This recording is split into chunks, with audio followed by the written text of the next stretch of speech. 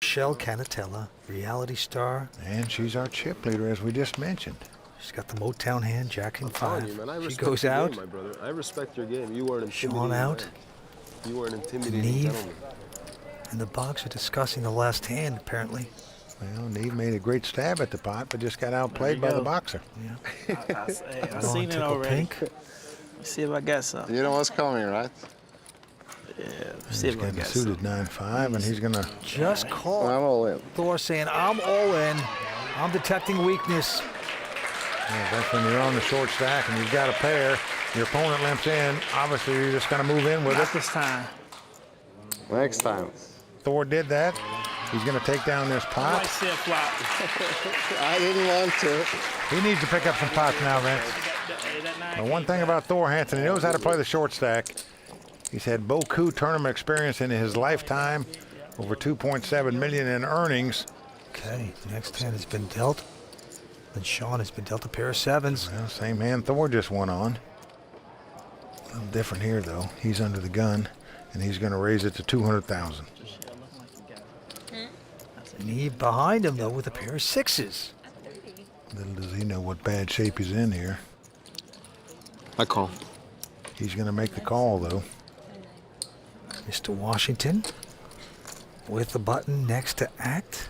And he's got the 10-8 of diamonds. And you'd like to see a flop with, but you've got a raiser and a caller in front of you. Do you want to get involved now?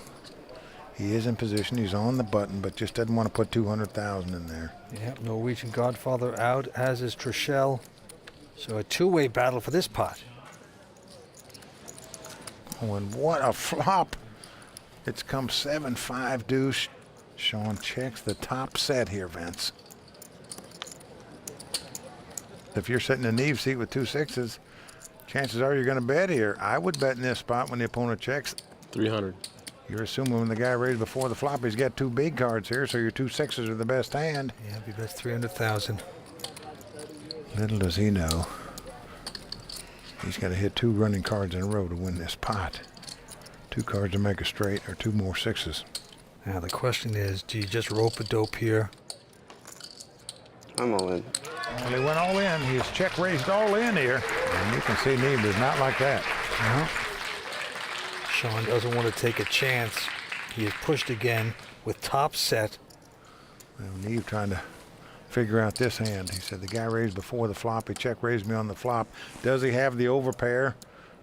Is he just making a move, or does he have some type of draw? The truth is, Neve is in dire straits. Would have to catch 2 running cards to win this pot.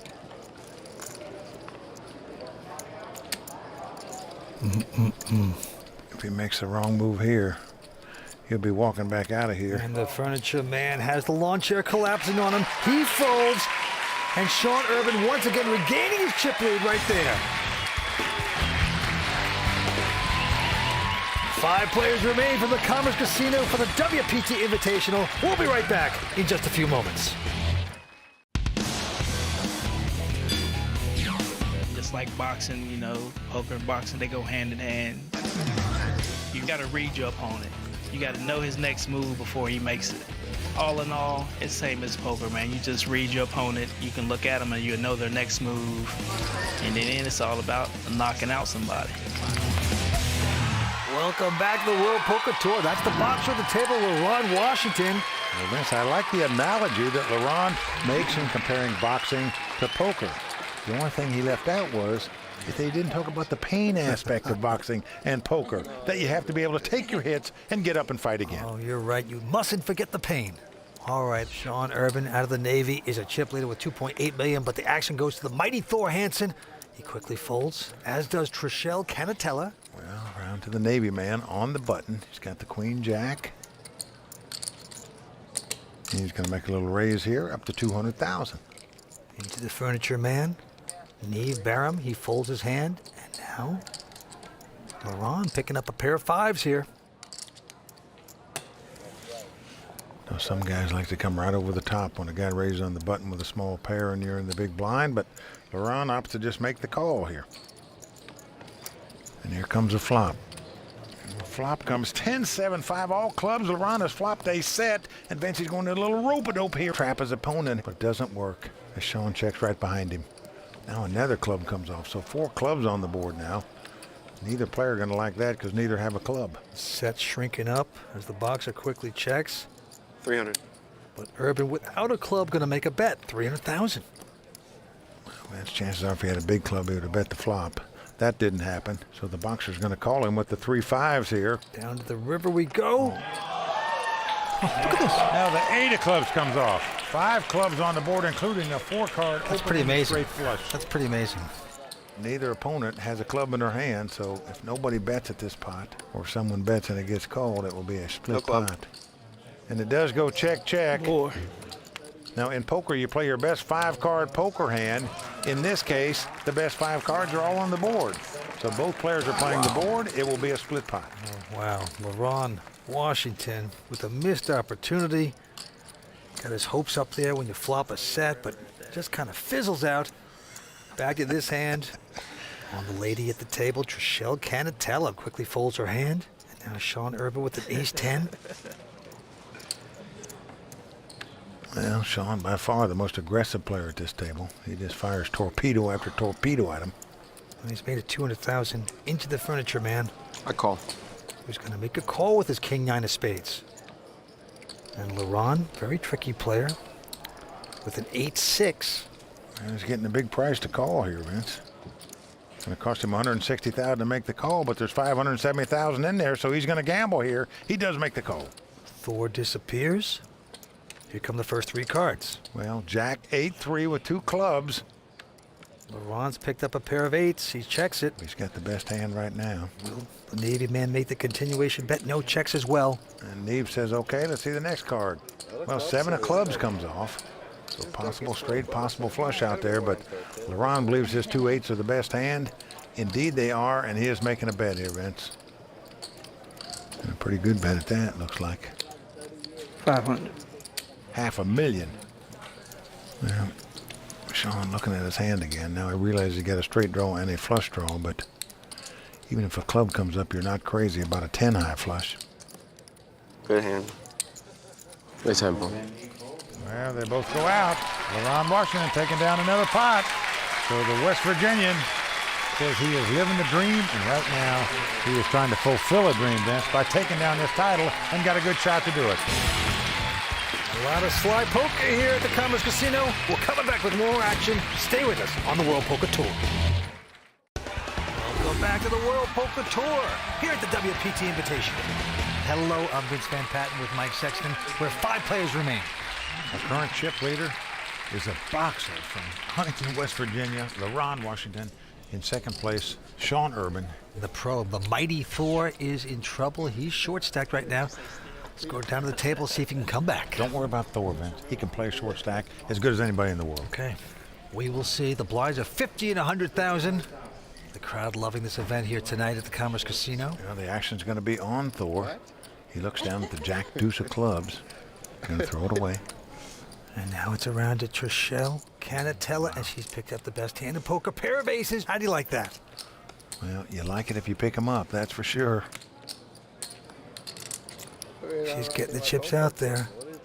Excited with his hand. She makes it 250,000 to go as Mr. Urban goes out. Well, she is just praying to get some action here. Neve won't play. Round to the chip leader. This is the boxer, Laurent Washington. Now, he knows that Trelle is a pretty solid player, very tight player, actually. And will he get blinded by the Goldilocks? Nope, he's going to lay it down, and wisely so. Well, Trelle shows everyone the 2 aces. I don't think that was necessary. Trelle Canatella. I love that last name. It sounds like an Italian pastry. Oh, boy. All right, back to this hand. Laurent, first to play with an 8-5 of hearts, folds his hand. Well, back to Thor. Here's got the ace-7 of diamonds.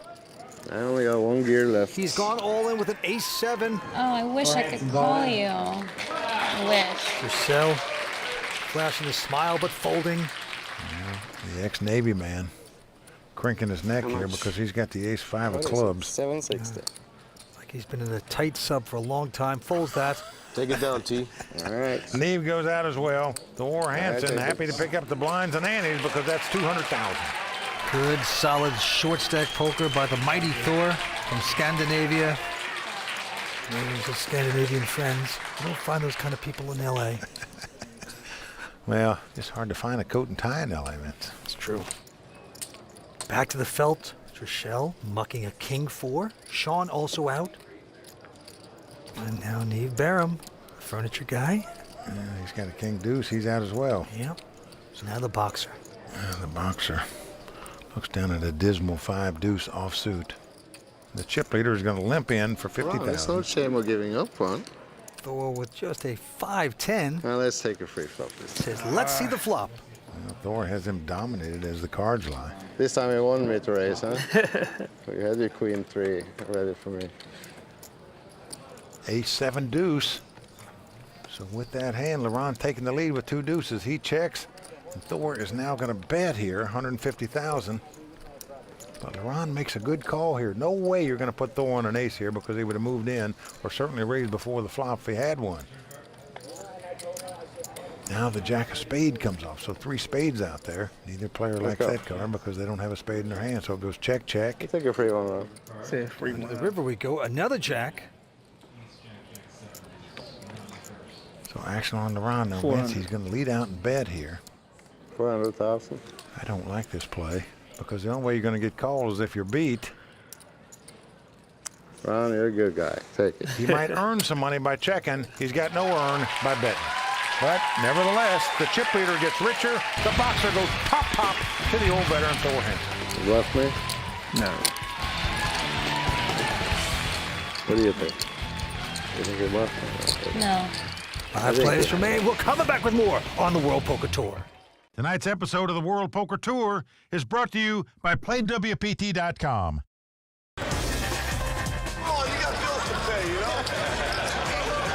You can't do that. I mean, So Ben, talk to me about how much fun you've had here tonight, because I know you've busted out, but let's leave that behind. I had a great time this evening, saw a lot of old friends. I was trying to last longer in the tournament than Sal Masakela, my big brother from the E Network, but sadly, G.I. Joe himself, Marlon Wayans, knocked me out. I had ace-4 suited. I went out on my terms. I was cool with it. Welcome back to the World Poker Tour. 5 players remain here at the Commerce Casino at the WPT Invitation. Vince and our celebrities are just like poker players. They all love to tell bad beat stories, don't they? Yeah, that never ends, does it? Blinds of 15, 100,000. As you can see, Laurent Washington, the boxer, got in through a satellite, is our chip leader with close to 3.6 million in chips. Yeah, an incredible story for him, but the real story here now is the top pro Thor Hansen on the short stack with 5 players left. All right, going to the felt. Sean Urban, quick fold. Over to Neve. He folds. Into our chip leader, Laurent Washington with an 8-6 position. And he caps his cards. That means he's going to play the pot, and indeed he is, as he limps in and makes the call. Okay. But the mighty Thor coming back over the top. Or I got it. He's gone all in with an ace-6. that hurts. It doesn't hurt. Trelle That's my goes feelings. out. I call. And he's been called. So the boxer gambling right here to try to knock Thor Hansen out of this tournament. Yep, and he's going for the sucker punch. Well, Thor's in a dominating position here to double up, that's for sure. And Vince right there, a little slip in the peekaboo defense by the boxer, in my opinion. This is my knockout. Hey, this is my knockout hand right here. This is my knockout hand. Well, Let's take a look at the flop. Here it comes. 6. Hey, 80 diamond. First card out. Oh, Unbelievable. It's come queen, queen, 8. Vince, I've got to tell you, of all poker players in the world, I don't believe there's one out there that's taken more beats to get knocked out of tournaments than Thor Hansen. all right, turn card 5 of diamonds. No help for Thor. An Three. ace. An ace. 3. And this could happen again to him if he doesn't catch an ace on the river. And the river card, No, 8. an 8 comes off. The boxer makes 8s full of queens, and that's going to do it for top pro Thor Hansen, out tonight in 5th place. Another tough beat for Thor.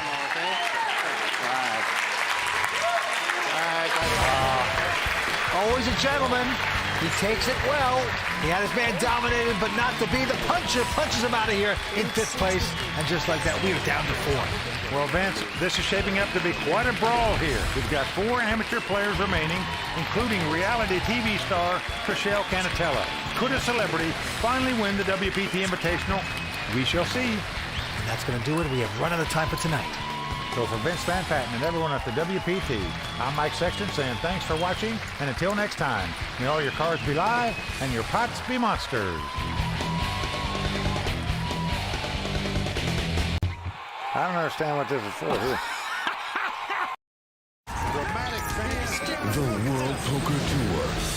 The biggest games, the greatest players, and the largest payouts on the planet. The WPT is a series of international high-stakes poker tournaments that can turn amateur players into millionaires and make professionals into superstars. With millions of dollars on the line, it's time for these 4 players to live the dream of fame, fortune, and the one thing money can't buy, a WPT title.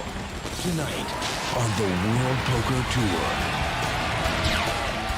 From Hollywood, tonight we bring you the exciting conclusion of the WPT Invitational.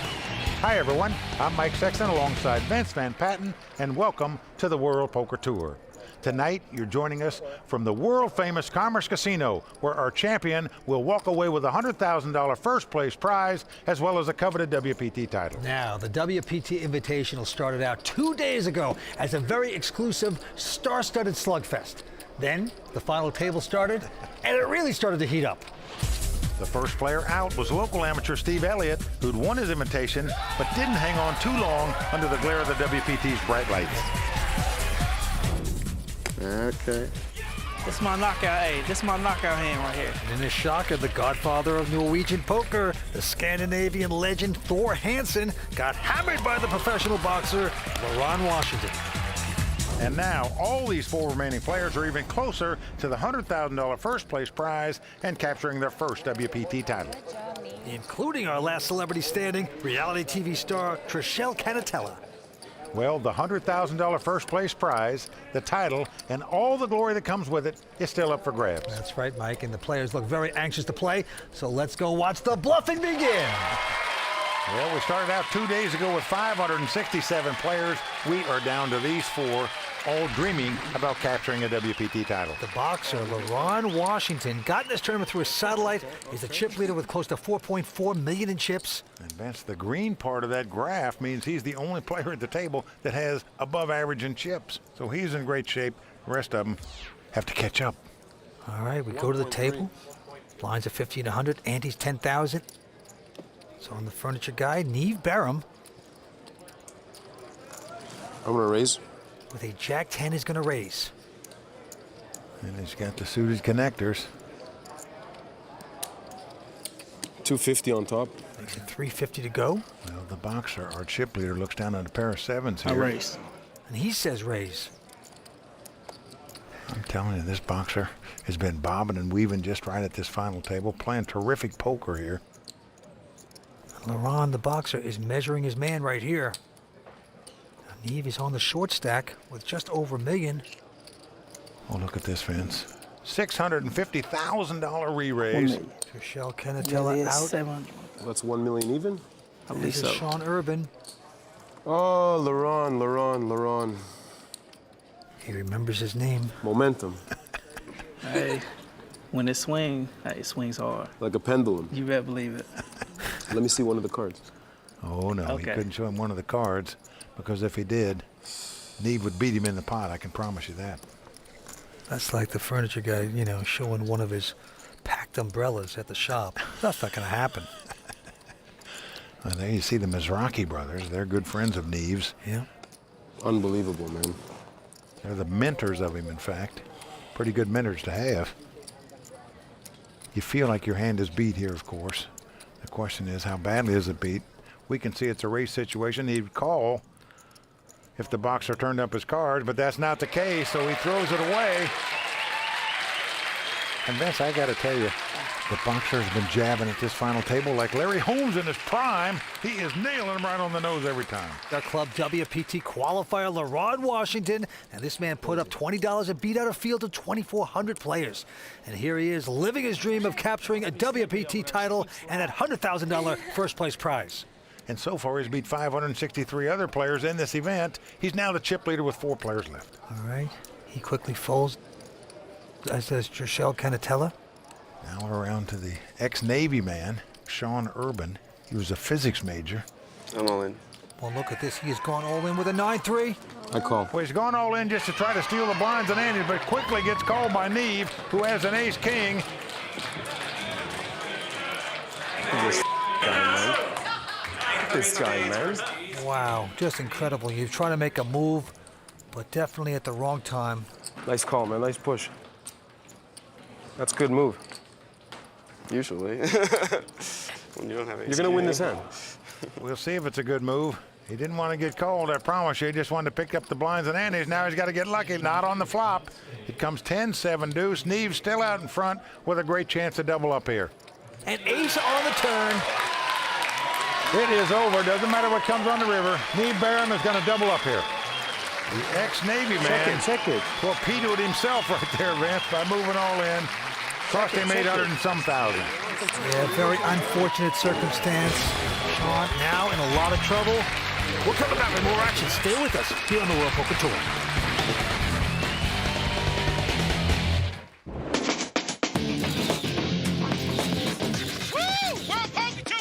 Commerce hosts the WPT Invitational. It's the best event for us all year long. It matches all of the celebrities from Hollywood with the top poker pros from all over the world. It was incredible. We had 567 players play.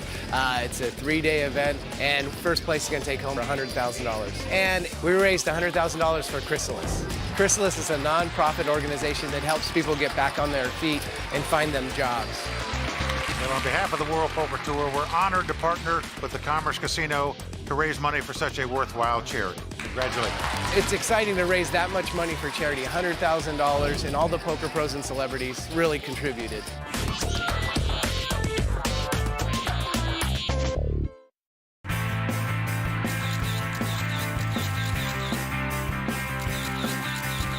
I'll tell you what, last year, I don't know if you know this or not, it was a traumatic experience for me. I finished 7th in this event, which is, of course, the dreaded World Poker Tour double bubble.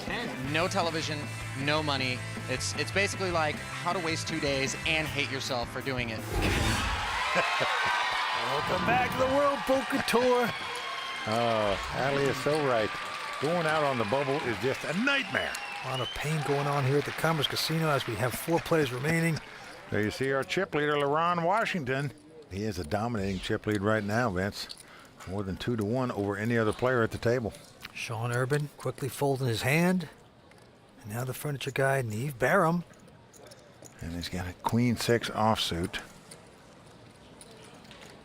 I raise. He's on the short stack at this final table, but going to stay aggressive. He's going to 275. raise with his hand.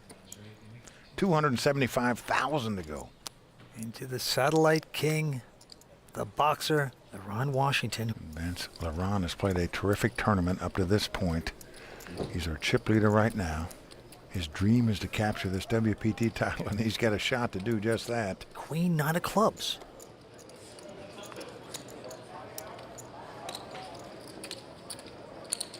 Does he want to gamble here with the Queen 9 of clubs? The answer is yes. He makes the call. Reality star Trelle Canatella is going to peek down at an ace-6. Doesn't like it enough. Mucks. So we have two-way action. Queen 9 versus Queen 6. Here's the flop. King-6 deuce with 2 clubs. LaRon has flopped a flush draw and 250. quickly checks. Neve has a piece of that pair of 6s, and he's going to make a bet. 250,000. Call. And a quick call by the 4 flush. This could get ugly here. Turn card coming up. Well, Jack of diamonds comes off. So now LaRon has a gut shot straight draw to go along with his flush draw, and he's checked again. Neve with just a pair of 6s. Will he keep the force on? 350. Yes. 350. Vince, he just believes the 6s are the best hand. Indeed they are, but he is going to get called here. Down to the river we go. Will LaRon get lucky? He does. 10 comes off. LaRon has made a straight. Come on, man. Well, he says, I'm all in. Well, there you see Neve mumbling to himself. If he only had the best hand, he probably doesn't feel that way anymore. Just trying to figure out how the 10 beat him. Nice hand. Well, he's going to lay it down. So chip leader LaRon Washington giving a left and a right there to Neve to take down that pot. Ron Washington just raking up the chips, playing beautifully. Nice river, eh, buddy? Real nice. Good guy, man. What a lucky river he's got, too. You know how to set the sixes there, huh? Really? Yeah. Had a club draw, and then I know you did. I know you did, man. Neve is taken aback right now, but action goes right back to him as he looks down at a I'm all queen in. 10, and he says all in. Perhaps a little tilt factor. LaRon Washington folding, as does Trelle Canatella. Oh, but the ex-Navy man, Sean Urban, looks at ace king of diamonds and quickly calls. The former lieutenant, United States Navy, Sean Urban, in great shape here to eliminate a player from this final table. Hey, you can't blame Neve for going all in. You just got to make a stand. Now he's got to get lucky to stay alive. Let's see if he can do it. As the cards lie, Neve about a 2-1 underdog. Here comes the flop, and it's a good one for Neve. He picks up the 10s. But it's not that good because there's 2 diamonds on the flop. So the 2 10s out in front, but the nut flush draw and 2 overcards staring right at you. Well, there's always danger in this game. But right now, he likes that flop. Here comes the turn. 9 of spade. Also good for Neve. So we are off to the river. Can Neve's hand stand up? He's got to dodge an ace, a king, or a diamond. Will his dream stay alive? Oh, the ace on the river. No! The dagger in the heart for Neve Barham. He thought he got lucky there for a minute. Got outdrawn at the river. And Vince, we are down to 3. Oh, man. Neve Barham, an awful beat on the river. 4th place finisher, picking up 20,000. We're down to 3 players. Well, I know you've got kind of a celebrity poker rail here watching you. Was that nice for you as that supporter? Was that a little bit of pressure having them watch with the Mizrahi brothers there? Honestly, yeah? Yeah. He hit the ace on the river. Yeah. I don't care who's in the stands. Yeah, fair enough. But that's it's okay, honesty. Though. You're good. You're good at what you do also. Oh, well, so are Keep it you, up, and the ace on the river is no reflection on that. Yeah, well, if it wasn't there, we'd be hugging, not talking. Really? Yeah. You and I? Probably. Probably. I don't know. I don't know. You know, 4th in a tournament, even a WPT. Yeah, not a big deal, not right? so much. But thank you very much. Stick around. My pleasure. Stay with us. The action is moving fast at the Commerce Casino, and we're coming back with more on the World Poker Tour. Oh, boy, we are seeing some beats. To take down a WPT title today will absolutely mean the world to me.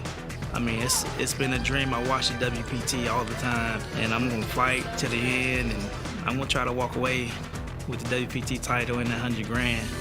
I can't even tell you what it would mean to win this tournament. People see a young girl and they think that we're just here to walk the red carpet and take pictures, but I'm here to win. That's what I want to do. I want to play poker. I want people to take me seriously whenever they think about me playing poker. To me, the WPT champion is an elite group of great poker players.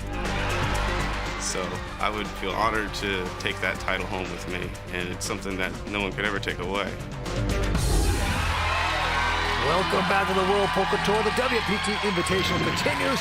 We are down to 3. Our current chip leader is a boxer out of West Virginia, LaRon Washington, with nearly $5.8 million in chips. In second place, a former naval officer, Sean Urban, with $2.4 million. And in third place right now, the lone celebrity standing in this tournament, Trelle Canatella, with about $2 million in chips. Yeah, reality star quickly folds. And here Sean's going to limp in with ace high of the small blind. Most guys would raise with that. And LaRon Washington with just a 4-5. He's happy to see a flop. Here we go. And flop comes 9-6-3. So Sean has flopped 2 6s, second pair with top kicker. He makes a bet of $150,000, but LaRon has flopped an open-end straight draw. Yeah, he's got to like that. Likes the action, makes the call. Turn card coming up. Well, the 5 comes off. This gives LaRon a pair of 5s and an open-end straight draw. But Sean believes his 2 6s are the best hand. So he's going to fire another torpedo, this time 400,000. Boxer considering this. Got your open-ended. You got a piece of it now. Pair of fives as well. Got a lot of chips to play with. Well, Laurent is going to make the call. So the two chip leaders going at it here. Can Laurent get lucky? Oh, he does, Vince. Oh, he certainly does. 7 comes off. He has made a straight. Unbelievable. Even though there's a possible bigger straight out there. But that card is not going to make Sean happy. He checks. I'm all in. Oh, and Laurent says all in. Good hand. Well, let's see, you can call this with just 2 sixes here. Now, but if he does, he'll be gone. So he's going to lay it down. So the boxer putting the left and the right on the man right there. And Laurent Washington extending his chip lead. And let me tell you right now, Laurent Washington looks like Muhammad Ali in his prime at this final table. And right now, Kara Scott standing by. For the poker players, it can be great to have support in the stands, but for the people doing the rail, it's got to be terrifying. I've got Laurent's wife here, Marjane. Now, how are you holding up? I'm doing good. I get nervous. My stomach's turning every time he goes all in. Because he could go all the way here. What would that mean to have a WPT title? It would mean everything to him. It really would. He's worked very hard. He's played a whole lot, and his game has gotten really, really good, and it would mean a lot to him to win the title. I imagine it would. And to come from a $20 satellite, to win his seat for $20, to win $100 grand, you must be so proud, even just at the chance. Very proud. Yeah. Very proud. Well, thank you very much. I'll let you get back. I know you want to watch. Thank you so much. Possible dream come true for this family. Oh boy, the wife already planning the shopping trip. All right, back to this hand. Trelle is folded. Well, Sean Urban has ace-5 offsuit and a small blind. He's going to raise it here. Makes it 325,000 to go. And Laurent Washington with a pair of kings here. I'm all in. Sean does not like hearing that. Well, Laurent's gone all in over the top. Yep, he puts the pressure on with the kings. Well, he is not sparring with this guy anymore. He is going for the knockout blows, Vince. Twice he's going all in over the top of this guy in the three-handed game. Both times he's taking down the pot. Well, he certainly had the cards to do it there, no doubt about it. Aggressive play by the boxer. 3 players remain at the Commerce Casino. Stay tuned. We're coming back with more action on the World Poker Tour. Tonight's episode of the World Poker Tour is brought to you by PlayWPT.com.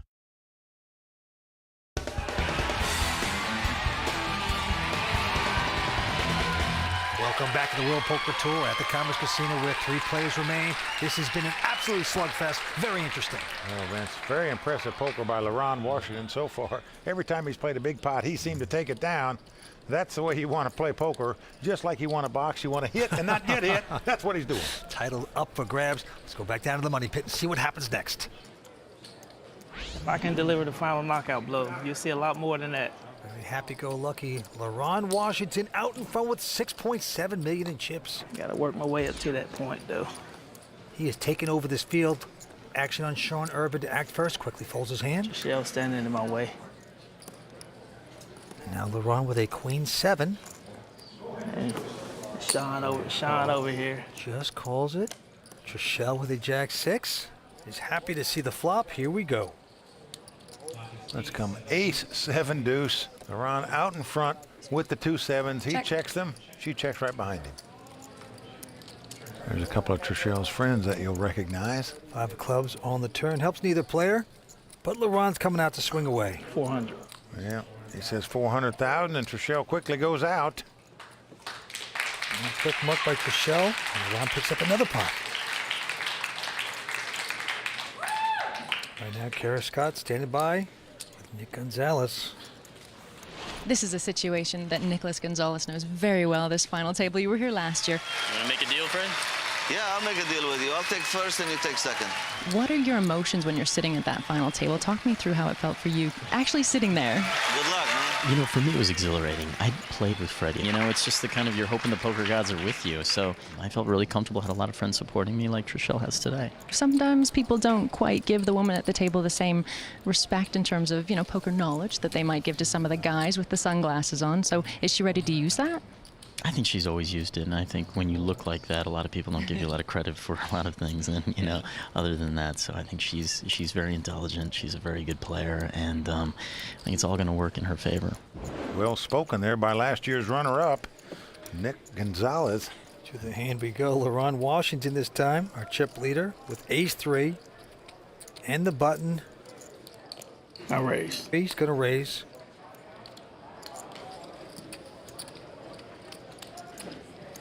$400,000 total. 400,000 to go.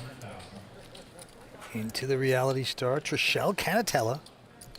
She's got a pretty good king-jack here. She's got Kojak. She also has a perception of being a very solid, tight player. How much do you have? About 1.3, maybe. Well, she is reaching for chips, Vince. I'm all in. Well, she announces she's all in. Instead of raising a marginal amount, she just shipped it all out there. Gonna put the pressure on the boxer here. Sean out. Got him back in the corner, Vince. The question is, will she pummel him or will she get knocked out? Trelle hasn't played too many hands. I call. Her perception being very tight, but he's made a terrific call. Well, what a read by this guy. Most people would lay that hand down for another $1.35 million. Yeah. But LaRon opted to make the call with the ace high. It's the best hand as the cards lie. He's not quite a 3-2 favorite, but is a substantial favorite to win this pot and eliminate her from this tournament. The boxer up on his feet. Here comes the flop. Can Trelle get Oh, king right on the flop. That's beautiful for her. Well, she shoots her arms up in victory, but she knows it's not over at all. He could catch 2 hearts to make a flush, 2 cards to make a straight, or an ace. But so far, so good for our celeb. Well, the queen of hearts comes off. Give me a heart. Throw a heart out there. What that means is LaRon can now catch a heart as well as an ace to win this pot and eliminate her from this tournament. Can Canatella cash this one out? She's got to sweat one more card. She's biting her lip right now, Vance. Praying for no heart and no ace. A 10 comes on the river. Trelle has done it. She has doubled up. Well, Vince, she bided her time and finally just couldn't take it anymore. She goes all in with the king-jack, got lucky, outflopped her opponent, and she has doubled up. Lady Luck getting lucky right there. 3 players remain. We're coming back with more action here on the World Poker Tour. Well done.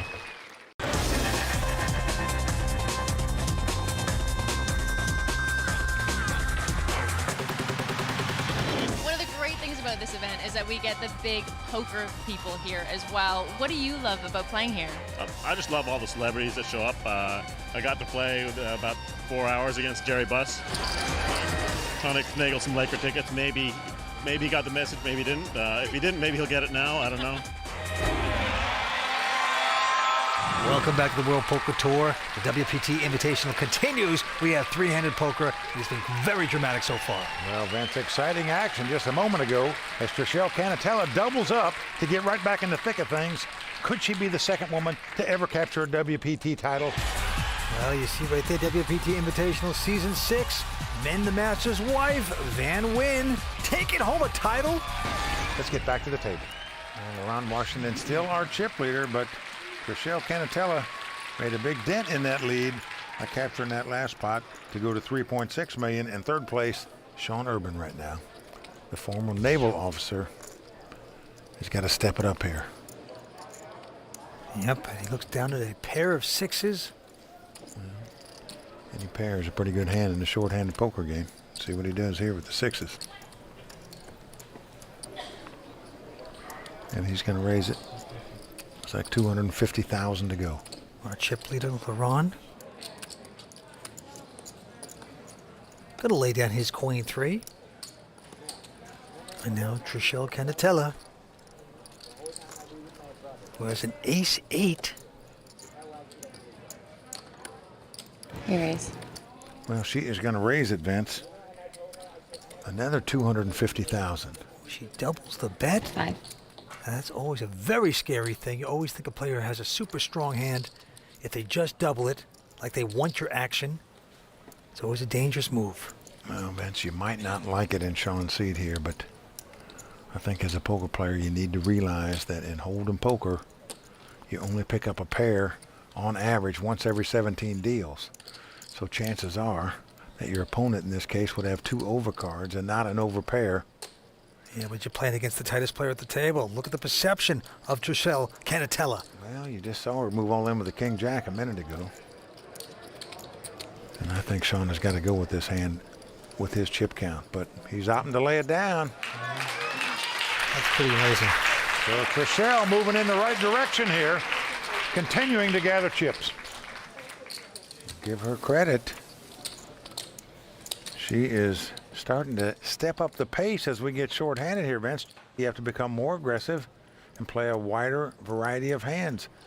Trelle doing just that, but now she's picked up 2 ladies. Wow. Unbelievable pair of queens. What a hand to get at this time. Well, she just moved all in a minute ago with king-jack. Then she made a move with an ace-8 offsuit by re-raising again, and here she's got a real pair of queens, Vince. But because she's done so much raising, she's liable to get action. Let's see if she does. Well, she's going to bet 300,000. Sean Urban quickly folding, and Laurent now with a 6-7. Well, she's got 120,000 invested, 540,000 in the pot. Cost him another 180 to make the call. He likes the odds he's getting. He makes the call. Flop comes 8-7-5. So Laurent has got a pair and an open-end straight draw, and he checks. She's making the continuation bet with the overpair. You can't blame her for that. Well, she stuck out a $500,000. Be surprised if Laurent doesn't make a move here. And no, not a raise, but a definite call, open-ended with a pair. This has the makings of a huge pot. Now the board pairs 5s. This puts her in really good shape. She now has queens and 5s up against 7s and 5s. All in. Wow, he is checking. She's gone all in. Nice move. If you're going to suck out on me, pay me off now. Well, man, she's bet 3.1 million here. I don't see how you can call an all-in bet for that. I call. Well, he is called. Oh, wow. Oh, and he's hating it right there. Trelle in great shape to double up and win the biggest pot of the tournament so far and take the chip lead if the 2 queens can hold up. What action she has gotten here. Well, Vince, all she's got to dodge is a 4, a 9, or a 7. Coming to the river. Here we go. Wow. Heartbreak for the lady right there. Laurent Washington striking lightning on the river. He makes an 8-eye straight to win this pot and eliminate Trelle Canatella from this tournament. Wow. Unbelievable. Vince, that was a left hook out of nowhere by the boxer right there. The lady goes down, and she is out. Ah, boy, by far the worst beat of the night. Absolute devastation here. Just like that, Trelle out of this event. We are down to 2 players. Heads-up action about to begin. Holy smoke. I'm really just happy that I made it this far, and you know, I think that I made some good plays and made a few mistakes, but overall I think I played really well. And you know, what are you gonna do? It's like I just wanted to come here, have a good time, and that's what I did. I'm happy with 3rd. I did well. I'm really proud of myself. I wouldn't have changed anything that just happened. It's a WPT final table, first of all, and that's always going to be on your record. And I know that you know, it's important to be taken seriously as well. You want to play poker. This is what you want to do, so you must be pretty proud of yourself. I am. I'm just so excited. Well, we're down to heads-up play, and on the World Poker Tour, you know what that means? Show us the money! This is about to be a dream come true for one of these 2 guys. Both die-hard poker players that want to capture a WPT title. That opportunity is at their fingertips right now. That is right. It's the Navy man on the short stack up against the professional boxer. Stay tuned. We're coming right back for more on the World Poker Tour.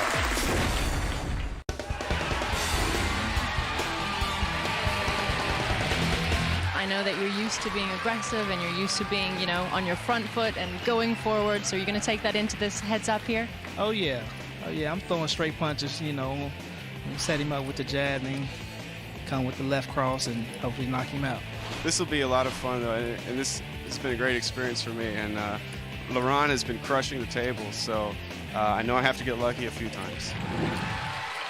So here we go. Heads up play about to begin. And as we start out, LaRon Washington with a huge chip advantage. He's got 92% of the chips. And this man put up $20 and beat out a field of 2,400 players. And here he is living his dream of capturing a WPT title and that $100,000 first place prize. He's got the button. He's got a 4-3.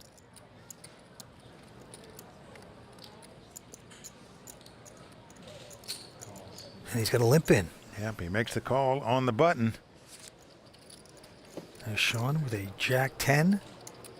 All in. And look at this, Vance. Sean Urban moving right all in here with the Jack-10 of spade. Yeah, he's going to play aggressive. And this is $725,000 re-raise here. I call. He's called. And he's been called. Unbelievable. What a gamble by the boxer here. Certainly is, giving him quick action. Everything's going right so many times. You start thinking that you're going to hit again. That's what he must be thinking here. Now, I don't like this play. Win or lose this pot, you know, I just don't think you should gamble that much for $725,000 with 4 high when it's unnecessary when you get the big chip lead. Well, we will see. Will the boxer get lucky and take down a title? Here comes the flop. It's come King 7-5. So far, so good for Sean. Now, this flop does give LaRon a gut shot straight draw. A 6 would win it for him. A 4-3 would give him the lead. Turn card is an ace. No luck for LaRon. Sean's still out in front. Well, it gives him 4 more outs, as we say, and a deuce will now give him a straight as well. So LaRon Washington needs to catch a deuce, a 3, a 4, or a 6. Any other card, and Sean Urban will double up. Ace of spade comes off. So Sean Urban is going to double up on deal number 1. And Vince LaRon has so many chips, he just opted to gamble again. Riding the wave of success that he's had so far at this final table. Hoping he could get lucky one more time and just stop this tournament and take the title now. Didn't happen. Sean Urban doubles up. Yeah, no suck out there. Sometimes you're running so well. You think you're invincible. Just want to get it over with. But right now, he's doubled up a tough customer. If you go back to Regatta in this season, Olivier Bousquet came back from a 19-1 deficit to take home a WPT title. So it can happen, Mike. No, you're right. Yes, you can come back. Back to the action. Sean Urban with a 7-3. He's just folding, just giving it up right here.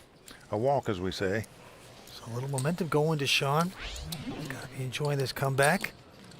Lines of 60 and 120,000. 8.6 versus 1.6. LaRon has the button. The boxer, the 34-year-old out of Huntington, West Virginia, looking good here right now. He's got a queen 7 in this hand.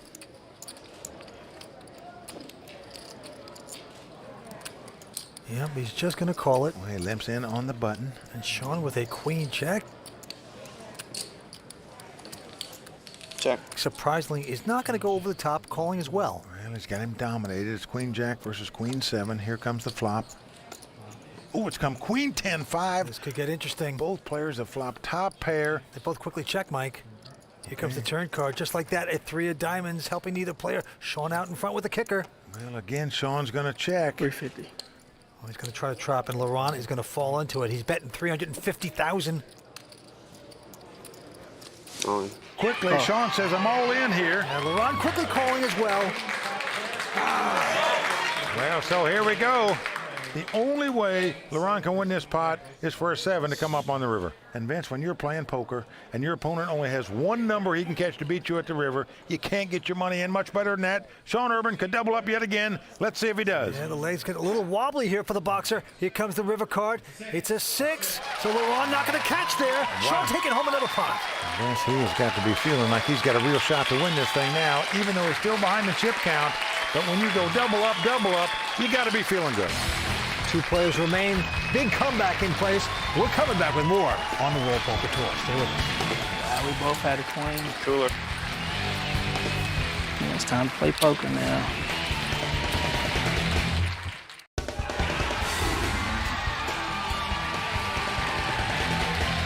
Welcome back to the WPT. When this heads-up battle started, LaRon Washington was the heavyweight with a chip lead, but Sean Urban, well, he won't be counted out before his time. He is definitely a scrapper, and he's fighting back. So let's go take a look at the action. Yeah, he's 31 years old, out of Seattle, Washington. Sean Urban with a huge comeback here tonight, Mike. Yeah, former naval officer, physics major from Ole Miss, up against the boxer from Marshall University and LaRon Washington. And right now the boxer a little bit nervous. He started this heads-up battle with about a 10-to-1 chip advantage. Now he's down to a 2-to-1 chip advantage. All right, Sean this time with a queen deuce of hearts, just calling. But Laurent with a king 10 offsuit. Not going to pump it, though. Well, you see, he's going to slow down a little bit here, Vince, and try to get his bearings back, as they say, in the boxing world. Flop comes 9-7-5 with 2 hearts. Oh, boy, a 4 flush for Sean Urban. Check. And both men check. 10 of hearts comes on the turn. And it's a heart flush there for Sean Urban. Well, Laurent's got top pair and checks again. Sean's going to bet 200,000 here. And Laurent is going to call and bench whatever chips he puts in now. You just say goodbye to. No card he can catch to win the pot.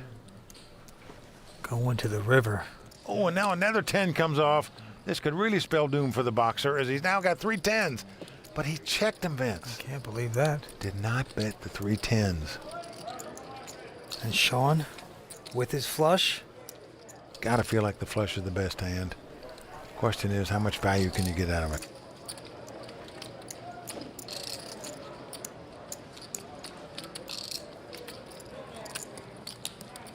Well, he's going to bet 400,000 here. Call. And a quick call by Laurent. Well, incredibly, Laurent lost that pot, Vince, but he never raised once and never bet once in that whole hand. Tell you something, that was his best play all night. Just to lose the minimum there, very impressive. Well, great restraint by Laurent Washington right there. He made 3 10s on the river. Yeah. Up against a flush. Lost the minimum there. Yes, he did. With that hand. Saved a ton of money. But momentum is going to Sean Urban now. Well, indeed it is. He's climbing that ladder, Vince. What a comeback this would be. Vince, both of these players won their way into this tournament. Sean won an event at Bellagio to win his seat here. All right, let's take a look at Sean's cards here. He's got a 10-4. 500. But he's going to get aggressive with that junk. Makes it 500,000 to go. Laurent Washington looking down at 2 5s here. Defeated 2,400 online players to get this seat. Call. Well, we got a good one here, Mike. Well, man, it's very surprised Laurent wouldn't have just made a move right there. We're going to see the first 3. Here it is. Well, the flop is a king-jack 9, giving an inside straight draw to Sean. Laurent's going to check his 5s. It's a horrible flop for Laurent, but what a bet here Sean is making. He's going to bet 800,000 here with just a gut shot straight draw. Laurent quickly ejecting, and that is a strong play by Sean Urban, taking down that pot with a nice bet. That's a lot of guts by Sean Urban, who is taking that momentum and really making it work for him. Boldly stepping out of the comfort zone, taking down a big one. And with that last pot, the antes are going up to 25,000. Blinds 100 and 200,000. Action on Laurent Washington. He's got an 8-5 this time. He's going to call it. And we know Laurent's a boxer, but right now, every round of this heads-up battle has gone to Sean Urban. 8 more.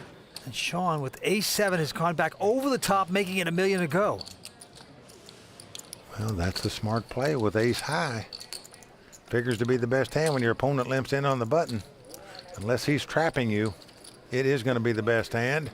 Laurent folds his hand, and with that pot, Vince, believe it or not, Sean Urban is now the chip leader in this heads-up battle. So Sean Urban trying to become an urban legend. He is coming back in a big way. We're coming back too. Stay with us on the World Poker Tour. Tonight's episode of the World Poker Tour is brought to you by PlayWPT.com.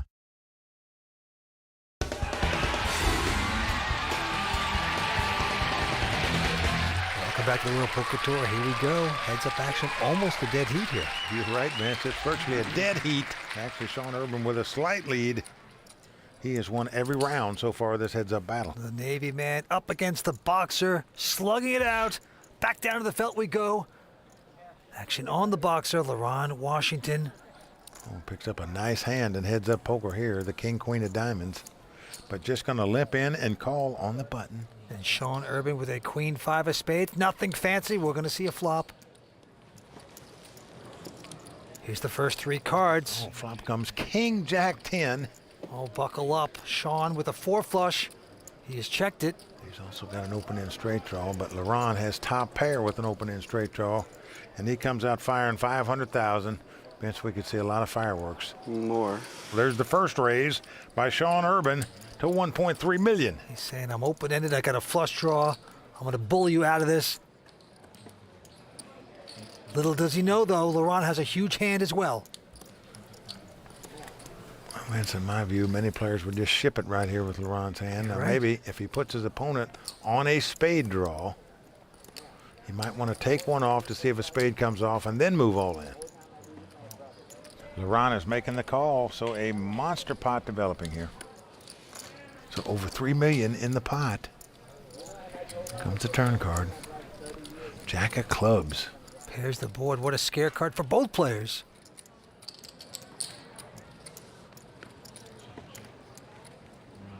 This, they both slow down. They both check. Deuce of hearts comes off. That no apparent help to either player. Sean didn't hit the flush. Nothing on the river for him. I'm all in. But look at this, man. Sean Urban is moving all in. He's betting 3.7 million on a bluff. Absolutely nothing. What guts to make this bet and will he be successful? He's got Laurent covered. Not by much, but by enough to bust Laurent out of this tournament if he would make this call and lose this pot. And Laurent, the boxer, getting up from his seat. And by the way, I've never seen a player that gets up from his seat get away from the hand. They usually call. But we will see. It is a very tough call to make. It sure is. That might look like a pretty good hand with 2 kings, but when your opponent check raised you on the flop and now moves all in for your tournament life, it is tough to call with just kings here. This would be the call of the tournament. Practically breaks Sean Urban.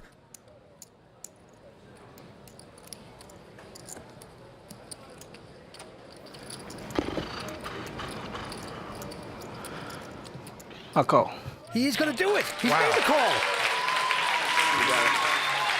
And Vince, just like that, it's like he's lost the first 9 rounds of this heads-up battle. Then in round 10, bam, he's knocked him out to a 9.5 count. What a tough call that was to make. Just 2 kings there. Now, it may seem like a big hand heads up, but when you got check raised on the flop for that hand, and now your opponent moves in on the river, whew, I'm telling you, folks, that is not an easy call to make. Sean had the guts to make that kind of bet. Almost got his man out. Oh. Well, Sean showed a lot of heart there to make that bluff. But Laurent showed just as much or more heart by making the call. Oh, what a brilliant call. He has done it. He has come back in a big way. Well, Vince, that was it. It was his tournament life. Everything on the line. And he's got to make that call with 2 kings there. And he did it. And now Laurent Washington, who put $20 at Club WPT to win his seat here, is now just 1 hand away from a WPT title. We will see. The card's being dealt. Well, as you can see, Sean Urban doesn't even have enough for the blind, Vince. So incredibly, Laurent has more chips in the big blind than his opponent has. They turn up the cards. Sean with a 9-6. He's actually out in front of Laurent, who just has a junky 3-2. Well, it's the worst starting hand you can have, and heads up hold'em is a 3-deuce offsuit. That's what Laurent's got. Right now, Sean out in front with the 9-6. He's up against a 3 high. Here comes a flop. Oh, it's 7-5-3. Laurent out in front with the 3s. Well, Sean Urban has got a 2-way straight draw. An 8 would give him a straight, a 4 would give him a straight, a 6 or a 9 would give him the lead. Here comes a turn card. Queen of clubs. Oh, that gives Sean a club flush draw, too. Oh, wow. Red ace. So he's looking for a 4, an 8, a 6, a 9, or a Otherwise, club. this is over. A 7 comes off. There it is. Laurent Washington has done it. Vince, he has fought his way back like a true champion to take down this title. And believe me, he was put to the test to do it. The boxer gives the knockout blow. He's our champion. To the absolute delight of his wife, Marjan. A big hug and a kiss. Decisions. And we got 1 gear left.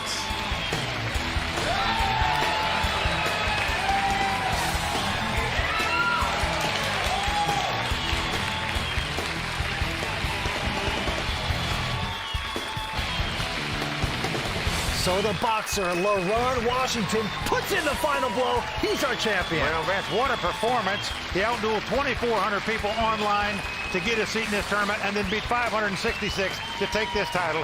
You got to take your hat off to our champion, LaRon Washington. For Vince Van Patten, Kara Scott, and everyone at the World Poker Tour, I'm Mike Sexton saying thanks for watching. And until next time, may all your cards be live and your pots be monsters. I don't understand what this is for here. The World Poker Tour. The biggest games, the greatest players, and the largest payouts on the planet. The WPT is a series of international high-stakes poker tournaments that can turn amateur players into millionaires and make professionals into superstars. With millions of dollars on the line, it's time for these 6 players to live the dream of fame, fortune, and the one thing money can't buy, a WPT title. Tonight on the World Poker Tour. Hi, everyone. Welcome to Northern California. We are in San Jose for the final table of the Bay 101 Shooting Star Tournament. I'm Mike Sexton along with Vince Van Patten, and this is the WPT. And Mike, it is good to be back. The Shooting Star Tournament is a very unique event where players not only go after that WPT bracelet, but they also go after bounties. And bounties are top poker professionals who, if you knock them out, you get extra cash. Well, that's right, Vince. This is the only bounty tournament on the tour. That means that poker's best players started day one with the price on their head. Oh, I'm having a wonderful time. And rumor has it you were one of those targets, my man. Boy. Yes, I was. They got me. But everyone who knocked out one of those select 42 bounties instantly received $5,000 in cold hard cash. Well, we started out 4 intense, wild days ago. We're down to these final 6. They're all going after that first place prize. The big story tonight, and maybe the big story of the year, is our last remaining shooting star. It's the self-proclaimed greatest poker tournament player alive, the poker brat himself, Phil Hellmuth. Phil has won almost every accolade the poker world has to offer, but in 8 seasons, he has never won a title on the World Poker Tour. But standing in Phil's way are 5 talented opponents, including old-school WPT favorite Hassan Habib. Big money, a prestigious title, and that coveted WPT Tiffany bracelet are all on the line tonight. All right, what are we waiting for? Let's watch the bluffing begin. Well, we started 5 days ago with 333 players. We are now down to our final 6. 3 of these guys in their 20s, 3 in their 40s. Vince, you might say it's sort of old school versus new school tonight. That is right, and right now the chip leader is young Andy Seth, 23 years old, out of Urbana, Illinois. And the Andes are going to start at 2,000, blinds 8 and 16. Let's go to the felt. Hassan Habib, 3rd time at a final table on the World Poker Tour, quickly folds. Phil Hellmuth out as well. Phil starting in 2nd chip position tonight. And there's our chip leader, Andy. He's going to make a quick fold. And now Matt Kekowan, the local, plays at Bay 101 all the time, also goes out. So we've got the battle of the blinds here. Action on McLean Carr. McLean's a graduate, United States Air Force Academy, now a poker pro. He limps in with an ace-8 offsuit. Dan O'Brien with an ace-5 has raised it, makes it 55,000 to go. Can't blame him for raising there. When a guy limps in, you think your ace-high is the best hand. In this case, it's not. Got called. Here's the flop. And the flop comes King 8-7, so McLean's flopped 2nd pair with top kicker. He is checked. Dan O'Brien from Mount Sinai, New York, now living in Vegas. Worked as an equity trader on Wall Street before he became a poker pro. And he's going to fire here, Vince. Yeah, 67,000. There you see Maria Ho. She's a friend of McLean Carr's, also a poker player, but you probably know her from seeing her on The Amazing Race. Well, McLean is called with the 8s. And the turn card's a queen of clubs. And again, McLean checks. Young Dan O'Brien, 25 years old, have the guts to bet. Well, he sure does. 114,000. It's going to win him the pot, Vince. So aggressive play by the youngster, taking down that pot right there. Pretty impressive. Had a degree in finance at the University of Maryland. Now he just wants to play poker. As you can see, they're close to 900,000 to take home this title on the World Poker Tour for first place. Big money at stake. Back to the felt we go. Andy Seth, our chip leader. He's going to make a fold. Over to Matt. He's a local pro. He's going to fold as well. Oh, lucky for him because McLean has picked up the pair of aces. Just like that. Oh, boy. The Air Force Academy grads picked up American Airlines. He's going to raise it, makes it 43,000 to go. Quick fold by Dan O'Brien. Hassan out as well. The only one to beat is the Poker Brat. Oh, I shouldn't call him that anymore. He says he doesn't want to be referred to as a Poker Brat anymore. He's in the big blind, but he's going to lay it down, and a good lay down it is. So McLean Carr taking his first pot. I bet too much. I didn't mean to bet that much. What'd you bet? I meant to bet 38, but I bet 43. Like, I put out an extra. Whatever. He's trying to figure out what he could have bet to get some action there. Thinks he bet too much. I know. McLean a little disappointed. When you have aces, you want to get some action. I don't think he Doesn't show the hand, but commiserates with the table. Yeah, you do talk to yourself, wondering what you could have done to get somebody in the pot. And the local from Bay 101 here, Matt, playing tight so far, folds his hand. Keep it head. Action back on McLean. He folds. Dan O'Brien now from New York, not going to play. Hassan Habib in position with a king-8. He elects to fold. So the battle of the blinds here between old school versus new school. Phil Hellmuth limps in with the queen-3 offsuit. Check. And the 23-year-old Andy Seth right next to him, content to see the flop. So Phil has the best hand. Flop comes ace, ace, 8. No help to either player. Hellmuth checks, as does Andy. They both check. Here comes the turn card. Yeah, the board pairs 8s. Well, Phil thinks he's probably got the best hand now with aces and 8s with a queen kicker, so he's going to bet 20,000. I have a feeling we're going to see a lot with these two. This is going to be fun to watch. Well, they've been clashing, Andy and Phil, for the last few days. And Hellmuth takes down the pot. Phil came to this final table in second chip position. In 8 seasons, he has yet to win a WPT title. Vince, tonight, he desperately wants to win. Everyone looks so serious. Like, it's okay. We can have some fun with this, guys. You too, Phil. This isn't your first final table. There we go. We can smile. Oh, I'm having fun. Okay, cool. This is just challenging, you know? Yeah, for sure. I mean... This is not a social gathering, bro. Okay? This is war.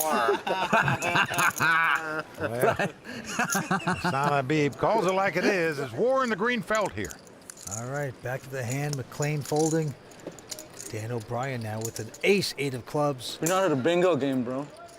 You know what I'm saying? He's going to stick in a raise of 36,000. A lot of Hassan fun picks a bingo big games slick out there. ace-king of hearts. 36. And he's going to come right over the top here. Looks like 110,000. These are the Poker Brat who folds quickly. Andy Seth out. Local pro Matt. He's going out as well. So back on Dan O'Brien, and he's out. Yeah! So Hassan Habib taking down that pot, and Vince chalk one up for the old school guys there. Let's do this, Phil. Yeah, nicely done, Hassan Habib. Old school prevails, baby. Right? Happy-go-lucky, very jolly. Contrasting to Hellmuth, who's looking as bitter as a cup of coffee at 7-Eleven. God dang, you spiked a king on me. Well, folks, this is why Phil Hellmuth is known as the Poker Brat. I mean, all these weak plays, and you gave him a king. He's actually one of the biggest whiners in poker. Yeah, I'm trying to get rid of the Poker Brat side of me. Phil Hellmuth has not been a brat anymore, so maybe they'll bring him back. It's nice when you see the light. For a long time, I really haven't seen the light. Now, I see the light. Is Phil Hellmuth not trying to be the Poker Brat this year? I really don't know. Listen, I'm gonna at least call. I've seen him get upset several times this tournament already. I'm in a really good frame of mind. I think I'm handling things really well. I want to announce to the world Phil Hellmuth is back. Full-time player. I guess I deserve to lose this one, kid. Let's play some poker. Has Hellmuth really seen the light? We will see. We're coming back for more in just a moment. For sure, some of the guys fear me. When I'm playing poker at the level that I'm capable of playing it at, I see the players clearly, I see the cards clearly, and I see the strategies and the games clearly. And then I'm a force. I believe Phil Hellmuth is the #1 seed in every big buy-in, no limit hold. I'm all in. Some of the guys who don't fear me will learn to fear me after today. Be afraid. Be very afraid. That is Phil Hellmuth going after this title here on the World Poker Tour. Welcome back. Well, he's our last remaining bounty in this tournament, meaning whoever knocks him out gets a $5,000 cash bonus. One guy at the table that I think doesn't fear Hellmuth is this youngster, 23-year-old Andy Seth, our chip leader. Action's on him. He's got ace-8 offsuit. He and Phil have been going at it verbally and playing a lot of pots together the last couple days. Well, he makes it 42,000 to go. The local Matt folds the hand. He's on the short stack. And now it's around to McLean Carr with a 7-5, goes away. All right, young pro Dan O'Brien out as well. And Hassan Habib gonna fold. And now it's around to the former poker brat, now self-proclaimed nice guy, Phil Hellmuth. Well, he's just got a queen deuce offsuit here. All right, I raise. Well, look at this. Well, he is coming back over the top with this garbage hand. Wants to punish the youngster to his left. Just wants to let him know who's boss, Vince. Andy Seth only been playing poker for 4 years. 85 more. His roommate is Faraz Jaka. We know him as the toilet. Well, the re-raise is 85,000 more. And Hellmuth covering up. And what is the youngster going to do? Well, it's one of the bright young stars of poker versus one of old school's best. Well, he's coming back over the top. An additional 140 into Hellmuth. Vince, it's like he could see his cards and knew that Hellmuth was making a move here.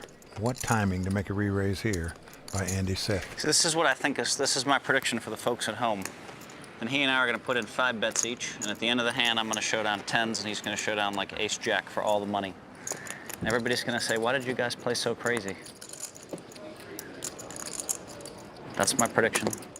Phil says he's trying to relax more at the table, but you can just see there's an absolute rage going on underneath. Well, my prediction is Phil's going to fold this hand, and that was pretty easy to predict. Show a 3. Make me happy. So nicely done. No shows today. By the chip leader. Really? Wow, I can't believe that. Where am I going to get my entertainment from? This banter? We'll have fun today. So what's the official count now of Andy versus Phil? We're even, right? We're even. We'll leave it at that. I think you look at the count at the end of the day today. Ooh. This is where you look at the count. Oh, okay. Back to this hand. Matt. I see if I can get him to ship 500-600 in like. I'll side bet you that I finish higher in this tourney than you. You have 2-to-1 ships. So what kind of price do you want? You are the best in the world. I don't want to make a bet to encourage you to slow down. You're a very fast player. Look at this. Hellmuth going after Andy with the talk. That was a very good statement Phil just made, though, and I agree with him. Why make last longer bets when a gal tighten up on you? All right, Dan O'Brien's made it 38,000. Everyone folds. Hellmuth in with a 9-8 of clubs, and Andy goes away. Two-way action, Mike. Ace-3 up against 9-8. Here we go. Now flop comes 10-7-5, all spades. Hellmuth checks. Yeah, he has an open-ended straight draw, but no flush draw. And Dan's going to make the continuation bet of 47,000 here. With absolutely nothing, and he's going to get a call. Queen of spade comes on the turn. Neither player has a spade, but looks like Phil could get bold here. Well, he's reaching for chips, Vince. I love poker. He's going to lead out, bet 50,000 here into a pot that's got nearly 200,000 in it. And that's the brilliance of Phil Hellmuth right there. Just suspected his opponent didn't have a spade, thought a small bet might win that pot. Indeed it did. Crazy. Shows the poker class of Phil Hellmuth. And he is enjoying that bluff. Look at this, the smirk, the rage inside. He just wants to get these young guys and take home this title. You can just feel it. Well, Vince, the only thing missing from Phil Hellmuth's poker resume is a WPT title. Yeah. He definitely wants to win tonight. All right, so the next hand we go, McLean Carr folding. Dan O'Brien also going out. Over to Hassan Habib. Looks at an ace-6 offsuit. Just folded the ace-6 of spade where it had the nut flush, but he's going to raise it here. Makes it 41,000 to go. What do you have, Hassan? 400? Yeah, 4 something. I'll make it 170,000. Wow. Phil feeling the momentum here. He's going to raise with that. Makes it 170,000 to go. But look at this, Vince. Right behind him, the youngster has picked up ace-king. What to do with that hand? A raise and a re-raise, and now you got ace-king. I'm all in. And that's what you do with that. Well, you got the chip lead, so you say all in. Matt goes out. Hassan folds his hand. That's a real ooh there. Now back to Hellmuth now. And if he gets stubborn here to try to challenge the youngster, it could be tapioca pudding for the great Phil Hellmuth right here. He is dominated. Is this the time, kid? Is this the time I'm supposed to get $1 million from you? Not exactly, Phil. I feel like you're weak. You don't have the heart? Now, to me, this is just fluff and puff time. No chance he can make this call for all his money with just king-queen. Phil Hellmuth made some great calls in his day based on gut instinct, if indeed his gut tells him to call here. This will be one heck of a call if I make it for us. It's going to be a beautiful thing. I'll have like $3 million, I guess. I think he's weak. Oh. I can't believe he wants to... Well, Vince, if he calls here, it's liable to be calling a cab to go home. This is just Phil, just liking to hear his voice. You know, it's just... And he finally does the obvious, folds the hand. You're right, Vince. So the chip leader getting richer there by coming over the top of both guys. Wow. I think I made a bad laydown, I really do. That's insane. He's already put in $1 million and $250 against me. I haven't played a round yet. And I haven't, and he's ahead of me in chips. I don't know why you're complaining to him. Who do you think taught it to me? Dude, nice play. Thank you. Now, if you're over 40, Nice can you play. say dude to someone? I don't think you're allowed. I give you credit. Good play, man. I didn't realize you wanted to go this high. Wow. Oh, Vince. Phil's trying to present a new image here, but he just can't help himself. All right, this is an exciting final table here at the Bay 101. To be honest, I didn't really like your chances to win because you're so reckless, but now I do. Go to the next hand. I didn't. I figured you could still finish 5th or 6th, I think. It's possible. Anything's possible, right? No, but look, he's shipping like $250, $1 million every hand. He raised every pot, re-raised every pot. No one in the history of poker's won like that. No one. That's in truth. Andy's made great re-raises in both the last 2 hands. Well, look at this. Everyone's folded to Andy. Again, he's going to raise. Makes it 42,000 with just a 10-6. And now the local pro, Matt, no, he can't play that hand. So the only one to beat is McLean Carr, who has a king-queen. He's made the call, so we got king-queen up against 10-6.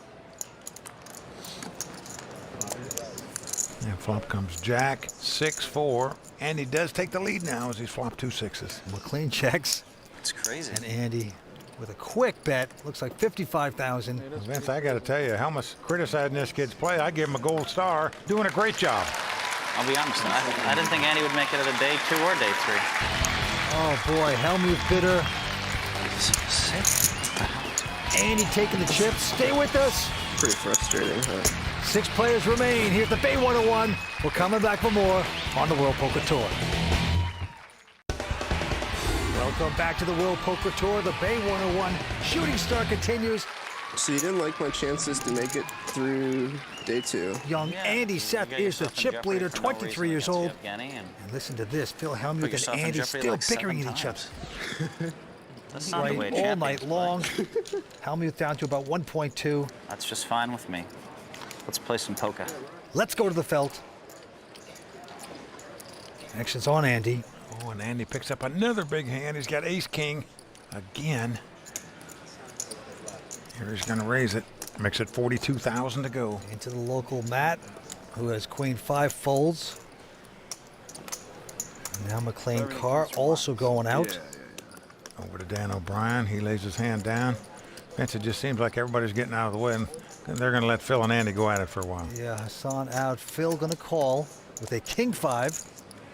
Oh, man, that tells me that I check. Getting a little personal here with Phil. He's going to try to make something happen, calling a raise with a king 5 offsuit out of position. In poker, you never want to take anything personal. Usually costs you money. Flop comes up Jack 6, helping neither player, and they both check. Well, an ace comes off. Now Phil's going to take a stab at this pot. He bets 30,000 into a pot that's got over 100,000 in it. Yeah, he's testing the water. Andy has hit aces, though. Andy is not going anywhere, that's for sure. Well, he's coming right over the top, 85,000. Going to see if Phil's got a jack or not. Nice hand. And Phil lays it down. So the youngster adding to his chip lead. I don't know, Phil. We were getting along so well yesterday. Now you just suddenly start insulting my play. What happened? Nice hand, man. Just got some sleep and suddenly decided that I play awful. Oh. Phil trying to bite his tongue here. Dude, I said nice hand. What do you want? You've come over the top of me like 4 times. You won every pot, and you're busting my balls about what exactly? Would you explain to me? What is it? Just that you insulted What my is it? You play. beat me for like 400,000 or 500,000, played every hand, and now what? Now you want me to tell you how good you are? No, I just don't want Is you that to right? insult my play. I don't want you to just come out and say, Oh, you shouldn't have could you made be the-" wrong this time for once? Maybe you shouldn't have said what you said, or not? All right, fine. Okay, In thank you fairness for to being a Phil, he man did at say least. you were a great player a boy. number of times throughout this tournament, you know. No. He came here and started insulting me today is how I felt. Maybe I was wrong. I didn't insult you. I said I didn't think you'd win it. That's what I said. Phil Hellmuth reverting to his old ways. That's not an insult, is it? To the hand we go. McLean Carr has raised it to 38,000. Everyone's folding. Over to Phil Hellmuth. It's not personal. He's going out as well. So McLean just has to beat Andy, but Andy's picked up a pair of queens just like that. Well, Vince, he is getting the cards right now and playing them well at that. But he's raising almost every pot. And that's what's got Phil and everybody else baffled here right now. McLean makes the lay down there. And chalking that one up to the chip leader by raising it. I've never seen anything like it. Phil Hellmuth steaming like a New York subway in July. Can't take the heat. 6 players remain. We're coming back for more on the World Poker Tour. Tonight's episode of the World Poker Tour is brought to you by PlayWPT.com. Bay 101 Shooting Star is the most unique tournament in poker. We have $5,000 bounties. Some of the big name player bounties, Daniel Negreanu, Phil Hellmuth, John Jawanda, Eric Seidel, Howard Lederer. If you knock out a bounty, we'll come right to the table, hand you $5,000 in cold hard cash right there on the table. This could be a really great competitive field. We have Phil Hellmuth in there with a lot of chips right now. He's never had a win this big in his career, so I know he really, really wants this one. He's told me he feels like it's his time. Now we're playing the game. I like this. The World Poker Tour has been a big part of his career, yet he has never won. Welcome back to the World Poker Tour. The Bay 101 Shooting Star continues. Prahlad, I'm glad you're here. I am. I'm glad you're in my vision. You keep me smiling somehow. Yeah, Prahlad won the Legends of Poker here on the You won the WPT. Legends, too, the Bicycle Club Legends. Only bounty left. Phil Hellmuth chatting it up at the table.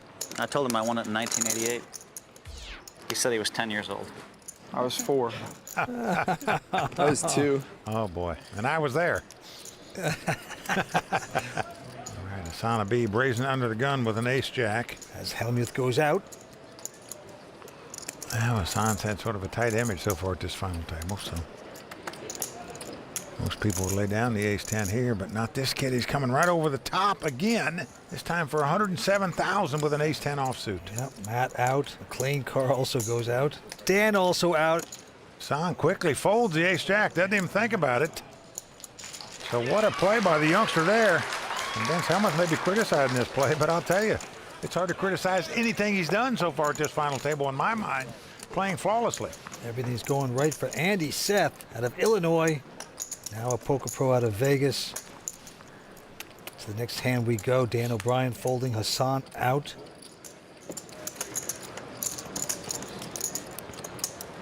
Over to Phil Hellmuth here. He looks down at a 10-7 offsuit.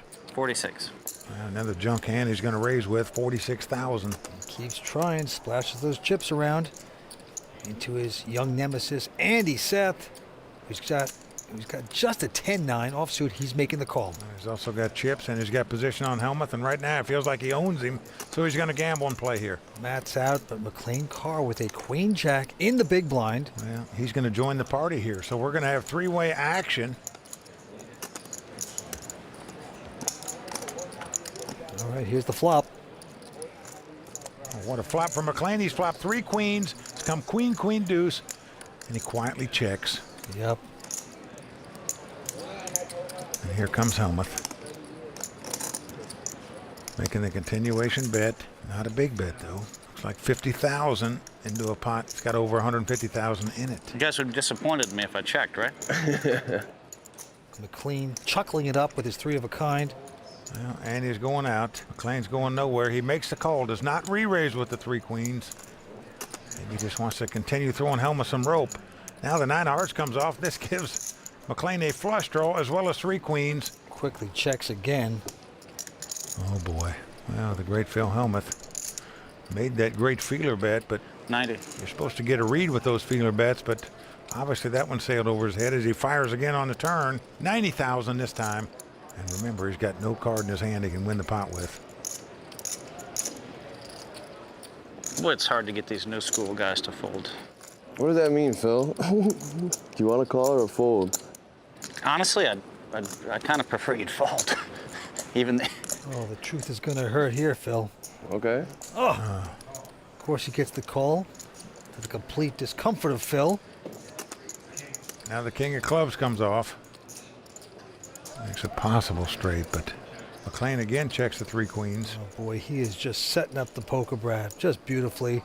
Will Phil go forward 3 times in a row and make an official car crash? The only way he can bet here is if he specifically puts his opponent on something like 2 4s or 2 5s and thinks another bet will get him off the hand. 190. He's gonna do it. That was a pretty confident 190, Phil. Prefer I fold. Wow, McLean taking a long time to make this call here. Probably not going to raise it, but surely can't possibly lay this hand down, can he? No, you would not think so. Good call, you got it. And he makes the call. Phil says, you've got it. Nothing. Nothing? Okay. So McLean Carr taking down that pot and playing it nicely by allowing Helmut to walk deeper and deeper into the quicksand. Good call. Oh, yes, he says good call. And like the song, Mama said there'd be days like this, Phil. He is spinning out of control underneath. Stay with us. We're coming back with more action on the World Poker Tour.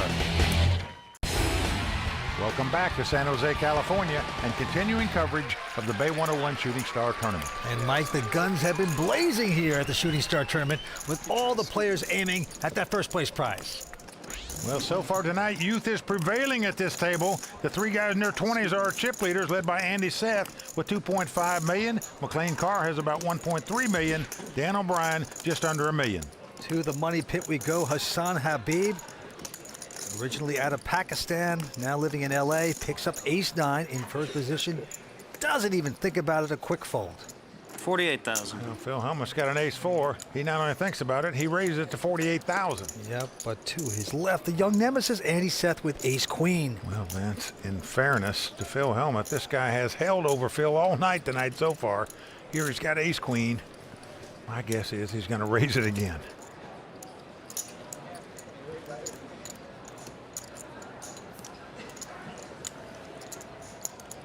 Sure enough, he sticks in the raise, makes it 133 to go.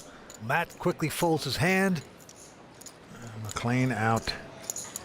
Yep, Dan O'Brien not going to play. Phil Helmut biting his lip here. All right, buddy. Nice hand. He does throw his hand away. Yeah, he is just being manhandled now by this Andy. They don't want to let me win a single pot. That's so brutal. Wow. So brutal. Oh, he's like Dangerfield. I get no respect. I'll tell you one thing. Phil Helmut's like a teapot, and the lid's about to blow off right now, I think. He's being tortured by the 23-year-old. All right, to the next hand we go.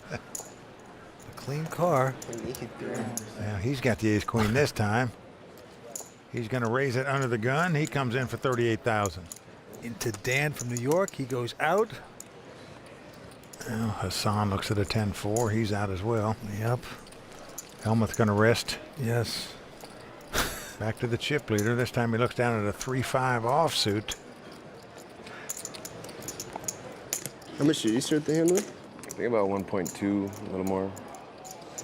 Well, Helmut needs to pay attention here because he's not just picking on Helmut. Look at this, Vince. He is going to re-raise here with the 5-3 offsuit. Unbelievable. Well, he's in such a zone right now. He thinks he can do no wrong. He makes fun of Helmuth. He holds over everyone. He makes moves. And this time, he's pushing with 5-3. Well, what do you do now with an ace-queen? With a guy that seemingly re-raises every pot? Well, you call him. That's what you do. Yeah. At least that's what McLean's doing. Yeah, got to do that with ace-queen. Here goes the flop. Well, A nice flop from McLean as he's flopped 2 aces. Comes ace jack 7 with 2 clubs. Action is on our chip leader, Andy Seth. And he's reaching for chips to make a continuation bet here, Vince. Certainly is 122,000 into the young guy. McLean Carr, age 28. Got in this tournament through a satellite. He majored in operations research at the Air Force Academy. That's applied mathematics. He's called it with the aces. Going to walk the dog a little bit. A 5 on the turn. Now that gives Andy a pair of 5s here. He could now win the pot if a 5 or a 3 comes up. And he's first to act again. Now Vince, when he got called on the flop here, caution lights in my mind should be going on for this kid. Be careful. You're not playing against Helmuth, who you can torture. Well, he fires again. This time 210,000. Let's see what McLean's going to do. He's going to call him again. Yeah, just an okie dokie call. Well, he's afraid the guy might have ace king or ace jack here. Maybe flop the set of jacks. Taking the cautious route. The board pairs 7s now. So McLean out in front with aces up. Action back on Andy. Well, he's finally going to check it. Will McLean put in a value bet here? Try to take some more off the chip leader? No. He's going to check too. You got it. I don't have anything. Andy says he has nothing now. In fact, he's got 2 pair. Well, I mean, his opponent had a flush draw or a straight draw. 2 5s would be the best hand, yet he's mucking this hand without even seeing what McLean has. You can ask to see it. I don't care. I don't care. It doesn't matter. McLean mucking his hand right behind him now. They want to see the winning hand. I am shocked that Andy would muck that hand when, in fact, he could have had the best hand. Well, the young and the brash finally taking a hit there. Stay with us. 6 players remain at the Bay 101. We're coming back for more on the World Poker Tour. Tonight's episode of the World Poker Tour is brought to you by PlayWPT.com. Welcome back to the World Poker Tour. The Bay 101 continues. 6 players remain. There you see 23-year-old Andy Seth, poker pro, still our chip leader. Second place, McLean Carr. Phil Helmuth spiraling downward, now in 4th place. And action goes to Phil Helmuth, who has an ace-9 in first position. Raise it up a little bit. Let's go 44. And he's going to raise it to 44,000 to go. Well, Andy finally going out. Matt Keikowan, hometown favorite, 42 years old, also folds. Over McLean Carr, he's going out as well. And now, Dan O'Brien. Oh, Dan has an ace-jack, has Phil dominated here. Helmut just staring down straight at the table, hoping everybody goes away. Got about the same amount of chips, but look at this. Surprisingly, Dan folding his hand. Unlike Andy Seth, he gives Helmut respect. He lays it down. And now Phil has to beat Hassan, and he's going to do it. You were thinking about popping me? Thought about it. Oh, wow. I might lay it down, I mean. I had the jack 5. I believe you. Well, I believe Helmut would have laid it down if he'd got re-raised. And right now the Andes are going up to 3,000. Blinds now 10 and 20,000. Action's going to the chip leader, the 23-year-old Andy Seth. And he's going to peek down at a king deuce offsuit, and he's going to take a breather. He folds the hand. Matt Keikowan, this time with an ace-6 of diamonds. Matt, a local pro. Seemingly we have a local pro every year at the final table of the Bay 101 tournament. Matt said he was here on day 1 when they opened the Bay 101. Here he's going to open the pot for 44,000. Yep, very tight player. And McLean is going out. Dan O'Brien also folds. Well, Hassan out as well. So around to the big blind, which is Phil Helmut. He has an ace-4. And he's going to look him up, as we say. He makes the call. So we have ace-6 to the local. Phil Helmuth with ace-4. Here's the flop. Flop comes king, king, queen. No help to either player. Helmut checks. Matt checks right behind him. Now our 5 comes off on the turn. Well, Helmut's going to lead out and take a stab at this pot here, it looks like. 48,000 into the very, very tight Matt, who has nothing here. Now look at this, Vince. He calls here because I believe he thinks the ace-high might be the best hand. He might put Helmut on something like 10-9 or Jack-9 or Jack-10. Well, the 4 clubs comes off on the river. Phil Hellmuth now has the best hand with kings and 4s and checks. But Matt is reaching for chips here, Vince. I think most players would be happy to check it down, thinking Hellmuth had Jack 10 or Jack 9 or something where the ace-high might be good. But he's betting here. 97,000. He's going to get Hellmuth off the best hand. Unbelievable. What a bet by the guy. Shows Hellmuth the ace-6. Wow. Oh, no. Oh, no, Matt.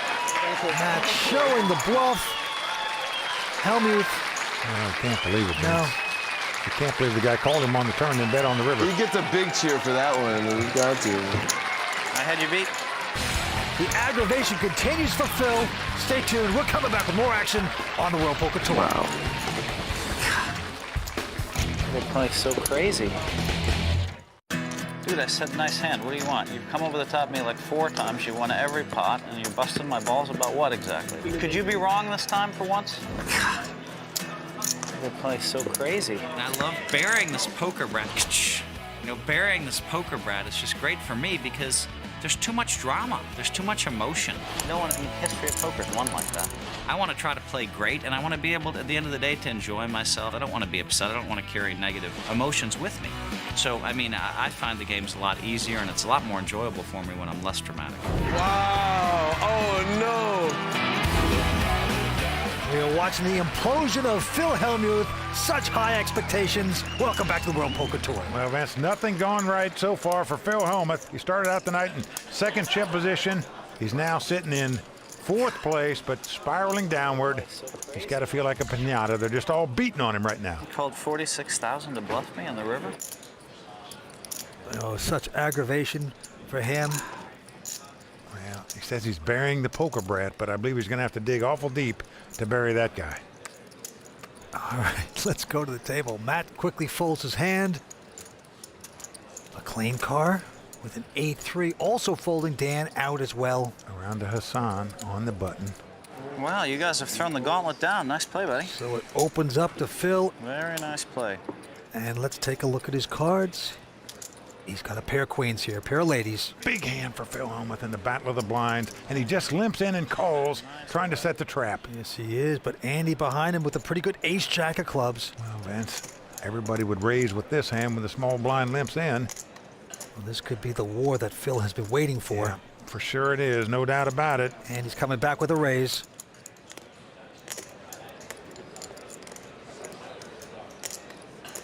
Phil would love to get the revenge on this 23-year-old who's been mocking him all evening, humiliating him. Well, Vince, no doubt Phil's going to come over the top, just a matter of how much. I raise it. Oh, there's one for the seniors. Well, there you go. I raise 200. 200,000 is the re-raise. Andy Seth has owned him all night, but do you suspect that Hellmuth has a big hand here after limping in out of the small blind and now re-raising you, the chip leader, when you're in position? Andy, only 23 years old, only been playing poker for 4 years. He's on some roll here tonight. He has been torturing Phil. But you gotta think this is at least a call.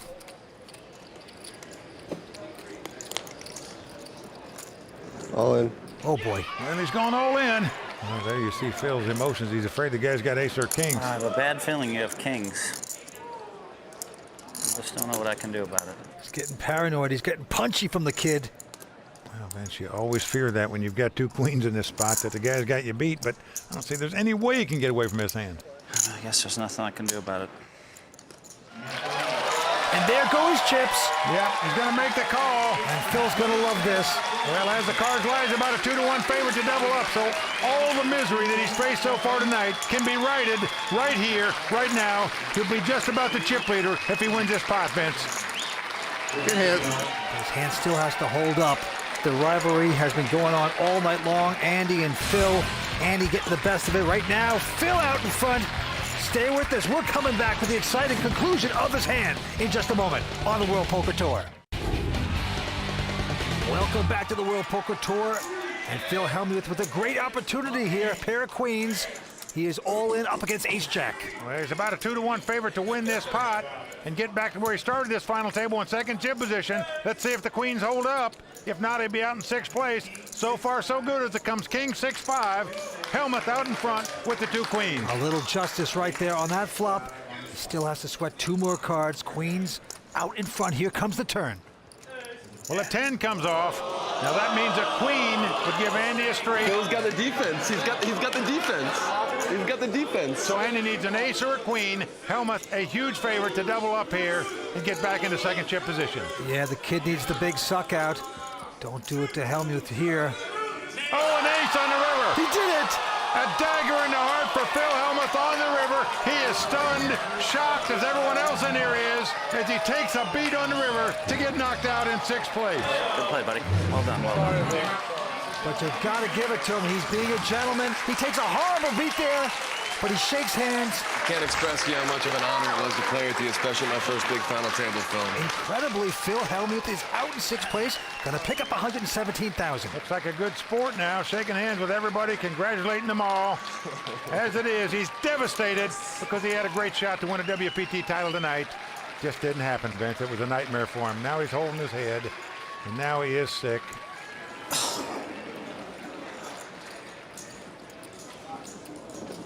Oh. Now, many players feel like Phil acts like a baby sometimes. They'll be saying, oh, give him his blankie and pacifier or something. Damn it, Andy, now you got the Bounty Hunter Award. Look at him, dude. Look at him. Look, he's right there on the ground. I think he's just emotionally devastated for getting knocked out of this tournament that he wanted to win so badly. I'm actually a little worried here. I mean, he's in a fetal jailhouse kind of position. This is very strange. Oh my God. Well, the crowd doesn't know if he's acting, if he's seriously ill. No. Take a picture with him. There's some kind of poetic justice to it, though. Oh, this is the strangest thing I've ever seen. See, this is how the new school beats the old school. We just get it in and hit. Waited for this guy.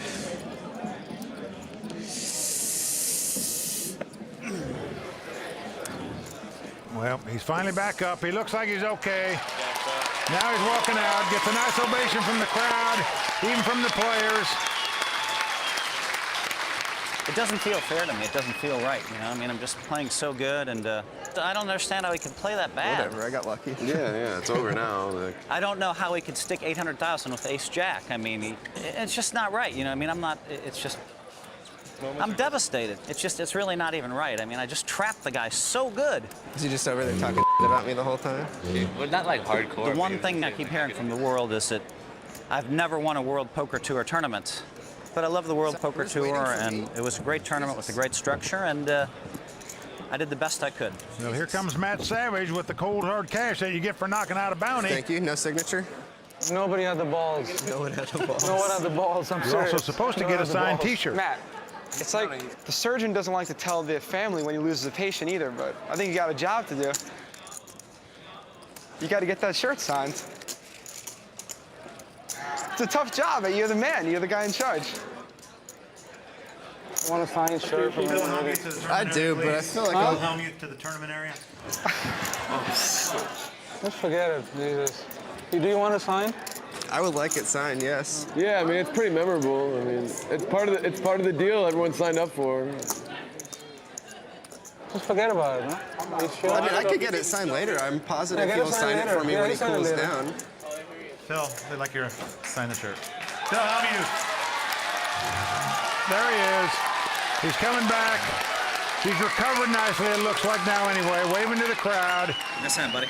He's going to sign the shirt, but I'd be a little careful. You remember how Joe Pesci stuck the pin in that guy's neck in that movie? I'd be a little careful right now here. So good luck. Still with a pin in his hand, but thank you. No, he does sign it. He's a good sport. Shaking hands again. Well, Vince, you got to say, he's trying to bury the poker brat. At least he's throwing one shovel of dirt on the grave right now anyway. Maybe this is a look-alike because Phil is probably wrecking his room right now, and this is just a look-alike. Well, he's bowing down, thanking the crowd for their support. A stunning development here, as many thought Phil Hellmuth would win his first WPT title tonight. Instead, he's out in 6th place after taking a bad beat on the river. Well, we saw the Phil Hellmuth meltdown, but we do have 5 players left, going after close to 900,000 at the Bay 101. Crazy times here in San Jose. We're out of time for tonight, but we'll see you next time for the exciting conclusion of the Bay 101 Shooting Star Tournament. Good game, though, man. You play really well.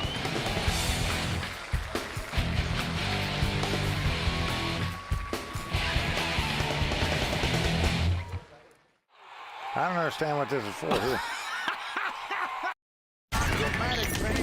The World Poker Tour.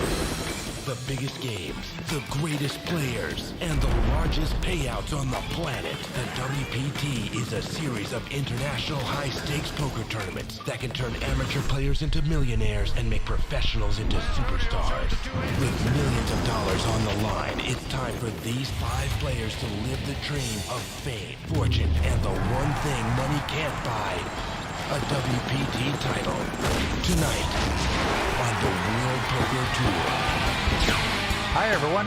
Welcome back to San Jose, California for the conclusion of the Bay 101 Shooting Star Tournament. I'm Mike Sexton alongside Vince Van Patten, and this is the WPT. And Mike, the Bay 101 has always been known for its wild play, and this year has been no exception. And it was the self-proclaimed greatest poker player in the world, Phil Hellmuth, who took the wildest ride. Oh, I'm having fun. He started the night near the top of the pack. Oh no! Oh but no! quickly fell in a spectacular series of hands. I don't know, Phil. We were getting along so well yesterday. Now you just suddenly start insulting my play. Come over the top of me like 4 times. You won every pot, and you busted my balls about what exactly? Hellmuth, a huge favorite to double up here. Oh, an ace on the river. He did it! A dagger in the heart for Phil Hellmuth. He ended this tournament wallowing on the floor. Right there. Out in 6th place. Big money, a career-defining title, and that coveted WPT bracelet are all on the line tonight. And we are not leaving till we crown a champion, so let's go watch the bluffing begin. Well, we're down to 5 players. 3 of them are in their 20s, and they're right now sitting in 1st, 2nd, 3rd chip position. Andy Seth, our chip leader. McLean Carr in 2nd place. Dan O'Brien in 3rd place. All right, Andy's are going to be 3,000. Lines 10 and 20. The winner getting close to 900,000 here at the Bay 101 Shooting Star. They're all happy they knocked out the great Phil Hellmuth last time. Let's go to the felt. Action on the former day trader, Dan O'Brien. He looks down at an ace-queen. You got it in good, though, man. You sure did. That's what the best players do. If he's going to raise it, makes it 48,000 to go. Into Hassan Habib, who quickly folds his hand. Now around to our chip leader, Andy Seth. He finds 2 jacks. He's got the fish hooks. So far, he's been by far the most aggressive player at this final table. And he's going to raise here with the 2 jacks. Yep, makes it 141. Our hometown local, Matt. He's going to fold. Over to McLean Carr. He's a graduate of the United States Air Force Academy. He folds as well. Yeah, he got in this tournament through a $1,200 satellite. What an effort that is. Now back to Dan O'Brien. Now Dan knows Andy has been very aggressive at this final table. I'm all in. He's moved all in here. Can you count it? Total, please. And Andy says, how much is that? Yeah, the former day trader says, I'm going to make an investment. 905. I'm going to gamble. Well, Dan started this pot with about 900,000. Andy started with over 2.9 million. I call it.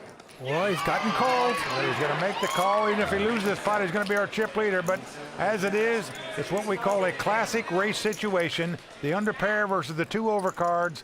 In tournament poker, if you want to win tournaments, you got to win races. Let's see who gets lucky here. Dan must win the pot to stay alive. And there's the flop, 10-9-7. Right now, the 2 jacks out in front.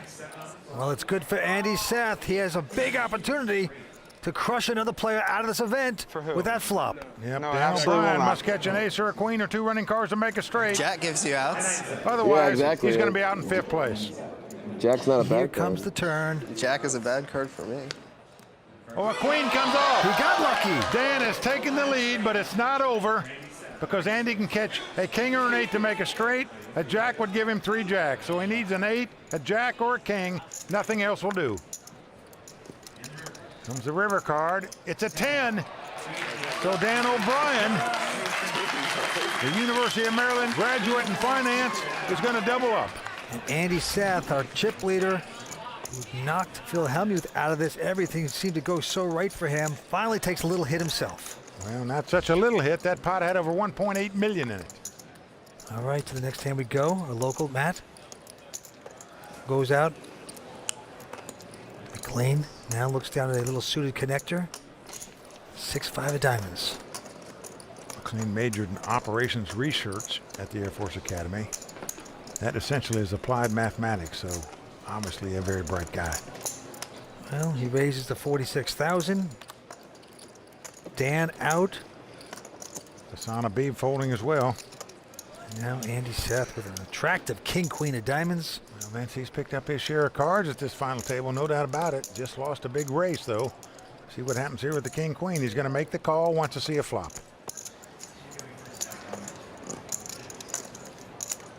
Well, the flop comes 9-4 deuce.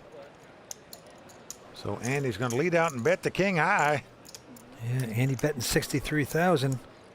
McLean has flopped a gut shot straight draw. A 3 would give him a straight. But he's going to make the call with the gut shot straight draw. Yes, he is. Turn card. Oh, queen comes off. Andy gets lucky, hits queens. That's certainly going to give him a lot of confidence as we continue to play this hand, as he now has top pair. But there are 3 clubs out there. Neither player has a club, but still a little scary. He is going to bet here 133,000, and part of McLean's problem is even if the 3 of clubs comes off, you make a straight, but you're scared of 4 clubs out there. So I think this an easy getaway for McLean here. McLean got into this tournament with a $1,200 satellite. He's coming over the top, Vince. He's not calling. He's not throwing it away. He is re-raising with a 6 high. Well, there you see Faraz Jaka, a.k.a. the Toilet. He was a roommate of Andy Seth at the University of Illinois. And right now, he is currently the leader for the WPT Player of the Year award. Of Andy Seth here, who's faced with a tough decision. Oh, Andy makes a good call there. He's getting stubborn. He's got queens. We're going to the river. Well, the ace of hearts comes off. Now, this is a bit of a scare card for Andy Seth because he could be fearful his opponent had the dry ace of clubs and might have just raised him on the turn with that, but now he's got 2 aces where his queens are beat. Yeah, Andy checks now. It's up to McLean. Nothing materializing there. There's Maria Ho, poker pro and friend. Well, you saw her on the amazing race, and right now, McLean knows the only way you can win this pot is to bet at it, but do you want to fire a 3rd shell with absolutely nothing? The answer is yes. He's bet 472,000, and he's going to put the 23-year-old to the test right here. A lot of guts to make this kind of bet, and Andy can't take the heat, folds the hand. Well, I'll tell you one thing. That former Air Force cadet sure played that hand nicely. We're coming back as 5 players going after close to 900,000 here on the World Poker Tour. I was in jet training, and I was physiologically eliminated from jet training. Unfortunately, I have a weak stomach, and I can't stop throwing up when we do spin recoveries and stuff like that. So I guess I wasn't meant to fly jets. And after getting out of the Air Force, I found poker, and I haven't looked back. To play good, I think your emotional life has to be good. You can't have like bad relationship, things like that. In other words, you have to be focused and feeling good about yourself. If you don't, then it gets very hard. There's war. Welcome back to the World Poker Tour. I want to take what he's taking. He seems to be in a very good move. That is Hassan Habib. Well, that's his wife Nancy in the crowd. They got married a few months ago. Hassan said he's stable at home now. Life is good. Here he is at the final table, and she's happy about it. Yep, play goes to Matt, the local. He folds his hand. McLean car also out. Over to Dan O'Brien now. He looks down at a Queen 8 offsuit. He's got the button, but look what's behind him. Hassan has picked up 2 aces here. It's what you dream about. Dan has raised the pot to 48,000. Yep, he's going to make a button raise here.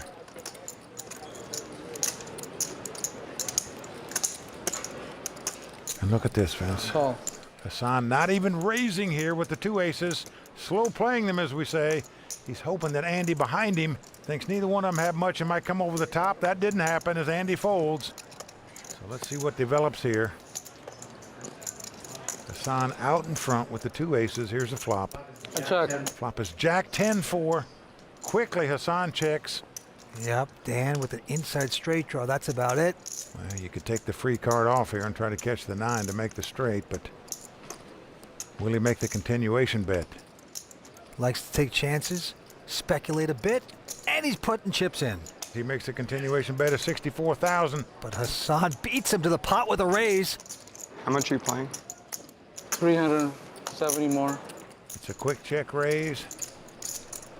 Hassan tells me he's playing 370,000 more, meaning he's probably pot committed in case the guy moves all in here with the gut shot straight draw. So Hassan staring him down. What's that bullfrog thing you're doing? I'm sorry? You go like... I just had a really nice hamburger. All right, I'll follow. Okay. Too much information there for me. Dan making jokes and Hassan not thinking it's too funny. But Hassan taking down the pot nevertheless with the 2 aces. Feeling good and says, hey, we still got some old school left. Well, there's Prahlad Freeman, who won the WPT Legends of Poker. And look at this. This is Hassan Habib's version of Gus Hansen. Gus, of course, has won 3 titles on the World Poker Tour, and he does that thing with his arm. Let's go, baby. Let's go. Let's rock this town, boys and girls. Let's rock this town. Let's rock this town, man. Hassan, originally from Pakistan, now living in Los Angeles. He's in a very good mood. And why not? But with that hand, the antes are going up to 4,000. Blinds now 12 and 24. Well, Hassan has folded this, but Andy Seth with a king 10 of diamonds. Gonna raise, makes it 48,000. The local, Matt, goes out. McLean out as well. 48? You know that's a min raise, bro? Dan O'Brien tells him that's the min raise as the big blind's 24,000. I mean, I got to take advantage of this. Well, Dan has a pair of 3s here. Will he get fancy with the raise? No, just calling. Well, anytime you get a small pair, you want to see a flop. To hope you flop set where you can bust a guy. When Vincent, that could well happen here. He's not only flopped the set, his opponents flopped their flush draw. Incredible. Well, he's going to lead right out with the 3 3s. Well, this could be an absolute war. He's betting 66,000. And he's got the flush draw, Vince. He raised before the flop. He could very well come over the top of him right here. If so, it could spell big trouble for him. But he just makes the call, does not raise with the flush draw. So the conservative play finally by Andy Seth might save him some money. Deuce of hearts on the turn. And he didn't get his flush there. Action back on Dan. Bet on the flop, he got called. He's going to fire again on the turn here. 162,000 this time. Now Andy has the flush draw and the overcard. He's just going to call, does not raise. Played this hand very conservative and probably wisely so. So 9 of spades on the river. Action on Dan O'Brien. Now Vince, I wouldn't bet out here because you know your opponent doesn't have an overpair of jack. He'd raised before this, yet Dan O'Brien is going to do it. He is betting. The bet is 363,000 and Andy looking discouraged. I would have checked in hopes that if your opponent had a draw, he might bluff at the river. Andy's got to lay it down. Yep, he does lay it down, so Dan O'Brien taking down a nice pot there. Right now we have a little bit of a shift of momentum going on here at the Bay 101. Stay with us. We're coming back with more action here on the World Poker Tour. The most aggressive player at this table is Faraz Jaka. I'm all in. Faraz Jaka is one of the wildest, craziest, and most successful live tournament players I know. All in. He is aggressive. He's made a name for himself, final tabling 2 WPT events. Faraz and I have definitely discussed what it's like to play on a TV table and different dynamics that go into it and the differences between playing a TV table and playing at a normal table and how people react to it. Seat number 3, Andy Seth.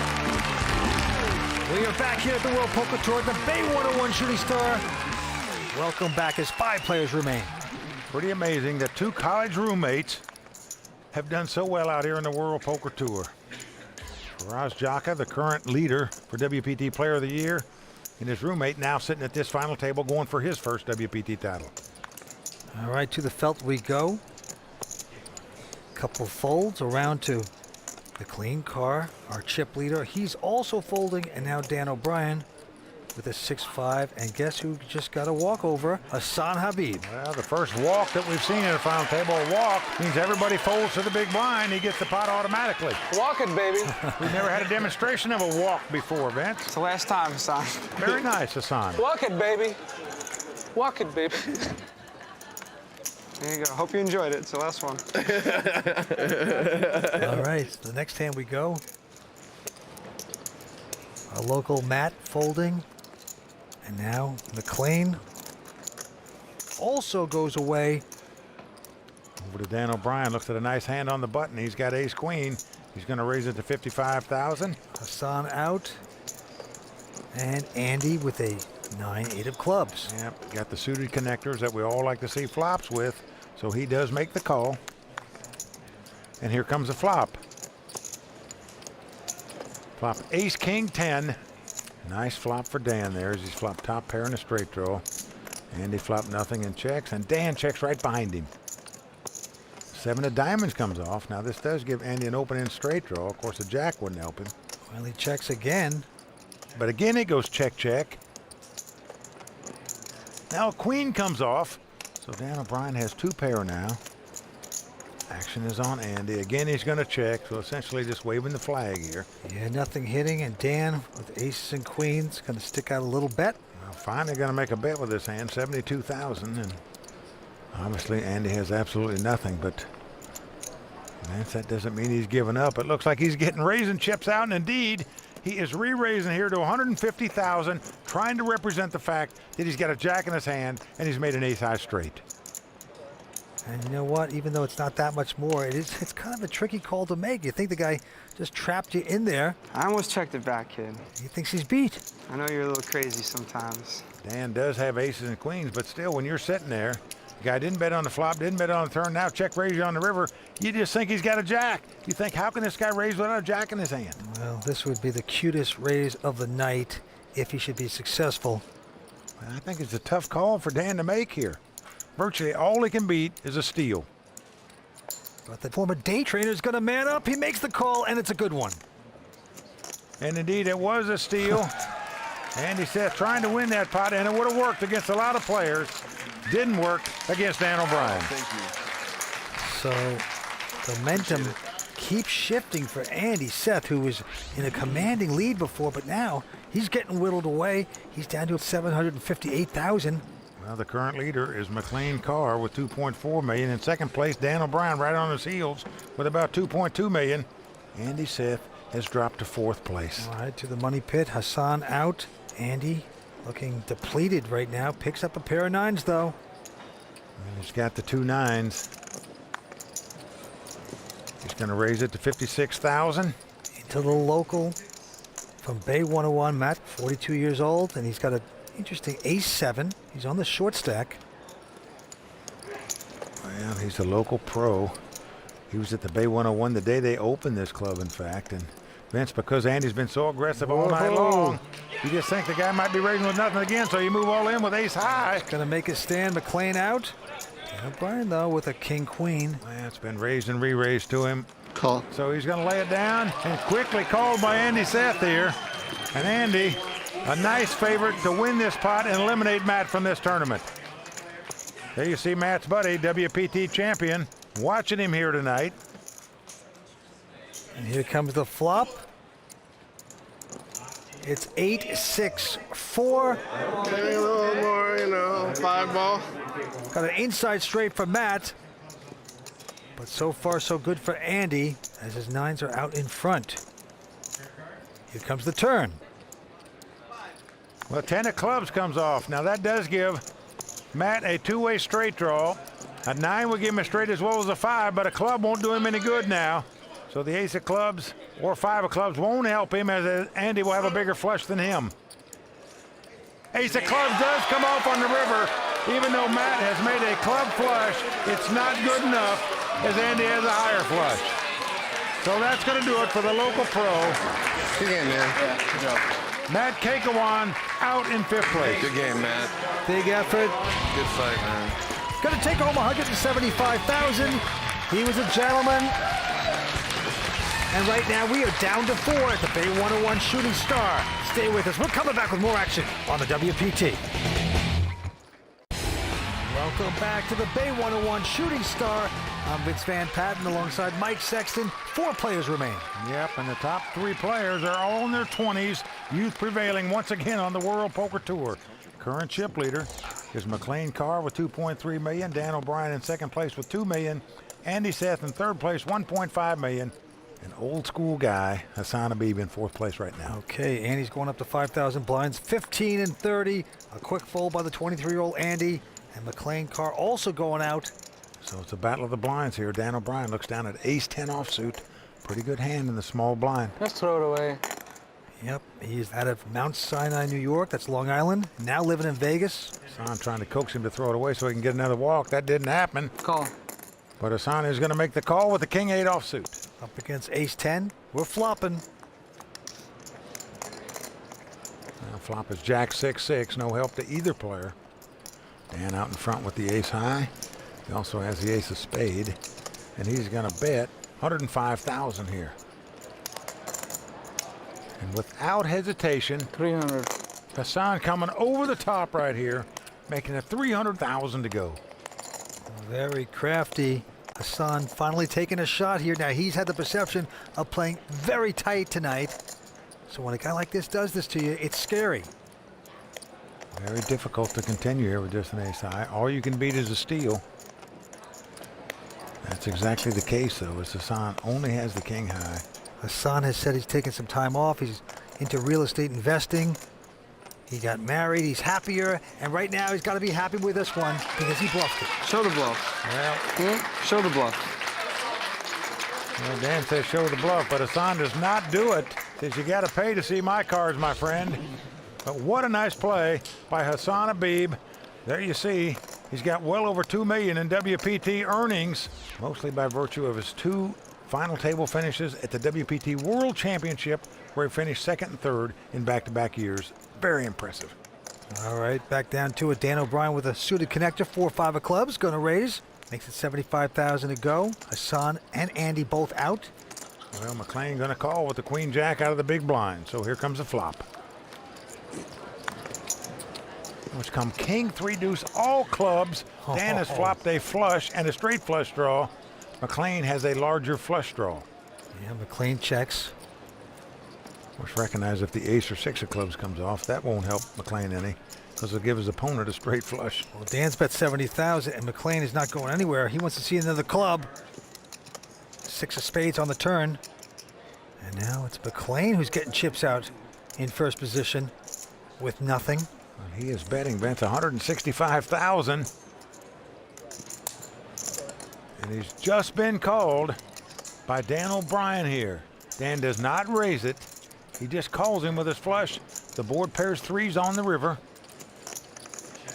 And now McLean slowing down. He checks it because nothing hit for him. Well, Vince, once he gets called on the turn, he figures he's going to get called on the river, so why burn up any more chips? And here goes Dan. It looks about 320,000 into the pot. Nice hand, John. McLean's had enough. He waves the flag. Dan O'Brien takes down yet another nice pot. A former day trader out of New York, now poker pro, takes a good pot. We're coming back with more action here on the World Poker Tour. Tonight's episode of the World Poker Tour is brought to you by PlayWPT.com. The name of the tournament is the Bay 101 Shooting Star. We have 333 players this year. First place is just a little bit under 900,000. At the Bay 101, we put the final table stage right smack dab in the middle of our poker room. If you come down and you're one of those lucky few to get a seat inside the final table viewing area, you're going to be in for a great experience. It's the loudest fans, it's the most excitement. It's very enjoyable. Welcome back to the World Poker Tour. That's Matt Savage bragging about the Bay 101, but there's a lot to brag about. Well, he's right, Vince. This is the loudest and most excitable crowd that we have on the World Poker Tour all season long. They love their poker up here in San Jose. And we are down to 4-handed poker. The winner's going to take home close to 900,000 tonight. Who will it be? Action goes to Hassan Habib. And he's got the queen 9 of spade here. Looks like he's getting out some raisin chips, coming in for 90,000. Into the 23-year-old Andy Seth, only been playing poker for 4 years, and he picks up aces just like that. Unbelievable. Just what you dream about. The guy in front of you raises. You look down and find 2 aces, but the youngster does not re-raise here, Vince. He just calls. Oh, yeah. Well, I'll tell you why I don't like this play, Vince, because it entices the blinds to call. Now you got to beat multiple players in a pot. And I say it entices them to call because there's so much money in the pot, and they've got some invested. Well, McLean has folded, and Dan O'Brien with Queen Jack of Diamonds is going to stick around. Well, generally speaking, when you have a big pair, you want to limit your opponents to 1. You don't want to play against multiple people because somebody's going to beat you and you're going to go for all your dough. Well, the flop comes up 10-8-4. So both Dan and Hassan flopped gut shot straight draws. Andy with the best hand with 2 aces. 160? After check of Dan. Can I make 160? Hassan coming out to bet. And he's got the gut shot straight draw. The jack would give him a straight. So he makes a continuation bet.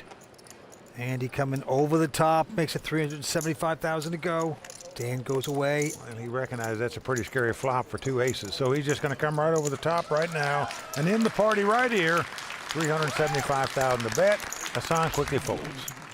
He was the early chip leader, Andy Seth. He's from Urbana, Illinois. Went to college at the University of Illinois. Second WPT cash, first final table. You got to love these Big Ten guys, Vince. And he's a talented young pro. You know, they have a lot of winter months up there, so you do stay inside and play poker in the Big Ten. That's what they do. Next hand, a all quick the chips, fold by right? the 23-year-old Andy. He had a good set. He had a McLean healthy has stack. raised with just a 4 deuce. Dan out. How much is that, 75? Okay, let's go. Well, Hassan says, okay, I'll make a call. I'll play with you. With King 10 of clubs. I check in the dark. Well, Hassan says, I check in the dark. Here comes a flop. Jack, deuce, deuce with 2 clubs. Folks, buckle up. We're going to see some fireworks here. McLean with 3 of a kind. Hassan with a 4 flush. Well, here comes the pre-flop raiser. He's going to bet $115,000. 300. Hassan quickly check raises with the flush draw. You're never going to put your opponent on a deuce when he raised before the flop. And timing is everything. And Hassan has made it $300,000 to go. Do it. Well, Hassan says do it, but not sure he really wants him to do that. I'm all in.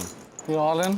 Careful what you beg for because it's going to backfire. Hassan now shaking his head no. Said, why not tell him to call me? Pros don't like to get all their money in on a draw, as we say. And right now, Hassan has got to do that with a flush draw. I got to call you, man. I hope you don't have a flush draw. He's got to gamble with him. He makes the call. Oh, wow. That's unbelievable. Crazy. Hassan a little bit shocked as his opponent turns up 3 deuces. You just don't expect a guy to have 3 deuces when he raised pre-flop.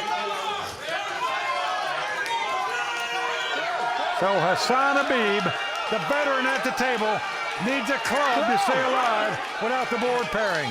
Yep. He is begging for a club. Can Hassan get it here? Oh, Jack comes off. McLean has made a full house. But Jack comes in, split the pot, but no, 4 clubs on the end, even though Hassan made a flush. Not good enough. McLean Carr takes down the pot. Hassan Habib out in 4th place. Hassan Habib going to pick up $234,000 for the effort. And the celebrating has begun for the player that got into a $1,200 satellite McLean car. I mean, he had a deuce. I mean, how do I know he's going to have a deuce, but I still had a shot, you know? Thanks, guys. Thanks, guys. Love you all. It was a lot of fun being back. It was great, yeah. 3 players remain at the Bay 101. We're coming back for more on the World Poker Tour. We are back here on the World Poker Tour as the Bay 101 Shooting Star continues. And our current chip leader is McLean Carr, graduate of the United States Air Force Academy. You got to admire a guy that goes to the academy, that's for sure. They commit 4 years of their life to our armed forces. He served in the Air Force, now is a poker pro. Here he picks up ace king, is going to raise it, makes it $75,000 to go. Behind him, Dan O'Brien, the former day trader, calls with the Queen Jack of Hearts as Andy Seth goes away. Here's the flop. Flop king 3-3. That's a great flop for McLean. He's going to lead out and bet here. It's like $115,000. And amazingly, Dan is going to make the call. Now, if you didn't have ace king there, you'd be very afraid of someone making a call with that flop. Now the deuce of hearts comes off. So now Dan has made a flush draw, but still is up against the top pair and top kicker.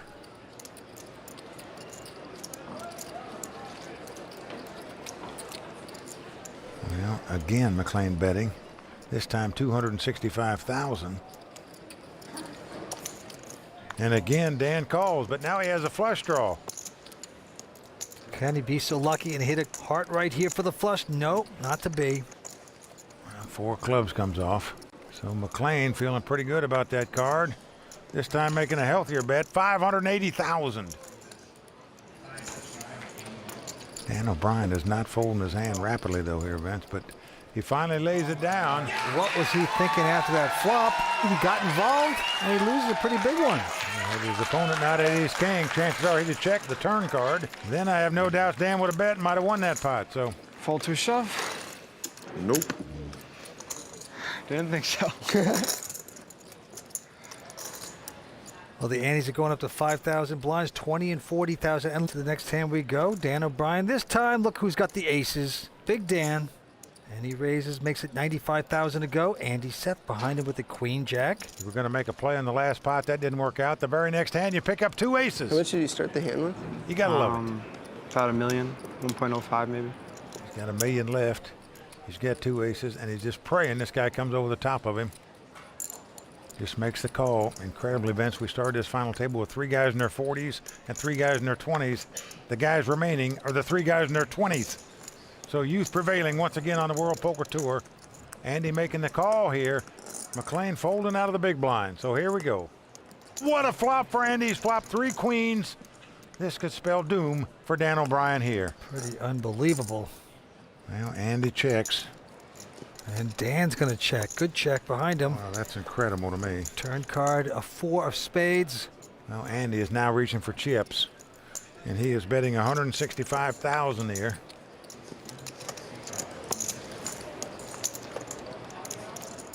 Now, it's amazing that Dan suspects.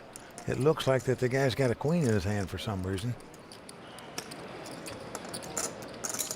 Wow, he's just calling. With 2 aces, Vance, incredible.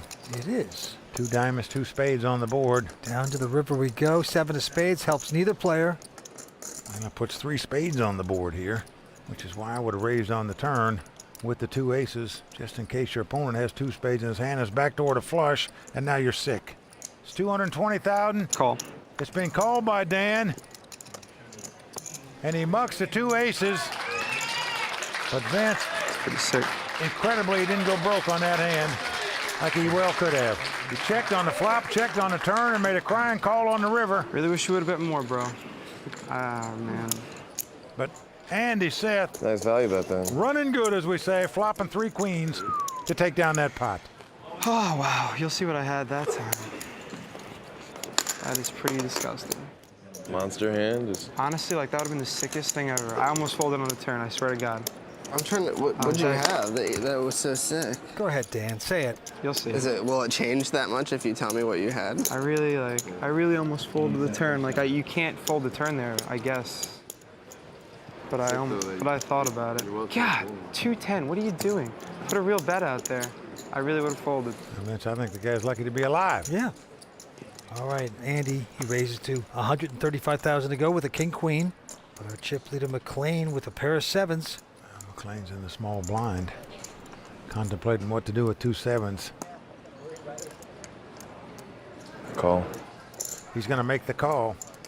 Now it's on Dan, who's a little stunned after those aces getting picked off. He has jack, deuce of diamonds. Oh, look at this, Vince. He's going all in. Welcome, Tommy Tilt. How much? Well, he's making what we call a squeeze play. How much That's is where it? one guy raises, another guy calls. Can I get the total without bringing it You in? come over the top raising, thinking if the first guy goes out, the second guy is going to fold as well, and you win the pot. He has pushed it in. Maybe a little frustration from the last hand. Well, Andy's got a man sitting behind him, so he throws his hand away. Now, if you're sitting in McLean's seat, what do you do with 2 7s? You know, chances are your opponent didn't pick up a pair, because that only happens one time every 16, 17 deals. I call. He's made the call with the 2 7s. Dan O'Brien is sick right now, but it's not over. So Dan, the former day trader, has his stock dropping very fast. Needs to get lucky in the next 5 cards, otherwise back to Wall Street. Well, the Air Force man out in front with the 2 walking sticks. They stand up. Dan O'Brien will be walking out of here. Flop comes up 5-5-3. No help for Dan. So Dan needs to catch 2 running diamonds, 2 running cards to make a straight, or a jack to take the lead.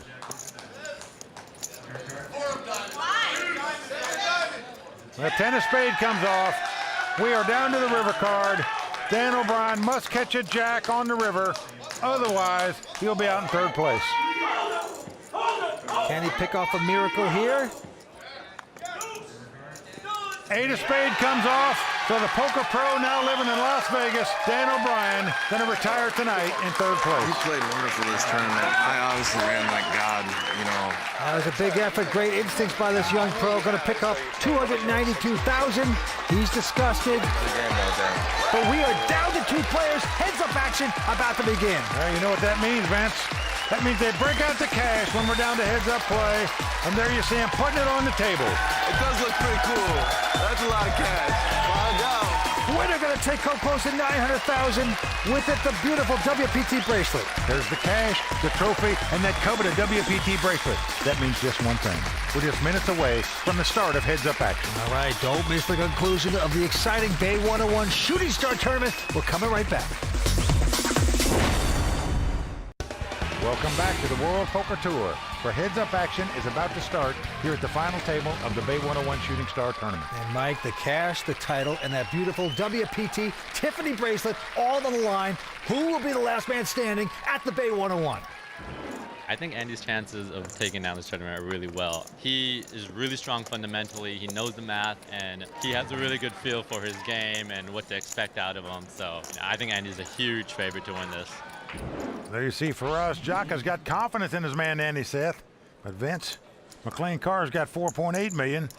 Andy Seth starting with $1.7 million, but the guy who's the current leader for the WPT Player of the Year thinks his former roommate Andy Seth is the favorite. I'd have to disagree with that. Well, here's the first hand. Ace-9 for McLean. He's raised it to 120 to go. Andy now looking down at an Ace-7. 2 solid hands here on hand number 1 of the heads-up action. Is going to re-raise. Yeah, he makes it 330 to go. And quickly McLean goes all in. Oh, boy.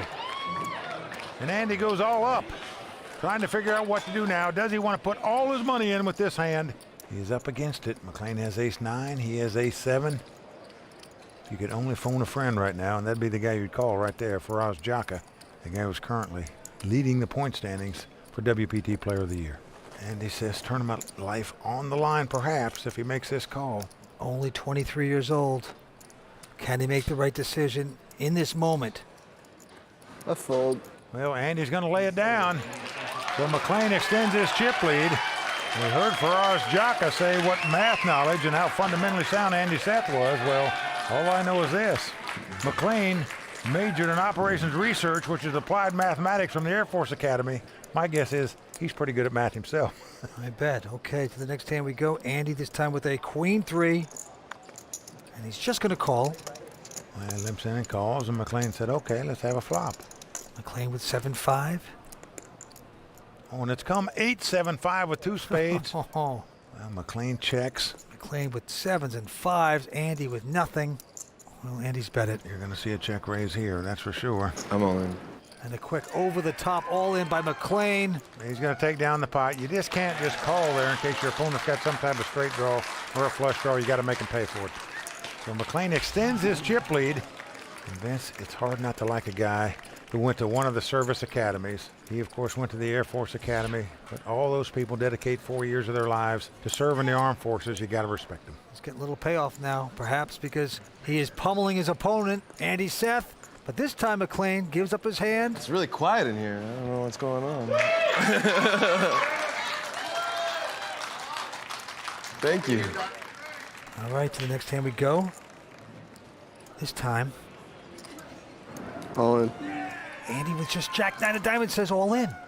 I call. He's been called by the Ace-4 diamonds of McLean. So Andy Seth's tournament life on the line, and he's up against it. McLean out in front with the ace high. If his hand stands up, he'll be our champion. Andy Seth going to have to get lucky to double up to stay alive here. Let's see if he can do it. Did the young player get impatient and just push it too early? No, maybe not. It's come Jack-9-4. So Andy Seth takes the lead with 2 jacks here. McLean looking for an ace or a 4. Still 2 cards. Andy just stumbling around with Jack 9. Gets lucky on that flop, but it's not over. We're going to the turn. Well, a 6 comes on the turn, so we're down to the river. Andy Seth will double up unless an ace or a 4 comes out there. If that happens, McLean Carr will be our champion, but no. Just trust me, I'm everything. Unbelievable. 3 of diamonds on the river, so the match continues, Vince. Nice hand, Andy. Andy Seth lives on. Terrific battle from the Bay 101. Stay with us. We're coming back for more on the World Poker Tour. Tonight's episode of the World Poker Tour is brought to you by PlayWPT.com. Welcome back to the Bay 101 Shooting Star here on the World Poker Tour. The heads-up action's continuing, and the Andes are at 10,000. Blinds are going up to 50 and 100,000. The match gets closer as Andy Seth just doubled up a moment ago. Let's see if he can keep the momentum going. The Air Force man, McLean Carr, with about 3.8 million. Takes a look at his hand. He has just an 8-6 of clubs. 200. And he's going to raise on the button. The minimum raise makes it 200,000. Into young Andy. He's got Queen 10. And he's going to make the call, wants to see a flop. And here comes that flop.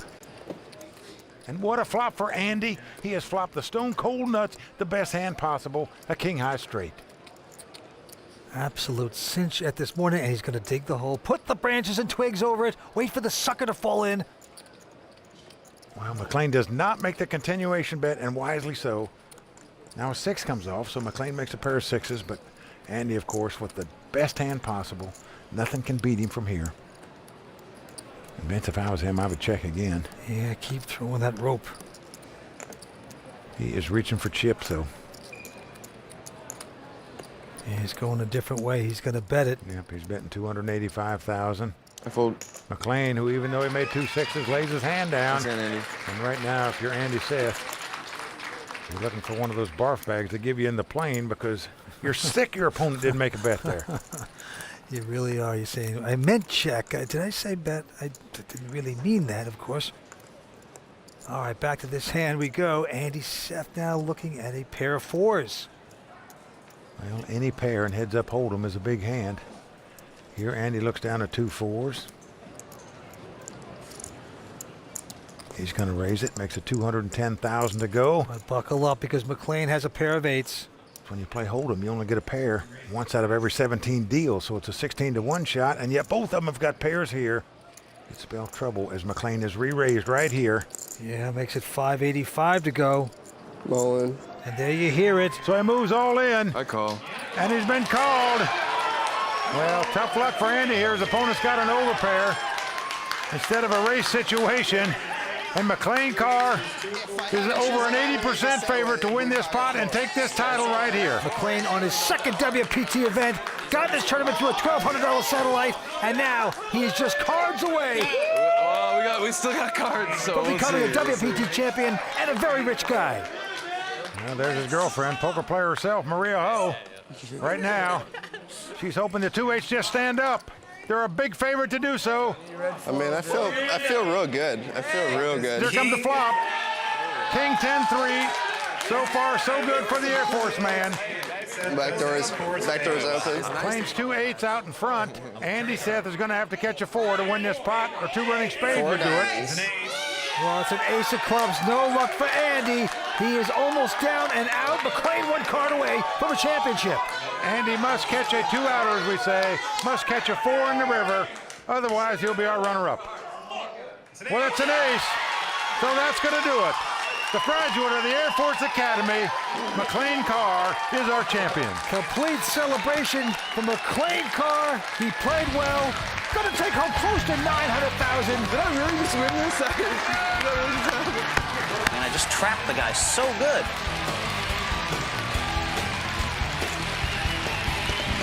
This is war.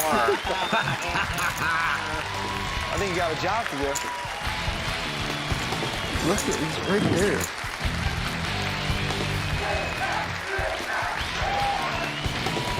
I'm rich.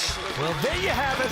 Another champion and another great final table on the WPT. Congratulations to our champion of the Bay 101 Shooting Star Tournament. Wow. For Vince Van Patten and everyone at the World Poker Tour, I'm Mike Sexton saying thanks for watching.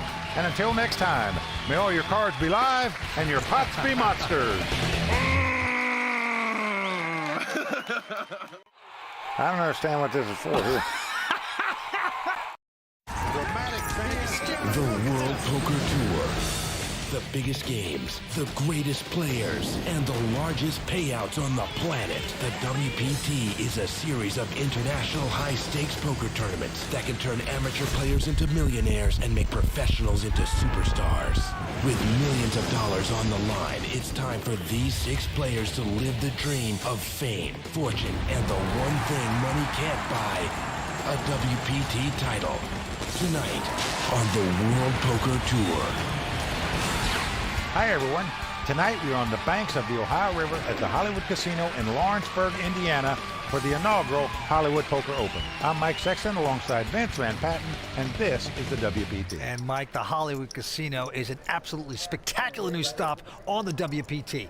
It exudes all the style and glamour of Hollywood and is becoming one of the hottest poker destinations in the Midwest. Well, Vince, players from around the country stepped into the spotlight and put up $10,000 in cold hard cash to enter. We are now down to our final 6 players, all of whom are fighting for big money as well as that distinction to call themselves the inaugural champion of the Hollywood Poker Open. And all 6 of these players are hoping the spotlight shines down on them. We've got 3 online pros making their first appearance under the bright lights of a WPT final table. Also, a family man out of Chicago, and in his 3rd time at a WPT final table, Chris Bell. Now, this poker pro out of North Carolina is hoping that 3 times is a charm to take home his first WPT title. But Vance, they're all going to have to get by the chip leader, 2-time WPT champ Carlos Mortensen, a.k.a. the Matador. He's one of the greatest players in the game, and Carlos has a shot at making history here tonight with a 2nd place finish or higher. He will overtake Daniel Negreanu as the all-time the Great Dane Gus Hansen with 3 WPT titles. That's a record Gus has held since season 2 of the WPT. That's right, but if anyone can do it, the Matador is the man. The cash, the title, and that coveted WPT Tiffany bracelet are all up for grabs tonight. Okay, what are we waiting for? Let's watch the bluffing begin. Okay, here we go. The final table of the inaugural Hollywood Poker Open about to get underway. We started 4 days ago with 144 players. We are now down to 6. The winner tonight going to take home nearly $400,000. That's right, and as you can see, Carlos Mortensen, the chip leader, and he's going to start at 2,000, blinds 10 and 20. Cards have been dealt. Action going to the Matador. Carlos Mortensen looks down at a 10-6, says, I've got nada de particular, and he's going to fold. Action over to Ravi Ragaman. There you see a couple of his college buddies. He went to the University of Illinois with these 2 guys. That's Faraz Jaka and Andy Seth. Both have made WPT final tables this season.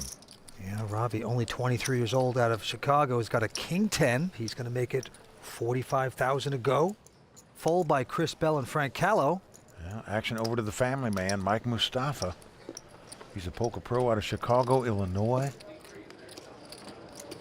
There's an ace-jack offsuit, but he's coming right over the top for 125,000. Into the short stack, Jerry Payne, poker pro out of Dayton. He folds his hand.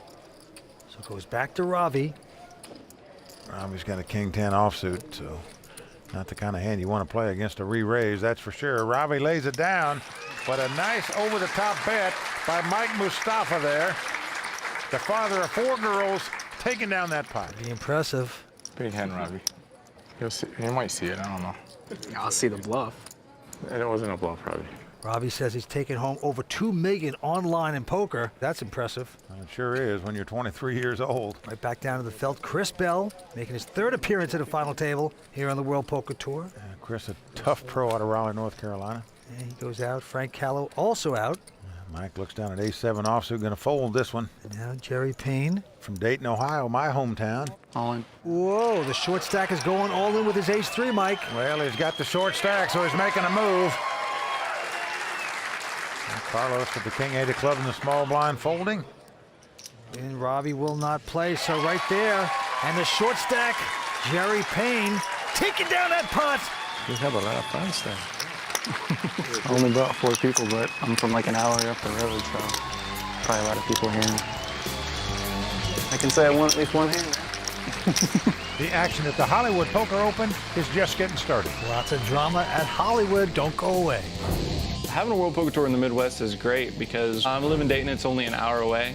so it's a really easy drive down here. It's one advantage I have over the other 5 players left at the table.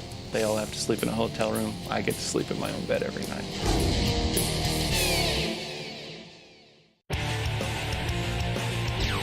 Win my 3rd WPT title. Well, Barry Greenstein is eliminated. He's not going to win his 3rd WPT title tonight. And Eric Langren, 2-time winner on the World Poker Tour, is going to have to wait a while to get that 3rd WPT title. Daniel Negreanu is not going to win his 3rd WPT title here tonight. Freddie Deeb in dire straits. He's going to capture that 3rd World Poker Tour title tonight. He's not going to do it. To win this would be awesome. Welcome back to the World Poker Tour. A lot of great poker moments right there. Well, you're right, Vance. That's the cream of the crop that try to get 3 WPT titles. Those guys you just saw failed. We'll see if Carlos Mortensen can tie Gus Hansen with 3 titles by winning tonight. Well, he's the chip leader. 6 players remain. We're going back down to the felt. A quick fold by Mike Mustafa. Jerry Payne also folding. Now it's around to Carlos. He's going out as well. Ravi Raghavan, the student out of Chicago, Illinois.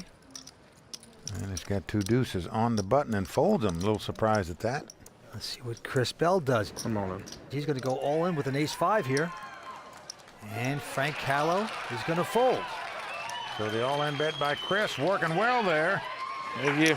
Incidentally, Chris, regardless where he finishes tonight, will become the 120th WPT Poker Made Millionaire. So pretty impressive. He's got a great attitude. He's a great player. He is just missed being a superstar in the game, perhaps, but maybe he can turn that around tonight. All right, back to the table, and look at this young Jerry Payne picking up kings. Jerry's on the short stack right now. All in. But picks up 2 kings and goes all in with them. Yeah.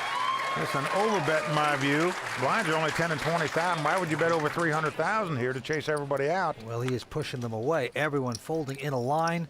Only one to defeat right now would be Mike Mustafa, but he's got a pretty good ace-9.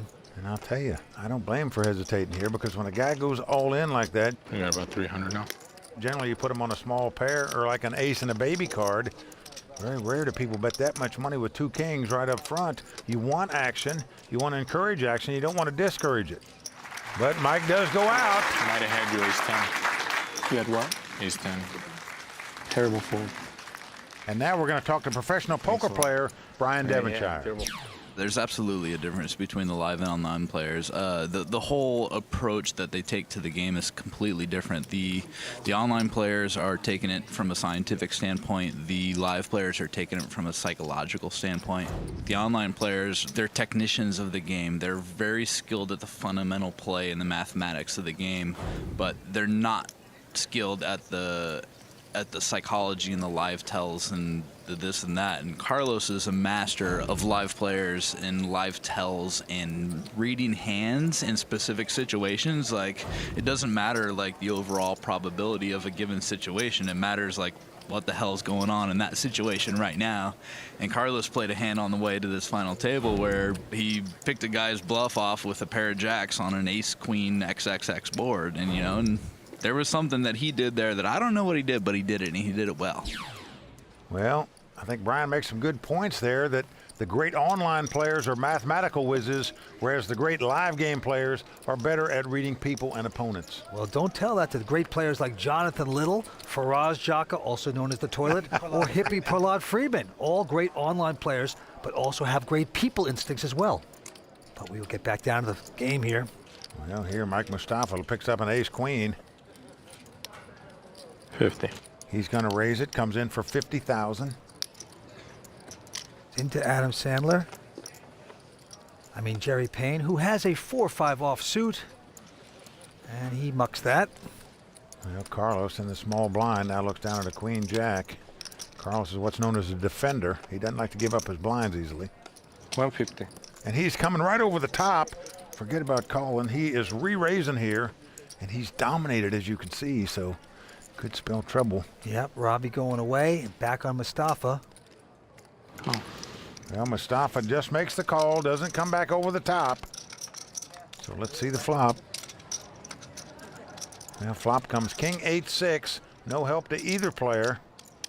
Now Carlos is going to make the continuation bet, and by doing so, he's going to cause great problems for Mike Mustafa here. It's 140,000. He sticks out there, and now Mustafa, hitting none of that flop, has a decision to make. You just wonder if he didn't re-raise before the flop because it's the chip leader or because it's Carlos Mortensen. But either way, he's going to have a problem continuing with this hand as the King 8-6 flop comes out there. Here's Carlos's girlfriend, Pastora. Because he lost the lead in this hand and allowed Carlos to take it. Carlos is going to win the pot by making the continuation bet. 1-3. Oh, yeah, that's how it's done. Muy bien, Carlos. Oh, boy. 1-3? I saw you. You had a 3. How'd you put it back? No way. Well, the Matador could have got gored. Nice hand, Mr. Mortensen. Instead, Bluff me, huh? he waves the cape beautifully. 6 players remain at the Hollywood Poker Open. We're coming back with more action in just a moment here on the World Poker Tour.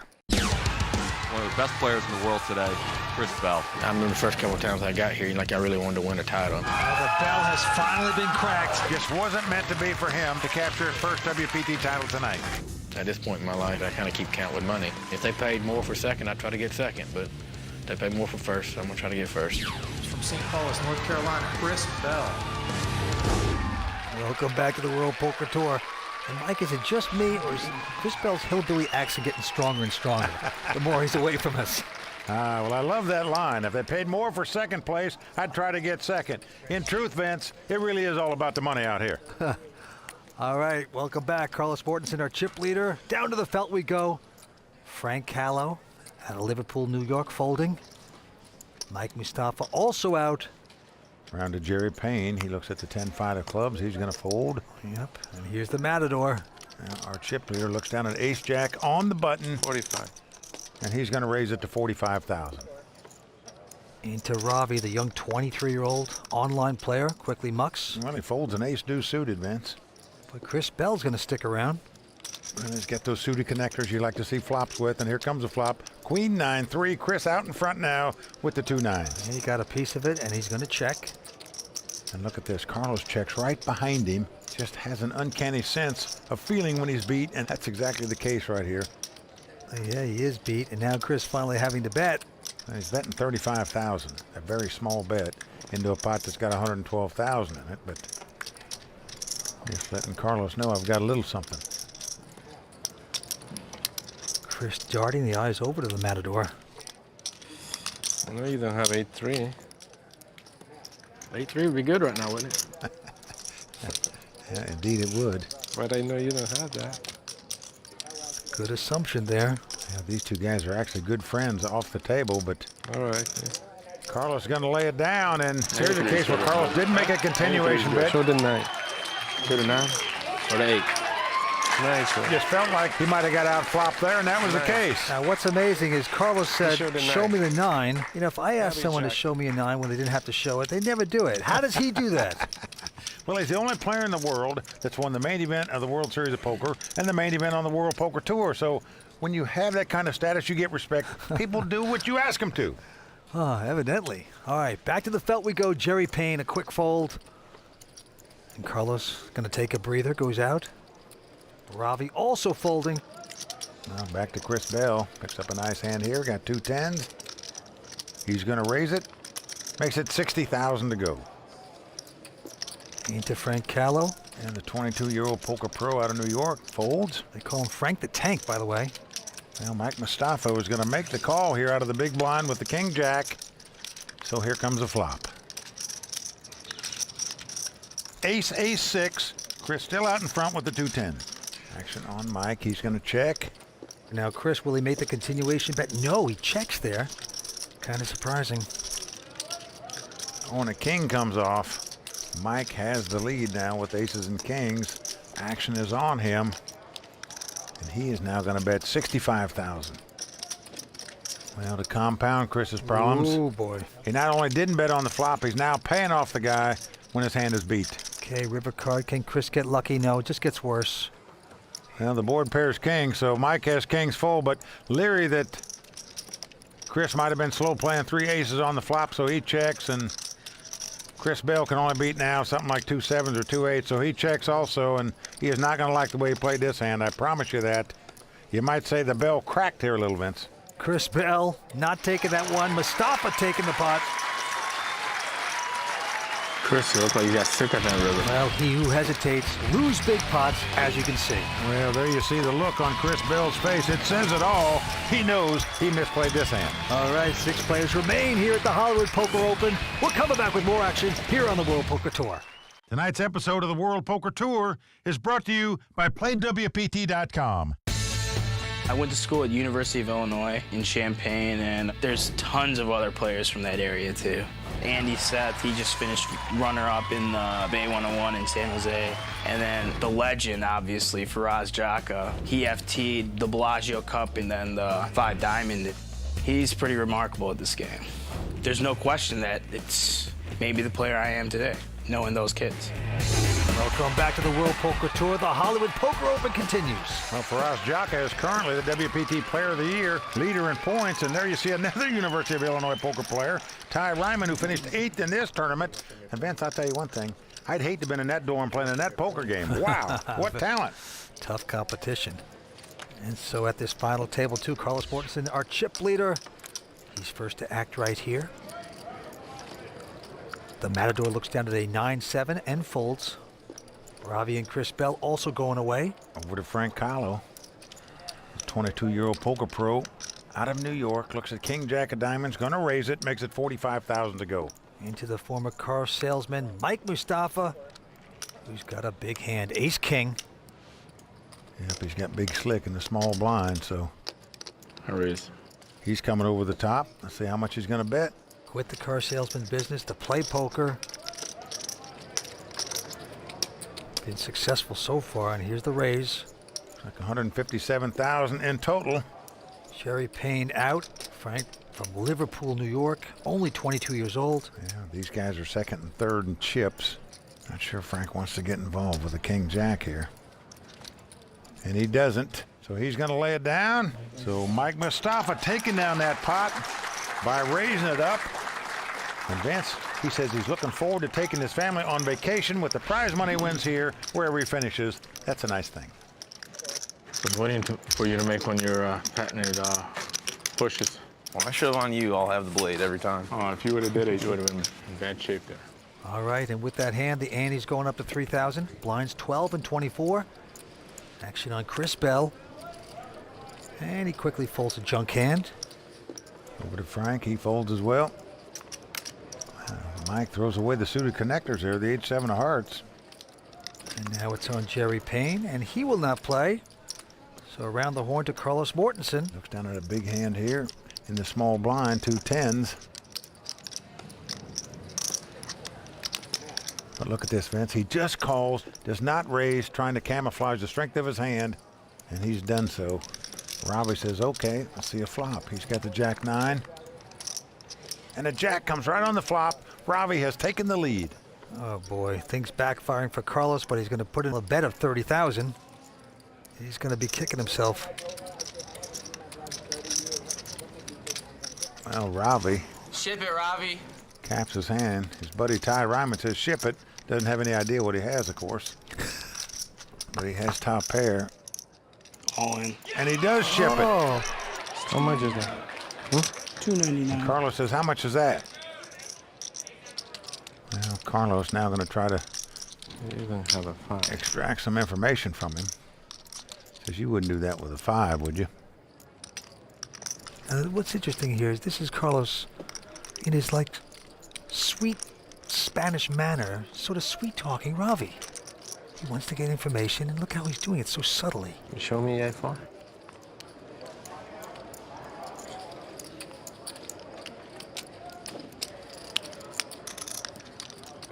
That means no, right? He's kind of whispering sweet nothings into Ravi's ear. That means yes. You show. I don't show. This is beautiful. He says he doesn't show. Send him a little box of candy while you're at it. So that means you want me to call. Oh, Well, man. He's figured the puzzle out, that's for sure. Because the guy would want you to call if he saw your hand.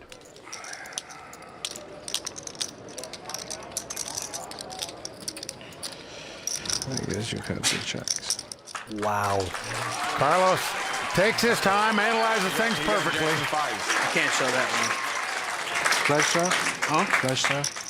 Flash draw? 2 pair. I can't say. 2 pair. No, he didn't have, but he had like Jack 7 or Jack something. 5, man. Where are you going? No. Jack 7? Unclose? Just say unclose or no. See, this is something I've forgotten how great of a sweet talker Carlos is. You have the Jack. I either had a jack or I had a... All right. Just uncanny how Carlos seems to know when he's beat. Yeah, no, you at least got the club draw or you had the Jack. But it looks like more like you have the Jack. Carlos? It was only 300,000. Was 30 yellow chips. That's it. It's like he gives players truth serum and they tell him everything he wants to know. As you know, to be a really great poker player, you got to have what we call feel for the game, and very few in the world have better feel than Carlos Mortensen. All right, to the next hand we go. 3 folds in a row, and Frank Callow as well. Again, Mike Mustafa picks up ace-king. 60. This time he's in the small blind. He's going to raise it to 60,000. Into the local. Jerry Payne, the short stack, peaks down to a queen 10. Small in. Call. Well, he's going all in. He's quickly called, so he knows he's up against it here. As the cards lie, he's about a 2-to-1 dog to win this spot and stay alive. And that's a quick trivia question. 2 poker players are Hall of Fame poker players from Dayton, Ohio. Who are they? One of them is you, my friend. Thank you. Okay. Who's the other? I don't know. I'm in the middle of this hand. Here we go. Queen 10 versus ace king. Well, flop comes 8-6-3 with 2 spades. So Mike's still out in front with the ace high. Jerry Payne needs some help or he's going to be our 6th place finisher. And an ace of diamonds. Jerry Payne gets a pretty good card Well, there. 7 of spades comes off. Got the king Well, of Jerry's spades. not crazy about it because there's 3 spades out there and Mike has the king of spade, meaning the queen of spade, the 10 of spade, the 9 of spade won't help him now. Must catch a queen, 10, or a 9 offsuit to win this pot and stay alive. He's picked up Adam Sandler clone needs some luck on the river. Can he get it? Nope, the board pair 7s. So that's going to do it for Jerry Payne. He's our 6th place finisher. And Vince, the second half of that trivia question is Chip Reese.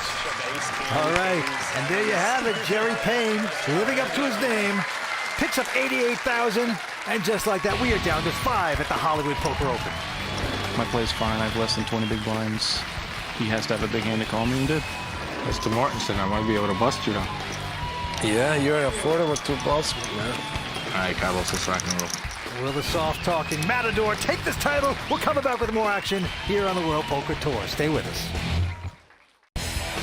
Welcome back to the World Poker Tour. The Hollywood Poker Open continues. 5-handed action. And Vince, it's great to be in the Midwest playing a WPT event, no doubt about it. We're in Lawrenceburg, Indiana, which is just a few miles outside Cincinnati, Ohio. Cheers, pal. Yes, it is. 5 players remain, and our chip leader now is Mike Mustafa, the former car salesman. But right now, Carlos Mortensen, the Matador, goes to work. He folds. Yeah, for the first time tonight, a new chip leader, and he's from the Midwest. Ravi also out, so it's up to Chris Bell. I'm on 228. Who says all in with a pair of 9s. Now Chris on the short stack, just moving in with the 2 9s. It's up to Frank the Tank Callow. Well, he picks up an ace high, Vince, and he's a little suspicious. Chris might be a little bit of a desperado here, making a move with anything. May think his ace high is the best hand, but he lays it down. Yep. Chip leader Mike going out. So just like that, Chris Bell going to take down a pot. Yeah, the poker pro from Raleigh. Finally stacking some chips up. Chris Bell, 38 years old. 3rd WPT final table. He's always entertaining. But let's go back to this hand. Now one Ravi Raghavan. Yeah, he looks down at 2 6s. He's got 450,000 in chips right now, sitting in 4th place. All in. And he's going to push all in, Mike. Wow, big bet. Chris Bell with ace-7, not hesitating, goes out, as does Frank the Tank. And Mike squeezing off an ace. And then a 5. No, bombs away for him. Yeah, Carlos shaking his head. He's got the 9-8 suited, but Robbie, you can't call an all-in bet there. Ace of spades, the first card. I had it. I mean, I'm like, oh my God, this was an ace. My first card was an ace, too. Was it? Ace of diamonds. So Ravi, the great online player, takes taking down that pot with a smile. Nice hand, Robbie. Yeah, just not fooling around with 2 6s, just moving in with him. Said, boys, if you can beat it, good luck to you. And as you can see there, Mike Mustafa with close to 1.5 million. The Matador. Carlos Mortensen with about 1.2. Back down to the money pit we go. Frank the Tank first to act.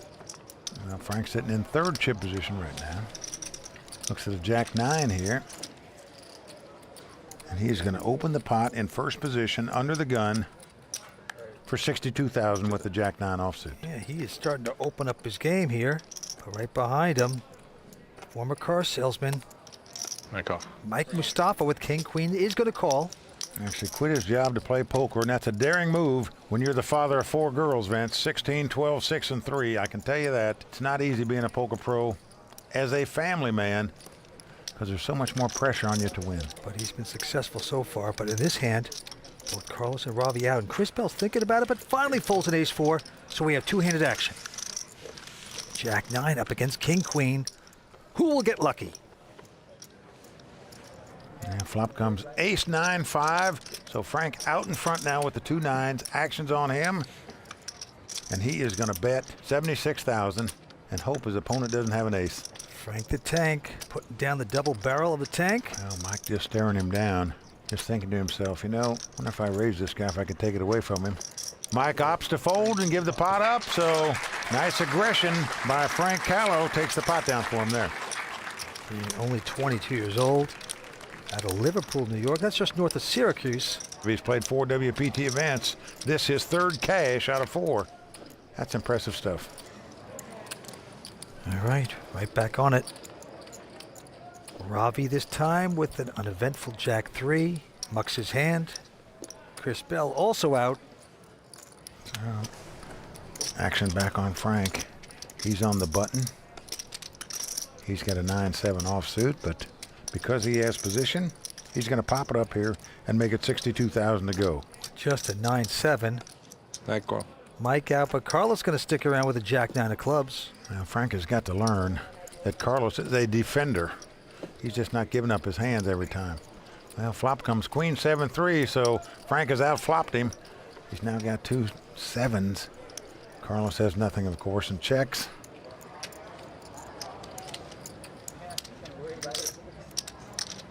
And Frank says, you may be Carlos Mortensen, but I'm betting anyway. $73,000. Carlos the defender, but Frank the Tank is the catcher at this point. Carlos very capable of coming over the top here, but opts to lay it down. Gives him credit for having something, which he does. There's Frank's buddies, frickin' Frack, rooting him on. Well, why not? Frank's on a roll right now. I've only been 21 for like a year, and I've gone deep. You know, now we're here. It definitely will establish my name a lot more. Before I was just like the random kid who, you know, just plays the stuff and just, you know, goes deep sometimes. But, you know, if I actually win this, then it'll... The World Poker Tour. The biggest games, the greatest players, and the largest payouts on the planet. The WPT is a series of international high-stakes poker tournaments that can turn amateur players into millionaires and make professionals into superstars. With millions of dollars on the line, it's time for these 3 players to live the dream of fame, fortune, and the one thing money can't buy, a WPT title.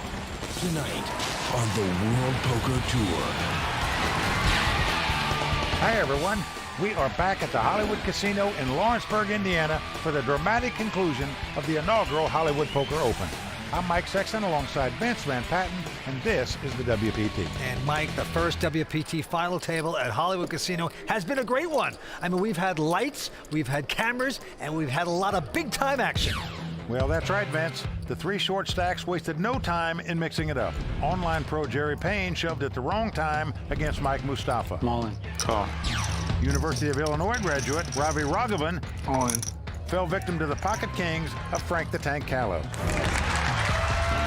And Chris Bell, the poker pro out of North Carolina, could not win the race against Carlos Mortensen. Then with the final 3 players nearly even in chips, Mike and Frank set their targets on Carlos Mortensen, the man chasing 2 WPT records. And they managed to put a dent or 2 in the armor of the Matador. We'll have to see if Carlos can turn things around and cement his place in WPT history.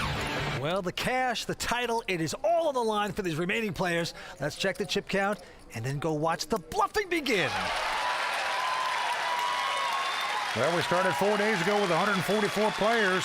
We are now down to 3. The winner tonight going to take home a WPT title as well as nearly $400,000 in cash. There you see the chip count of the players. Frank Cowell, the 22-year-old pro out of New York, in first place. Mike Mustafa, pro out of Chicago, in second place. And Carlos Mortensen, two-time WPT champ, sitting in third place right now. The Andes at 3,000, blinds 15 and 30. Well, round to Carlos Mortensen. Whoa. And look at this. He picks up a nice hand. He's got ace-king here in the small blind.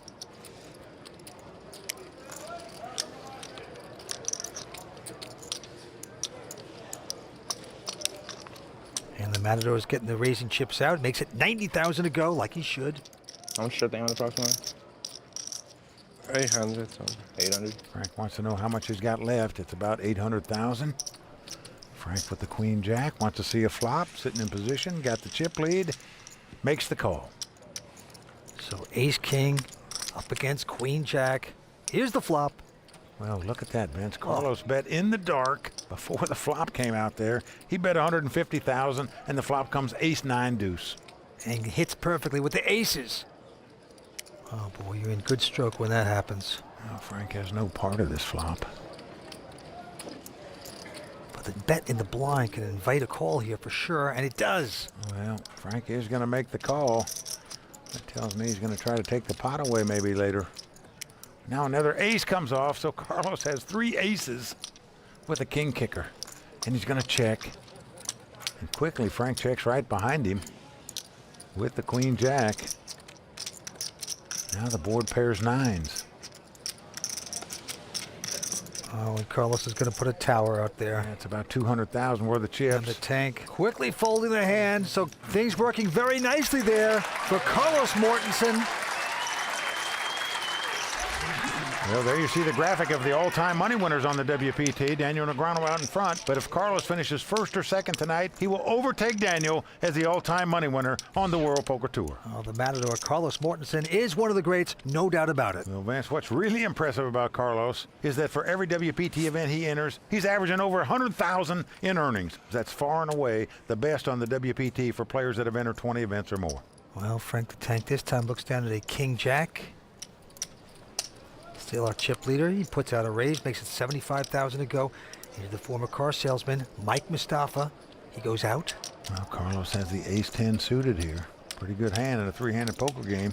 It's good enough for Carlos to raise, that's for sure. He makes it 160,000 to go. What do you have behind? Look at this. 1 million.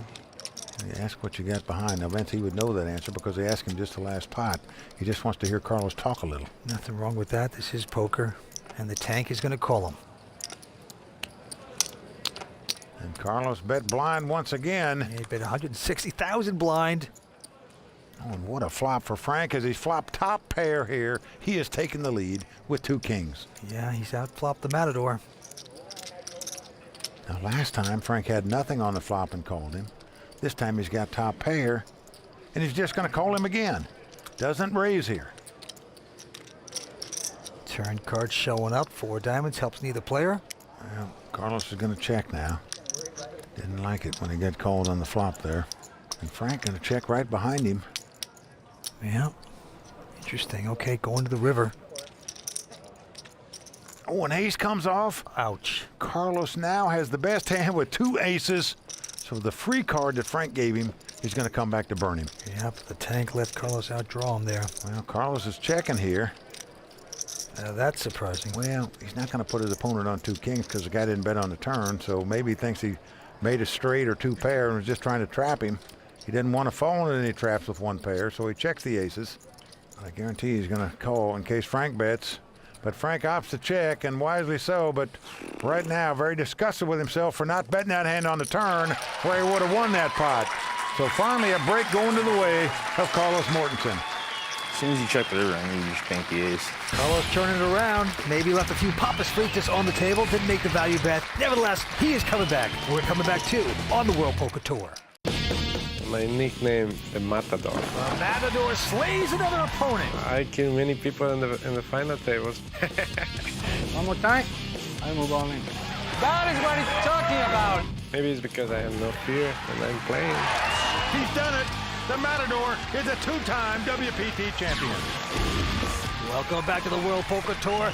That is the man with the red cape, the Matador, Carlos Mortensen. Yep, he's going for his third WPT title tonight. That would tie him with Gus Hansen for the most wins in the history of the World Poker Tour.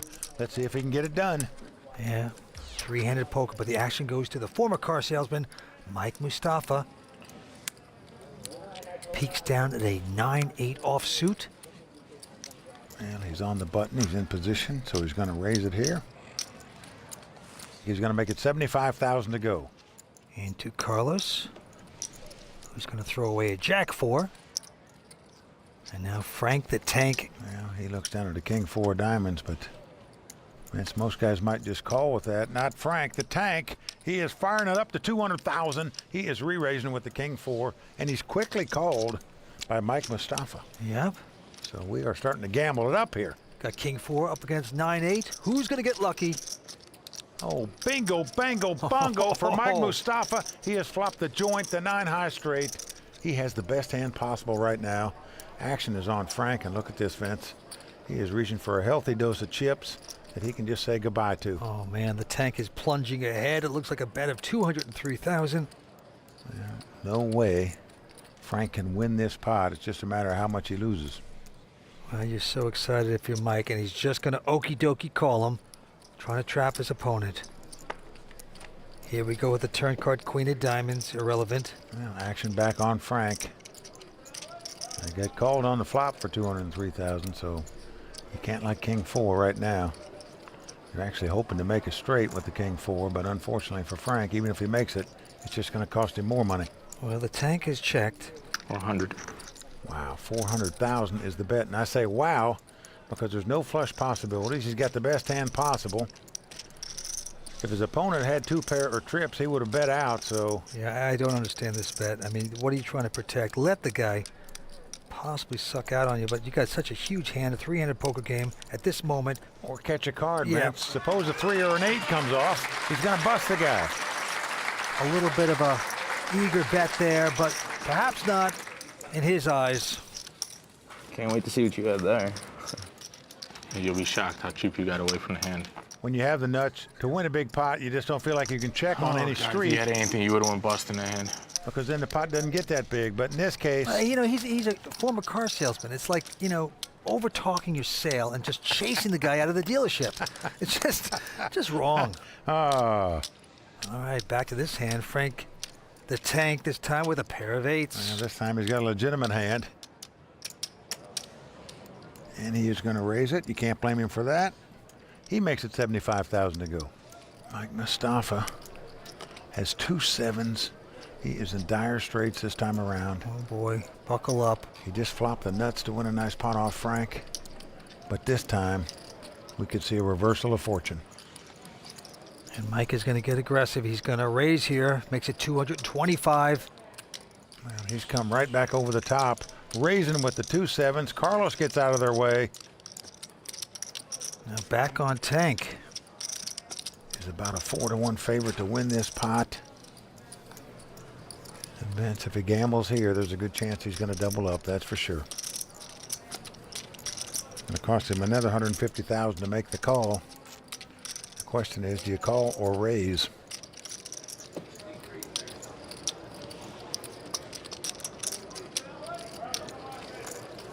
Wow, Vince, he does neither. He folds. Well, Vince, if Frank doesn't go on to win this tournament, he's going to look back at this hand right here and realize, wow, I had my chance.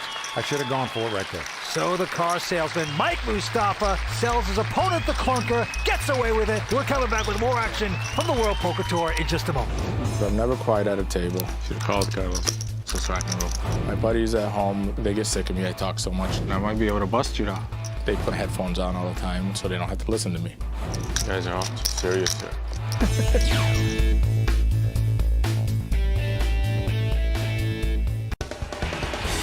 Welcome back to the Hollywood Casino in Lawrenceburg, Indiana, where 3 players are still in the hunt to become the first Hollywood Poker Open champion. Okay, let's check the chip count and get back down to the felt.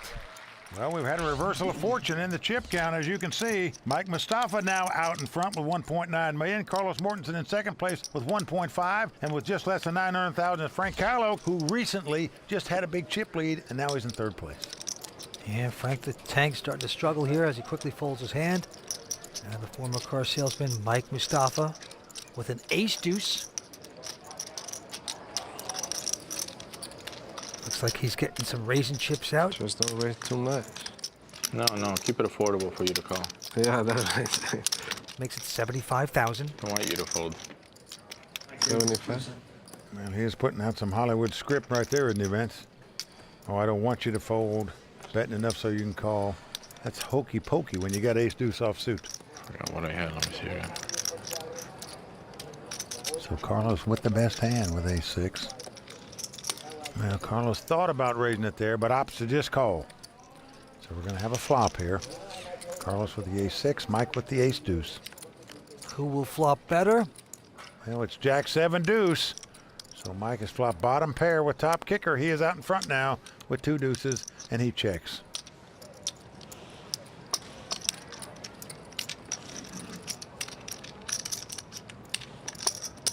Well, Carlos is going to bet now that his opponent checked. He fires out 80,000. Mike's going to make the call with 2 deuces. Carlos doesn't like that, I can promise you. 4 diamonds comes off. Helps neither player. Again on Mike. He checks again. Well, Carlos checks as well. Carlos hoping his opponent's got something like a 9-10 for a straight draw. About the only hand he can beat here. King of hearts on the river. Well, it goes check, check. 1 pair. Mike is going to win this pot with 2 deuces. Oh, now I have to raise your back and pre-flop. Well, there you heard it. The Matador said he should have raised back before the flop and taken control of the hand. Chances are he would have won the pot instead of lost it. Can't call pre-flop right now. No, I'm not calling you. Make a 160. It looked like you want to make a 170 or something like that. I almost did it. Got an ace. My bad. Advance to Carlos to feel like he misplayed a hand. It's sort of like turning your back on the bull. It's just something you don't do. In the meantime, Mike Mustafa increasing his chip lead. Yeah, quit the car business to do exactly what he's doing here tonight. Play big-time poker, and he's doing it well. Action's on him. He quickly mucks a king-9 of diamonds. Kind of surprising. Well, very surprising to muck that in a 3-handed poker game, especially when you're the chip leader and you're on the button. But the Matador with a pair of 3s. It's going to pop it up a bit. Makes it 90,000 to go. And Frank's got the suited connectors, the 5-4 diamonds. He wants to see a flop, so he makes the call. Yeah. Some little cards. Oh, now look at this, Vince. We've seen Carlos do this several times at this final table. He's betting 150,000 before the cards even come up on the flop. He doesn't know if they're going to help him or not. Well, flop is 5-4 deuce. Carlos has flopped an open end straight, but look at this. Frank has the top 2 pair, and he has Carlos in bad shape right now. This could get very interesting. Carlos has bet in the blind 150. Now, what will the tank do? All in. Frank coming back over the top. Well, he's going all in. I call.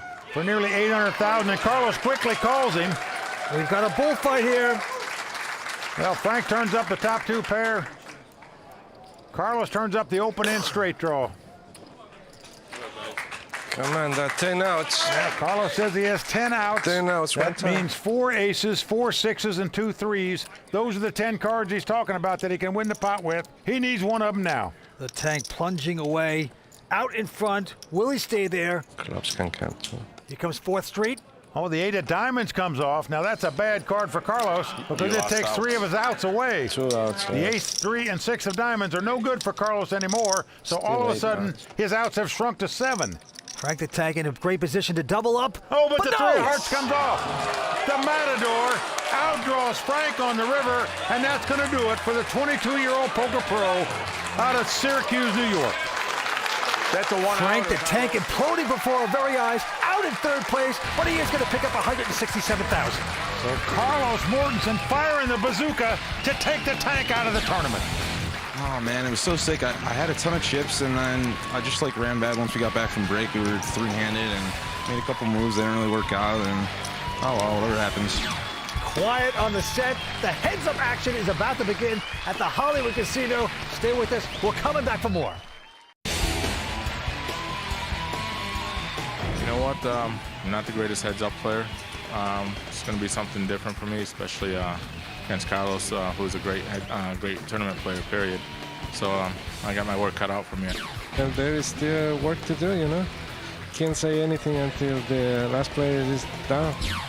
Welcome back to heads-up action on the WPT. The cash, the trophy, and the WPT Tiffany bracelet are being put on the table. So much on the line for both these players. Who is going to become the first champion of the Hollywood Poker Open? Let's check the chip count and then get back to the game. So there you see Carlos Mortensen out front right now. He's got 2.2 million, but right on his heels, Mike Mustafa with 2 million in chips. Carlos, you got enough bracelets. Let me get one, all right? We got the former car salesman, Mike Mustafa, up against one of the true greats, Carlos Mortensen. Well, with that suck out against Frank a moment ago, Carlos ensures himself to be the all-time money leader on the World Poker Tour. All right, to the game we go. Action on Carlos. He picks up Queen Jack of Spades. That's a pretty good hand in heads-up poker. And he's going to raise with it. Makes it 60,000. Mike Mustafa has an ace-10. That also a pretty good hand in heads-up poker.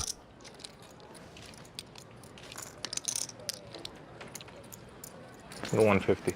And he's coming right back over the top. He's going to make it 150,000. And quickly, Carlos calls the raise.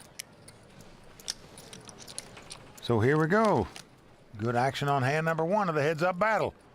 And what a flop this is for both players. Wow. Mike has flopped top pair with top kicker. Carlos has flopped a flush draw with 2 overcards. And Mike not taking any time. He's going to put in 240,000. How much you got left? Well, Carlos says, how much are you playing? He's laughing because there's a good chance he could ship it here with this hand. I call. But he just calls. Doesn't raise with the flush draw, just makes the call. Carlos hoping to get lucky. Here's our turn. Oh, the Queen of Hearts comes off. So now Carlos has the best hand and the best draw. 250. Mike is checked and Carlos betting $250,000. I call. Well, Mike is going to make the call for $250,000. This is getting expensive. Down to the river we go. 7 of clubs. Well, the board pairs 7s. Check. 250. Again, Mike checks, and quickly, Carlos confidently bets 250,000. I call. And the car salesman is going to call it. 2 pair. Well, Carlos turns up, queens up, and he's going to win the pot with it. And a healthy pot it was. Nice hand. There is 10,000 short, I think. Then Mustafa hasn't showed his hand quite yet. Carlos says you're 10,000 short. How you know you're getting it yet? How you know you're getting the pot yet? Well, we know. And now he knows. The Matador takes his sword, pierces the bull. Nearly 1.8 million in that pot, so Carlos Mortensen extending his chip lead. Don't tell me you have a jacks. Huh? You don't have jacks. Ace 10. Ace 10's exactly right, my friend. All right, Carlos. First hand, I give you $1 million chips. All right, the antes are going up with that hand to 4,000. I put you on a flush draw, to be honest with you. I don't think you hit That's the 20 and 40,000. Oh, I made the exactly right bet to make this. Mustafa says he loves to talk at the table. Maybe.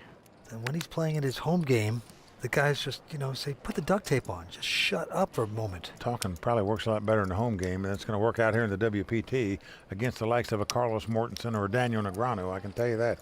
All right, it's on him, and he's got a pair of 5s. Well, he's going to raise it here. Can't blame him for that. Comes in for 90,000. I call. Carlos with the suited Jack 4 of diamonds. He's going to make the call. Hard to steal his blind, Vince. And flop comes 10, 9, deuce, 1 diamond. Carlos checks, and Mike checks the 2 5s right behind him. Yeah, flop helped neither player, but look at this ace of diamonds on the turn. That's going to help Carlos. Well, Carlos checks again with the flush draw. 120. And now Mike bets 120,000, trying to represent that he's got an ace in his hand. But look at this. Carlos is going to raise him. He makes it 240,000 to go. And Vince, most players would just immediately eject the 2 5s and throw them in the muck. But Mike has made the call. Yeah. Just knows Carlos is capable of making a play here. And now the joker comes off for Mike Mustafa. The third 5 comes off. Well, Carlos checks. All in. And Mike now bets all in with the 3 5s.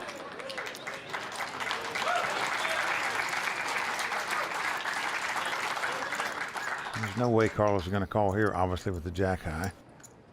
So he throws his hand away, but Vince, what a call by this guy on the turn. I mean, all you can beat is a stone bluff. It was a great raise by Carlos there. Ace try? Pocket 3s. No way. Unfortunately, his opponent didn't go anywhere. Yeah, but ace 5. I don't have 2 pair, Carlos, I swear. He's telling the truth right there. I don't have 2 pair. You're going to be shocked. You have flush draw? No. But you have a pair, I think. I had a pocket pair, yeah. Let's see if Carlos can figure this out. So you have a set. Oh, ole! 35. 3 5s, he calls it. Stay with us. We're coming back for more on the World Poker Tour. Tonight's episode of the World Poker Tour is brought to you by PlayWPT.com. I thought I was a poker player until today. This is amazing what they brought here. If I grew up where they built this casino and nobody here would have dreamed of a poker game other than at a Legion Hall or somewhere, nothing with millions of dollars on the table. And Hollywood Casino has been such a great benefit to this community. We can't thank Hollywood enough for bringing Lawrenceburg into the limelight, and we appreciate everything they do. Welcome back to the World Poker Tour. This is world-class Hollywood Casino. Well, we appreciate being in the Midwest for a WPT event, and what a great spot to be, especially for these two guys fighting it out for this title. To the felt we go. Carlos Mortensen first to act. Raise. With an ace-deuce, he's going to raise. I call. Makes it 120,000 to go. Yeah, Mike is going to make the call here, and why not? After catching that 5 on the river, feeling good a minute ago. Let's gamble it up here. Mike with 9-7. Ace, Queen 9, great flop for Carlos. He's flop top pair, Mike is flop bottom pair. 120. Mike checks, and Carlos is going to bet 120,000. I call. Now Mike is going to call him. He just thinks this guy's never got a hand, Vince. Oh, a 7 comes off. Mike is taking the lead with 2 pair here as he gets very lucky on the turn. 200. Again, he checks. And again, Carlos bets, this time 200,000. And folks, get ready for the check raise. What a dream card on the turn. And there it is, just like you said, Mike. Well, naturally, you're going to raise it here with 2 pair. In case your opponent's got a straight draw or just a pair of aces like he's got, you got to make him pay to catch. Oh, yeah. Makes it 660 to go. You have like 700 behind? Yeah. Exactly. That's a healthy $460,000 re-raise. Well, Carlos has top pair. He's got a bad kicker. He's been check raised on the turn. What do you do now with 2 aces? And he's getting out chips.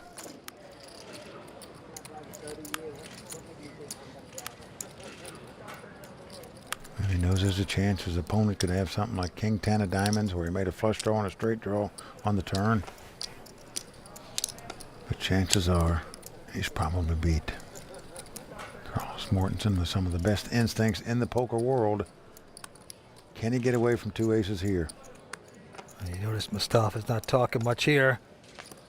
He does throw away the aces, Vince. Yeah, good lay down. And another spot-on lay down by Carlos Mortensen. Vince, the guy just has a knack to know when he's beat. Nice pickup on the turn for Mike. Got to be content with that. Ace 7. Ace 7. 2 pair. Queen 9. 2 pair. 2 pair. Queen 9. Gotta be Queen 9. No. You got to call. Not really. You tell him everything anyhow. What's your kicker with your ace? Well, you're right, 6. Vince. If I was this guy, I wouldn't be telling Carlos Mortensen a thing. Jeez. Everybody thought you were going to make the call there. I even thought you were going to make the call there. I'd be getting the duct tape and putting it over my own mouth. He's just the sweetest guy, and he just sweet talks everyone, and they reveal everything. Well, Vince, with that hand, these players are almost dead even in chips again. So we are back to the drawing board for Carlos Mortensen, who's going for his 3rd WPT title tonight. And the antes are going up to 5,000. Blinds now 25 and 50. Action goes to Carlos. All right. Has a miserable-looking Jack 4, but that's not going to slow down the bullfighter. He makes it 150 to go. Mustafa with a king-jack makes the call. Right now, Mike has him dominated. King-jack versus jack-4. Carlos perhaps steaming a bit there. Well, here comes a flop. You need glasses for Carlos. Well, look at this. Carlos going to put on his sunglasses, Vince. So it's a battle of the shades now. Carlos hadn't been having them on, but flop is queen 9-5. 250. No help to either player. It does give Mike a gut shot straight draw. He checks, and Carlos confidently bets 250,000.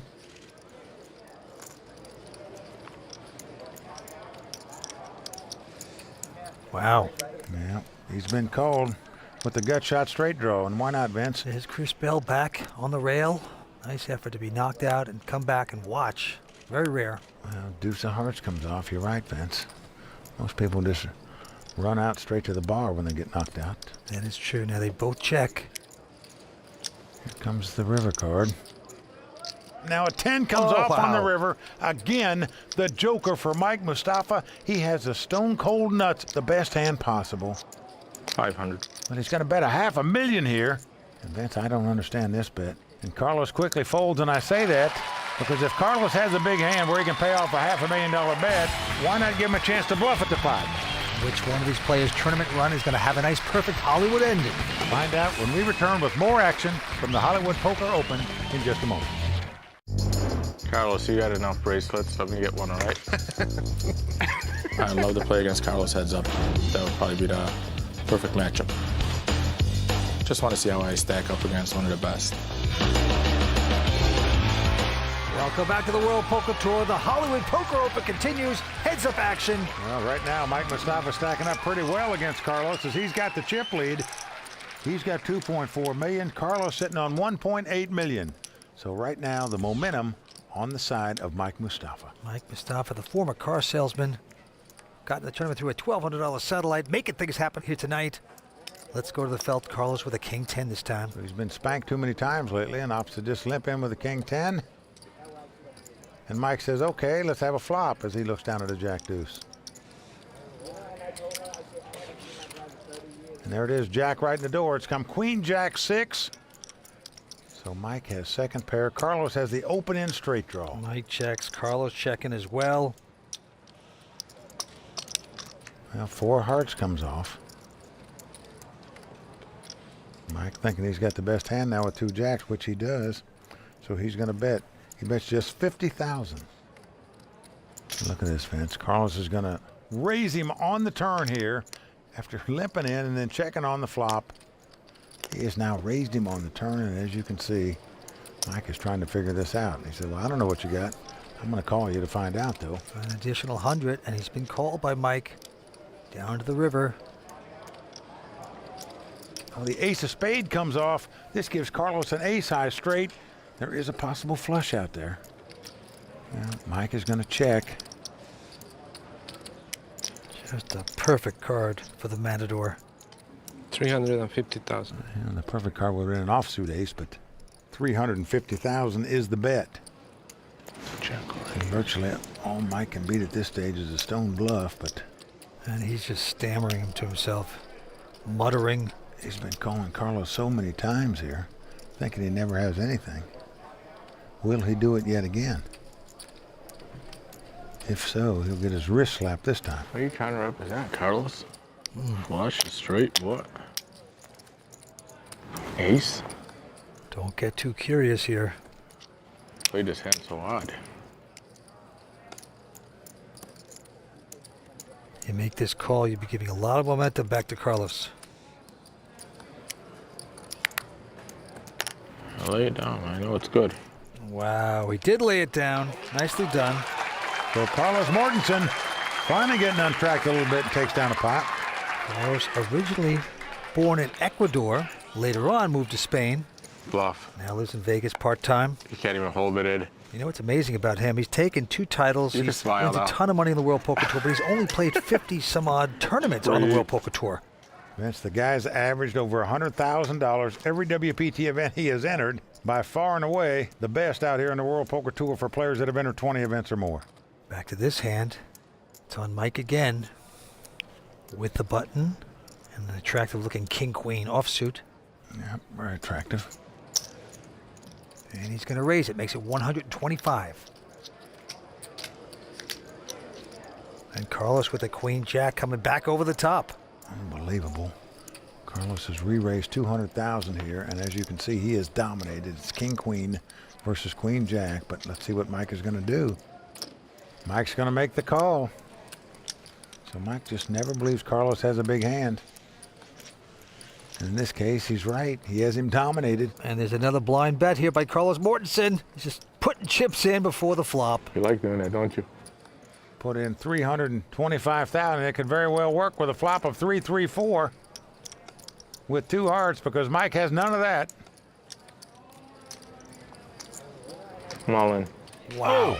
Vince, he has pulled the trigger for all his chips. A stunning move by this poker pro out of Chicago. I mean, this play is going to work. Carlos cannot possibly call him here with a queen-jack, I don't think. But what a play to move all in with just king high here. Especially when the guy bet in the dark.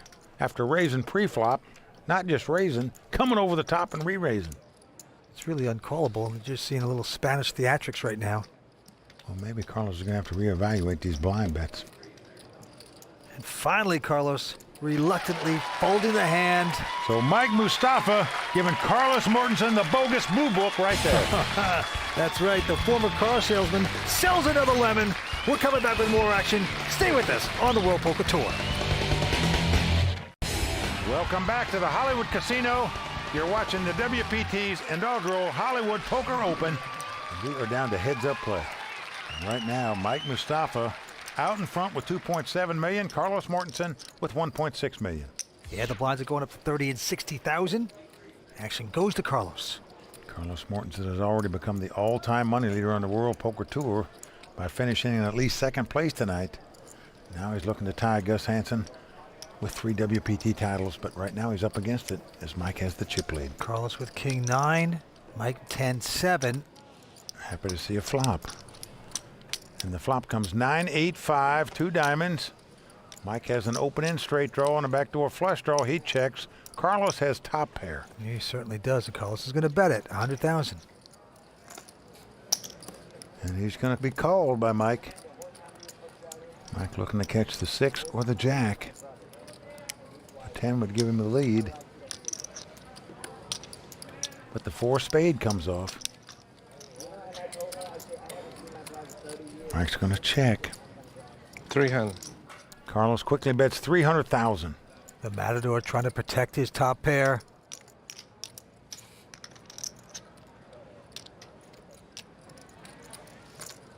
Well, Mike going to gamble here. And I say gamble because he's got to make the straight, and if it's a 6 or jack of diamonds, you're still scared. But he has been lucky all night. He catches when he usually needs it. Will he do it now? Well, queen of spade comes off. Well, Mike finally did not hit there. See what he's going to do here, though. He's going to check. 300. Well, Carlos going to bet 300,000 here. He missed me every way possible. I don't know how. But Mike lays it down, so Carlos does pick up the pot to close the gap on the chip lead. Well, there you see Gus Hansen in his famous elbow flex when he captured his WPT title. I know that very pale rich man. Carlos Mortensen trying to tie Gus with 3 WPT titles and can do so if he wins here tonight. All right. It is a close race right here, right now. And this time, Mike with 10-9, just going to call. Carlos with an 8-7. Well, he says give us a flop here.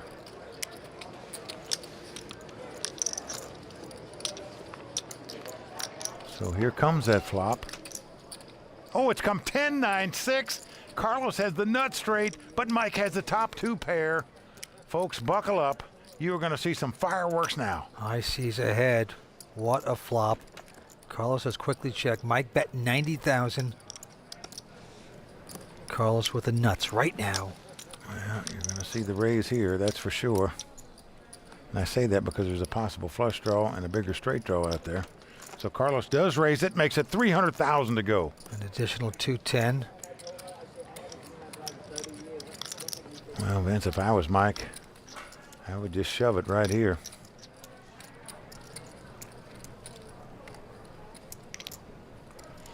But I wouldn't like it. After Carlos turned up his hand, I can tell you that. So let's see what Mike is going to do. opportunity of a lifetime. All in. Cool. And he does push all in, and a quick call, of course. Drop it. Well, Vince, you can't blame him for playing the hand that way. Nothing you can do about it when you flop the top two pair, playing heads-up poker. Right now, Carlos Mortensen in great shape to double up and take a giant step toward those 3 WPT titles. Just pair it, please. 10 or 9. The Matador puzzling the bull. Good luck, Carlos. But what a pot, the biggest pot of the tournament, over $4 million in this pot. Let's see what happens. Mike should pair, he'll take this tournament. Not there, it's a jack of spades. Well, we're down to the river card. Got a bigger straight now. For Mike Mustafa to win this tournament right here, right now, he must catch a 10 or a 9 on the river. Otherwise, the Matador will have a huge chip lead in this heads-up battle. Can the former car salesman get lucky and get this card and take this title? We will see. Here comes the river. Nope. So Carlos Mortensen has doubled up. He is in great shape, Vince, to tie Gus Hansen's 3 WPT titles now. He has a monster chip lead. So the Matador getting close to making some poker history here tonight at the Hollywood Poker Open. Stay with us. We're coming back with more action in just a moment. 6. Tonight's episode of the World Poker Tour is brought to you by PlayWPT.com. One of the best feelings in my poker career. Carlos, congratulations on your win tonight. Most of the best players in the world were playing that tournament. It's like very prestigious tournament. And win that means you feel like in the top, you know, in the top of the mountain. Welcome back to the World Poker Tour. The Hollywood Poker Open continues. And right now, Mike Mustafa is desperate. He is in the deep end of the pool with broken arms. He's in trouble. Carlos Mortensen with 96% of the chips, a massive chip lead. All right, I move on in. He is well on his way to capturing that 3rd WPT title. Do I have to show it to the camera before I look at it? Well, look at this in his hand. Mike crippled here. All the money is in. And he is out in front with the ace-6. Carlos has the queen deuce. Vince, you heard Carlos how proud he was when he won the WPT World Championship back in Season 5, and proud he should be. Put an ace out there one time. As the only man in the world that's won the main event at the World Series and the main event on the World Poker Tour. That's a feat we may not see duplicated for at least 20 years. Well, can the Matador take down this title right now? We will see. Here's the flop. Well, flop comes King 9-5. So a good flop for Mike, in that his ace-high is still out in front. Carlos must catch a queen or deuce to take the lead. Turn card is a 4 of hearts. So we are down to the river. To win this pot and in this tournament right now, Carlos must catch a queen or a deuce. Otherwise, Mike Mustafa will double up. I'm feeling a deuce. Well, it's a 6 of spade.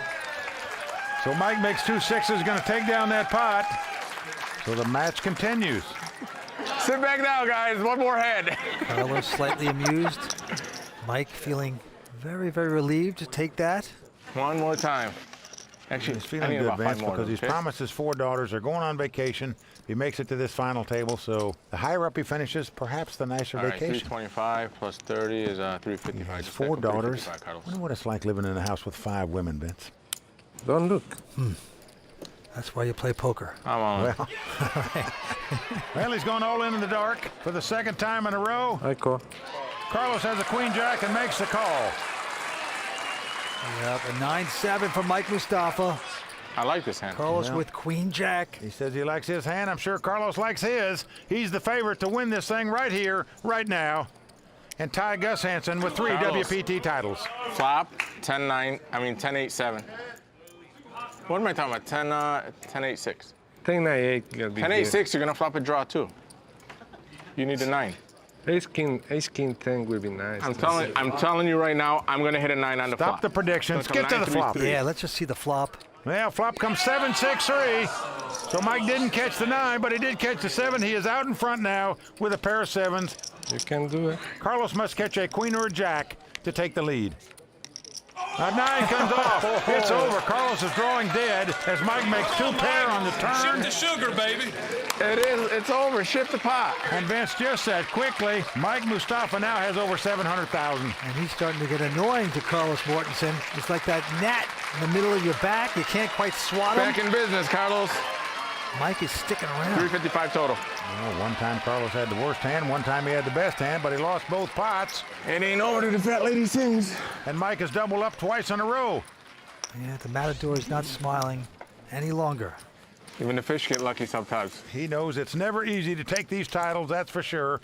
He still has a nice chip lead, but one more double up by this guy, and Carlos's chip lead will be down to about 2-1 is all. Well, the blinds are 30 and 60,000. Action going to Carlos. Well, he looks down at the king 10. And he's just going to bet enough money to cover him. What are you doing, trying to put me all in here or something? That's exactly what he's done. Yep. Oh, but Mustafa with a pair of sixes. Call. Well, Mike is going to make the call with 2 sixes. He has the best hand right now. He already bet more than I got. So we've got a race situation here. Carlos, a black 6 on the flop. You know how you do it. If Carlos wins the race, he'll be our champion. Black 6. I mean, if there's a red 6, I'll take it too, but I don't know if you can find one in there. If Mike wins it, he'll double up yet again for the 3rd consecutive hand. All righty, let's rock and roll. Well, this a healthy pot. 1.4 million in this Carlos, pot. You feeling the pressure of doubling me up one more I'm time? feeling I'm going to win in this hand. Well, Carlos said, I feel I'm going to win it on this hand. And a 10 comes off, as well as 3 clubs. That's not a good flop for my hand. Unbelievable. You still have one out. Yeah, Mike has one out, the 6 of spade. That's the only card he can win the pot with. Ole for the Spaniard. 2 cards remaining. Well, a jack comes off. Actually, a good card for Mike, in that he now has twice as many outs. The 6 of clubs will win it for him now as well. He needs the 6 of spade or the 6 of clubs. Carlos 1 card away from making history. Well, the 5 of clubs comes off. Carlos makes a flush. Carlos Mortensen has done it, folks. You have witnessed poker history tonight. He has captured his 3rd World Poker Tour title. He has become the all-time money leader on the World Poker Tour. Folks, you're looking at poker greatness right there. The Matador has slayed the bull one more time as he goes to the rail, kisses his girlfriend. He is our champion.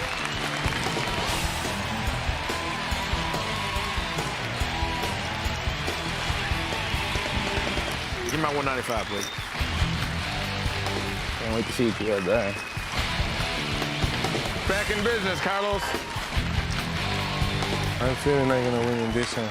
Congratulations to Carlos Mortensen for winning the inaugural Hollywood Poker Open. Carlos is now a 3-time WPT champion and the all-time money winner on the WPT. For Vince Van Patten and everyone at the World Poker Tour, I'm Mike Sexton saying thanks for watching.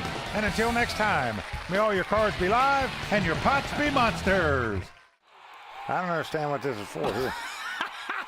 World Poker Tour is brought to you by ClubWPT.com. Never lose another dime playing poker, guaranteed. Welcome to Las Vegas and the beautiful Bellagio, where we are moments away from the start of a WPT final table that will pit Justin Smith, one of the best young players in the game, against a man who used to be one of the best young players in the game, but is now just the best player, period. The incomparable Phil Ivey. I'm Kimberly Lansing, and this is the World Poker Tour.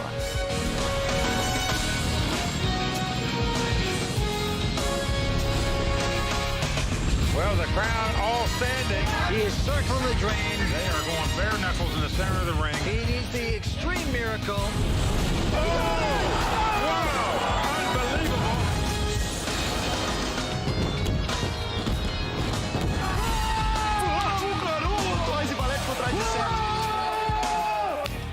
As you can see from the reaction of last season's Bellagio Cup champion Alex Gomez, winning a WPT title is a poker player's ultimate thrill.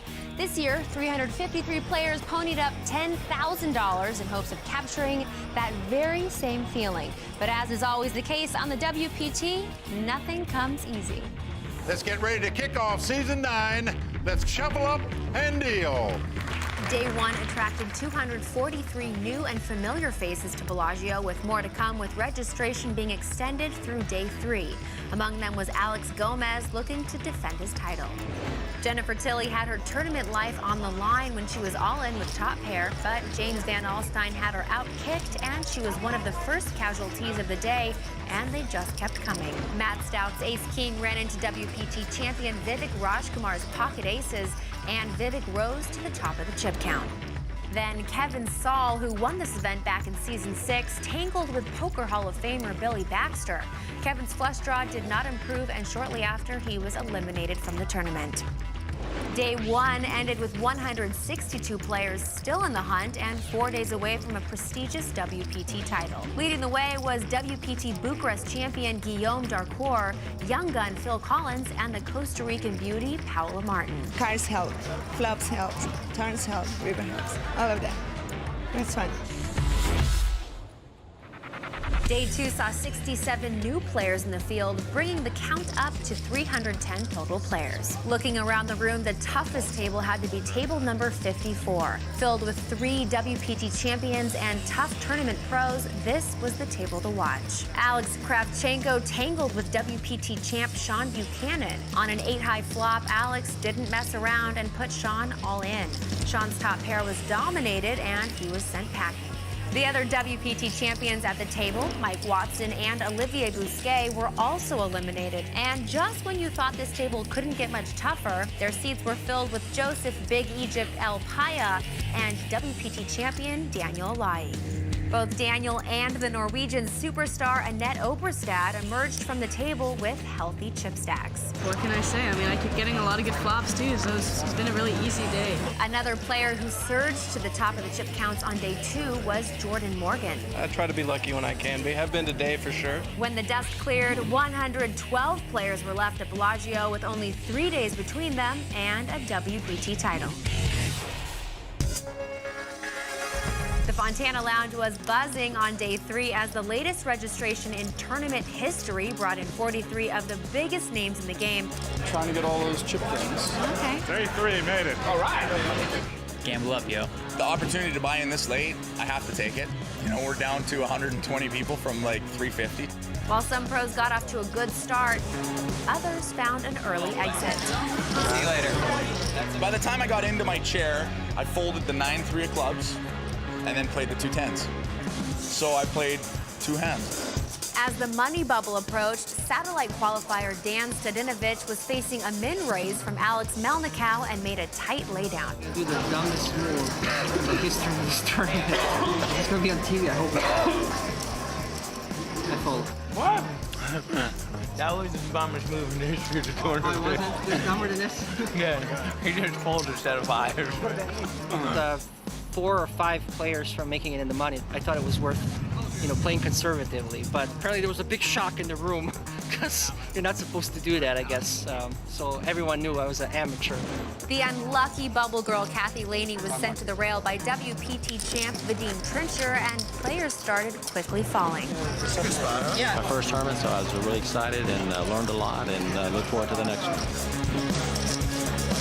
Phil Ivey slow played a set of 8s for a timely double-up through EPT champ Moritz Kronich to keep him in contention. That's a great hand. Annette Oberstad pushed all in with a straight and flush draw. She was finally called by Corey Hockman with a set of 6s. Annette did not improve and was eliminated in 35th place. He still rolled. He even said it. Then in a double elimination, Men Nguyen and David Baker were taken out by former WPT finalist Eric Paniotto. How can the guy call me with ace? I know. And now the guy wake up with 2 kings. Eric finished the day as chip leader with 31 players remaining, 2 days away from a WPT final table. Today I came in with 80K and I finished the day with 477, so I'm really happy about that, obviously. Not good enough, because everyone else still has chips. Final table.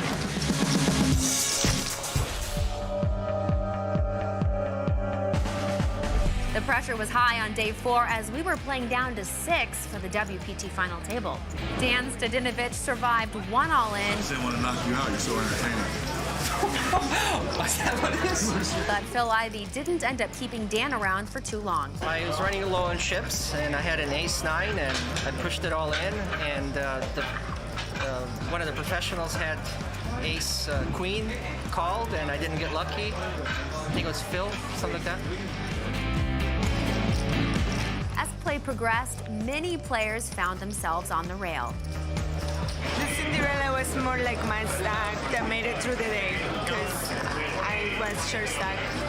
You know, it's disappointing, but honestly, you kind of just have to get used to it. It's part of the game.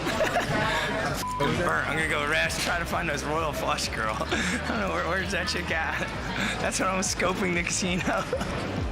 In the largest pot of the tournament, Aussie John Caradad doubled up through Eric Paniotu. Eric's hopes of making a second WPT final table at the Bellagio Cup were dashed as he was soon after eliminated. Zach Hyman was the unfortunate TV bubble boy, and the final 6 players were set. But what a final 6 we ended up with. Phil Ivey is making his 9th WPT final table appearance after buying into this tournament on day 3, along with 43 other top-name pros. Of those 43, only Phil Ivey survived. And we have Justin Smith, who made this same final table a year ago, blew out his knee in a freak injury and had to be helped out of the arena. He's back once more with a ton of chips and very healthy indeed. Also in the hunt are German champion Moritz Kronich, the talented young Brit Rob Akery, an amateur poker player from Canada Eric Afriot, and our chip leader Aussie John Caradad. The battle for this prestigious WPT title here at Bellagio is about to begin, so let's turn it over to poker's best commentators, Mike Sexton and Vince Van Patten. Thanks, Kimberly. I'm Mike Sexton along with Vince Van Patten, ready to bring you all the action from the Bellagio Cup. Well, Mike, it is great to be back here with you. Our 9th season on the World Poker Tour right here in the Fontana Lounge, and what a final table we have. This is going to be a good one. Stay with us. We'll be right back for the start of the final table right after this. Welcome back to Bellagio Cup on the World Poker Tour. The Bellagio Cup final table is about to begin, so buckle up and let's watch the bluffing begin. Tonight's World Poker Tour brought to you by ClubWPT.com. Well, there you can see the winner tonight. Going to take home over $875,000. The runner-up, nearly $600,000. Our chip leader is John Caradad from Australia with $5.1 million. And what a worldly final 6 it is. 4 from foreign countries, 2 Americans, including the great and legendary Phil Ivey. The ante's going to be $5,000. Blind 30 and $60,000. The cards have been dealt. Young Rob Akery looking at his hand. It's a lousy 3-deuce, and he quickly folds. Rob from England. Right behind him, the Canadian Eric Afriot. He's going to fold. But now Moritz Kronich from Germany with an ace-7 of diamonds. Pretty good starting hand. He's going to raise it up. Makes it $125,000 to go. Right behind him, the Australian, John Caradad, looks down at a pair of 8s. He's got that mid-pair that you often wonder what you do with them when the guy in front of you raises. He's going to make the call. Yep. Great player, Phil Ivey going out, and now Justin Smith. They call him Boosted J. Also going to fold. Well, he made this final table a year ago and has made it again, Vince. Very impressive by Justin. So two-way action. And look at this flop. 3 of a kind for John Caradad, and aces there for Moritz. Could be the Hindenburg for the German here. He's flopped top pair, but he's up against bottom set. He checks after raising free flop. And John is not going to play his 3 of a kind sneaky. He has bet $150,000, and he gets a call here by Moritz. Going to the turn. Well, 5 of hearts comes off on the turn. And Moritz, who raised before the flop top pair, has checked again. And Moritz is drawn completely dead here, as we say. No card he can catch to win it, just a matter how much he's going to lose. But the chip leader from down under, property developer with a 3 of a kind right now, setting up more chips, not going to play it slow, pushing in $400,000. And before this pot started, Moritz was in second chip position, so the chip leader's clashing on deal number 1 here. And he gets a call again by Moritz. What a disaster here happening. Hand number 1, river card coming up. Well, that jack comes off. That may save the German some money because he might have put the guy on a jack, in which case he'd now have 3 jacks. $725. And without hesitation, the Australian fires yet again, $725,000. Moritz making the right decision. He shakes loose, and the Aussie's going to show his full house. Good show? Full house. Ivy looking very interested. Everybody looking to that. Very nice. I bet too much in the river. Must be nice to flop a set in the first hand. You know, I wouldn't be showing these guys my cards if it was me. Yeah, it is nice. To be crowned a WPT champion is, in a way, something money can't buy. I'd love to be the second Aussie. Where do I sign? Well, Joe Hashem won here at Bellagio. Will John Caridad be the next Aussie to do it? Just a great start for the chip leader there, taking down the first pot. Well, look at this. John Caridad has picked up a pair of 7s in hand number 2. Well, the middle pair worked great for him last time as he flopped the set to win the pot. So why not play the 2 7s? Makes it 165,000 to go, but Phil Ivey right behind it with an ace-jack. You're going to make the call here. Justin Smith out, as is Rob Akery, and Eric also out. So two-way action, Ivey involved, and Ivey picks up aces. Well, comes ace 6-3 all spades. Now the Australian does have a flush draw as he's got the 7 of spade, and he makes the continuation bet here. Yeah, 140 grand. Phil not going anywhere. He's making this call. Here comes the turn. So king of clubs comes off. So Ivey still out in front with the ace-jack, but the amateur continues to fire, this time 350,000. Ivey with no spade in his hand, but he does have aces. Well, the graphics you see are in 4 colors, what we call a 4-color deck in poker. Spades are black, hearts are red, diamonds are blue, and clubs are green. Oh, Mike, what's the difference? A bad beat is a bad beat in any color. Well, most online players love to use 4-color decks because it helps them identify flushes where you don't misread your hand. And Ivey is going to speculate, makes the tough call. And the 4 hearts comes off. Helps neither player. What will the Aussie do? Will he fire the 3rd time? Yes, with just a pair of 7s, going to stick out 500,000.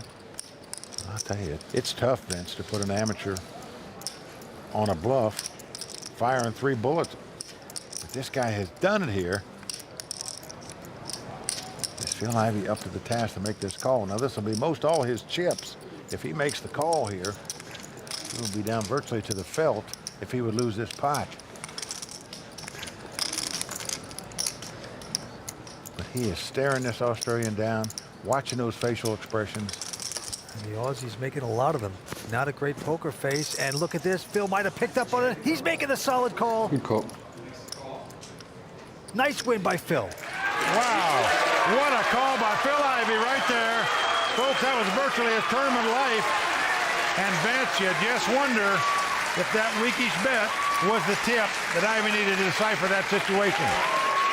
I think if I go all in, he calls quicker.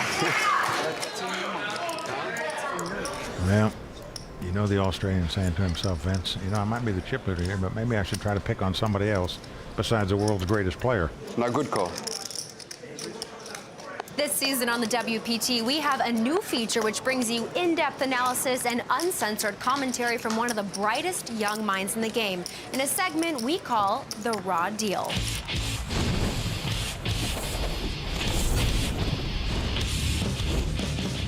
Hi, I'm Tony Dunst, known online as Bond 18. Let's take a closer look at that last hand. There's a part of me that's impressed by John Caridad simply because he has the balls to try and bluff Phil Ivey. However, the river bluff is a clear mistake, and here's why. First is the sizing. When John bets 500K into a pot of over 1.4 million, he's laying Ivey an excellent price at nearly 4-to-1 to make a call with anything in his range that has showdown value. Second, I think John is failing to think about Ivey's hand range properly here.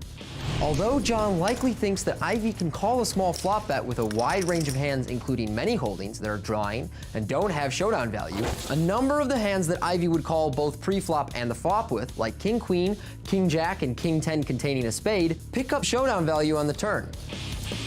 Additionally, John can't be sure that if Ivey had a drawing hand that he would merely call on 2 streets instead of putting a raise in somewhere to try and blow John off a weaker holding. By the time they reach the river, John should know Ivey almost always has a hand with showdown value, and John's best play would have been to check and pray that Ivey checks behind. Instead, he bets, and to exacerbate John's problems, he completely fails to keep his poker face together. I mean, come on, I've seen girls say, I don't usually do this kind of thing, with more believability in their face than this guy in the middle of the bluff. Look here, he's squirming in his chair, feigning a weakish smile. I mean, I'm an online player, and I know that doesn't look right. I know it's hard, but when you make a WPT final table, you've got to set your emotions aside and maintain your physical composure. especially if you're going to get creative against players that are the caliber of Phil Ivey. We will be right back with more from Bellagio, including my interview with Season 8 WPT Player of the Year, Faraz Jaka. Don't go away. But you put people on crazy monkey tail. My nemesis, Justin Smith. Eric, I played all day at day 2 and day 3 and a lot of day 4 with. So I now have a lot of history with him. He just kept on taking my chips. He really had my number. Yeah, he told me that I give him nightmares for the past 2 nights. I'm gonna have to check with him on that and see if I was still in his dreams. Welcome back to the World Poker Tour, brought to you by ClubWPT.com. You'll never lose another dime playing poker, guaranteed. All right, to the felt we go. Young Rob Akery quickly folding his hand. Eric Afriat, a clothing man from Canada, also folds. Now the German going out, so we're around to the Australian. John Caradad looks down at Queen Jack on the button. Yeah, he's still the chip leader. He's still the chip leader, but the guys sitting in his blinds are what we call defenders, and just 2 of the toughest players, if not the toughest in the world, Phil Ivey and Justin Smith. Well, John has made it 145,000 to go, but Phil Ivey got to get stubborn. He's got a pair of 3s. Makes the call. Now into the 22-year-old. Boosted J, Justin Smith. Well, he's got a Queen 9. He's getting about 4-to-1 odds on his money, so certainly getting a price to call here. But look at this, Vince. He is going to raise it. He's making what we call a squeeze play. That's where one guy's raised, another guy's called, and even though you don't have much, you come over the top, just thinking if the first guy goes out, the second guy's going to go out, and you can pick up all that money that's out there. What a play by Justin Smith. He's made it 515,000 into the Aussie. Well, he folds his hand. Now around to Ivey, and Ivey very suspicious that Justin could be making the squeeze play, knowing he's very capable of it. Well, Ivey is going to lay him down, so what a great play by Boosted J. Justin Smith taking down the pot with just a great bet. Looks like he's got a little raincoat on. Just came in from the rain, stealing a few pots. Nicely done. As Season 9 of the WPT got underway here at the Bellagio Cup, we took the opportunity to take care of a little unfinished business from Season 8. 24-year-old Faraz Jaka picked up his WPT Player of the Year trophy, an honor the man known as the Toilet credits to psychological warfare and the power of monkey tilt. WPT Player of the Year. How does it feel to be on that list? It feels great. It was my first year playing the WPTs, and I mean, I came in with a bang. I've always thought I've been good enough to win those tournaments, and I actually didn't win any of them yet, but I got Player of the Year, and I had a bunch of final tables, so definitely feel great about it. Well, your journey began right here at this tournament, in this room, a year ago. How have you changed? A lot of it is just how people perceive me now. I mean, I really don't think that I've changed much as far as the game goes. People know a lot more about me now, and that obviously affects how they play against me. So there's things like that that I take into consideration. Well, you are known for your psychological warfare. I don't know how you do it, but you put people on crazy monkey tilt. Has that changed since the episodes have begun to air? I think it's only gotten better in my favor. What are you doing outside of poker now? The thing that's taking up most of my time right now is a caster boarding company that I co-founded. It's called Axis Caster Boarding. It's basically a new board. It's a hybrid sport, and it combines the tricks of a snowboard, a skateboard, and a surfboard. And I'm really excited about it. I guess that leads into my next question. What's your future in poker? Where do you go from here? I always say I'm a businessman first, a poker player second, chasing my real passion and still playing poker at the same time. And as far as this year goes, a year after I win Player of the Year, I'm not going to back down because defending would be awesome. Mike, I'd pay big money to see you on one of those caster boards going down the street. All right, the antes are going up to 10,000, blinds of 40 and 80,000. Back to the action, a quick fold by Moritz Kranich. And now the chip leader, John Caradad's going to raise with King 10 of diamonds. Ivey going out. Now, John been very active so far at this final table. Picking up some hands, but right behind him, Justin Smith picks up a pair of 10s. Is Justin gonna re-raise? No, just makes a sneaky call. Rob Akery going away, and now the clothing manufacturer with a very snazzy shirt, has gone all in with the ace-jack. Huh? Looks like a big bet. And he's gone in for a total of 405,000. He's going to get the call by the Aussie. Well, he can well afford to make that call, so he does so. Now it's back to Justin. Come on. Now he goes all in over the top. So he's trying to isolate himself here, or at least win a big side pot from the Australian, but he goes away. So Justin's going to show the pair of tens. As you see the Canadian pumping his fist here. He's very happy to be in a race situation, to have two overcards against the under pair. I got it, I feel it. He can triple up if he wins this pot. Well, there's Eric's friends. Best hand I could have seen. Come on. Sweat the short stack at this point. Got this tournament through $1,000 satellite. Dream still alive. Can he get lucky on this flop? Yes, he does. He takes the lead with two aces as it comes ace-6-3. Nicely done. He gets up from his seat. There is hope. Justin disappointed. Here comes the turn. Well, a deuce of spade comes off. So Justin gonna have to catch a 10 to win this pot. John folded one, so we only got one left. Doesn't happen as the 7 of clubs comes off. So the businessman from Canada taking down this pot with a nice triple up there. Let's play some poker. Well, with that triple up by Eric, everybody's got chips now, Vince. It's anybody's game. That is right. The old shirt man puts the starch on Justin, takes down that pot. There's more World Poker Tour. Stay tuned. The World Poker Tour is brought to you by ClubWPT.com. Play poker for your share of over 100,000 in cash and prizes for only $19.95 a month. Never lose another dime playing poker, guaranteed. Yeah, I love Bellagio. It's a beautiful casino hotel. Bellagio is the best place in the world to play. Even when you get a bad beat, just go outside, you see the fountains, listen to some music. You can't find that anywhere else. Welcome back to the World Poker Tour, brought to you by our Season 9 sponsor, ClubWPT.com. Well, Vince, let's share with our viewers how they could become the next WPT finalist, courtesy of our sponsor, ClubWPT.com. Oh, well, Mike, I have to say, I can't believe how great ClubWPT.com is. It really. For $19.95, anybody can put up that money per month, and you get to play in tournaments, you get to win cash, you get to win big prizes, and we have a player, LaRon Washington, who went on to win a WPT championship. So I truly feel it is the best deal in poker. As they say at the club, you'll never lose another dime playing poker, guaranteed. Let's get back to the action. John's going to raise it up on an ace-6 here. Phil Ivey with the king-queen is going to make the call. Ivey said he loves sitting behind chip leaders because he's got position on them. And now the young 22-year-old Justin Smith out. Online pro, Rob Akery also folding. 225 or 205? And now it is the tailor, the clothing man, the shirt guy, who actually got those cuffs designed at 31 flavors. He's also going to fold. So two-way action, and here's the flop. And flop comes queen, deuce, deuce. No continuation bet by the Australian. And look at this. He checked, and Ivey checks right behind him, even though he flopped top pair. Just wants to camouflage that fact. Now an 8 of spade comes off. And again, John checks, but Ivey's not checking this time. He's going to bet 300,000. The Australian didn't make the continuation bet on a flop. You'd think a guy would. But the Australian wants no more of Ivey. He learned his lesson early on at this final table. Fooling with him is not the best thing to do.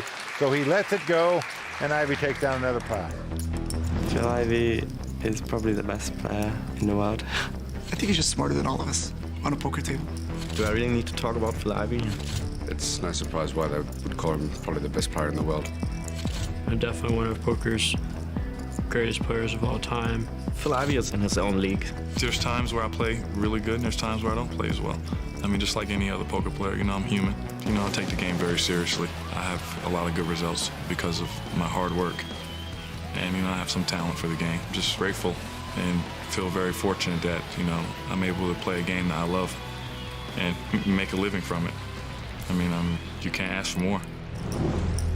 Oh, he is great, but what is about all that hard work? I hear he just goes out to clubs and plays craps. Who are we kidding? You ask any pro poker player in the world who the #1 player in the world is, every one of them to a man will say Phil Ivey. He's the top tournament winner of all time. the top cash game winner, the top online winner. He's also made the most final tables in the history of the World Poker Tour. All right, and once again, Phil, with ace-jack of clubs, going to raise to $200,000 to go. A few folds around the table. Up to his old nemesis, the Australian, John Caradad, who's going to make a call with Queen 4. Well, John just getting a little stubborn now, trying to beat Ivy a pot so bad. Hasn't done so yet today. And flop comes King, Jack 10. So Ivy out in front with the 2 jacks, but John has an open-ended straight draw. Yeah, John is checked, and Ivy going to bet away $300,000. Now John's going to make the call with the straight draw. Pair of 10s on the board. John checking again. Now, this card will probably scare Ivy. He knows the guy's got something. He's got kings, he's got jacks, he's got 10s, or an open-end straight draw. One of those hands he has to have. So Ivy wisely checks, in my mind, right behind him. Now a 6 comes off. John just checking. He's waving the flag. Can't win the pot with just a queen high here. Queen high. Ivy's going to take it down with 2 jacks. And one more time, Ivy takes down the Australian. Yes, he does. And with that hand, Phil Ivy has become our new chip leader. How do you like that? All right, antes are going up to 10,000. Blinds 50 and 100. Rob Akery once again out. Well, the shirt maker out of Canada looks down at 2 5s here. I'm all in. Whoa. And he's going all in on the short stack, just going to shove it out there with the 2 5s. Like he should. Moritz out. The Aussie out as well. He even got Ivy to fold. Booster J. Oh, he's got jacks. But he's going to make the call. Oh, the Taylor in a lot of trouble right now as his friends look on. Come on, one time. Yeah, one time, he says. That's the desperation prayer in poker when a guy says one time. Yeah, was that one time, the time he hit the aces, though, early on. He needs the second time. I don't know why I feel it again. They say one time now, but he'll say one time again later, and one time again later. Yeah, flop comes King 10-4. So far, Justin's 2 jacks out in front. Eric is going to have to catch a 5, or he's going to be heading back to Montreal. I'm staying in Vegas. Oh, boy, he says he's going to stay in Vegas. Now, why not celebrate wherever you come in? Well, a 9 comes off on the turn, so the shirt maker from Canada is going to pop his last button unless a 5 comes up on the river. And there's his buddies rooting him on. Can he pull off the miracle? Come on, do this. Once. Nope. 3 of diamonds comes off. So that's going to do it for the Canadian Eric Offriot, out tonight in 6th place. I was very lucky against you. Well, he shakes hands. He's a gentleman. He picks up a lot of fans and friends. 119,000 to go with it. But the Taylor has to say goodnight. He sticks himself with his pin. We're down to 5 players. Don't go away. We'll be right back with more exciting poker brought to you by ClubWPT.com. 3 days away from a WPT title. Think positive. I'm ready to play some poker. This is Phil Hellmuth, and he's entering the WPT here in Bellagio, and I will try to get something out of him. This is so exciting. Right, I hope I don't fall over. I love coming in at the last possible minute, and it's a break-even play. Coming this late, you're at a big disadvantage in that you don't have very many chips. Right. But you're at an advantage. There's only 100 players left, and it's just kind of nice. And, you know, I'm due. Maybe this could be it. I love it. I can play 9 hours today, 9 hours tomorrow. I'm at the final table. Knock it off after about 5. Boom, boom, boom. You're focused, ready. All in. That didn't last long. I forgot to win a hand today. So, I mean, not very many tournaments where I don't win a single hand. Welcome back to the World Poker Tour. That is the very colorful and genius poker player, Phil Hellmuth, who came, who saw, who busted. Well, Phil Ivey, like Phil Hellmuth, bought in on day 3 of this tournament. The difference is Phil Ivey's at the final table with the chip lead. All right, down to the felt we go. 5 players remaining. And the Aussie, John Caradad. Very tough so far. Amateur player quickly folds. And now Phil Ivey with a pair of 5s is going to raise to 250. Right behind him, the 22-year-old superstar, Justin Smith, looks down at an ace-10. He knows Ivey could be raising on any 2 cards, so he's going to look him up here with the ace-10, makes the call. The Englishman, Rob Akery, not going to play his hand. And now in the big blind, the German, Moritz Kranich. I'm all in. He's going to look at a pair of baits, and he says all in. Wow, and a healthy all-in bet it is. How much is that? 2.3 about. He's only got about 3.5, so he's not going to make the call. Too much money. Good muck right there, but Boosted J is considering this with his ace-10. Well, again, he's got about 3.4 million. Cost him 2.3 to make this call. Tough to make with an ace-10, I can tell you. And Justin shaking his head. The beauty about having an ace in your hand, unless your opponent specifically has two aces, the worst you're going to be is about a 2-to-1 dog. Doesn't matter what he has. Like 30 more seconds. It's ironic. And then if he could see Moritz's hands, he would beat him in the pot here because he'd be getting a great price to call in a race situation. There's Justin's dad having a coronary there. Can't watch. It's like a migraine headache. So he's going to lay it down. So the German is going to put the lemon on the schnitzel and take down that pot. He's only been playing poker as a professional for 4 years. I definitely think I have the best hand. Pretty sure I have the best hand, actually. Yeah, Morris playing in his first ever WPT event. Made it to this final table. Has had some success in Europe. Doing very well in his first WPT event. I've won the EPT in Deauville 1.5 years ago. Biggest poker accomplishment so far. And all in all, the field in this tournament was much tougher than it was in Deauville. So it's already an accomplishment for me to be on the final table. One tough customer, this Moritz. All right, back to the felt we go. Action's going to Justin. He quickly folds, and now the Englishman, Rob Akery, looks at an ace-jack, and he's going to shove. Well, hadn't done much so far, but all of a sudden going all in here with the ace-jack. Moritz out, the Aussie out as well, but Ivy picks up ace-queen, and he's going to call. Rob Akery in a bit of trouble. 24-year-old in his first WPT tournament as well. Ace-jack up against Ivy's ace-queen. Well, ace-queen's been the nemesis of Phil Ivey over the years at these final tables. Let's see if it holds up here. Here we go. Now flop comes 8-6-4. So far, so good for Ivy. Is ace-queen still winning? The board could pair twice where they'd split the pot. To win it, Rob needs to catch a jack. Yep, he doesn't catch it there. 6. Well, the board does pair sixes, so an 8 or 4 would give him a split. The jack will give him the win. Otherwise, the Brit is going to be heading out of here. Rob has to get extremely lucky. Otherwise, it's back to playing checkers on his shirt. Let's see the river. Well, said if he wins, he's going to buy a villa in Vegas. He's going to have to hold off on that villa as the 9 of spades comes off, and that's going to do it for the Englishman. Rob Akery out in 5th place. Yeah, takes home an impressive 169,000, close to 170. Shakes hands. He's a gentleman. He's young. He'll be back, I'm sure. And Ivy takes one step closer to capturing his second WPT title. Well, ace-queen has been like poison ivy for Phil Ivey in the past on the World Poker Tour. Phil is out of this tournament. Once again, the ace-queen came back to haunt him just like it did at Foxwoods. Ace-queen is a hex for Phil Ivey. This just in from WPT Live updates. People are tweeting, Phil Ivey now winning with ace-queen. Poker world in trouble now. We're down to 4 players at Bellagio. Stay tuned. I'm definitely an action junkie. You know, I like betting on a lot of different things. I just can't help myself. You bet what your bankroll can afford. You know, it's just all relative, you know. What might be big for you might not be big for me. That's putting it mildly, Vince.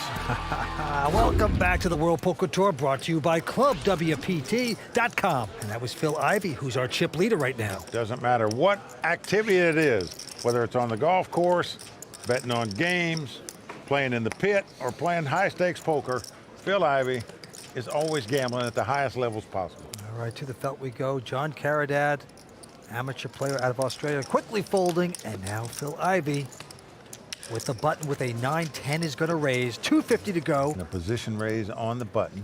Booster J out, but Moritz is going to call with ace-9. Yeah, knows Ivey can be raising with any 2 cards, so he's going to look at a flop here. Oh, and it's come 9-7-3. This flop could be big trouble for Ivey. He's flop top pair. The problem is Moritz is flop top pair with a better kicker. Moritz has checked it, and Ivey's going to bet. With the 9s, he bets 350. And the German just going to slyly call. Here comes the turn. Very surprised the German didn't raise him there. But an ace comes off. Maybe smart not to. He's hit 2 pair now, and he's going to check again. Well, he's checking. Ivy going to check right behind him. How's that for poker instincts? Down to the river we go. The German in great shape. And now a 6 comes off. Now Moritz quickly is going to bet 750,000. Well, Phil might be an action junkie, but this is the time to pull back. And you can see his mind just whirring away right there, trying to put the pieces of this puzzle together. This would be a nice pot for Moritz. Gain a lot of confidence, take one down from Phil, and it's going to work. In poker, money saved is money earned. Phil Ivey didn't bet on the turn and threw his hand away in the river when his opponent bet. Nicely done. It's Oktoberfest here in the Fontana Lounge. Very nicely done by the German. Moritz, 30 years old, out of Hamburg. All right, now we're going around to the next hand. Now Justin's going to raise it on the button with a 9-8. Makes it 240 to go. Moritz out. But the Aussie, John Caradad, is a property developer in Australia, an amateur player, playing in his first ever WPT event. But he's going to make the call. No one, this young 22-year-old from America, is a very aggressive, bold player. And looks like a good thing he did as he flopped 2 aces as it comes ace 9-3 with 2 spades. And the Aussie's going to check. Try to trap a little bit. Will Justin make the continuation bet with the 9s? Yes, he does. 340,000. Guess who's getting out some raisin chips? $1 million straight. Well, 1 million straight is the bet. And that should send a message loud and clear to Justin that your 2 9s are no longer any good.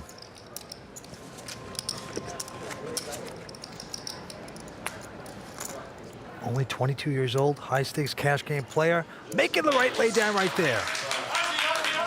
So nicely done there. The last 2 pots, the foreign players have got the best of the tough Americans. And there's a couple other Royal Flush girls, Melanie and Sunisa, enjoying the moment at Bellagio. We are as well, and the antes are going up to 15,000. Line's now 60 and 120. John Caradad with a quick fold. Ivy out. And now Justin Smith with a 4-3 of clubs. Well, Justin's in the small blind. He's going to limp in and make the call. Wants to see a flop with his hand. But the German Moritz behind him with a king 3 in the big blind. Had an option to raise, but he's content to see a flop. The flop comes Jack 9-6, all hearts. Justin, of course, has nothing. But he is going to bet. Going to try to win this pot right here, but it's not going to work. As Moritz has a king-high flush draw, so he's going to make the call. Yeah, 230,000 worth. Turn card coming up. A 10 of diamonds comes off. A bit of a scare card to both players, even though it doesn't help them.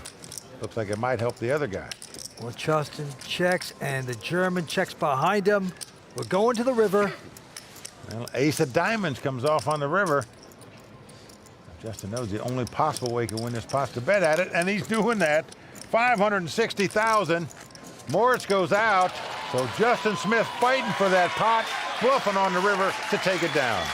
So Justin Smith, with the pressure, gets the German to take his submarine into the ocean depths. Yep, it's like Justin opened the hatch and then said, dive, dive, dive, and the German went under.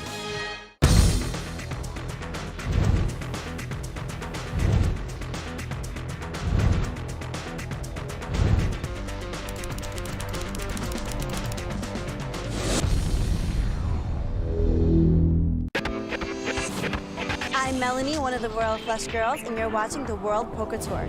We love Las Vegas!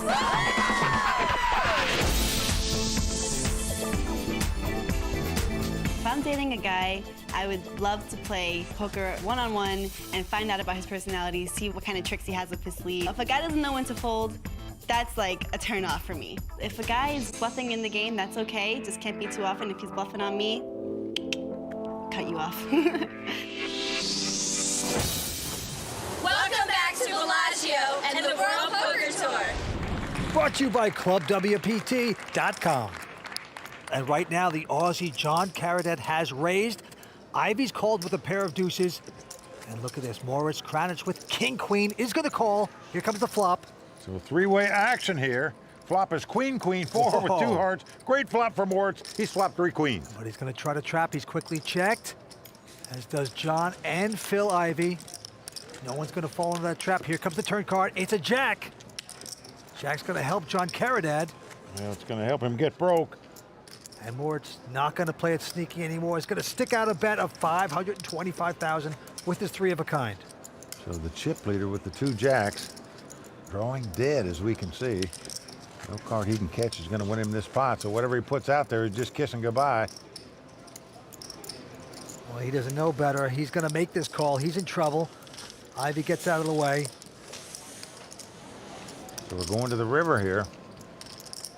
And a 3 comes off. I think Moritz very well aware his opponent could have 2 jacks here, so he's going to make a bet on the river, and a healthy bet it is, $770,000. German puts more sauerkraut into the pot. How much shove left? And this is troubling if you're the Aussie. Well, he's asking him how many chips he has left, which is totally irrelevant. You're never in a million years going to raise here with a jack-10 in this spot. You might make a crying call, which if he does, he'll lose his dough, but never, ever are you going to raise. You're going to call or fold. And he's making the call. Oh, and the Aussie's going to make the mistake. He has paid him off. So the 3 queens of the German going to win this pot. And with it, he's going to take the chip lead at this final table. He is taking the tank and he's rolling over bodies to the complete delight of his German friends chanting him on the rail. I mean, all Europeans always think they're at the soccer game, but this is not soccer events. It's the World Poker Tour. 4 players left, and we've got the greatest poker player in the world, Phil Ivey, still left, fighting it out for his 2nd WPT title. Phil's 9th final table. Winner's going to take home close to $900,000. We are down to these 4. What a way to kick off a new season on the World Poker Tour. Please join us again for the exciting conclusion of the Bellagio Cup 6 from Las Vegas. Until then, from Mike Sexton and Vince Van Patten, I'm Kimberly Lansing, and this is the WPT. Good night. You got it! The German taking it to the American Justin Smith. We'll just have to screw him up here. I knew it was that count. Don't make me draw dead.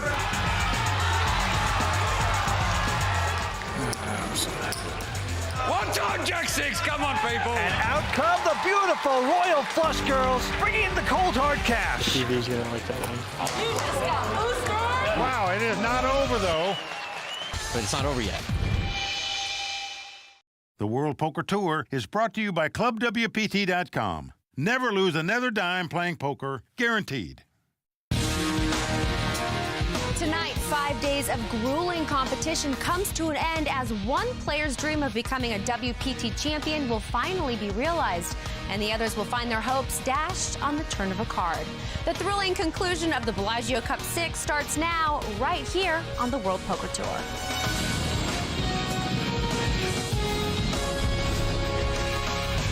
Well, the crowd all standing. He is circling the drain. They are going bare knuckles in the center of the ring. He would love to knock this loudmouth out.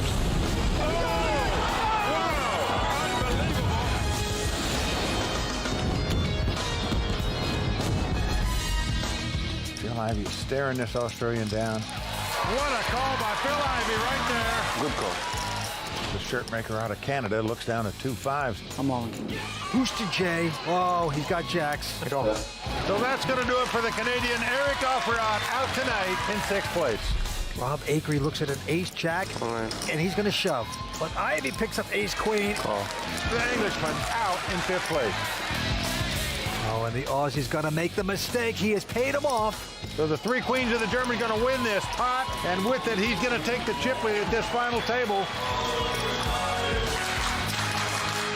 As you can see from those highlights, we've got a good one here tonight in Las Vegas. I'm Kimberly Lansing, and let's not waste any time, but go right down to poker's best commentators, Mike Sexton and Vince Van Patten. Thanks, Kimberly. We started 4 days ago with 353 players, making for a first-place prize of $875,000. Well, Mike, a new WPT champion will be crowned here tonight on the World Poker Tour, but a lot more poker to be played. Cards are ready to fly. Let's check the chip count first and then get back down to the game. Well, our chip leaders from Germany, Moritz Kranich with about 4.6 million, but in second place, the legendary Phil Ivey making his 9th WPT final table appearance, going for his second title tonight. As the Royal Flush Girls look on. All right, Andes are going to be 15,000. Blinds are 80 and 160,000. Cards have been dealt, and Moritz Kranich quickly folds his hand, as does John Caradad from Australia. Now Phil Ivey going to limp into the small blind with the 8-5 of diamonds. 22-year-old superstar Justin Smith is the worst 2-card starting hand you can have. Can hold him. There's a 7-deuce offsuit, but he gets a free flop. Happy to get one. Flop comes 8-6-4 with 2 diamonds. What a flop for Ivey.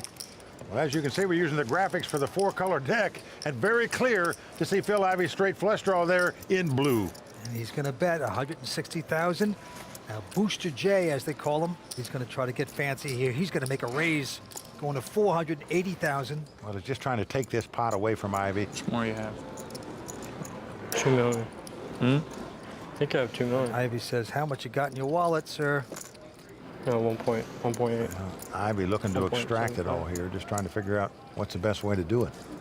Come on, man. But he's going all in here, and Justin Smith will be going all out, I can promise you that.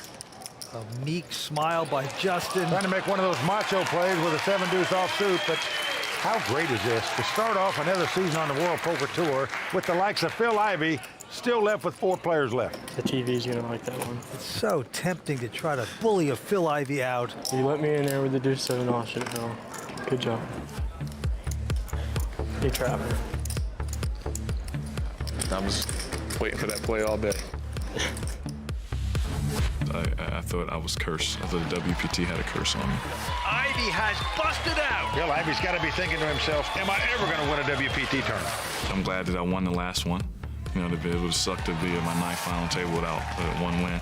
You know, I think I'm supposed to win 1 out of 5, so it'd be nice to win this one today to, you know, get my average back to more respectable. Well, Vince, he said he'd like to win 1 out of 5. The truth is, he'll take 2 to 1, no more than 3 to 1, anytime he sits down at a final table. You'll never have to lay him 5 to 1, believe me. All right, back to the cards. Action on Phil. He's going to raise with a pair of deuces, makes it 400,000. Justin Smith out. The German Moritz not going to play. Okay, over to the Aussie, John Caradad. He looks down at King Queen. Now he's sitting up in a seat. He's a property developer in Australia, only 36 years old. Not a professional poker player, but he is battling beautifully here tonight with the best. Well, he's been playing poker for 7 years. This is his first WPT event. And he's going to make this call with just King Queen. Wants to see a flop. So Ivey with the deuces. John with the King Queen. Here's the flop. 7-7-4. Nothing happening there for the Aussie. And he's going to check. Now let's see if the great Phil Ivey will make the automatic continuation bet. Oh, but look at this, Vince. The Aussie has pulled his sunglasses down. Now, usually when players do that, it's an indication they're going to play the pot. Maybe that threw Ivey off of betting on the flop there with his 2 pair, and it may cost him because a queen comes up on the turn. You're right, he checked it, and look at this. The Aussies hit his queens. They both check. And now a 3 of diamonds comes off. So I'm sure John feels like he's got the best hand now with queens up. He's reaching for chips. He's going to bet it. Wow. $500,000. Well, this is a case where Ivey was thrown off by the Australian. Just indicated he had some kind of hand on that flop. And now the Auss is going to try to throw him off again by doing the old water bottle trick. I'm so casual, I'm so strong. Hurt me, friend. But we know he's pretty good. Well, there's Phil Ivey's mother. I'd be very proud of the success that her son has had in his life. Wow, he's going to get paid off. Yeah. So there you go. Ivey making the call to compound his problems here. He recognizes now, had he bet on this flop, he'd have won that pot. He paid him off on the river. And that awful Aussie chant goes out through the room of the Fontana Lounge. Well done, John. We've got more from Bellagio Cup, including 5 questions with Justin Smith, Tony Dunst giving us the raw deal, and my interview with Mike the Mouth Matasso. A lot going on. Don't go away. But it's not over yet. Registering late, I loved it because I was able to play the cash game for the first 2 days and then kind of pop in on day 3. We're all crazy buying in late like this. Where else do you get a chance to just come in? There's only 100 people left. I think a lot of us are going to do it. You know, we don't have a ton of chips, but if I double up, I mean, I got a shot. I didn't realize it was day. I thought it was day 2. All the DJs buying in late. It was a nice day. It was a decent day of work. I'm not complaining. It's worked out so far coming in day 3. Maybe I'll give it another try, see how it works out the next time. Well, Vince, let's share with our viewers how they could be the next WPT finalist with the help of ClubWPT.com. I love ClubWPT.com. It is amazing. For $19.95 a month, that's all you pay. You get to play in all these tournaments. You can win big money, big prizes. You know, for $19.95, that is like the best deal ever in poker. Well, as they say at the club, you'll never lose another dime playing poker, guaranteed. That's right. Okay, let's get back to the table. John Carradine, he's going to raise here with the King 10. Makes it $420,000 to go. Well, he's the chip leader. He's in position here. But that's not stopping Phil Ivey from coming over the top and re-raising it. Makes it $1.1 million with the ace-jack offsuit. How much you got behind, Phil? Justin out. 2.3. 253. You said 2.3, not 253. Well, John, looks like he's in terrible agony here. He asked Ivey how many chips he's got. Now, you talk about tails on a player, Vince. It's very obvious he doesn't have that strong of a hand, and I promise you, if he moves in now, Ivey will beat him in the pot.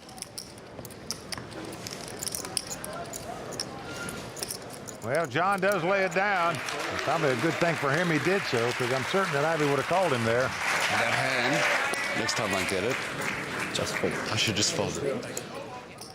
So some power poker by Phil Ivey right there. Now, Phil Ivey is as cool a customer as there is in the poker world, that's for sure. Taking down a pot, going for his second WPT title. Already leads in every possible category in the poker world. Most tournament money won, most cash game money won, most online money won. He's the man. Now the antes are going up to 20,000 though, and 100 and 200,000. And right now, Phil Ivey with ace-5 has raised to 500,000. Come on. But all in by Justin Smith right behind him. How much is it? About 2 million. I need exact count. I need to know exactly. Well, Phil Ivey now asking him how much he's got. What's an exact count here? Oh, boy, I'm going to send these guys each a calculator for their birthdays. Could be the call of the tournament. But no, can't take the heat. And what a nice all-in bet by the 22-year-old Justin Smith, who's made back-to-back final tables in this same event. Finished third last year, looking to improve upon that this year.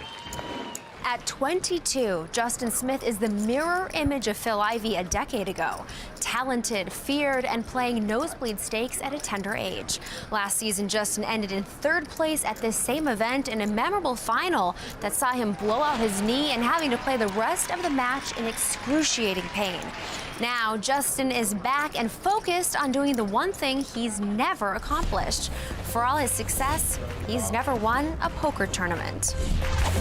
A year ago at this tournament, you took third place, playing on television. Did that live up to your expectations? I played on television a few times before. It didn't really affect me at all. It was cool finally to be at a WPT final table because that's what everybody used to watch before they even started playing poker. Unfortunately, I couldn't take that one down, but at some point or another, I'll hopefully win a WPT. Was it a wise decision to have Mike Mattis out sweating you at that final table?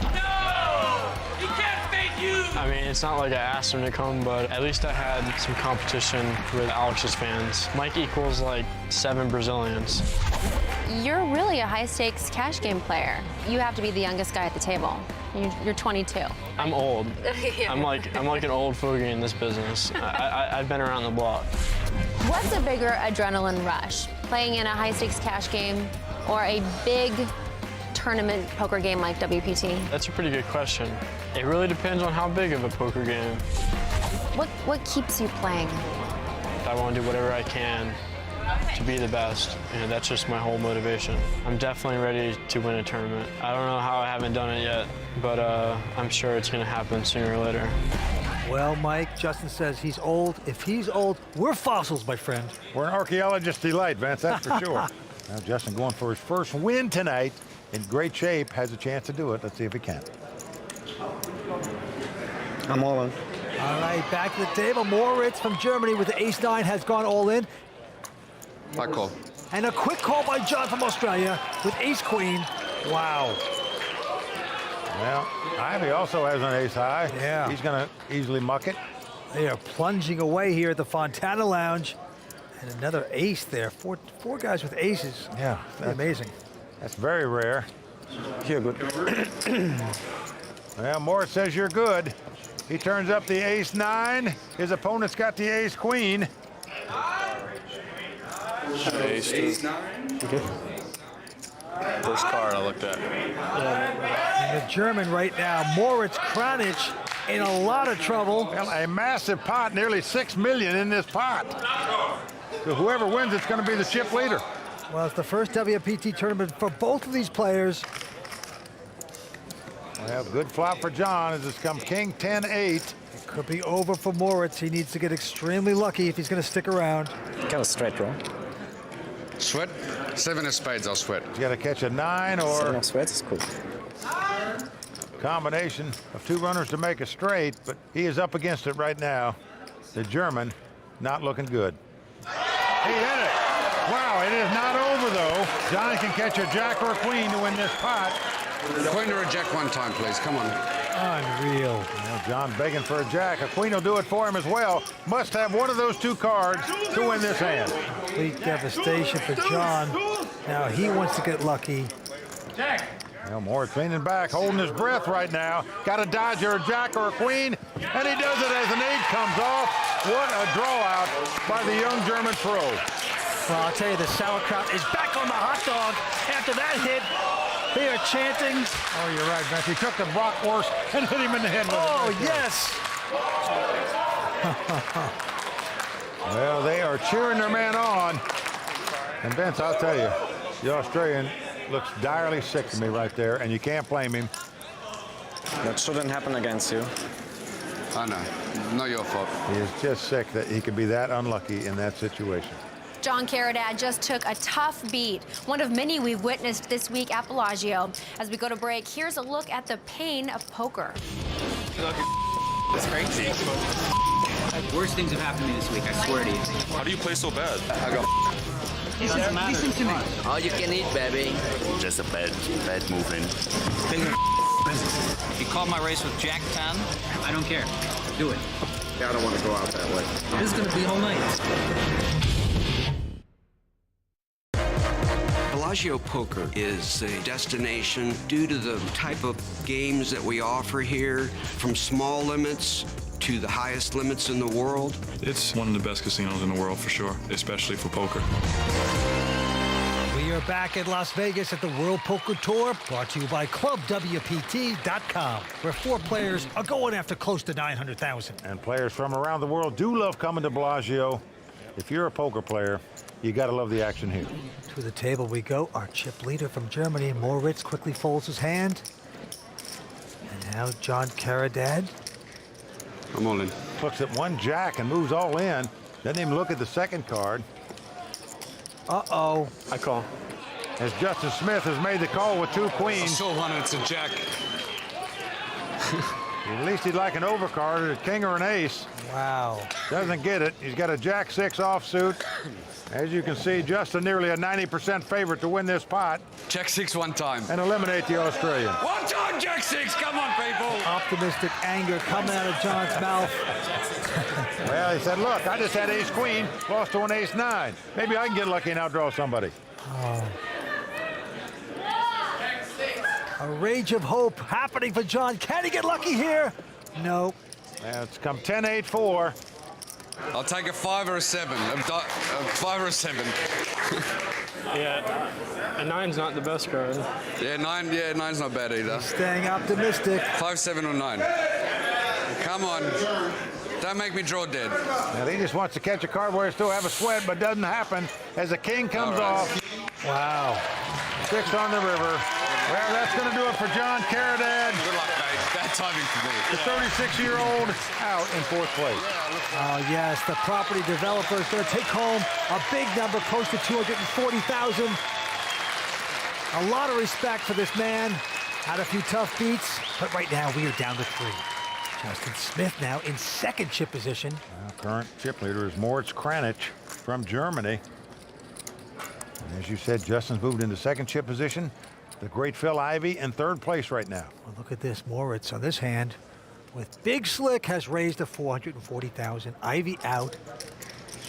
But Justin in the big blind with just a king six of hearts is going to call. Well, there's 800,000 out there. Cost him 240 to call, so he's getting over 3-to-1 odds on his money. Taking a chance here. But that flop, no help to him as it comes ace-9-3. But it's good for the German. Justin has checked, and Moritz with the continuation bet sticks 525,000 out there. And I'll tell you something, it's always nice to do the continuation bet and actually catch the top pair too. Look at this, Vince. Justin has made this call.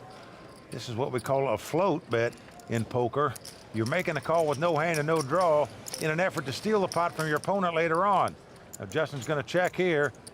And as if opponent checks, Justin's definitely going to try to win this pot on the river. But as you can see, Moritz has no intentions of checking here. He's got a great hand, and he's not going to play it slow, it looks like. Getting chips out when you drop them in. Well, he's going to put them out there. Make no mistake about it. Looks like over 800,000. And Justin, 22 years old and a lot of imagination, but this time it could be backfiring. Well, he's drawing completely dead here.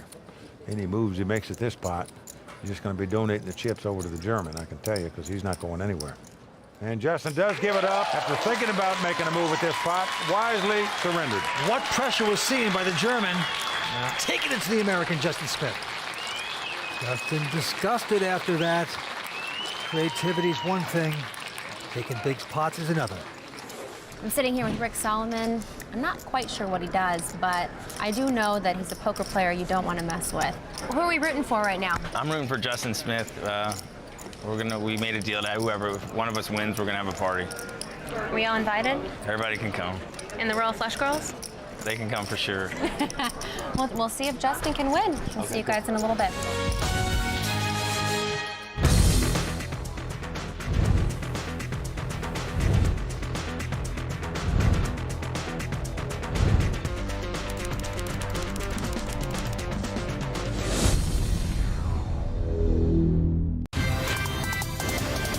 I don't think I have a real chance in short-handed against Phil Ivey, Justin Smith.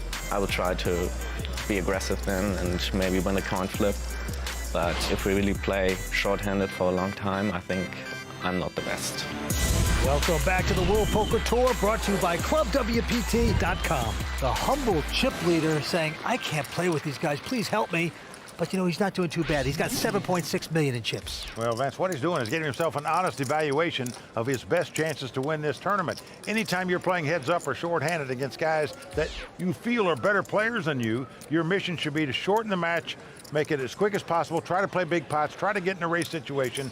If, on the other hand, you think you're the best player, your mission should be to stretch out the match and make it last as long as possible. I admire the guy for recognizing his best chance might be to play big pots early. Phil Ivey with Jack-9 has called. Justin Smith has folded, and Moritz is content to see a flop with a Queen-Jack. Here's the flop. Both players have flopped second pair. Moritz has a better kicker. He has jacks for the Queen. And Moritz is checked. Well, Phil Ivey is going to bet the jacks as anybody would after a guy didn't raise before the flop and then checked on the flop. Moritz is going to call. It's a $200,000 bet. There is an ace out there. Here goes 4th Street. Well, because neither player raised before the flop, you're just not going to put your opponent on an ace, especially when another ace comes off. So again, Moritz checks. And again, Ivey is reaching for chips. Maybe he thinks his opponent's got a straight draw or a flush draw here, or just 2 4s. He's going to bet the jacks. Yeah, $500,000. And Moritz with a pretty quick call. Well, that should turn the light on for Phil Ivey that the guy's got something. Ivey in a lot of trouble right now. Going to the river. Well, the 3 of diamonds comes off. Moritz again checks the aces and jacks. Well, that's in my mind, this is just an easy check. Wow. But Phil Ivey is betting 700,000 here. He can only get called if he's beat. Well, unless you think your opponent's going to pay you off for the 4 in this spot, where you're just on a stone bluff or a king high. I call. Wow. He's been called, and Ivey is not going to like it. He turns up the jacks with a 9 kicker, but it's not going to beat the jacks with the queen kicker. So the German is going to take this pot down, and you can see the anguished look on Phil Ivey's face. Yeah, Ivey may be the greatest player on earth, But I didn't like his river bet there for 3 reasons. 1, if he's got the best hand, chances are he's not going to get paid off, so he gains nothing by betting. 2, if he gets check raised, he's toast. And 3, it's risk versus reward. If he wins the pot, he'll have multi-millions anyway, but if he loses it, going from 1.7 million down to 1 million is huge with the blinds and antes as high as they are now. Now, Tony Dunst has been following all the action. I'd like to hear what he's got to say.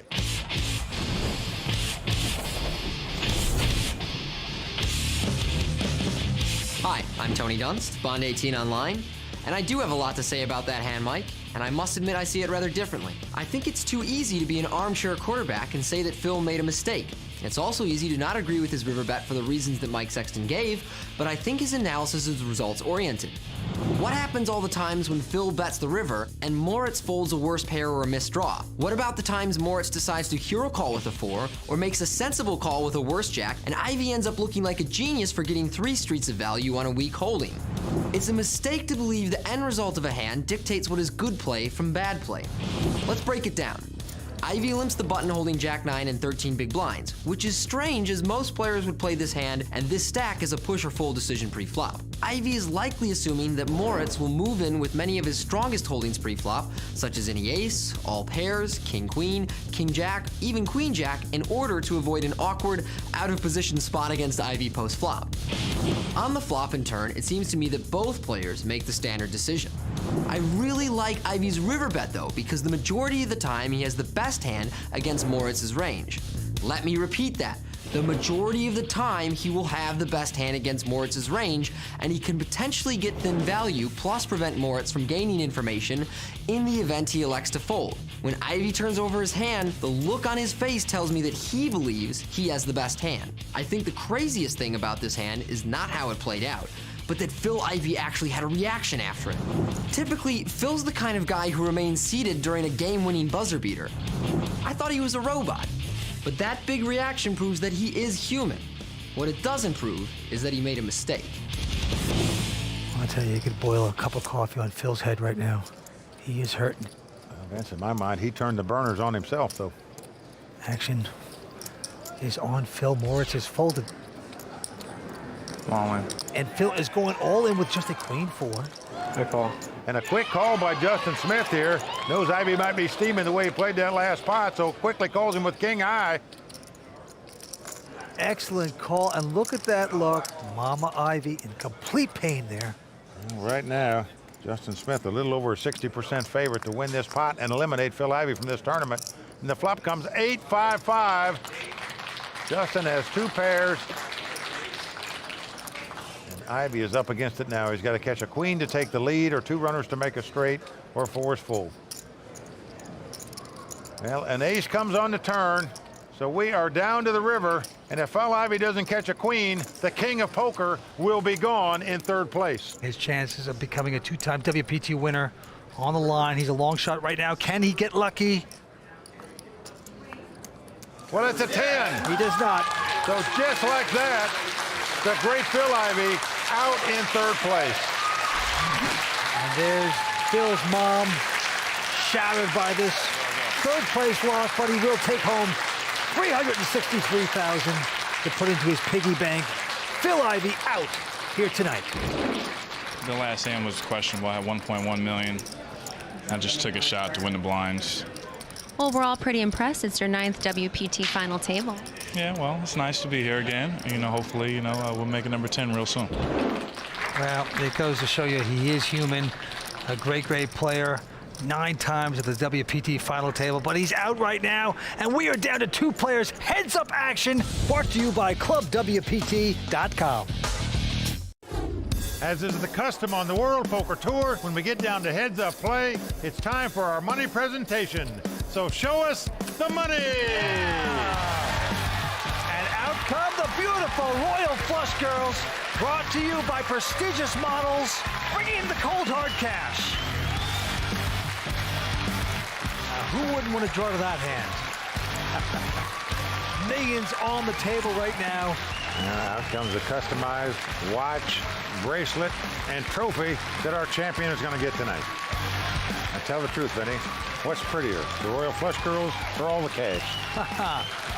They can both get you into a lot of trouble. Now we have a great German player up against one of the best from the U.S., 22-year-old Justin Smith. During the break, I spoke to Justin and Moritz. Here's what they had to say. I've been wanting to win ever since I broke on in the live scene about a year and a half ago. I'm finally happy that I'm that close. This is definitely the closest I've been so far. So hopefully I can pull it down. You and your buddies come to Vegas on a poker trip. I'd say this is a pretty darn good finale. We will celebrate together. If I get second or first, will be a big party tonight. Heads Up Action is about to start. Let's get down to Mike and Vince. Thanks, Kimberly. Well, as we start Heads Up play, Moritz Kranich, the chip leader by about a 2-to-1 margin. He's got nearly 9.4 million in chips. Justin Smith with about 4.8 million.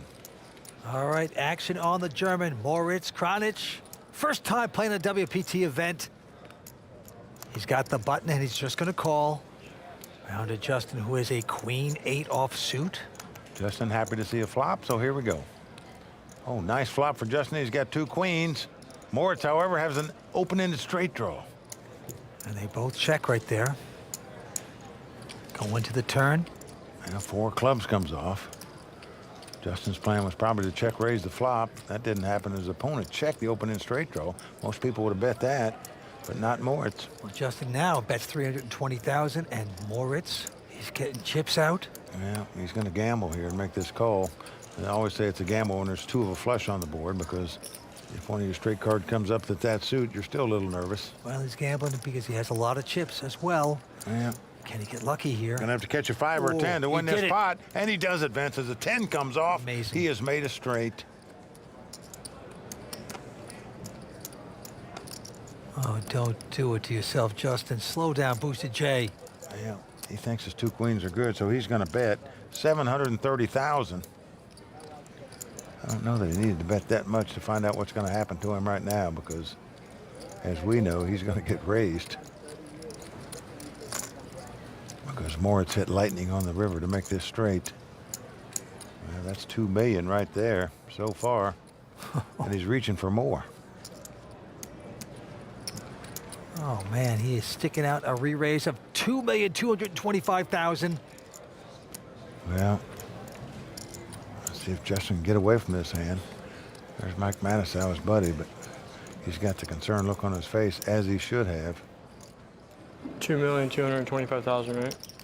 Well, this would short stack Justin in a big way if he should make this call. Kind of tough to get away from it. Guy didn't raise on the flop, didn't raise before the flop, didn't bet on the flop, called on the turn. I love that fold. Look at that, beautiful fold. And the German extends his chip lead by gambling, hitting on the river. This is one of those times where I'm not sure how I'm beat, but I'm pretty sure I'm beat. I just don't know how. It bugs me when I don't know how. That is well said. You talk about expert analysis. I'm here with Mike Mattisau, who's here sweating Justin Smith. You know, earlier in the week, Justin told me having one Mike Mattisau is better than having a whole group of Brazilians. That's true. So I think that he's very lucky having you here tonight, because we have a group of very rowdy Germans in the audience. Well, we'll just have to screw him up here. I got out of the shower. There was 3-handed. I was just pulling up, and he had just busted Ivy, and they were head up. So I didn't have to wait through all the ups and downs of the long final table. And he didn't injure himself tonight. That's right. And he didn't injure himself tonight, but it's not over yet. Nice to hear that the mouth showers. He's here tonight, and well, Mattisau was here a year ago when Justin finished 3rd in this event. The Brazilian won that tournament, and they were really whooping and hollering for their man, and the Germans doing the same thing tonight for their man. all right, the heads-up battle continues, and right now Justin Smith with a very attractive King 10 of hearts. I'm all in. And he says all in. You know, just not fooling around, going all in. I call. Wow, he's getting called because Moritz has an ace. Well, Moritz has the best hand right now, and if his hand holds up, he'll be our champion. Ace! Ace! Well, everybody on their feet. Three spades! Mattisau with a worried look on his face, as he should have. Can't blame Justin, but now it's just up to the poker gods. Well, nearly $6 million in this pot. Certainly can get Justin Smith right back on his feet. Moritz over there with his German friend saying, if I can just have my hand hold up, I'll be the champion. You can't look. Here comes the first 3. Oh, so far so good for the German. Yep, flop comes 8-7 deuce. The ace high is still the best hand. Justin looking for a king or a 10 to take the lead. He'd need 2 hearts or 2 cards to make it straight. That would win it for him also. WPT title on the line. Here's 4th Street. Well, a 6 comes off. That does give Justin a straight draw. Justin Smith must catch a king, a 10, or a 9. Otherwise, Moritz Kranich is going to be our champion. The crowd on its feet. Moritz Kranich 1 card away from taking home $900,000. Oh, it is a 9. Oh, no. Justin has made it straight. Don't celebrate too much. Don't start jumping, Justin. The wheels are going to fall off. We don't need any more injuries out here on the tour. Well, Justin knows he got very lucky there. He hit a river card to stay alive, and that look says it all by Morris. He was 1 card away from taking home all that cash and putting the trophy on his mantle. This guy's ready to go off. Look at him, guys. Look at him. Talk about a sick beat. Justin back in action. You just got boosted. There's more World Poker Tour. Stay tuned. The World Poker Tour is brought to you by ClubWPT.com. Play poker for your share of over $100,000 in cash and prizes, and even become a WPT champion, all for only $19.95 a month. Never lose another dime playing poker, guaranteed.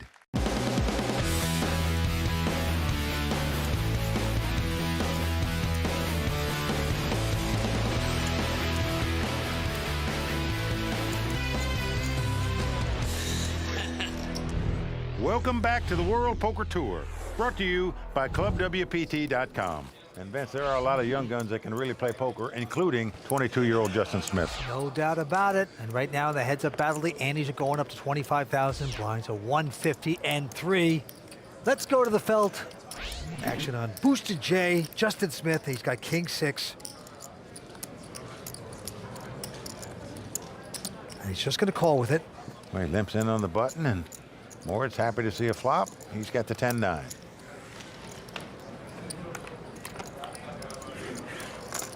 And he's out flop, Justin. He's taking the lead with 2 9s as it comes Jack 9-3. He's checking. You know, checking to Phil Ivey every time. Won a lot of chips for the German. He's going to try the same strategy here with Justin Smith, and it looks like it's going to work again, Vince. Yeah, Justin's coming out for a bet. Looks like 350, and he gets the quick call by Moritz. Well, that should turn the caution lights on for Justin there. Now the board pairs 3s. Well, Moritz is going to check again. And this time, Justin checks right behind him. Yeah, learned his lesson. The river card, a 4 of hearts. Well, Moritz quickly reaching for chips now. He's going to bet 550,000. And Vince, even though Justin only has king high here, he knows he could beat a flush draw or a straight draw possibly with that flop of Jack 9-3. And Justin's going to pay him off with king high, but this call is not going to work. Moritz is going to win the pot with 9s up. Oh, the absolute displeasure of Justin. Moritz Kranich, the king of the checks, does it again. And when you play against aggressive players, a lot of times that's the right strategy to extract the most chips from your opponent if they're going to bet when you check. It's working beautifully here so far for Moritz. All right, to the next hand we go. Moritz now with an ace-5. All in. And look at this. He says all in. Justin, though, with an ace-3. Justin has about 3.3 million in chips.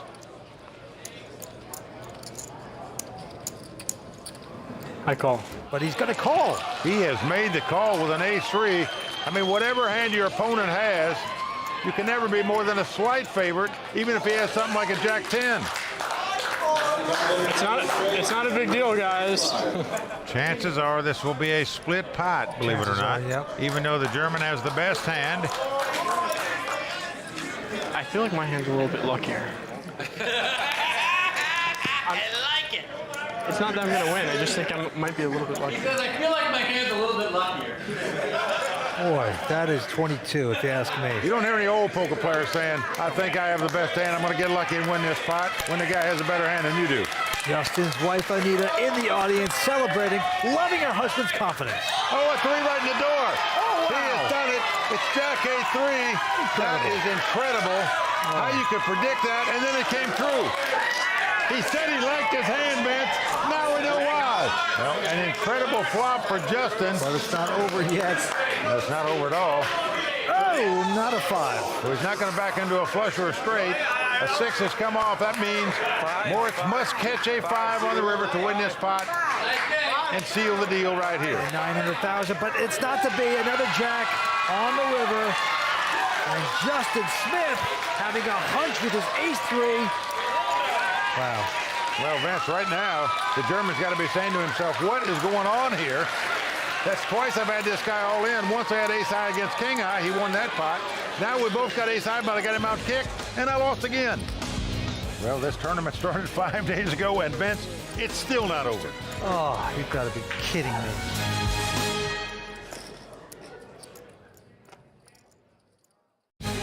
Welcome back to the World Poker Tour, brought to you by ClubWPT.com, where you'll never lose another dime playing poker, guaranteed. And right now, Justin Smith has clawed his way back. We're almost even in chip count. And he has got to be feeling real good about his chances now. Could this be the night Justin Smith wins his first poker tournament? All right, down to the money pit we go. Moritz Kranich from Germany with a 7-6. Makes it 700,000 to go. Well, Vince, his conservative play is going out the door now. He's going to get aggressive from here. As you can see, he's raising here with the 7 high, but called by Justin out of the big blind with the king-jack. Flop time. Yeah, flop is ace-queen 4. With 2 clubs, Justin's going to check his straight draw. And let's see if the German will continue the larceny. Yes, he's going to try. 925,000. Give him credit, Vince. He's trying to win this pot, but Justin has made the call for 925,000 with just a straight draw. He's got the best hand with king high. All right, to the turn we go with 3 diamonds. Action's on Justin. He's got the ace high straight draw, but the 3 gave Moritz a 7 high straight draw. He needs a gut shot 5. Both slow down, and neither player gets a card as the 8 of hearts hits on the river. Again, Justin checks the king high. The German is reaching for chips. He knows it's the only way he can win this pot is to try to bluff at it. He's doing events. He's betting over $1.5 million on a stone cold bluff. That is a lot of heart there by the German to push that in right now. Oh, this is kind of weird. Well, this would be the call of the tournament, no doubt, if Justin Smith, boosted J, should happen to call this. Well, Vince, if you talk to European players, they tell you German players are great mathematical players, but they lack heart. This guy doesn't lack heart here as he bets over $1.5 million on a bluff. Well, he called him earlier with just a king high. Remember when he thought he might have a straight draw or flush draw? Had he done it here, he'd have won that pot, but he didn't. Oh, and look at this, Vince. He's showing him the bluff. Wow. Oh, boy. Get the salt shaker out, rub it around, throw it into that cut. And Vince, I'll tell you one thing. I had no pair. That was a bold play right there by the German. Even though Justin said he had no pair, which he didn't, but still, to bet over $1.5 million on the river when you got called before the flop and on the flop with just 7 high, that shows me a lot of moxie. Justin trying to say, look, it's not that good. I didn't have anything anyway, but brilliantly done. And now, by the way, the blinds are going up to 200 and 400,000. And look at this. Justin has picked up a whopper, pair of jacks, just like that, wired up. Now, how to play it. Still got a lot of chips, close to 6 million. You don't want to scare off your opponent, but you don't want to look obvious. Well, he's just going to limp in. Yeah. And try to camouflage the fact that he's got a big duke. Moritz with the king 10 has gone all in, and the trap has worked for Justin Smith. He's picked the cherry off the tree, Vince. He's got all his chips in there with way the best of it. That's all you can do in poker. He reeled him in. Now the question is, can he keep the fish on the hook, or will the fish wriggle off? Jetzt kann's noch andersrum gehen, ne? I just limped. Look at this. Justin knows he played it beautifully. Well, if Justin Smith wins this pot, he'll have about 12 million in chips, be the monster chip leader in this heads-up battle. Everybody on their feet. Justin over a 70% favorite to win this pot. Well, it's come ace, queen, deuce with 2 diamonds. So far, so good. for Boosted J. Well, the jacks are still out in front. However, a jack will now give his opponent a straight. So he needs a king or a jack. Noch kein Jack. Erst auf dem River. Now the German is overdue to get lucky, and that's what he's going to need now. Now a jack will give him a straight, a king will give him the lead. Here we go with the turn card. What will it be? My eyes, mine. He gets a king! A king of diamonds comes off. Unbelievable. Oh, what a devastating card. Well, for Boosted J. Boosted J still has a straight draw and a flush draw event. A diamond will give him a win, and a 10 will give him a straight. A jack no longer wins it because that'll give his opponent a straight. So Justin now looking for a 10 for the straight or a diamond for the flush. He must catch one of those two cards. Otherwise, he's going to be our runner-up finisher. Our title could come down to this card. Oh, it's a 9 of hearts, and that's going to do it. The German has done it, Vince. He has gotten lucky and taken down this title. Heartbreak and disappointment for Justin. Third last or second this year. I guess you have to get first next year. Don't be down. Mike the Mount almost silenced there. Again, man. You play good. Thank you. We have our champion of the Bellagio Cup, and it is Moritz Kronich from Germany, who now has $875,000 in his pocket, and the one thing money can't buy, a WPT title. From Las Vegas, this is Kimberly Lansing saying good night. One of the professionals had ace queen. I think it was Phil, something like that. What a call by Phil Ivey right there. Do I really need to talk about Phil Ivey?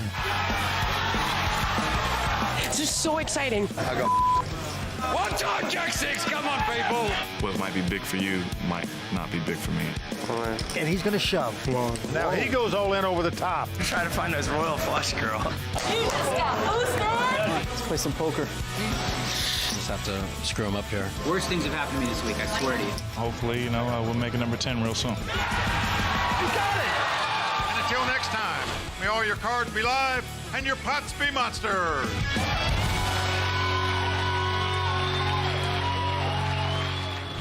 The World Poker Tour is brought to you by ClubWPT.com. Never lose a dime playing poker. Guaranteed. Welcome to Los Angeles and the legendary Bicycle Casino, which tonight is the home of second chances, as 3 players who've been under the WPT bright lights before take one more shot at poker glory. I'm Kimberly Lansing, and it's all happening tonight, only on the WPT.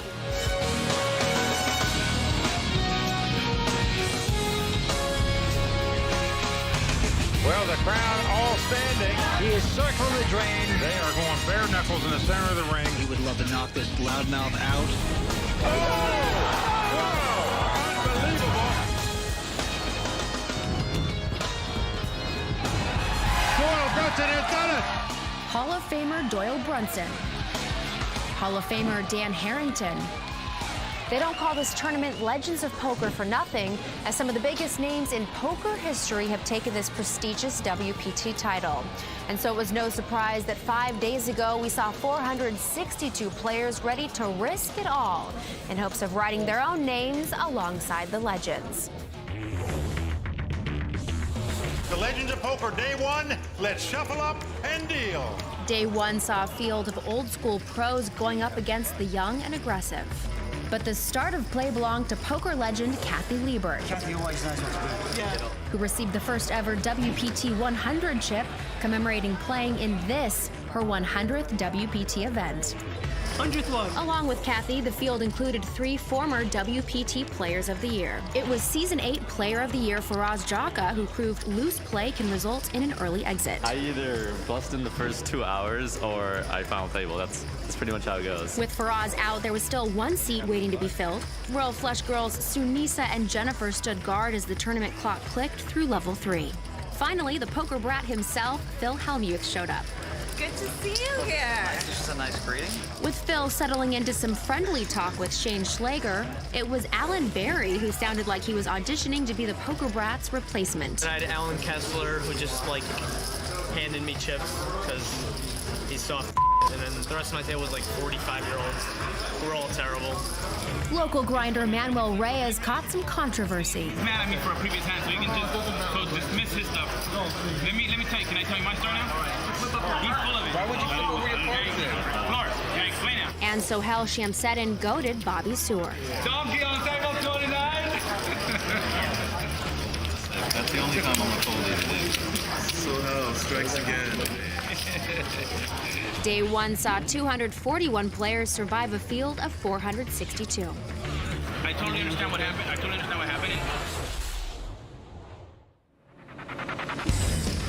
Day 2 saw fortunes turn quickly for the big-name pros in the field as Barry Greenstein, Shane Schlager, Jeff Madsen, and Scott Clements all hit the rail, and Phil Hellmuth paired his late arrival on Day 1 with an early exit on Day 2. Junior brat Alan Barry got knocked out but didn't leave before he tried one last time to get a job as the WPT critic. I'm going to say how everyone sucks at poker besides me and like 10 people. Well, that's how you really feel. At the end of the day, 181 hopefuls had gone bust, leaving only amateur player Andy Frankenberger to break through a leaderboard dominated by young guns JC Alvarado, Kyle Wilson, Tom Braband, and topped by rising star Phil Collins, who despite suffering food poisoning went from worst to first and put himself in prime position to make his first WPT final table.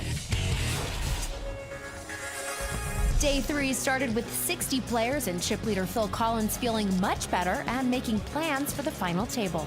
Who would you like to see at the final table? Well, the people that I'm friends with are all like the best poker players, so I don't know if I actually want them at the final table if I'm there. Like Sands or Titan Tom, the oldest 5 people that are still left. And David Doc Sands seems to think Phil has a point. I wouldn't say I have an advantage just inherently by being younger, but I think a lot of the younger guys have played, a lot online, so they have more experience, they played more hands. But as the field entered the money, it was the young guns who fell by the wayside. Amit Makija, Jonathan Aguiar, and JC Alvarado all hit the rail, as did Phil Collins, who fell at the hands of WPT Player of the Year, Jonathan Little.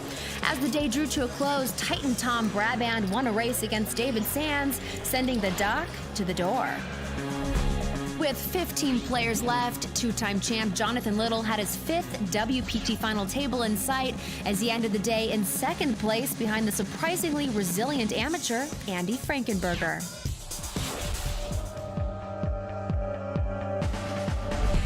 Attention-filled Day 4 began with the 2 chip leaders sitting right next to each other. But it was the young pro in 6th chip position, Adam Schiffer, who quickly got action from the oldest player still in the field, former WPT finalist Tom Lee.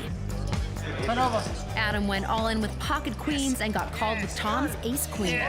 With an ace on the flop and an ace on the turn, Adam's hopes of making the TV table dimmed. And then his hopes vanished altogether as several hands later, 62-year-old Tom Lee woke up with ace-jack against Adam's ace-9, busting Adam out in 15th place. The biggest hand of Day 4 saw Jonathan Little and amateur Andy Frankenberger go at it. Jonathan Little bet after a flop of Jack 6 deuce. Andy called. Turn card comes 7 of spades. Andy bets and Jonathan calls. River is 10 of spades. Andy goes all in. Jonathan calls. Andy shows he made a backdoor flush holding 8-6. Jonathan mucks, gets up, and exits in 12th place, denied a chance at another WPT title. From that point, it took just 2.5 hours for the field to thin out to that all-important TV bubble. With 7 players left, it was not a young gun, but veteran Tom Lee who finished strong, knocking out Bicycle Casino regular Steve Reitzfeld and giving the final 6 players that all-important golden ticket to a WPT final table. Gentlemen, congratulations on making the TV table. As you can see in that recap, this Legends of Poker field was packed with talented young players with little respect for the old guard. Phil Collins said it outright. He just wanted a table with the 5 oldest guys in the room. So with that in mind, Mike, Vince, does that make 62-year-old Tom Lee the sentimental favorite or just a juicy target?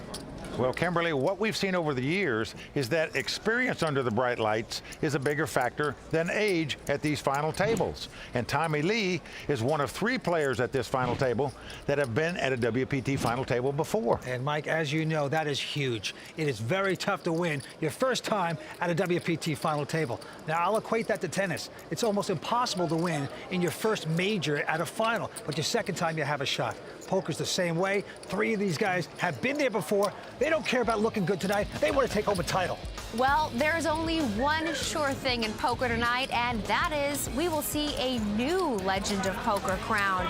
Mike and Vince will be back with the call of the action right after this.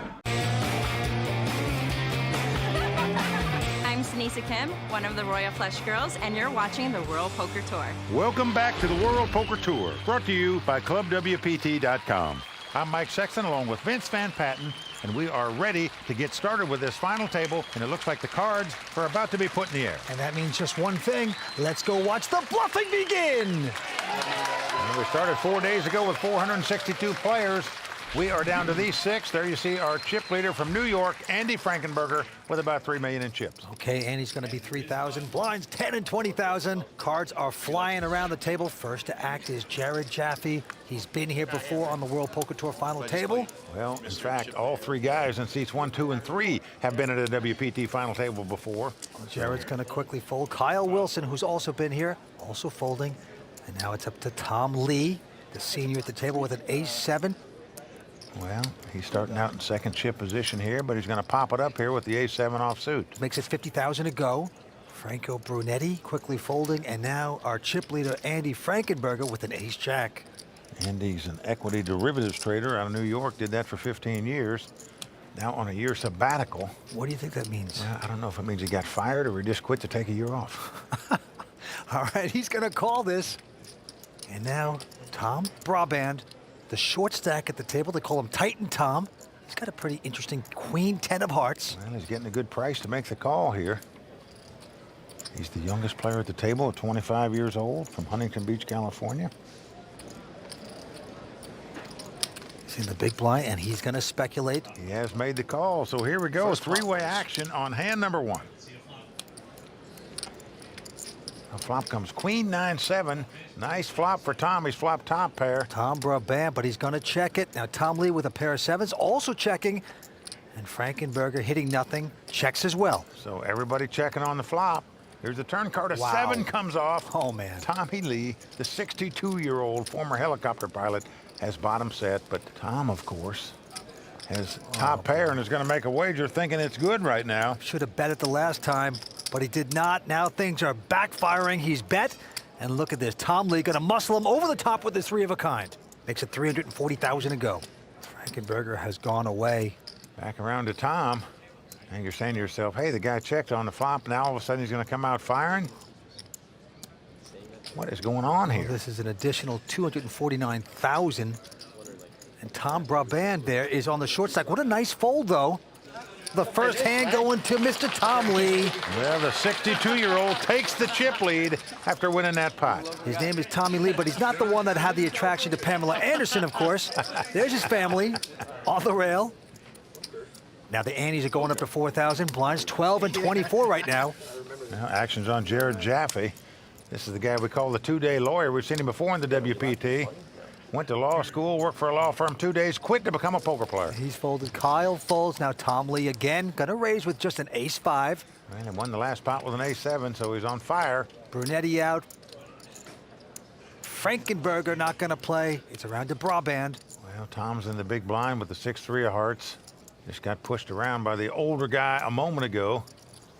So this is experience versus youth.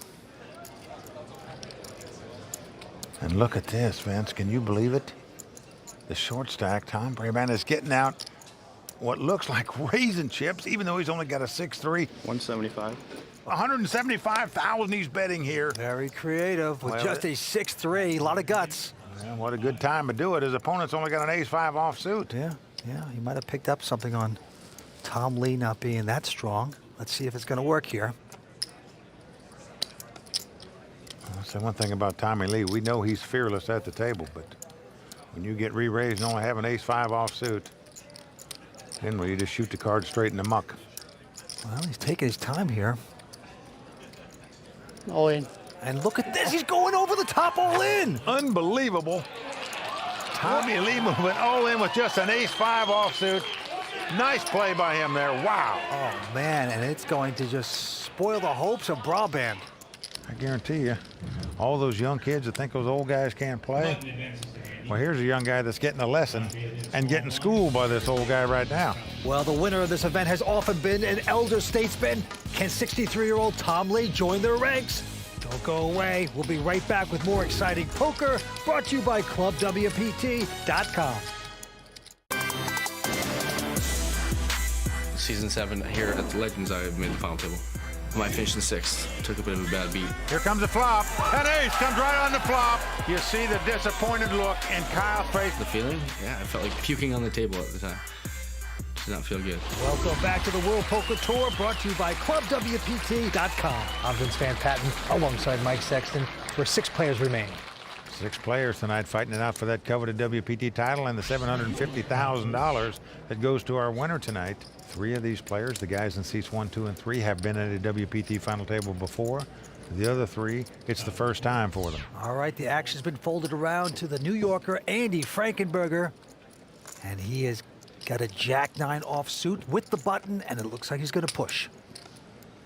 Makes it $60,000 to go. Right behind him, though, Tom Brabant has picked up a pair of kings. Now, Tom's been kicked around the first couple pots, but now he's got the cards to do some kicking of his own here. I think when you're on a short stack, you can't fool around here. But he's going to fool around, just calls it. I'm not fond of this play. That prices the big blind in to call, but Jared Jaffe throws the ace high away. So here we go. Let's see if the slow play works. Oh, and it might. As Andy has now flopped the top pair. He's got 2 jacks. And Brabant going to dig the hole, put the twigs and the leaves over it, waiting for the sucker to fold in. Will it be Andy? Well, you raise with a Jack-9, you flop top pair. Certainly you're going to like it. So Andy is reaching for chips, and he's going to bet $150,000.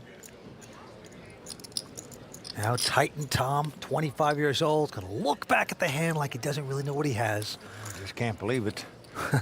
He's on a short stack. I just can't imagine he's not going to move in here. Mullen. And he does the correct thing, pushes it all in. I call. And Andrew's going to call with top pair, and you can't blame him for that. He just got reeled in because Tom did not re-raise before the flop here. And as the cards lie, Tom Brabant. Come on.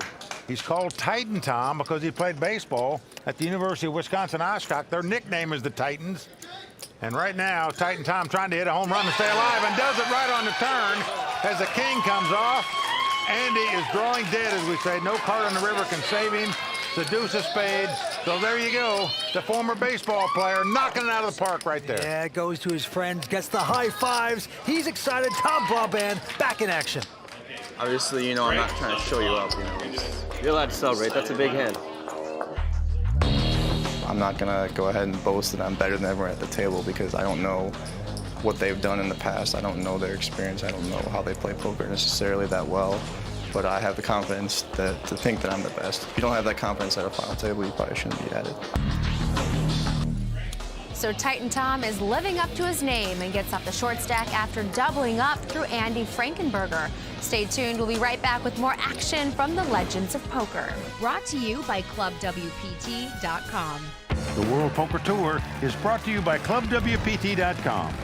Play poker for your share of over $100,000 in cash and prizes for only $19.95 a month. Never lose a dime playing poker. Guaranteed. People ask me, like, were you intimidated by Jonathan Little? Jonathan Little has done it. 2-time WPT champion. He's taking his title worth $1.1 million tonight. I actually never heard of the guy. I knew that he would call a big hand for me because all day he was saying, oh, you don't have it, you know, or just, he didn't put me on the hands that I had. And so I knew that he was steaming a bit with me and that if I got him in a big pot, you know, he would go all the way. I think that's the ultimate form of flattery when people tell you you're not playing well and you're winning. I mean, bottom line is look at my chip stack. How am I not playing well? Welcome back to the World Poker Tour, brought to you by ClubWPT.com. Amateur player Andy Frankenberger proudly beating Jonathan Little at his own game. Now back to the action where we find Andy in a hand with Tom Lee, who's raised it up with ace-king offsuit. It's been folded around to Andy, who looks down at pocket fives. Andy's a double major from Duke in economics and Russian. Very bright guy. He is going to raise here.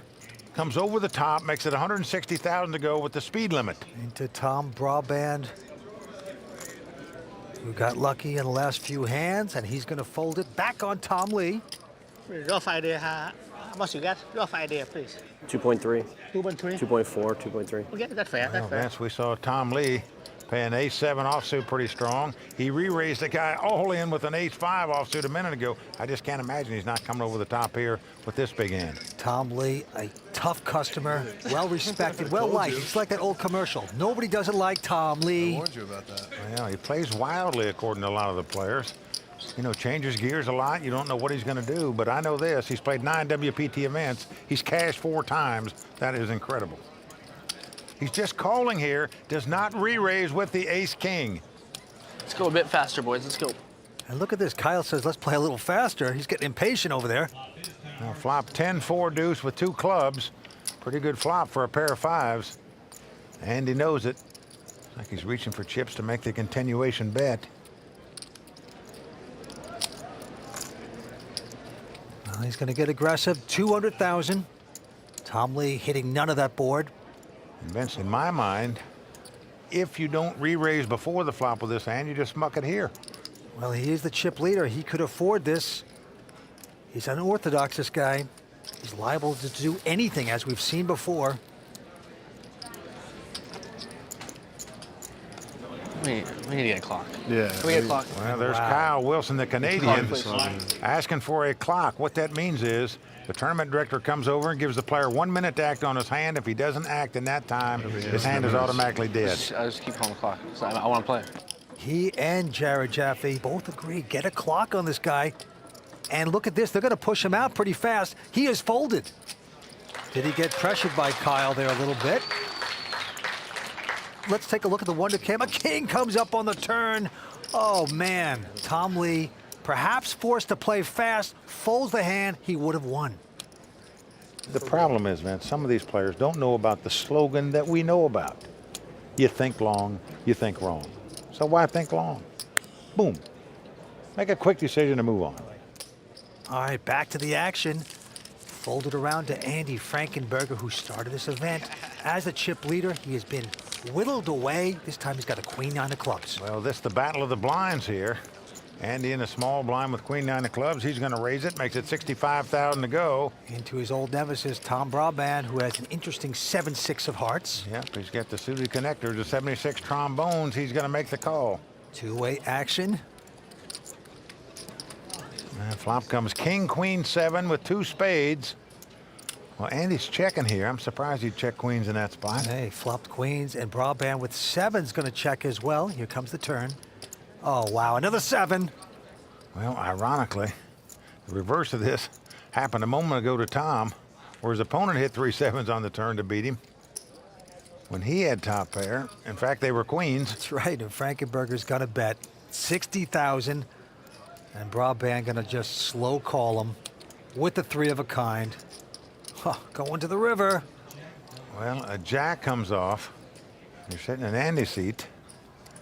Your opponent didn't bet on the flop, didn't raise on the turn. You think your queens are probably the best hand, so you're going to fire again here. And Frankenberger does that. 60,000.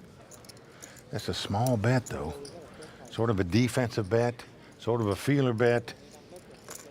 Recognize the pot's got over 270,000 in it, so let's see if Tom can figure that bet out. It looks like he is getting some raising chips out, and indeed he is. Going to make it 200,000 now. Titan Tom going to put pressure on the Frankenberger. I call. Will the burger get charged? Yes, it does. He has paid him off. So Tom Braband taking down that pot. Nice hand, man. Low played the 3 7s on the turn, and it paid off because he got an extra bet in on the river. Wow. Nice hand. Frankenberger coming out as the chip leader, now in trouble, taking hits from around the table. Well done for Braband, though. Don't go away. We'll be back with more exciting poker brought to you by ClubWPT.com. We're really pleased to be hosting our 9th season of the World Poker Tour Legends of Poker Championship. One of the new additions I love so much is the Royal Flush Girls. They have certainly created a lot of energy on the floor. It's always great when Mike and Vince are at the bike. That's true. Oh, we love it when the World Poker Tour comes to town. Welcome back to the World Poker Tour, brought to you by ClubWPT.com. We are at the Bicycle Casino. Well, 6 players left fighting it out for this title. 3 have been at a WPT final table before, 3 haven't. All 6 looking for their first WPT title. Fold it around to the button here. Tom Brabant looks down at a pair of 7s, got the 2 walking sticks. He's a pro player out of Huntington Beach, California. College baseball player. He's going to raise it, makes it $75,000 to go. Around to the 2-day lawyer, Jared Jaffe. He looks down at a pair of 9s. Now he's on the short stack here. That's the kind of hand you might just want to ship it with.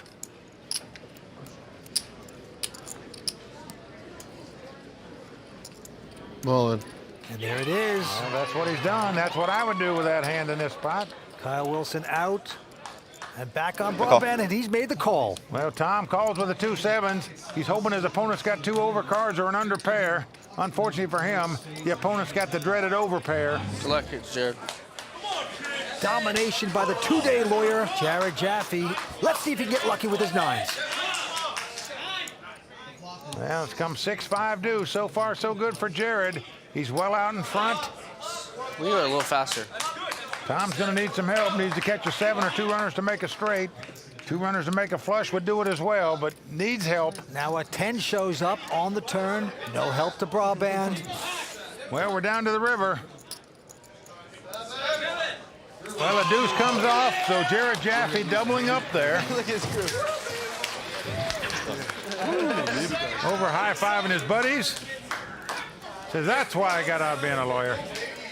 And Vince, of course, we can't stop talking about this guy because he went to law school, took a job as a lawyer, quit after 2 days to become a poker player, and here he is out here in the World Poker Tour. What do your parents say about that one? Prior to this, I made the Southern Poker Championship final table. I think my friends counted it. I might have been called the 2-day lawyer like 20+ times. 2-day lawyer? The 2-day lawyer. 2-day lawyer. 2-day lawyer. I think it's funny. Everybody else thinks it's funny. You know, that's what I was. I was a lawyer for 2 days, and now I'm here. So at least this is validating my decision. All right, back to the action. Kyle Wilson holding a monster pocket aces. The 2-day lawyer looks down to suited connectors, 7-8 of spades. That's the kind of hand you like to see flops with. So he's probably going to play this hand, but better flop a lot to crack these aces. Oh, he does make the call. Danger lurks here for Jared Jaffe. And it might lurk for Kyle. Now flop comes 6-6 deuce. No help to either player. Action on Jared. Of course, Kyle doesn't need any help. He's got the 2 aces. Now Kyle with a monster hand, gonna check again. Well, slow playing it. Makes it look like he's got 2 big cards that aren't paired, and now an 8 comes off. This could spell trouble for Jared. He's gonna check the 8s here. And Kyle's gonna make it 150,000. Well, Vince Jared is very well raised here. The guy didn't bet on the flop. There is. And that's exactly what's happening. That slow play on the flop by Kyle Wilson could work to perfection for him right here because his opponent has check raised on the turn. Whoa, makes it 350,000 to go. Now because there's a possible straight out there, a possible flush out there. His opponent might have another pair. I think you got to come over the top here.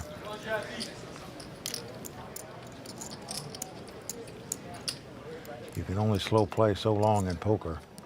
I'm all in. And there it is. He has gone all in. Doesn't care anymore. Got me beat. You got me beat. I'll tell you, a tough decision for Jared here. The way this hand is played, he knows the only way he's beat here is if his opponent deliberately slow played a giant pair on the flop. Can the 2-day lawyer solve the case here? Easy to read a jury than Kyle Wilson. Boy. When you can read his facial expressions, it equals pain.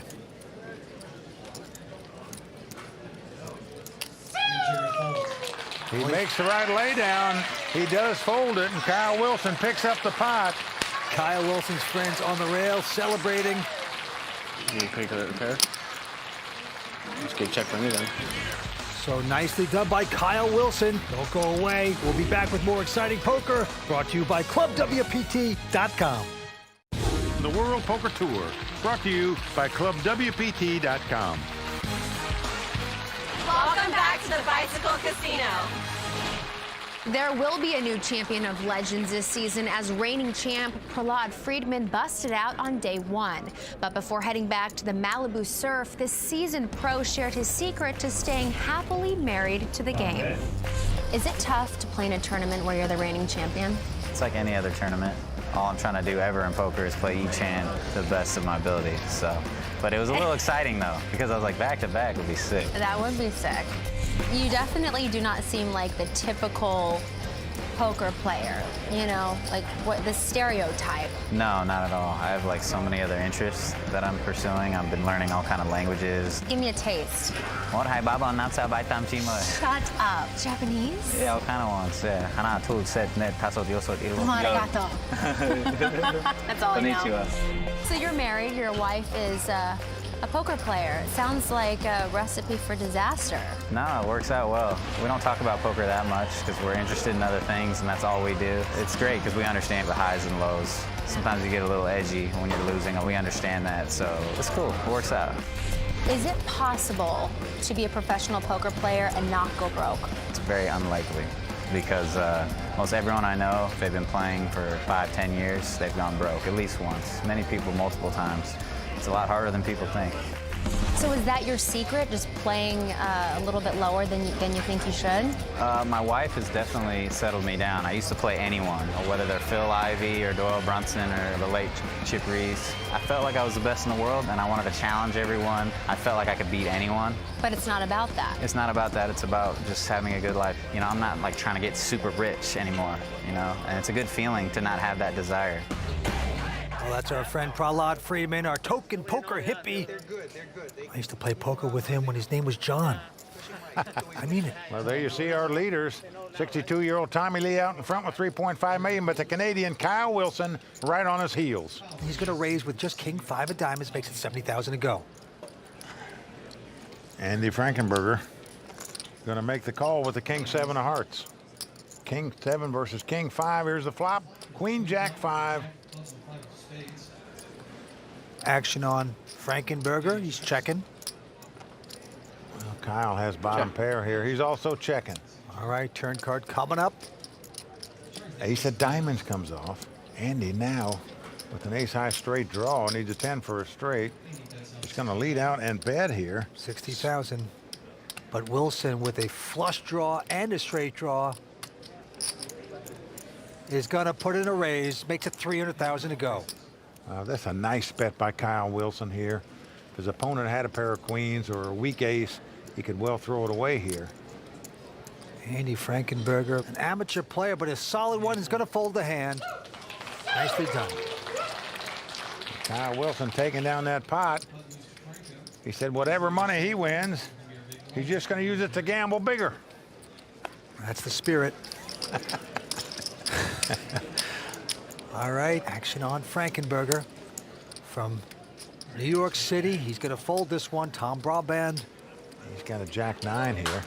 Ironically, what Tom said he's going to do with his money is invest it in real estate. So the former baseball player on the short stack now, but Vince, look at this. Going to raise it up front, as we say. He's a gambler in early position with just Jack 9. Makes it $75,000 to go. It's a daring play here. Two-day lawyer goes out. Kyle Wilson not going to play. Tommy Lee ejects. And now it's on the restaurant owner, Franco Brunetti. Has an Italian restaurant in Hollywood right by here. Well, he's got the big blind here, but a pretty nice hand. Ace 10 of hearts. He's going to make the call here. So here comes the flop. It's come 7, 6, 3 with 2 spades. No help to either player. Franco quickly checks. And Tom going to continue with the larceny here. Going to make the continuation bet with nothing. Yep. Looks like 80,000. Now Brunetti. Oh, this is surprising. He's going to stick around. He's called it. Just called. Must think his ace 10 is the best hand here, which indeed it is. Oh, he gets the 10 there on the turn. Pair of 10s. Now this card's going to give him a lot more confidence here. You think? He's not going to check it anymore in case his opponent's got something like king, queen. He's going to lead right out and bet 155,000. Come on. What is going on? Brabant going all in, and a quick call by Brunetti. Well, a former baseball player about to strike out here. He's going to need an 8 for a straight or a jack to win this pot to stay alive. He just thought he could muscle out. Oh, boy. The restaurant, man. The baseball player down about 4 runs in the bottom of the 9th, and it's 0-2 on him. Can the baseball player get lucky? Oh, he does. He did it. He hits an 8. And Beth, look how fast he jumped up. I guarantee he never ran to first base that fast in his life. Oh, man. That's like taking the spaghetti and throwing it right in the restaurant guy's face. Unbelievable.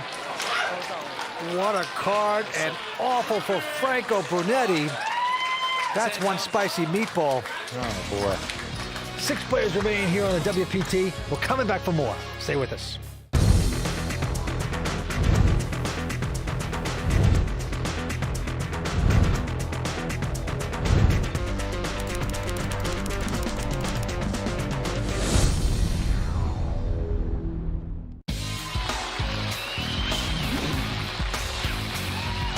We are back in Los Angeles, where just before the break, Tom Brabant hit lightning on the river to double up through Franco Brunetti. One player who knows Titan Tom's play better than most is Tony Dunst, who, as always, gives it to us straight in this raw deal. Brought to you by Rise. I'm Tony Dunst, also known as Bond 18 online. Let me begin by saying that Tom Brabant and I have played together online, and I've got serious respect for his game. He's aggressive, balanced, and very experienced, but unfortunately, all his talent wasn't evidenced in this hand against Franco. I think possibly out of frustration with being the short stack, Titan Tom made the mistake of trying to outplay and bully the more amateur player. Choosing the wrong time to get out of line can result in a weaker player turning you into a reckless player. Let's break it down. Tom begins the hand by raising Jack 9-0 on the hijack with 21 big blinds, which is marginal to begin with, though not a bad idea considering he's raising into the least experienced player on the table. He makes a standard continuation bet on the flop, and Franco calls with his overcards. It's Tom's turn play that I have a really big problem with, and here's why. The 10 on the turn doesn't really provide much in the way of a scare card for Tom to represent, and the board now contains enough draw possibilities that it's not crazy to think a less experienced player may bet out with a stronger hand, afraid of that potential river suck out. When Franco bets out, he's doing so for a third of Tom's remaining stack, leaving Tom little fold equity on his shove unless Franco really is holding nothing. Come on. When Tom moves in, he's laying Franco an excellent price, getting about 3-1. I call. I think that in a more level-headed moment, Tom likely wouldn't shove this turn. I feel a good deal of his motivation comes from having someone he knows is a weaker player than him trying to bet him out of a pot right after he picked up draw equity, and the frustration that comes from not having things go your way at the crucial times. Despite his mistake, Lady Luck visited Tom on the river, but she wasn't the only woman on his side during the hand, and if his girlfriend's hilariously loud and over-the-top reaction is any indication, I can assure you that his neighbors already believe that Titan Tom is quite the Titan. We are back in the action where Franco Brunetti is all in and at risk. Let's get down to Mike and Vince. Well, he lost that last pot on a horrible beat on the river. Now he's short stack. Franco Brunetti's all in here with king high against the 8 high of Kyle Wilson, who's looked him up. Now Kyle's gonna have to get lucky to eliminate him and see if he can do it. Oh, he did so far. He's out-flopped him. Kyle Wilson out in front with the 2 6s. For Franco to stay alive in this tournament, he's gonna have to catch a king or 2 runners to make a straight or a flush. And the Kyle Railbirds rooting their man on. Turn card coming up. Well, the 9 comes off, so we're off to the river here. Franco Brunetti must catch a king on the river, otherwise he's going to be out in 6th place. Well, it's a queen of diamonds. It's not going to do it for Franco Brunetti. Got in this tournament through a satellite. A real gentleman. Tough beats here tonight. Well, Vince, as Franco Brunetti walks out in 6th place, this is also a good time to tell everyone about the World Poker Tours, ClubWPT.com. Well, Mike, I'm not just saying this, but I love ClubWPT.com. It is amazing. For only $19.95 a month, anybody can play. You play in tournaments. You can win prizes. You can win cash. I mean, it is incredible. It is the best deal in poker. Folks, if you like playing poker, give ClubWPT a try. Guarantee you're going to love it. Okay, let's get back to the table. All right, action goes to Kyle Wilson. Our Canadian, a lot of momentum with a king deuce, and the button is going to raise. Tom Lee out. Frankenberger, though, with a queen jack, is going to play. Here's the flop. Oh, a nice flop for Andy as he flop top pair comes jack 6-5. Yep, and he's first to act. Look at this, he's going to lead right out and bet, Vince. 100,000. Kyle, always suspicious as to why a guy would lead out into a pre-flop raiser. And wondering if he can make a raise here, if he'll just take the pot away from this guy. Well, he's got nothing. He'd have to be doing it with a lot of heart, and he's going to try it, and he's made it 325,000. Whoa. A call. And Frankenberger not going anywhere. He has made this call. Well, those are not the words Kyle wanted to hear.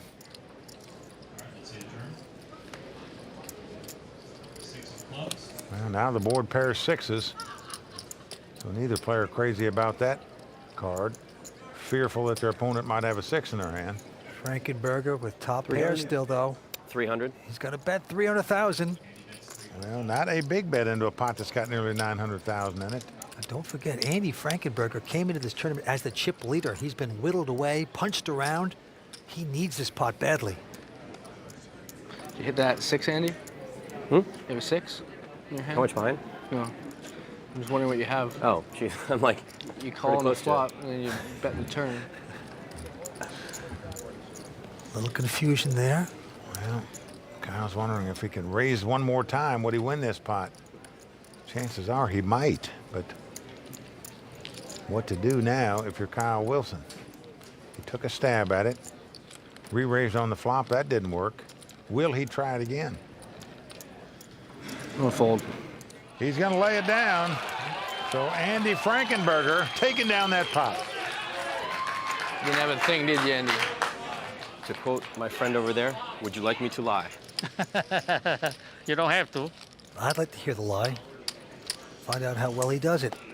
He's tough, this Andy. He's a former equity derivatives trader.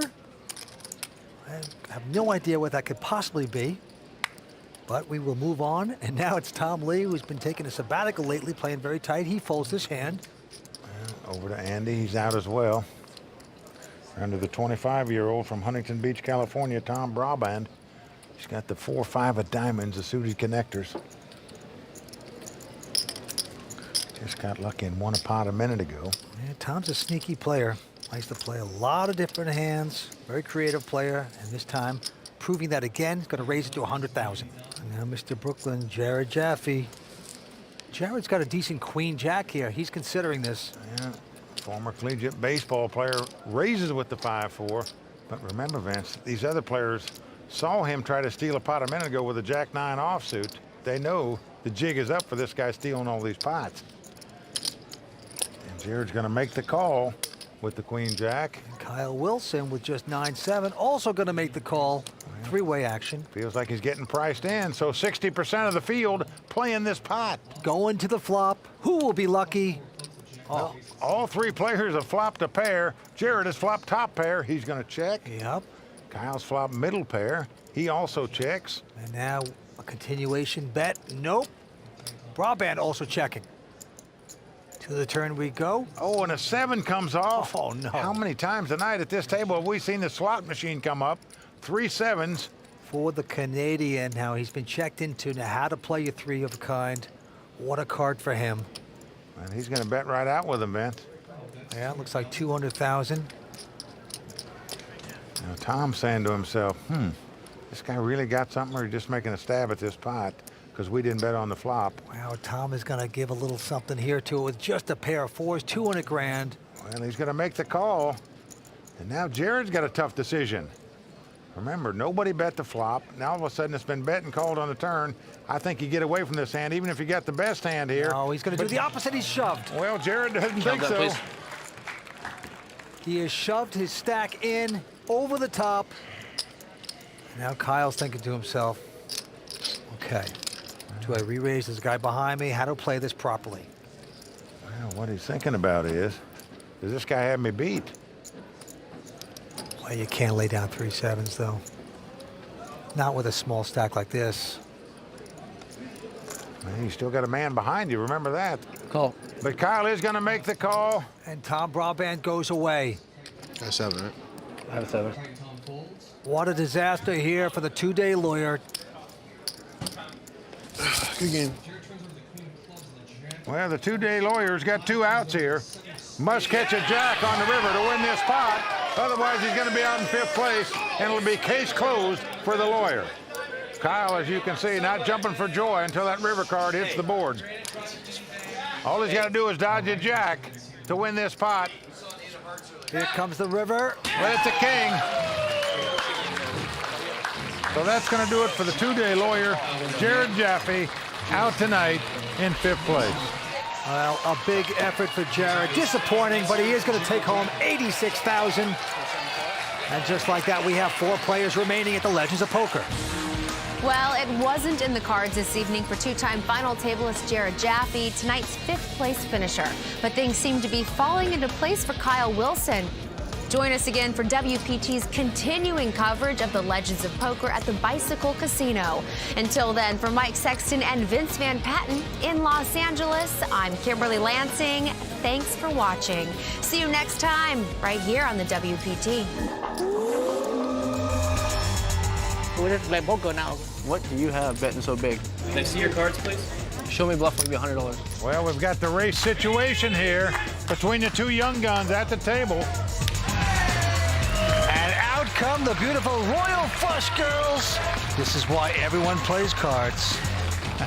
Everybody on their feet. Here's a Come flop. on, come on, come on. We are down to the river. He has done it.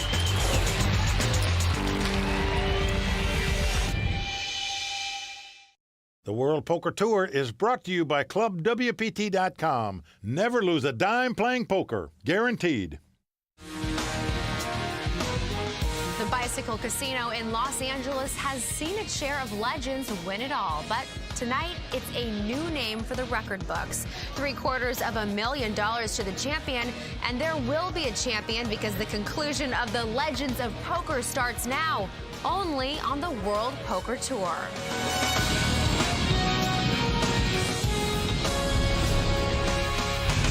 Well, the crowd all standing. He is circling the drain. They are going bare knuckles in the center of the ring. He needs the extreme miracle. Oh! Wow! Unbelievable.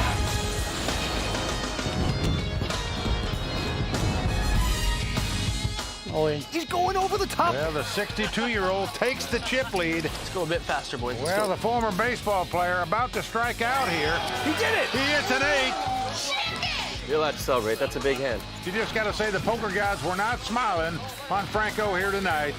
Andy Frankenberger coming out as the chip leader, now in trouble, taking hits from around the table. We were a little faster.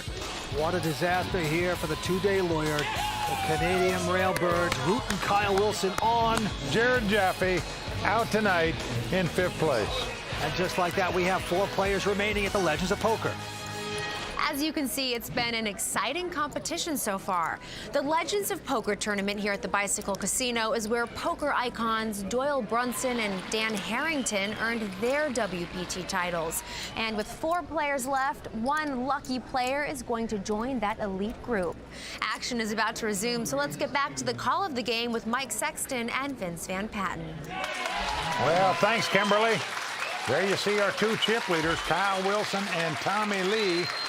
Both of these guys have been to a WPT final table before. It looks like experience might bode well for our champion tonight. To the table we go. Andy's 5,000, blinds 25 and 50. It's been folded around to Kyle Wilson from Canada.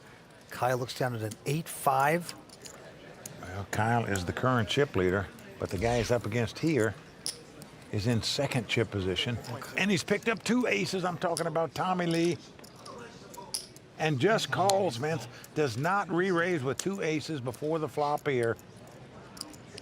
And here comes the flop. 10-5-3. So Kyle's flop second pair. He's checked. Surprised he would check there after raising pre-flop. Well, Tom Lee very sneaky with the weapons of mass destruction, pair of aces, coming out for a bet, 300,000. Tommy, a former helicopter pilot in the Vietnam War. 300? Now a real estate broker. And Kyle's going to call with the 2 5s. Yes, he is. Going to get stubborn. A little strange he wouldn't lead out and bet the flop. Now he's going to call and be at a guess as to what his opponent has all the way through the hand as the Queen of Hearts comes off on the turn. Action on Kyle. He checks again. He knows he's up against the guy in second chip position, who most likely will be chip leader at the end of this pot. And now Tommy Lee got in this tournament through a satellite. A dream come true for this tough poker player. Well, he's an unorthodox poker player. All the players think this guy, you never know where he's at or what he's doing. Relax, 2 diamond draw. I know this. He's played 9 WPT events. He's cashed 4 times with 2 final tables. That is impressive. Can't say anything, right? Okay. Yeah, diamonds, right? Well, he's going to bet. How much is that? 700,000? 900,000. 900,000? Yeah. No, 700,000, sorry. Yeah. You know, 700, 900 might do the same thing. Kyle does lay down the 2 5s, and wisely so. What do you have betting so big? I don't know. Sorry, I don't want to tell a lie. You must have a big flush shot. Big hand, big hand. Yeah, you did have a Sorry big he didn't call. Yeah. That's what you're sorry about. Tommy Lee taking down that pot, and right now that makes him the chip leader. We'll be right back from the Bicycle Casino with more exciting poker brought to you by ClubWPT.com.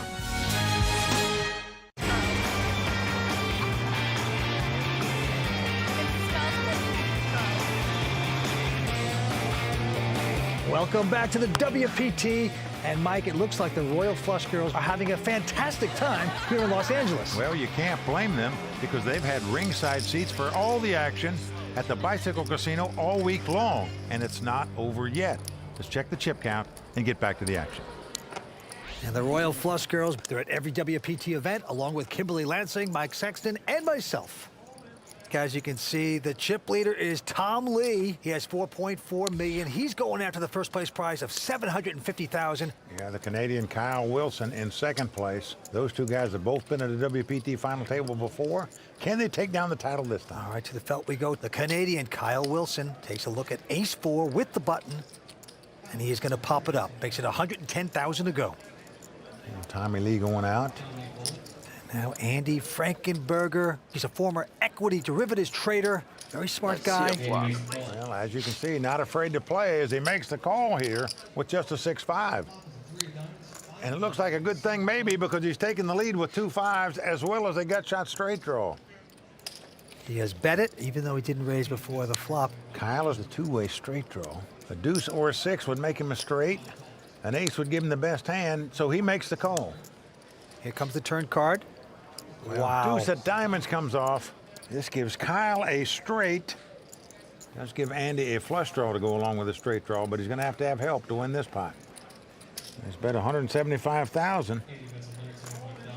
And there's Greg Mueller and Sean Buchanan, 2 great poker players, Kyle's friends. Both from Canada, rooting their fellow Canadian on. Kyle has made the straight with 3 diamonds out there. You're saying to yourself, could this guy really have a flush? Kyle's just calling here. Down to the river we go. Oh, and the Queen of Diamonds comes off, and now Andy does have the flush, and he has the best hand. How much is that? Oh, not a big bet. $175,000 is always bet here. Andy, what do you have? And you can see the disgusted look in Kyle's face. What do you got left? I want to know what he's got left. 0 chance he's going to raise it here in my mind. Even though if he did, he might win the pot, but he's got a straight, so he's just going to call and hope his opponent doesn't have a diamond. A diamond, obviously. What? I called. Well, there he looks like a bobblehead doll going sideways. So lucky. And Frankenberger's going to put a little extra ketchup on the burger because he just took down Kyle. Kyle, disgusted, say you are so lucky. Welcome to the WPT. Well, Andy Frankenberger, the double major from Duke, taking down that pot. Day one was pretty slow for me. I had Joe Hashem sitting to my immediate left, and you know, seeing a guy like that on your left, you're gonna sort of watch what you do. But I also know I don't want to do anything stupid because he'll take advantage of it. Well, you made a monkey out of Hashem. He's gone. You're not. All right, to the action we go. Tom Lee gonna take a sabbatical, folds his hand. Frankenberger on a little bit of a rush now with a 9-7 of clubs. Folks, this guy got the perfect 800 on the SAT math test. So that shows you he's Mensa quality. Well, he's called it. Tom Braband with just a 9-6 in the small blind. Well, Tom, the former baseball player in college, gonna make the call. And Kyle with a king 4 has an option to raise, but he says okay. So we got three-way action here. Let's come ace, king, 5 with 2 clubs. Kyle out in front with the 2 kings. Andy, of course, with the flush draw. Tom is checked. Kyle is checked. Will Andy bet the flush draw?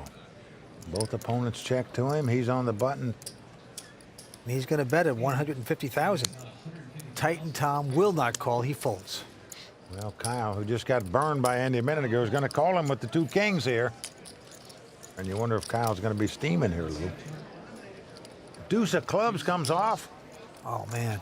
Andy Frankenberger's hit his flush just like that. There's no card Kyle can catch to win this pot. Well, he's checked it wisely. Let's see how Andy's going to play this hand. And he's reaching for chips. He's definitely going to bet. 500,000. Now, that's more money that's in the pot.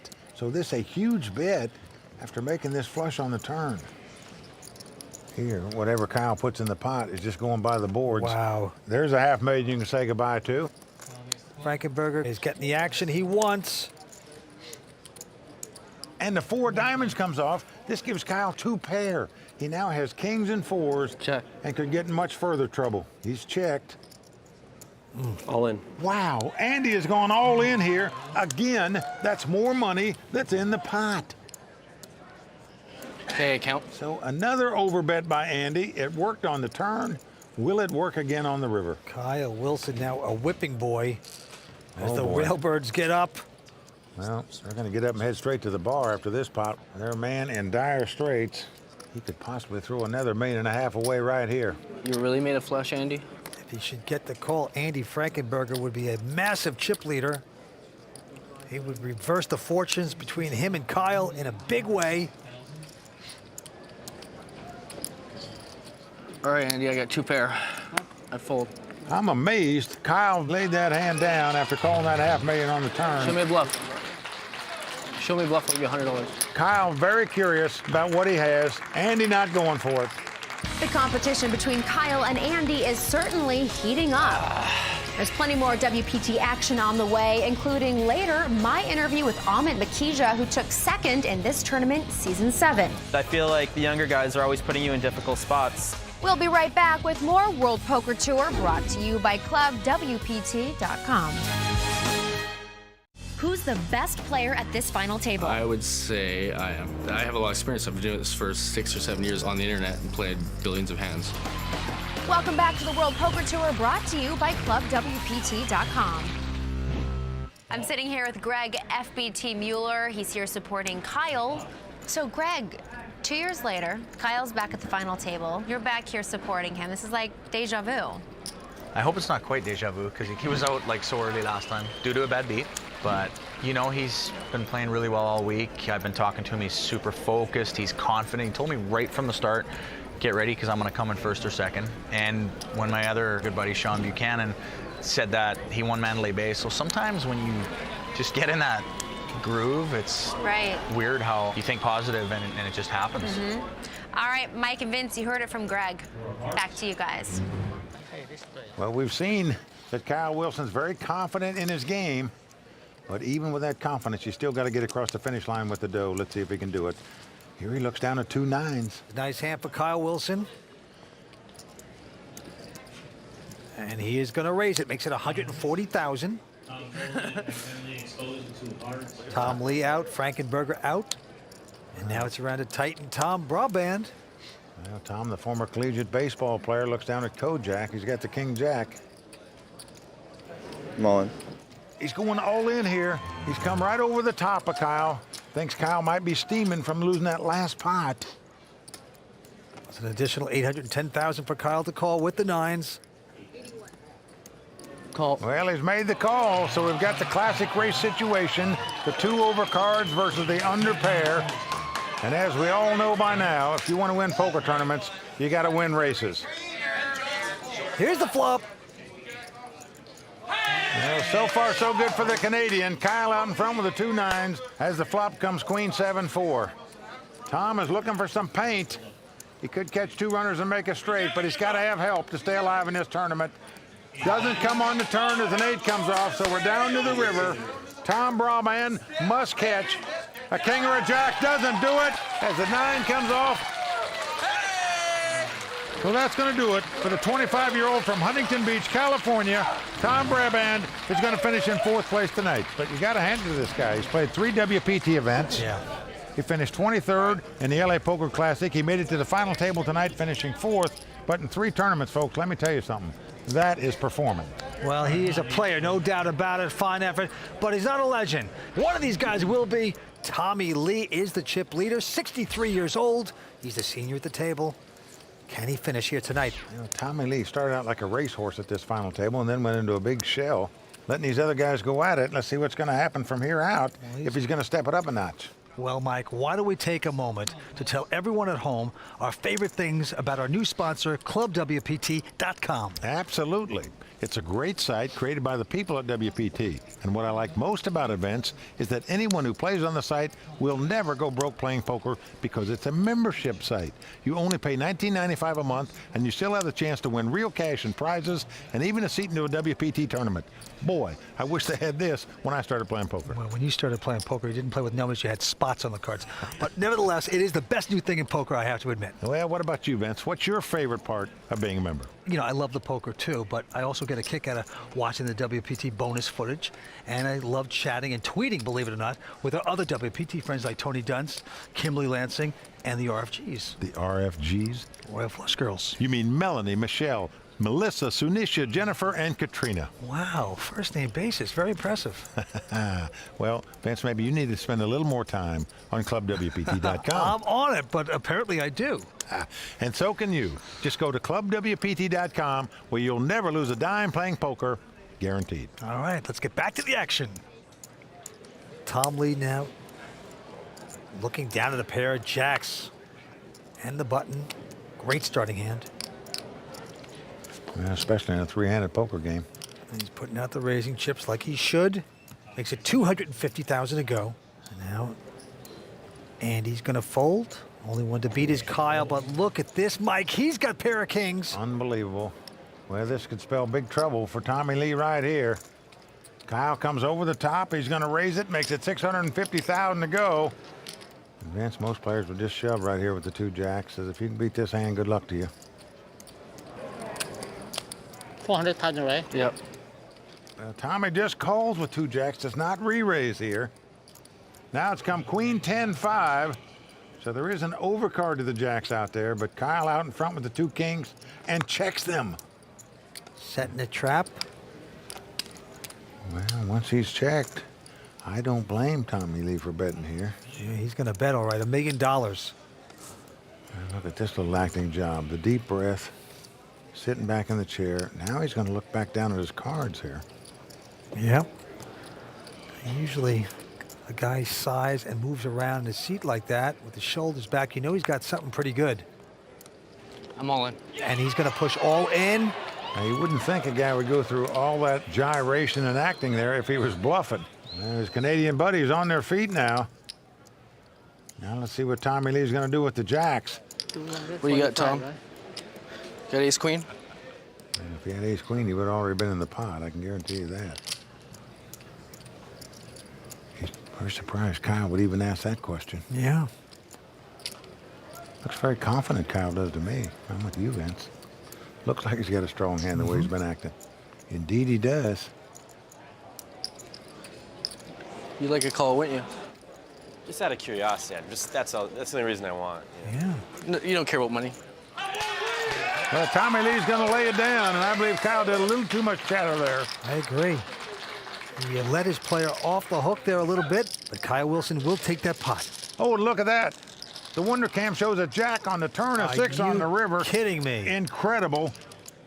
Had Tommy played that hand fast before the flop or on the flop, he would have busted Kyle Wilson out of this tournament. More to come from the City of Angels.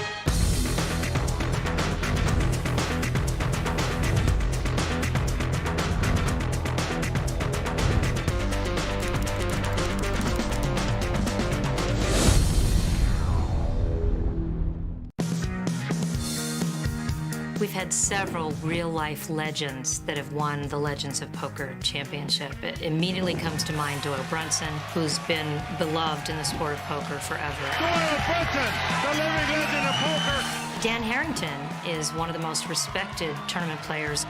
And then Prahlad Friedman. Prahlad Friedman from Malibu, California is our champion. Top pros in the world. Just ask them what's one of the greatest places to play, and they'll all tell you the Bicycle Casino.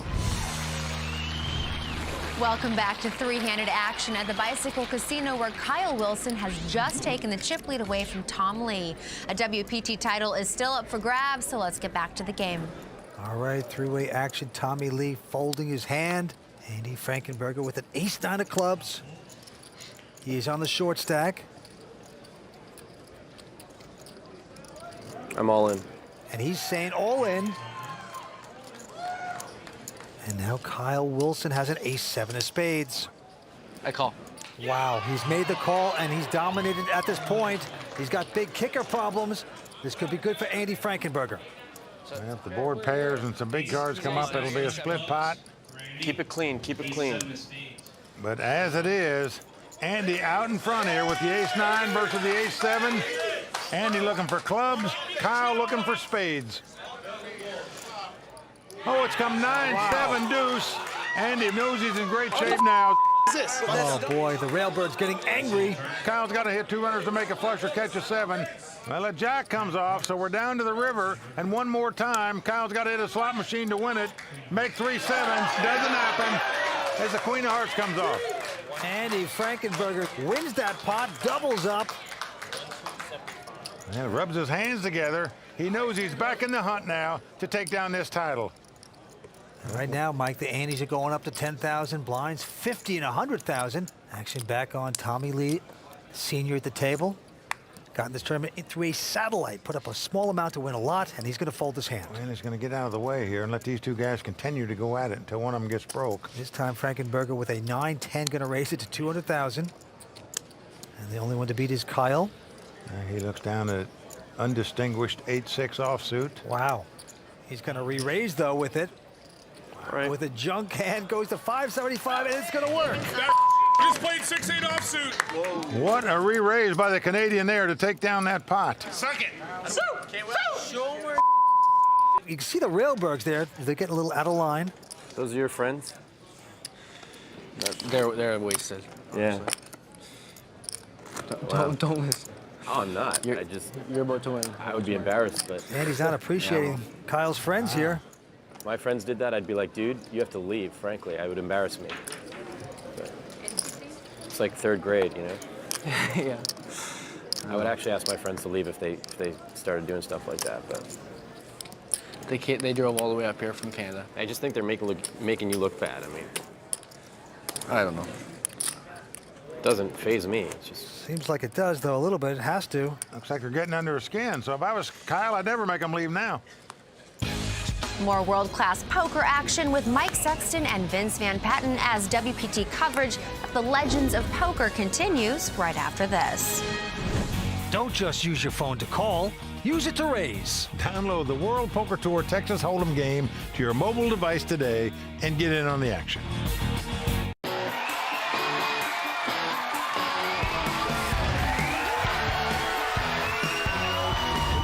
Fist pump? Fist pump. fist pump. I have a scale of happiness on how happy I am, and so I judge that by fist pumping. Like, the happier I get, the fist pump meter slowly starts to rise. Sometimes when you win a really big one and you get that rush of euphoria, that's the double fist pump. Fist pump meter's off the chart. I like fist pump a lot. I'm Melissa Grace, and you're watching the World Poker Tour. Some of the spectators here have been getting a bit out of control, which begs the question, do the players at the final table have the responsibility to keep their friends in line? Let's check in with our own Tony Dunst and see what he thinks in this edition of The Raw Deal.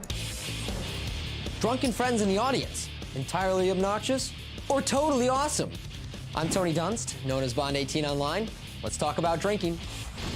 This edition of The Raw Deal brought to you by Rise. So Kyle's friends begin with a little everyday drunken profanity in the ace-9 versus ace-7 hand here. Then they amp up the harassment and begin shouting things at Andy after he folds to a re-raise from Kyle pre-flop here. Suck it. Am I the only one who finds it odd for a guy to taunt another guy with the phrase, suck it? If my friends did that, I'd be like, dude, you have to leave, frankly. I would embarrass me. Were I in Kyle's position, I wouldn't ask my friends to leave, but I'd certainly go over and tell them they're acting like a bunch of jerks and that their behavior is uncalled for. Whether Kyle realizes it or not, the conduct of his friends reflects on him to the audience at home and the greater industry, even if they've just had a couple too many and are trying to have a good time.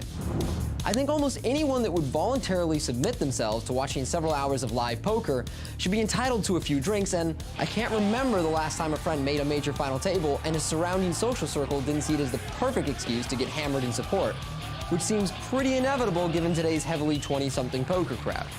However, insults, continual vulgarity, and harassment are simply out of line. Those are your friends? And nobody playing for that amount of money should be submitted to it when trying to concentrate on the task at hand. Look, I'd love to tell you that I haven't shown up tanked and wearing a profane t-shirt that I wrote myself for a friend's final table, but I'm just not the lying type. Still, when the production crew insisted I put on my dress shirt to cover up the expletive, I had the good sense to throw it back on and drown my disappointment in the beer in front of me. I urge you to show the same consideration when you're in the audience of a WPT final table. We can always count on Tony to call it like it is. The game continues, so let's get back down to Mike and Vince. We are at the Legends of Poker in Los Angeles as 3 players remain. And these are the 3 players that came to this final table as the 3 chip leaders, and they're the 3 guys left battling it out for this title. Winner's going to take home $750,000 here tonight. All right, back to the action. And Andy Frankenberger with an ace-king. And he is going to bump it up, makes it $275,000. But Kyle behind him with ace-9. Quick to call. So as the cards lie, Andy has him dominated. Ace-king versus ace-9. And what a flop for Andy. He's flopped the joint, the best hand possible, the ace-high straight, as it comes queen-jack-10. Let's cinch the nuts. What do you do? Trap it. Dig the hole, put the branches and the twigs over it. Wait for the big sucker, Kyle, to fall in. And he is. And he's done it. He's bet $300,000 here. He does have an open-end straight draw, but the best he can do is tie this hand. That's a call. It's a call. Kyle is exactly right. That was what we call a string raise. Really? Okay. He didn't have all the chips out there at once. Kyle quickly called him on it. Next card. And said, that's a call. Now, to me, that's a bit of a tell that you don't have anything yet. Now he's caught the king. He's made the ace-high straight, too. Both players have the ace-high straight, but Andy has the ace-high flush draw to go along with his straight. He's on the free roll. There's 3 diamonds out there. And Andy Frankenberger is going to bet $775. Well, Kyle has hit the best card he could hit right here. And he has called it. At least at the moment, to give him an ace-high straight. They're tied right now. Andy on the jelly roll. If a diamond comes off, he'd make a flush and have the best hand. Another diamond. 5 of diamonds does come off. So sick. So sick. Andy has made the ace-high flush. Now the question is, how much to bet to get paid off? Would you have called it if I raised before? Would I have called it? The burger's starting to talk now, ask questions. That is a weird question to ask at this stage before you bet. I'm all in. God. Now he's going all in. How does he say? A huge overbet here in my mind. Oh, this is going to put Kyle into the rubber room. Can you count that, please? That's unbelievable. What kind of... He is confused. He's angry about this. Well, Vince, I don't blame him for being confused here. What kind of act is that? I don't know. He says so sick, and then he goes all in. Not too bad, actually. I think it was a very strange act. I agree with Kyle here. There's no way you say all that and then you don't have a diamond in your hand. Yeah, I said, would you have called me if I'd have gone all in on the turn? And now he goes all in on the river. Now, in my mind, the only way you can make that play is if you have the ace of diamonds or you don't have a diamond. If he had nothing, it'd be the greatest bluff of the WPT, but not to be. Kyle figures it out, lays down the hand, good fold. Well, Kyle laid down the ace-high straight, a good laydown by him. So sick. But very peculiar questioning in my mind by Andy there before he bet. Kyle Wilson getting punchy here at the Bicycle Casino. We'll be right back. The World Poker Tour is brought to you by ClubWPT.com. Play poker for your share of over $100,000 in cash and prizes for only $19.95 a month. Never lose a dime playing poker. Guaranteed. Welcome back to the Bicycle Casino and WPT's coverage of the Legends of Poker, brought to you by ClubWPT.com, where you'll never lose a dime playing poker, guaranteed. In Season 7, rising star Amit Makija almost became the youngest winner in WPT Legends history. He lost that battle then to John Fan, but to Amit, it was no big deal. He knows that talent and time are on the side of the young. Well, it was yours to win. Mike Sexton called you a warrior, and you just lost it. There's a few hands that I regret, but before Heads Up, I was really happy with how I played, but Heads Up was whatever. Lost my focus, and I feel like I'd go in there a little better this time.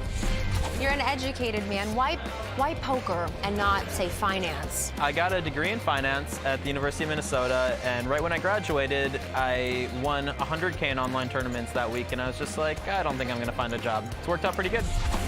Do you prefer playing with younger players your age or some of the older pros? In general, I'd rather play with the older players because they have not necessarily all put in the time, and I feel like the younger guys are always putting you in difficult spots. It's easier to figure out what the older guys are up to. How has it evolved, though? I mean, how are people playing differently? Is it just like ultra aggressive? I would describe it more as like a controlled aggression. It seems like the best players today are the younger guys, and they're 3-betting a lot in position. They're making you play big pots out of position, and they're real conscious about if they're in or out of position, and I mean, that's hard to play against. The older guys, a lot of times they're defending out of position, and they're playing these huge, massive pots when they have to act first, and it just makes life kind of difficult. How important is it to you to win a WPT title? It's very important to me. I've never gotten the major live title, and this would be a really good feather in my hat. You know, everyone wants to win a WPT title. And before I'm done playing tournament poker, I plan on having one or a few. Amit Makija still looking for that elusive first title, cashed in this season's Legends of Poker, coming in 45th.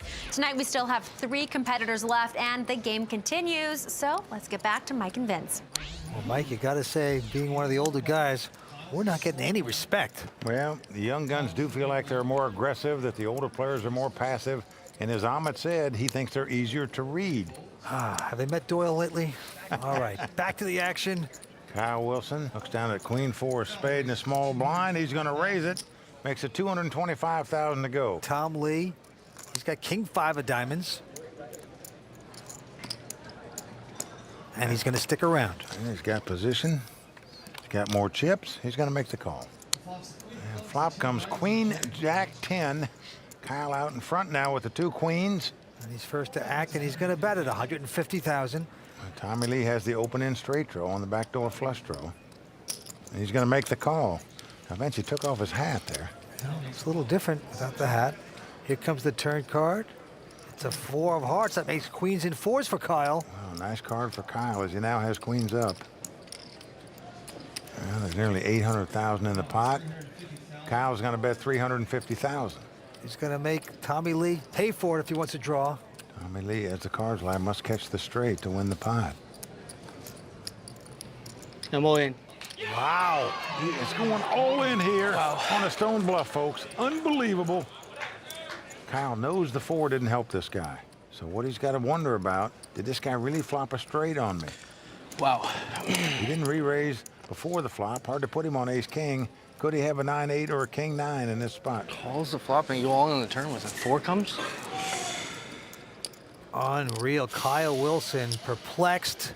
If he should make this call and his hand stand up, he'd be a massive chip leader. I have no clue what you have, Tom. But he's in a quandary right now. Can you beat 2 pair? Remember, his opponent called him on the flop and now has moved all in on the turn. After a 4, it can be no help at all to the guy. Are you tired? Why are you doing that? Tommy Lee, great poker face, trying to cover his whole persona there. Doing a good job of it, not letting a smart player like Kyle read him. King 9. Tommy Lee has more chips than Kyle. So Kyle knows if he makes this call and loses this pot, he's going to be out of here in 3rd place. What a tough decision to make with queens up in this spot. Kyle is going to lay it down. Show me bluff 1 time. 1 time, please. Show me. 1 time, please. Can't show. Oh, please do, Tommy. Put a little Tommy. salt in that blood. He's not going to do it, though. Believe me, Kyle, you don't want to see it, my friend. Oh, wow. And the wonder cam comes up. Card was irrelevant. Tommy wouldn't have gotten there. That might have been the whole tournament. Might have been able to call that. That is the bluff of the tournament. Well done for Tommy Lee. I had no clue what to do. You made the good laydown. You grind these cowards out. Don't tell them that. Then they're going to start playing harder. Don't want them to do that. Telling him to shut up. These guys just gotta always make their dumb comments. Well, Greg Mueller up this time. He made a good lay down there, but in truth, they're probably not really believing it. Now the Andes are going up to 20,000 blinds, a 60 and 120. All right, action right back on Kyle. And he has got to be punchy at this point. He's just getting manhandled here tonight. He's going to fold a nothing hand. And now Tom Lee with just a queen 5. Happy to just call that. Mr. Frankenberger with a jack 5. Content to see a flop. Well, and he's got clubs. And 2 clubs come on the flop. But Tommy has flopped top and bottom pair. He's got queens up. What a flop for Tommy Lee. Queens in 5s, and he's going to bet at 300,000. Vince, it's not going to shock me if we see a big pot brew right here on the flop. I raise. Because Andy's got one of those hands that it doesn't matter what his opponent has. Yep. He is not drawing dead. Even if his opponent had 3 queens, he'd have a flush draw. He's making it 1,700,000 to go with a 4 flush and a pair. Well, I think Tommy Lee's just going to have to go with this hand, Vince. All in. And he does so. He has gone all in. Well, you can't blame him. He's got 2 pair, queens up. I'd move all in there, too. And I'd call if I was Andy. Yeah. It's just one of those hands that sort of plays itself. I call. Yep, he's going to call it. Well, Tommy probably not going to like what he sees here. He knows a flush could beat him. Tommy's family on the rail, sweating their father out. Andy looking for another flush. He's made a couple flushes on the river to win big pots at this final table. Oh, club! 4 clubs right on the turn. Tommy Lee just can't believe it. Come on, come on, come on. It is not over yet, though. Tommy looking for a queen or a 5. That's what he needs to win this pot. Otherwise, he's going to be crippled. Well, a 7 comes off. Andy Frankenberger makes another flush to win another pot. Unreal. Well, Andy Frankenberger is now the big chip leader with 3 players left. Can this highly educated guy from Duke, playing in his first ever WPT event here in the States, take down this title? We shall see. Let's get back to the table. Misfortune for Tommy Lee. He is just licking his wounds right now as he picks up ace-8 here, and he's going to shove all in. Well, you can't blame him for that. I call. Frankenberger behind him with ace-7 of clubs has called. And Kyle Wilson with a queen-8 also going to call. Well, this gives them 2 chances to knock Tommy out of this tournament where they can play heads up for this title. It's pretty much an unwritten rule. You're not going to bet here unless you got the nuts almost. Here's the flop. King 9-4 helps no one at the table. Frankenberger going to check the side pot potential. Kyle does as well. queen on the turn. Kyle takes the lead with queens. Well, it's gone check, check again. Down to Here the comes river. the river card. The jack of clubs comes off. This gives Andy the ace-high flush. Another flush he makes on the river. This one is going to knock Tommy out of this tournament. There's nothing on the side, of course, yet, but... Well, he's going to bet something here, You got man. a cinch, you got to bet. He might not bet much, but I can assure you he's going to bet. Kyle looking impatient. Clock. Oh, boy, he's calling the clock. I want to keep playing. Like Can't take it anymore. 400. Well, I think that's the frustration of laying down Yep. those queens Pull. up, Vance. Now the guy's betting 400,000. And Kyle ejects his hand, and Tommy sees his fate. It's not good. Nice hand, Andy. He is gone. Well, that's going to do it for Tommy Lee. Just very unlucky those last couple pots. Tommy Lee, a gentleman, very entertaining player. He's going to go home with close to 175,000. Don't worry about everyone. Just like that, we are down to 2 players on the WPT. As is the custom on the World Poker Tour, when we get down to heads-up play, we have our money presentation. So show us the money! And out come the beautiful Royal Flush Girls, brought to you by prestigious models, Sonisa, Melissa, Katrina, and Jennifer. This is why everyone plays cards. Well, the winner tonight is going to take home $750,000 and a coveted WPT title. Which one of these 2 guys will it be? Heads up action for the title. Stay with us. We're coming back with more on the World Poker Tour, brought to you by ClubWPT.com. Welcome back to the World Poker Tour, brought to you by ClubWPT.com, where heads-up action is about to start between Kyle Wilson and Andy Frankenberger. During the break, we caught up with both players, and here's what they had to say. It's like a dream come true right now. I've been to you watch this on TV and to come out here and have a chance to play heads up for this trophy and this title is amazing.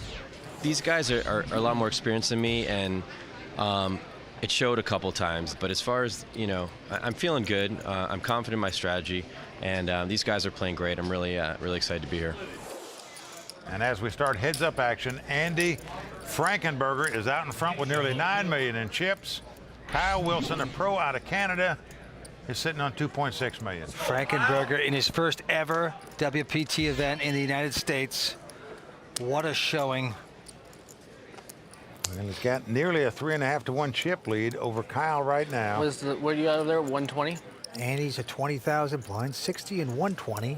Make it 240. And Kyle with a queen 10 is going to raise it up to 240. Behind him, Andy Frankenberger with a king 9 offsuit. Call. And he's going to make the call. So here we go, round 1 of this championship battle. And the flop comes king 10-5. Andy has flopped 2 kings. Kyle has flopped 2 10s. And Vince, so many times tonight we've seen this guy lead right out into the pre-flop raiser. He's doing it again here with 2 kings. He takes the play away. That's 300,000. Well, it confused Kyle before. Liable to confuse him here again, and indeed, Kyle making the call with the 2 10s. How can you blame him? You just automatically think the guy would check if he had kings to check raise you. 8 of clubs on the turn. 800. Andy just keeps firing away. 800,000. Andy, what do you got? Just bats into me twice. He is befuddled, this Kyle Wilson. Seasoned professional, plays online all the time. A lot of respect for this player, and makes a good laydown right there. Good bluff. You got king? And Kyle just consistently asks questions to other players. You have a king? Nobody ever answers it. No one, no respect there. What did you have? Were you bluffing? I'll give you $100 if you show me.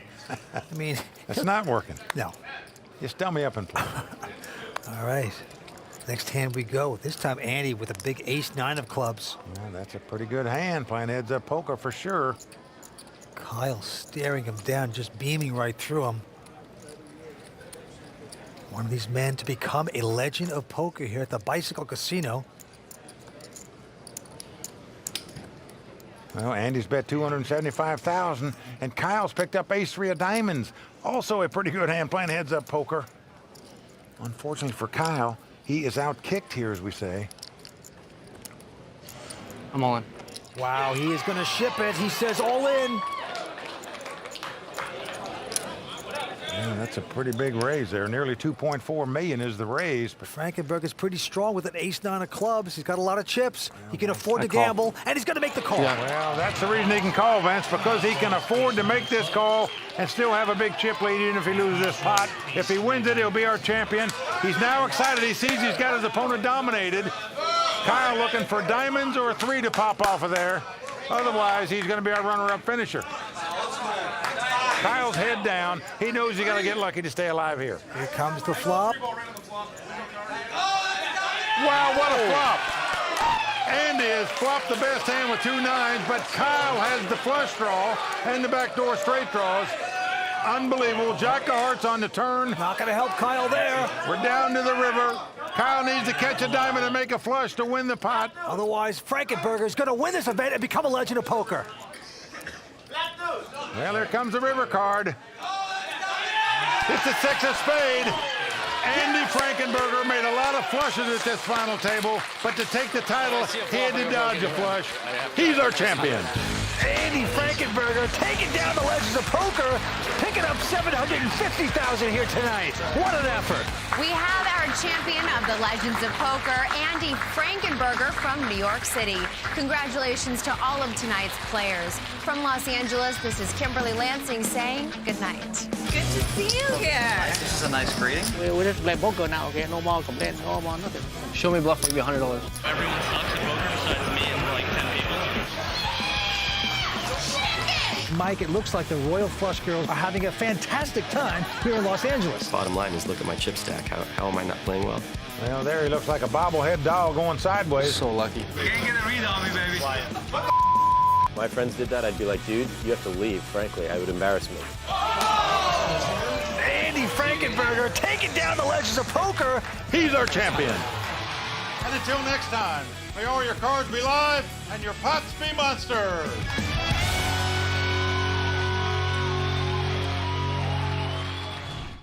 The World Poker Tour is brought to you by ClubWPT.com. Never lose a dime playing poker. Guaranteed.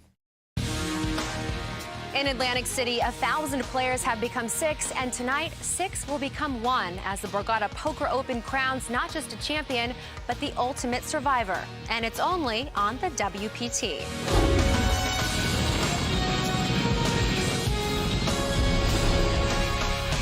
Well, the crowd all standing. He is circling the drain. They are going bare knuckles in the center of the ring. He needs the extreme miracle.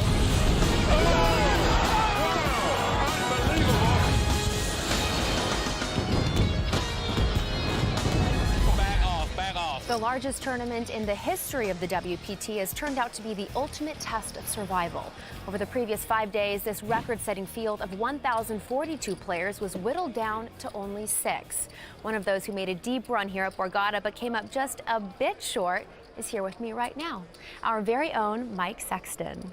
Mike, congratulations on your 20th place finish. First the Hall of Fame, now this. Soon you're going to be demanding a bigger dressing room. Well, thanks, Kimberly. You know, I don't get a chance to play a lot of poker tournaments anymore, so whenever I get to play a big event like the Borgata Poker Open, I thoroughly enjoy myself. It's a lot of fun for me. You know, it's always disappointing when you get knocked out of tournaments, of course. But the truth is, only about 10% of the people make the money in a poker tournament. Anytime you make the money, that's good. You know, I'm an old school guy. I still love to compete against the young guns to see how well I can do. So this has been a real fun week for me, even though I didn't quite make it to the final table. You know, I've really enjoyed myself. And bittersweet, of course, but still quite an achievement. Congratulations again, and don't go anywhere. But Mike Sexton's tale from this event is just one from the multitudes that came to Borgata this week seeking poker glory. Let's take a look back at the bloodbath that ensues when 1,000 players go after one championship. Welcome to the Borgata Poker Open on behalf of the Royal Flush Girls and everyone at the World Poker Tour. Shovel up and deal. History was in the air early on day one as the number of entrants set a WPT record with 1,042 registered players. And in a sea of 1,000 players, one man, Olivier Bousquet, stood alone, hoping to become the first WPT champion ever to win the same title 2 years running. But to do so, he would have to get through a field that was stacked with notable players. 2010 Legends of Poker champion Andy Frankenberger couldn't make it 2 titles in a row. He ended up on the losing end of a flush over flush situation against poker pro Daniel Makovsky, and Frankenberger hit the rails soon after. The day ended with 641 players. Canadian Vincenzo Abate was in the chip lead, young gun Jeff Papola in 4th. Mike Sexton made it through with a healthy stack of over 70,000. Olivier Bousquet's chances to repeat looked bleak as he limped into day 2 with 29,000 in chips. Far behind his fellow 2009 Borgata Poker Open final tablists Keith Crowder, Jeremy Brown, and Yannick Brodeur. With 641 players going after 1 title, tempers were bound to flare. No. You might influence him, dude. No mind you winning the pot, but you're jacking your jaws too much in that game. While some tried to keep their true feelings to themselves, others weren't afraid to tell people how they really felt. Give it to me all back. Okay, you're right. I knew I was gonna get him. Cuz, how you doing, cuz? How you doing, cuz? Bro, you getting this on camera? Jerk boy down there? Cuz,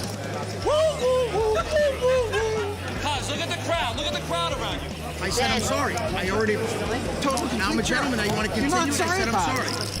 Ship it.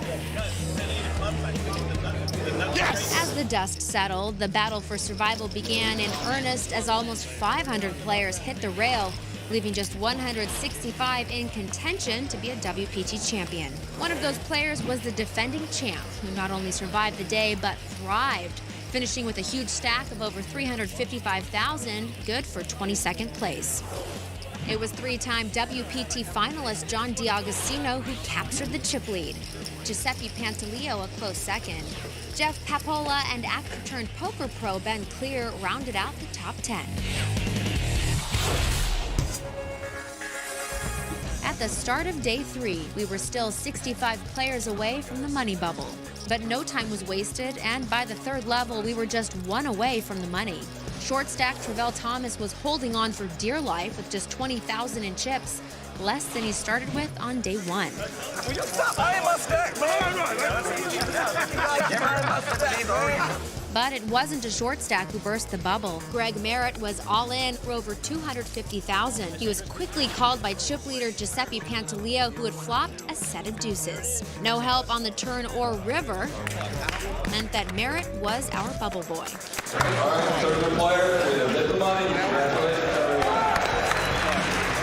I'm happy that I cashed. You know, someone was saying, Irv, you got all this money. I said, it ain't about the money. I said, I just want to cash. I popped my cherry.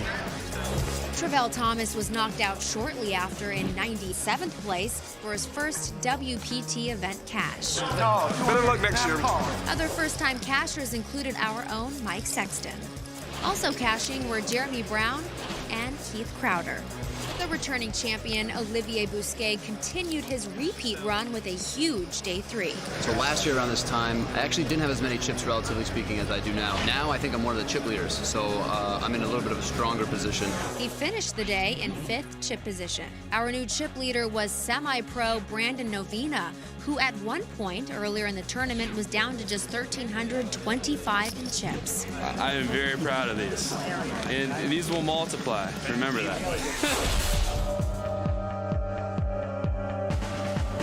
The final 27 began with 2 big stories. Could Olivier Bousquet go back-to-back? And who would sit next to Vince Van Patten if Mike Sexton made the final 6? One storyline took a huge hit early in the day, making a tough laydown with top pair. It's not a Hollywood. It's a real decision. Why are you so good? Brandon Novina put the final nail in Olivier's coffin when his flop set crushed his opponent's hand. Yeah, guys, good luck. And hopes for a Borgata Poker Open repeat champion. Defending my title was something that I was really, really hoping I could at least get closer to achieving. And, you know, that's the way poker goes sometimes, but it doesn't take away from how difficult it can be to deal with. Shortly after, the other big story ended his day and the TV mystery. Say, Levy, Vince, I'm coming back. Chip leader Brandon Novina knocked out John DiAgostino in 14th place, ending Dag's shot at a second Borgata Poker Open final table. Borgata Cash Game regular Ophir Moore knocked out Jeff Papola in 7th place, giving him the chip lead and cementing the final 6. With Jeff eliminated, Dwight Pilgrim, along with the other 5 players, has a chance to shock the world, baby. Shock the world indeed. With all the big names in this field, the final 6 are relative unknowns. But Mike, you played with these guys over the last 5 days. Walk me through this final table. Well, I did play with all these guys on their journey to the final table. But once again, the young guys are doing it on the World Poker Tour. The top 4 chip leaders tonight are all guys in their 20s. Now, I'm a believer that experience bodes well under the bright lights of these televised final tables. And the guy at the final table that has by far the most experience and success in big-time poker events is Dwight Pilgrim. And for that reason, I look for him to be the guy to beat tonight. Well, of course, they all have chips, so it's anyone's game to win. Let's just see if Dwight can, as he puts it, shock the world. Mike is going to make his way back to the booth as we get ready for the final table of the biggest tournament in WPT history. Don't go away.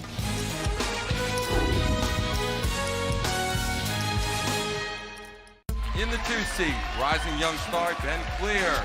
I'm playing for the title. Obviously, the money is great, but the title is also just as important. New York, steady as a rock, Daniel Mikowski. Winning this title will mean, first of all, reputation and recognition of me as a good player. In the 5 seat, becoming a legend, Dwight Pilgrim. We're playing to build a resume that holds up with the big boys, with the top of the food chain.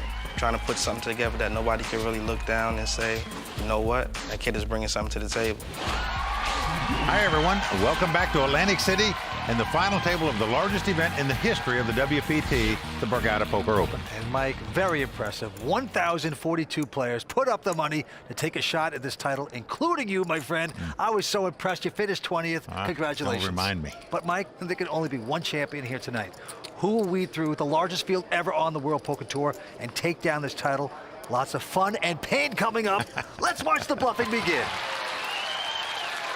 Well, odds are youth will prevail once again on the World Poker Tour as our top 4 chip leaders are all in their 20s, led by Ophir Moore with $7.2 million. So one of these players is going to win close to $750,000 here tonight. The antes are $25,000, blinds $75,000, and $150,000. Let's go to the felt. First to act is Daniel Mikowski out of New York. He's got a lousy 4-3, and he folds. Now it's into Kia Mahajeri, 57 years old, former electrical engineer. He's going to fold as well. And Ben Clear looks down at ace-king, a big hand here. Ben's a former actor, former bartender. He's raised to 325. Ophir out. Brandon Novina not going to play. Now it's around to Dwight Pilgrim. He's the guy the eyes are focused on here. He's like the Muhammad Ali of poker, Vince. Very braggadocious kind of guy, but he's also got game. I played a lot with him during this tournament, and I can tell you, he can play. Well, he's only got a 7-9, but he is going to call, and here's the flop. Look at this. Dwight's got a piece of it, pair of 7s, and he's going to check. Queen 7 deuce with 2 spades is the flop. Now Clear with just ace-king. In with the continuation, bet $400,000. Dwight's got second pair, but he's going to make the call, and a good one it is, as he's out in front with the 2 7s. 4th Street is a 5 of clubs, helps neither player. Back on Dwight, he checks. Let's see if Ben will fire again. Nope. He's going to check this time. That's going to tell Dwight he's got the best hand right now. Now a deuce comes off. Dwight getting chips out, it looks like. 275. Well, 275,000. Now the pot's got $1.6 million in it, so this is a very small value bet, and it's going to work for him. I'm surprised at this call by Ben here. Oh, wow. He is a little stunned there. Little value bet by Dwight on the river there. Got his opponent to pay him off. I'm even defending with the 7-9 now, son. Oh, man. He is a chatty player. So imagine what I'm doing with the 10-jack. Very confident in his abilities, and he lets you know it. I want to be the best. I want to be one of the best. I want to go out there, put up my best foot forward. Got to take that spot, right? I want to be able to say that I put it all on the field. I let it all hang out, and I'm willing to take whatever comes with it. Well, I played a fair amount with Dwight during this tournament, and I can tell you, he's fun to have at the table, but we'll do a lot of chatting. Plenty more action from Borgata, plus my 5 questions with this year's Legends of Poker champion, Andy Frankenberger. Find out which poker pro called him a clown and his response. It was like nothing I'd ever experienced before. We'll be right back with more World Poker Tour brought to you by ClubWPT.com. This is the World Poker Tour brought to you by ClubWPT.com, where you'll never lose a dime playing poker. Guaranteed. We are back in Atlantic City. 6 players remain. Well, Vince, let's take a moment and talk about our new sponsor, ClubWPT.com. Oh, Mike, well, I'll tell you, you know how I feel about the club. It's absolutely the best deal in poker. I mean, where else can you play real poker for real cash and prizes and not spend a dime? That's right. All the buy-ins are free. You just pay $19.95 a month for the membership, and with that, you get all sorts of great stuff, like behind-the-scenes access from WPT events and bonus footage not seen on the show. Yeah, and Mike, don't forget about the beautiful Royal Flush girls. They have video diaries, they have chats, they have photos, and much more in the private Club WPT members-only section. Now, Vince, does your wife really let you go to that section of the site? No comment. Well, I go there not only to talk and chat and tweet with the Royal Flush girls, but the other club members as well. I certainly do, too. It is a lot of fun. You know what else is a lot of fun? What's that, Mike? That's the action at the final table tonight. Yes, it is. That is my cue to go back to the table. But don't forget about checking out ClubWPT.com. Dwight Pilgrim, the Kanye West of poker, is first to act. He'll play almost anything. And he is our chip leader right now, but gonna lay this hand down. Daniel, also out. The former electrical engineer, Kia, not gonna play, so it's around to Ben Clear. Well, he's on the button. He looks down at the 8-4 spade. He's a very aggressive player. In position, so he's gonna raise it. $325,000. Ophir Moore now. A local high-stakes cash game player. Not gonna play, but Brandon Ovina now with an ace-9. Well, he's gonna make the call, so we're gonna see a flop. Notice Ben doesn't look at the flop. He stares at his opponent. Flop comes Jack, 4 deuce. Brandon checks the ace high. Ben's hit second pair here, so he's gonna bet. Yeah, 400,000. Brandon, nothing hitting there on that flop. But he's gonna call. Here comes the turn. It is a queen of diamonds helping neither player. Wow, very gutsy here. Looks like 600,000. Well, if you're sitting in Ben's seat, you're wondering to yourself, why is this guy doing that? If he had a strong hand, wouldn't he check raise me here? Something smells about this play. It's still disturbing because you only have 4s. 1.8. But he doesn't care. He's coming back over the top and makes it 1.8 million. Well, I'll tell you, in my mind, he put 2 plus 2 together here. And this is a very good play by Ben Clear. Oh, the bartender serving up the cocktail right there into Brandon. Well, that play can only be topped. If Brandon comes back over the top of him for all his chips, he'll win this pot. Almost impossible to do. It really is. You just sickened. You made a smart move. You're tight at the table. You have a good perception of solidness, of tightness. You think that's going to work. Oh, boy, it has been foiled by Ben. Brilliantly done. Brandon has to go away. Ben Clear earned that pot, played it superbly. He is moving his chips around fast tonight, and Brandon has to pay for it. My mom is here, like all moms, you know, don't be playing that poker, you know what I mean? She was scared, you know. But I told her, I said, Mom, one day, there's gonna be a day I'm gonna make over 100,000 in one day. You watch. I'm here with the WPT final tableist, Sean Kunix, who is friends with Brandon Novina. If it weren't for you, Brandon wouldn't be here. Yes, that's true. I generally don't stake people in tournaments, but he had so much heart, and I could tell he was very hungry for it. Eye of the tiger, if you will. And he said, look, if I go, I'm going to win. As a matter of fact, he got down to 1,325 chips, and he still said, oh, don't worry, I'll be there at the end. I'm going to win this thing. I told you I was, and here we are. All right, well, good luck to your friend Brandon. Thank you. Guys, back to the action. On to the next pot right here. Everyone's folded around, and now it's between Kia and Ben, the 2 blinds here. They both have junk hands, 8-6 of clubs, 5-3 of clubs. Yeah, flop comes ace, jack 8 with 2 clubs. Both players with a flush draw, and both players checking. To the turn we go. Oh, queen of clubs comes off. This could spell big trouble for Ben Clear here. And now Ben, think he's in good shape, but of course we know he's in a potential disaster spot. Ben is gonna bet at 250,000. 600. Well, 600,000 more. 850 to go. Now Ben's thinking to himself, what have I got myself into? I'm all in. Wow. Yeah, all in and called. Flush over. It's flush over flush. And look at that. Ben knows it's flush over flush before Kia turns up his cards, and it's bad news for him. Good hand, man. Good hand. Yeah, I'm drawn dead. Good hand. It's what we call a cooler in poker trade, Vince. When you get a flush, you just got to get your money in there. Well, the former electrical engineer shocking Ben. He puts the screwdriver into the ear.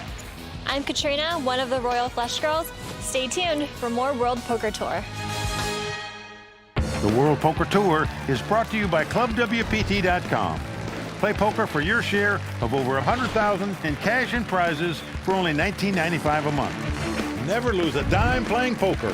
Guaranteed. For someone that hasn't been to the Borgata, it's really a fun place to be.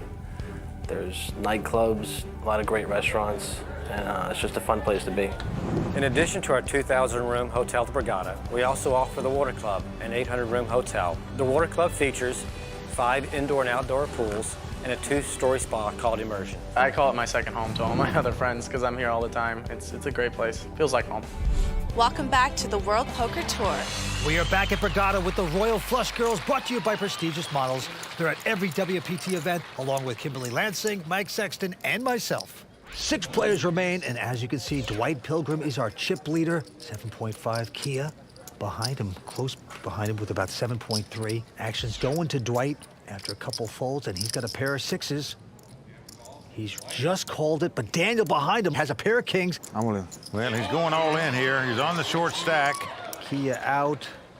Ben not going to play. Dwight has called it with the 6s. Well, Dwight's made the call. Not going to like it. It's pair over pair here. Yeah, I'm surprised that Dwight made this call. It's the tightest player at the table, this Daniel Malkowski. Let me live. Let me live. And let's see a flop. Now, flop is ace 10-9, so Dwight's going to need to catch a 6 or 2 running cards to make a straight. They'd love to knock out this Daniel Malkowski. Well, an 8 comes up, so that does give Dwight a straight draw. He can now win the pot with a 6 or a 7. That would give him a straight. Daniel's squirming there a little bit. Will he get unlucky, or will he double up? Well, deuce of diamonds comes off, so Daniel's going to double up. And lets out a sigh of relief. How much? Well, you got a showdown. That's what you want. You want to see what I'm doing, right? And folks, I can tell you right now, you're going to have to get a crowbar to get the chips from that guy. Patient, guys, patient. It's going to be like pulling hen's teeth. Tight is right, but you have to know how to use the tight image. If you're here for the money and you're here for the results, you have to be patient, be tight, and choose your spots. Vince, I can remember moving to Daniel's table. He had a lot of chips. We played all day long into the night. I don't remember the guy playing a pot, and I always kept wondering, where'd this guy get all these chips? 600. Tight, tight, tight, but this time he picks up an attractive pair of 9s, makes it 600,000 to go. Kia out. Ben with an ace-9. Boy, he's been active, but he respects the tightness of Daniel, and he folds. It's folded around to Dwight Pilgrim, and here he picks up 2 jacks. 1.8. Oh, this could be payback time. He's going to raise it to 1.8 million.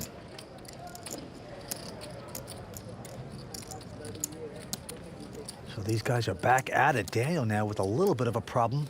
I don't think I can fold. I know that already. Don't worry. That's not going to affect my decision.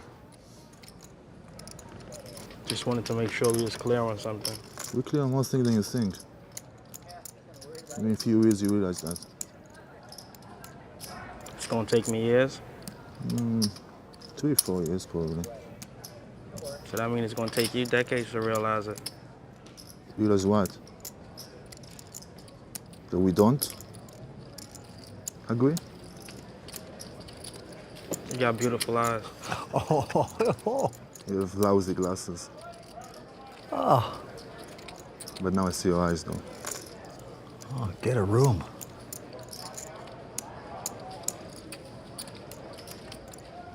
He's got a big decision here. Well, man, hands. Really? You want to flip? And he says, do you want to flip? Meaning Good fold, sir. he thinks Dwight's got 2 overcards like an ace-king or an ace-queen here. You sure? Yeah, on TV. No, now. No? Why show now when it's gonna be on TV? I need the information now, not on the TV. That's gonna spoil the surprise. I'm not playing for surprises.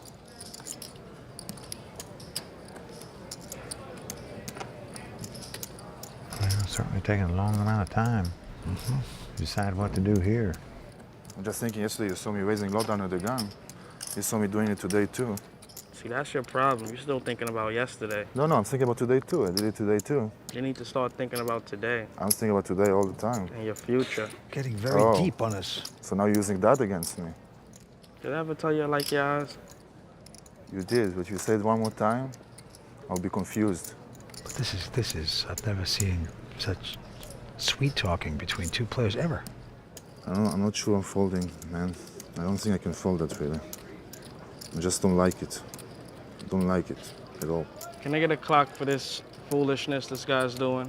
Wow. Think I was gonna give you all day, son? I really don't respect what you just did. After you're the one who talking and not letting me think. Listen, I gotta defend my hand, son. What you gonna do about yours? Lovers quarrel. You make me lay down the better hand. They're breaking up. Good fold, sir. Probably by 4%, but it's a better hand. Oh, I don't even know how to calculate 4%. Well, Daniel does lay it down. Something we could have done about 5 minutes ago. Tough decision, and Daniel escapes there. Brilliantly done.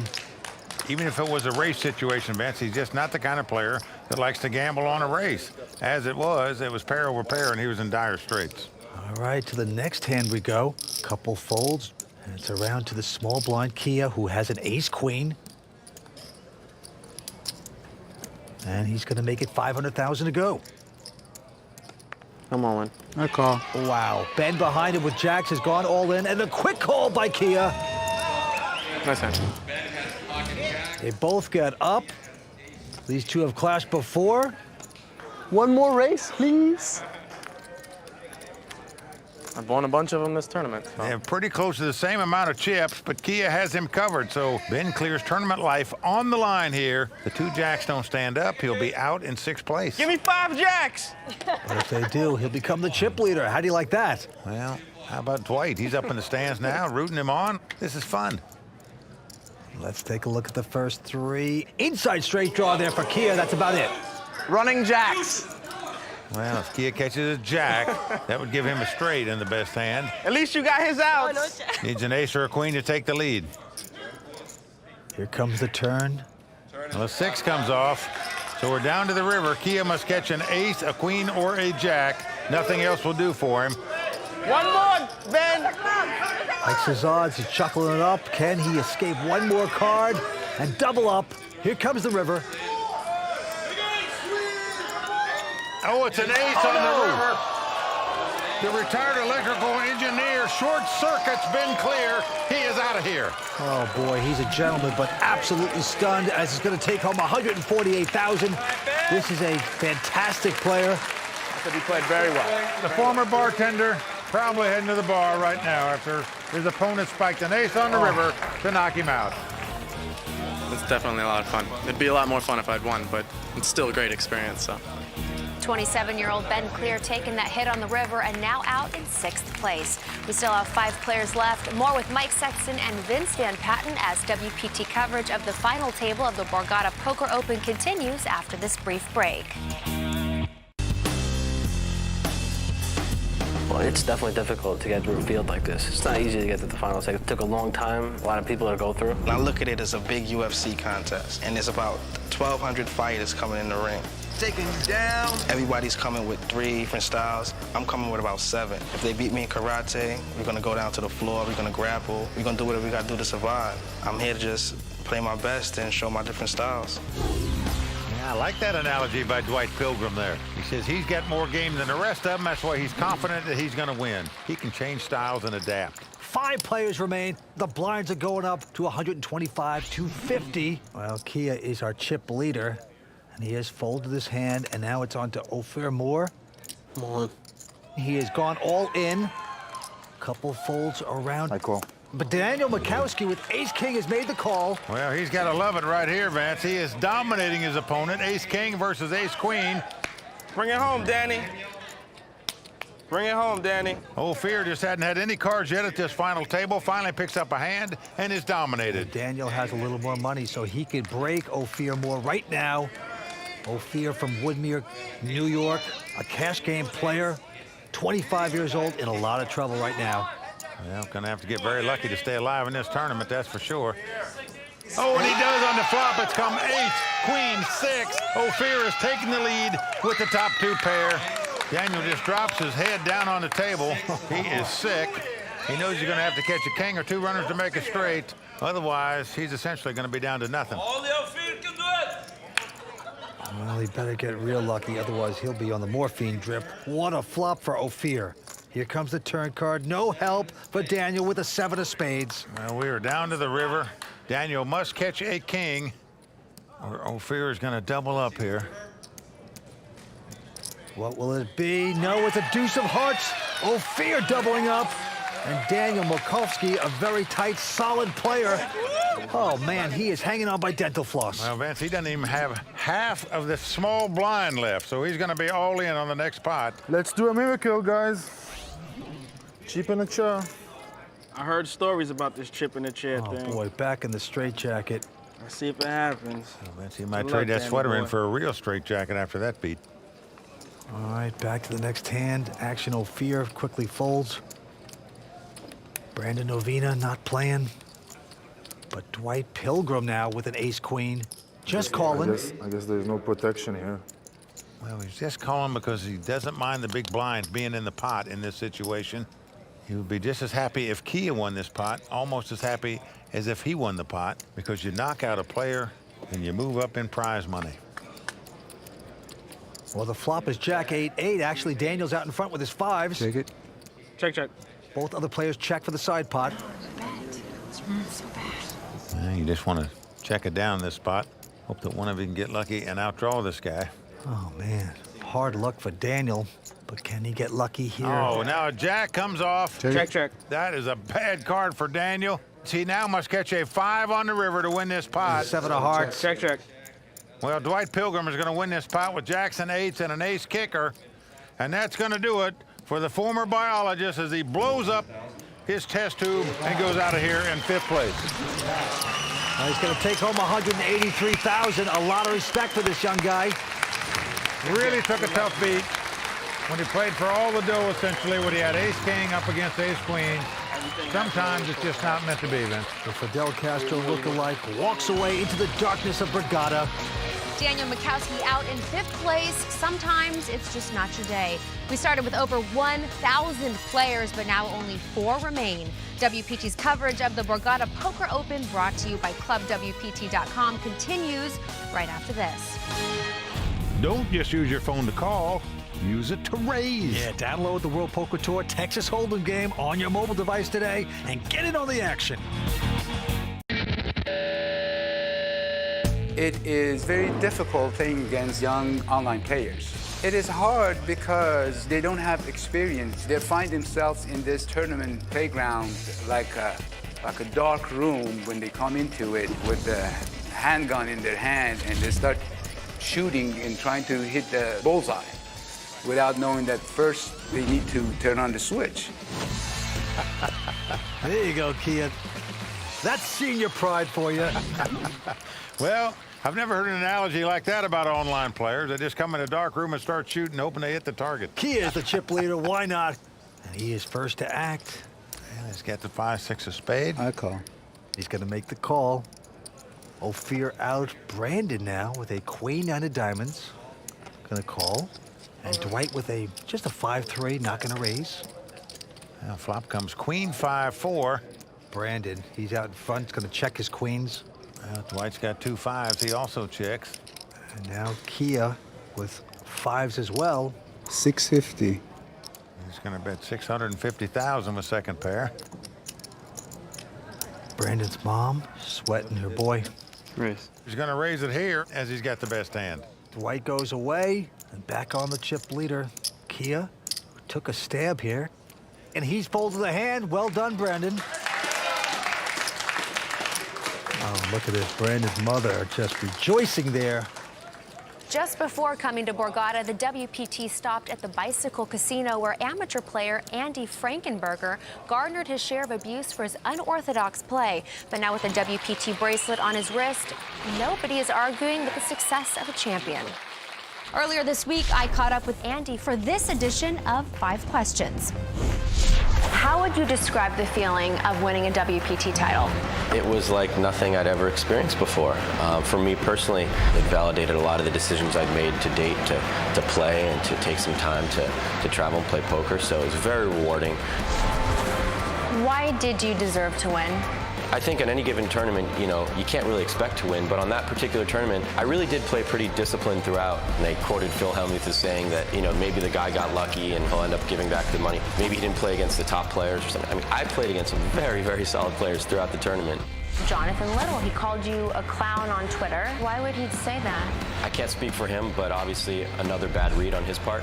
You know, he said, oh, I caught runner flush. Well, it's not really catching runner flush when you bet all in after the river. I mean, it's not like I got my money in bad. I made a big bet when I had the hand, so nothing against him. I'm sure he's a great player. I just think he had another bad read about calling me a clown.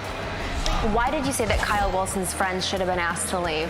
Well, I didn't say that they should have been asked. I said if I were Kyle, I would have asked them to leave. That is played 6-8 offsuit. Whoa. Suck it. Can't wait. Sure. Those are your friends? They're wasted. You know, they can call me whatever they want. It doesn't bother me. It's just, I think it makes him look bad that his friends are saying obnoxious things. I said if I were him, I would want them to leave because it makes him look bad. I want to talk about this bracelet right here. You took it home at the bike, and now you brought it to Borgata. Yeah, you know, I'll probably stop wearing it when it loses that thrill, but I'm not so sure that'll happen in the near future. Picking on the new guy. Well, Vince, I don't know how you criticize anybody that's got a double major from Duke. Scored a perfect 800 on his SAT math test. He is far from a clown and a super nice guy, I might add. Well, it's back on Brandon. He's got a 6-4 of diamonds. And look at that. He feigned like he was going to muck it. Probably should have, but now he's getting chips ready. This guy plays very unorthodox. He's getting some confidence. What's he going to do here? He's going to raise. Makes it 625,000 to go. 1.8. But right behind him, Dwight with just a king-jack says 1.8 million. Well, Vince, the only way he could do that is because he sensed what you just said. Yeah. That he could feel that the guy wanted to muck his hand to start with. So why not give him a chance to muck it, raise it with the king high? Don't you think Dwight missed a thing? He was studying his man. Now, that could have been a fake, but we know it's not. Uh-oh. I don't like this play at all. Damn, you ready to jam the flop, huh? Stop and go time. Why you look back like it even matters? Like you're not jamming this flop. Here comes the flop. The flop is queen 7-3. Brandon flops a gut shot straight draw and is going to check. $1 million. And now Dwight hitting nothing there. Just king high bets $1 million. Brandon's just got to shove it here or muck it. He got himself in an awkward position here by calling that $1.2 million raise. He's gonna fold it, so Dwight Pilgrim gonna take that pot. You let me win that $3 million pot with nothing? You let me win this pot, $3 million pot with nothing. Just by me saying $1 million, you fold. Yep. Which one you want to see, son? That one. Sure, go ahead. Nothing. Okay. Look at this. He's table talking Brandon, making him feel worse, putting the salt in the wound. I don't know too much, but I'm giving up $3 million pots for the next guy got nothing. Very strange hand. Let's see what Tony Dunst has to say on this week's Raw Deal. Brought to you by Rise. Does trash talk really get into people's heads? Dwight Pilgrim sure seems to think so, and in this hand against Brandon, it's hard to argue against it. I'm Tony Dunst, known as Bond18 online. Let's break it down. The hand begins with a loose open from Brandon, holding 6-4 of diamonds and just over 20 big blinds. Dwight decides to apply the pressure and makes it a nearly 3x re-raise to 1.8 million. 1.8. Totaling about 40% of Brandon's stack to begin the hand. Brandon makes a huge mistake by calling the re-raise with no clear plan for post-flop, holding 6 high, and when the flop comes down Queen 7-3 rainbow, he meekly check folds. Throughout the course of the hand, Dwight is not shy about table talk. The question is whether the banter helps his overall strategy, both on and away from the felt.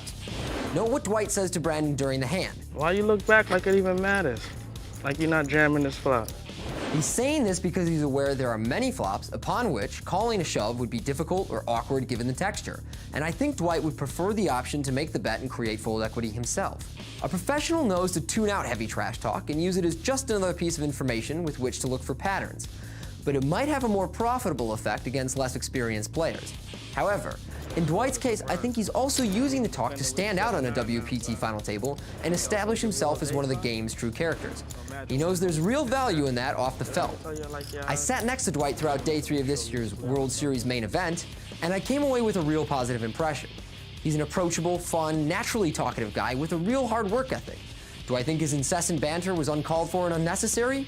Yeah, I do, but I'd also be lying if I didn't say that from a strictly viewer standpoint, I found it pretty entertaining. Besides, perhaps this is just Dwight's way of alleviating the pressure of being at his first major WPT final table and the fear that while being on film, he's a liability to be killed off first. Well said, Tony Dunst. Got to agree. Well, you have to agree that the pre-flop call of 1.2 million more with just 6 high when you only had less than 5 million in chips just doesn't make sense at all. 6. Well, the blinds are going up to 153, and look at this. Dwight Pilgrim with a pair of queens has made it 600,000 to go, but Kia right behind him with an ace-queen of clubs. Likes it, and he's going to make the call.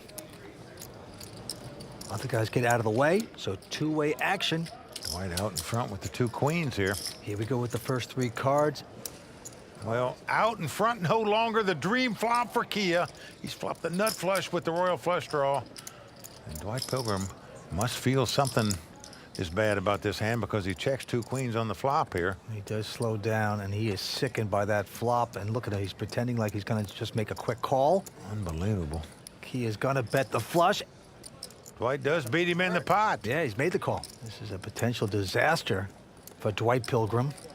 He's drawing almost dead, as we say. Got to hit 2 runners to make a full house to win it. That doesn't happen as the ace of diamonds comes off. 2.3. Wow, Dwight is going to make matters worse. He's going to try to steal this $2.3 million bet. I don't like the size of this bet. In fact, I don't like this bet at all. The guy he's up against called a pre-flop raise and bet on the flop. Need help on this decision? 7 million. Oh, boy, how about that help? Over the top to make it 7 million. Well, that'll silence the Pilgrim. 0 chance Dwight is going to call this one. This guy's a solid player, not fooling around. Kia has to get on a respirator to calm his nerves here. He's so excited. Nice, huh? Oh, and there you go. Finally the muck, and Dwight Pilgrim going to lose a big one. Kia taking down this pot. Kia extends his chip lead. Dwight does mix up his game. He does have many levels. Sometimes those levels don't pay off. We'll be right back from Atlantic City with more exciting poker brought to you by ClubWPT.com.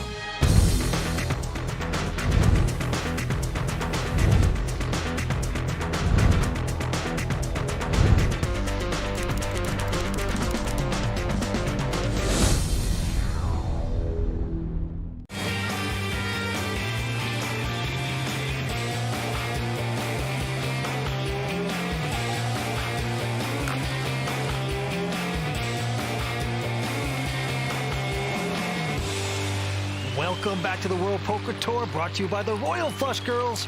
Actually, I mean ClubWPT.com. A little distracted there. Oh, man, Benny, I'll be at the pool tomorrow. Well, we are down to 4 players here. Winner's going to take home close to $750,000 here tonight. And action goes to Brandon Ovina, who picks up a pair of 6s. I'm all in. And he's going to shove with it, makes it all in. Going all in with the mid pair. Dwight Pilgrim. A call. Behind him, he's made the call. Just a daring call in my mind for Dwight. Here out. Ophir out. Show me the king 10, son. And he says, show me the king high, but that's not going to happen. And Brandon hasn't beat Dwight at pot yet at this final table. And if he doesn't win this one, he'll be out in 4th place. But right now, He's in the lead with the 2 sixes. Yeah, 24 years old, out of Ohio. Love to see his sixes hold up. Here comes the flop. Oh, and look at this. Dwight has hit his pair of kings. Unbelievable tough luck for Brandon so far. He's now going to have to catch a 6 to win this pot. Come on, 6. Oh, and he's begging for a 6. Well, there you saw his fiance Amanda. One time. Not a happy camper right now. Brandon's first WPT appearance. Can he get lucky on the turn and double up? Well, the deuce comes off, so we're down to the river. Brandon must catch a 6 to stay alive in this tournament. Otherwise, he'll be our 4th place finisher. He's down to a chip and a chair on day 1, but he has no more chair here as he goes out in 4th place. Dwight Pilgrim has knocked out Brandon Ovina, who's going to take home $223,000. A big effort. And Dwight Pilgrim celebrating with his fans. And just like that, we are down to 3 players at the Borgata Poker Open. Former electrical engineer, 57-year-old Kia Mohajeri. He's the chip leader. Ophir Moore, the cash game star. And then, of course, the very colorful, trash-talking Dwight Pilgrim. That knockout made me #1 in the world. With that hand, we have run out of time. Join us next time for WPT's continuing coverage of the final table of the Borgata Poker Open, brought to you by ClubWPT.com. Until then, for Mike Sexton and Vince Van Patten, I'm Kimberly Lansing saying thanks for watching and good night. Oh! Can't play better poker than me. Oh, this guy's gonna have a problem. Dwight, who are you rooting for? If I can't beat him standing up, I'm gonna take him to the floor. You would like that, huh? Keep joking around, sir. We are down to 2 players. And out come the Royal Flush Girls. That was crazy. The winner tonight going to take home nearly $750,000. Whoa! Take it easy, man. You know who's #1 in the world? That's like tickling the foot of the poker god. Woo! He doesn't like to be tickled. Woo! Bam, Mike.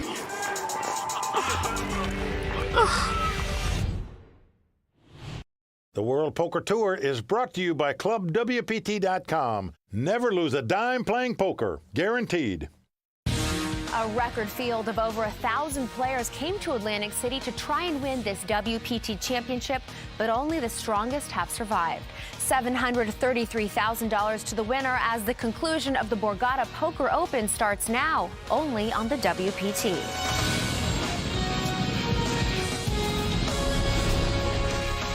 Well, the crowd all standing. He is circling the drain. They are going bare knuckles in the center of the ring. He needs the extreme miracle. Oh! Wow! Unbelievable.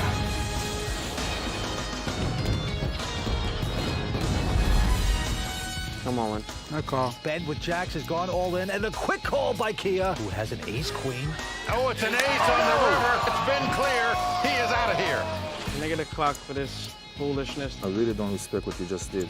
Theo Moore has gone all in with his ace-queen. Daniel Mikowski with ace-king has made the call. Ophir gonna have to get very lucky to stay alive in this tournament. Oh, and he does on the flop. Ophir doubling up. And that's gonna do it. Sometimes it's just not meant to be, Vince. Brandon Ovina picks up a pair of 6s. I'm on. I call. Oh, Dwight has hit his pair of kings. Dwight Pilgrim has knocked out Brandon Ovina. That knockout made me #1 in the world. He's fun to have at the table, but he will do a lot of chatting. The battle rages on, so let's get right back to the game with Mike Sexton and Vince Van Patten. Thanks, Kimberly.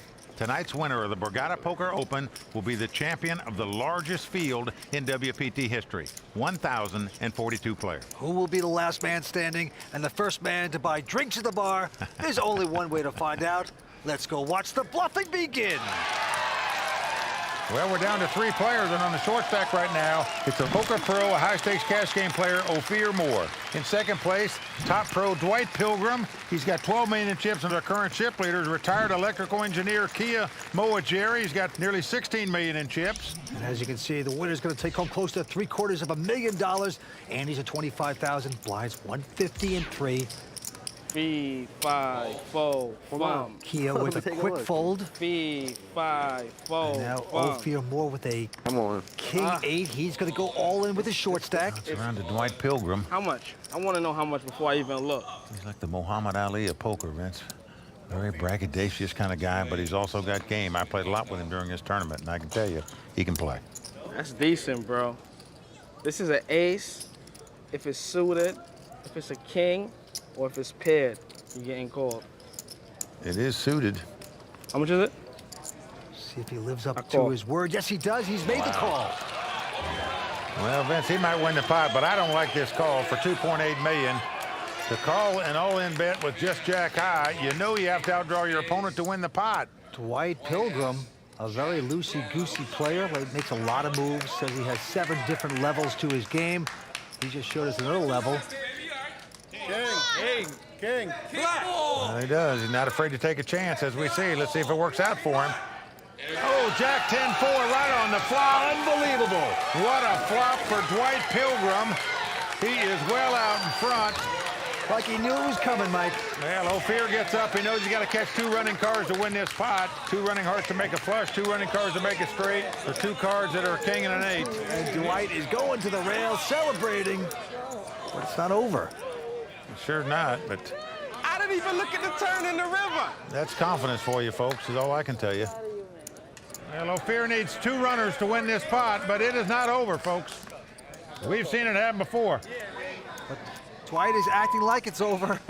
Well, he sure is. Partying in the rail. Sometimes a dangerous thing, Mike. He's high-fiving everybody. Let's see what happens on the turn here. And look at this card on the turn. The 8 of hearts comes off. Ophir now has a lot of outs to win the pot. He can win it with a king or an 8 or any heart. Whoops. Not so fast. Well, the 10 of hearts won't win it for him, but any other heart will. So Ophir Moore from Woodmere, New York, 25 years old, has a shot now to double up and outdraw Dwight Pilgrim. Dwight realizing now his opponent's got a lot of outs to hit it, and hits one of them. The king comes off. Ophir has done it. And folks, if there's a lesson to be learned here, don't celebrate until they pass the pot your way. Lessons being learned here tonight. Dwight with a big smile. Oh, there he is. Well, he's laughing at himself because he knows he celebrated prematurely. Sometimes the best hand holds up, kid.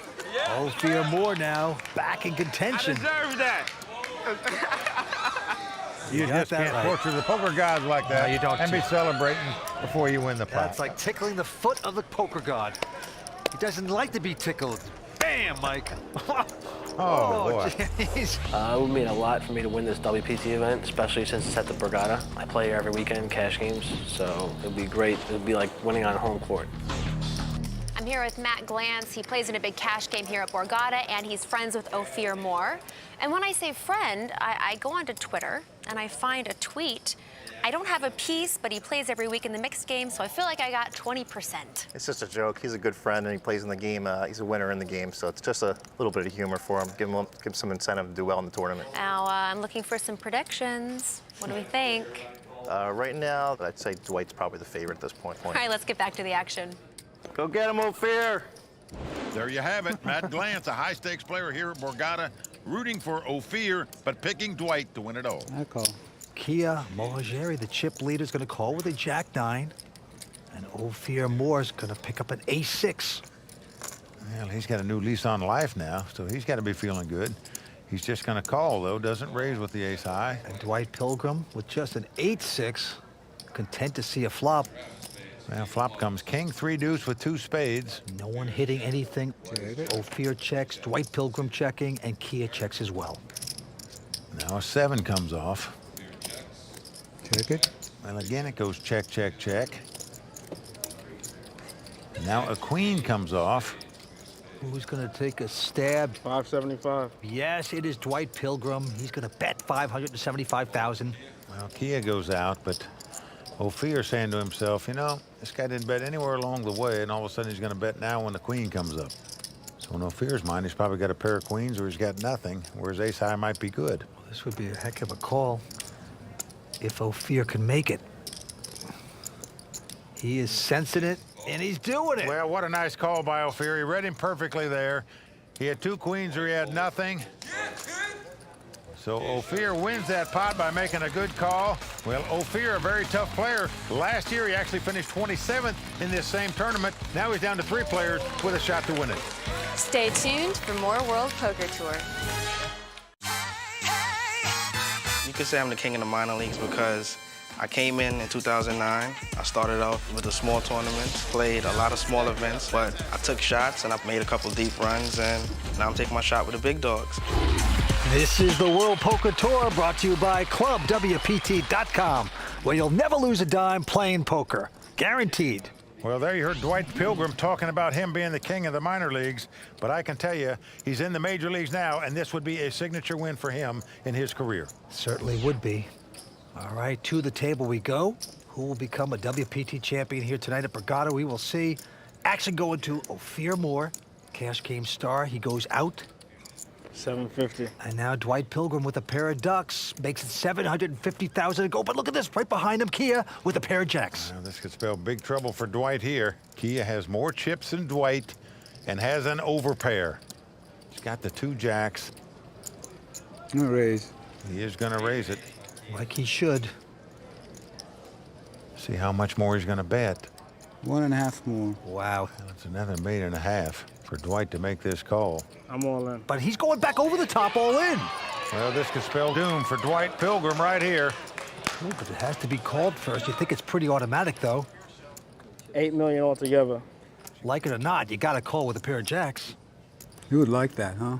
If I call. Ophir would like to see him call. Sitting out there, looking pretty. You cannot lay this hand down. If a guy's got aces, kings, or queens, good luck to him. Please call. How about the moxie to come back over the top, all in with just deuces? Well, he's thinking his opponent might have something like ace-9 or ace-10 where he'd get away from the hand. Even if he's got a small pair, he might throw it away. But he's got 2 jacks. He cannot throw this away, Vince. Well, especially against a player like Dwight, who mixes it up. He can be playing with anything. I mean, this is, in my opinion, pretty automatic. Well, it's 100% automatic. The guy's got aces or kings here, you just beat. Yeah. But even if you lose this pot, you still got almost 6 million in chips to play with. Not like you're out of the tournament. All right. Let's see if he does the right thing. He will be pleased with himself if he does. The former electrical engineer, just troubled by this. Well, Vince, he will be disconnecting the wires if he lays this hand down. You win. Wow, he's going to lay it down. This is shocking. Can you beat 7 high? Yeah. Choose one. Can you beat 7 high? I don't care. Go ahead. Oh, I found a deuce. Oh, man. Oh, he showed him a deuce. And right now, Kia is just sick. Look at the look on his face. He knows no matter what that other card was, he's a monster favorite to win the pot. And I got to tell you, Vince, I can't believe he laid it down. You can't put 10 million with a deuce in your hand. You ain't playing poker. What are you doing, Kia? That is tighter than the back seat of a Kia. Nice hand. Incredible. A surprising laydown there by Kia Moageri. Let's take a moment and check in with our expert analyst Tony Dunst back in WPT Video Control to find out what just happened. In this week's edition of The Raw Deal, brought to you by Rise. You've just been dealt a premium hand in a short-handed game facing an aggressive player. So what's the last thing you should do? Turn it into a bluff! But that's exactly what Kia Moageri did, and this is what happens when you don't have a plan for your hand. Kia seems to think that the young players of today don't know what they're doing, that they're all shooting guns at a target in a room with no lights. I'm Tony Dunst, Bond 18 Online, and let me tell you something. Don't give that man a gun no matter how well lit the room is, because he has no idea what he's doing in this hand. With about 32 big blinds as effective stacks, Dwight raises out of the small blind to 750K. 750. Kia makes what should be an entirely standard re-raise to 2.25 million, and here's where things go wrong. Dwight decides to move in over the top. I'm all in. And after long consideration, Kia folds the best hand. You win. This demonstrates a very common mistake by less experienced players, a failure to create a plan for the hand and anticipate each potential variable. Before Kia makes his re-raise, he should know what he's going to do based on whether Dwight moves all in, re-raises to a different amount, or decides to call and play a bloated pot out of position. The problem with leaving all of these up to later evaluation is that during the moment, our emotions run high and impair our more logical thought process. We wind up second-guessing ourselves and thinking about all the wrong details. In this spot, Kia's failure to anticipate turns what should be an instant and confident call into a monumental blunder of a fold. What can I say? Kia woke up with the fourth best hand in poker against an aggressive opponent in a three-handed game, blind versus blind, and turned it into a bluff. It's an absolute catastrophe. Back to the table we go. Well, Vince, I'm totally baffled how you can lay that hand down against an aggressive player like this. And if he doesn't win this tournament, I guarantee you, he's going to look at that hand for the rest of his life and say, what was I thinking?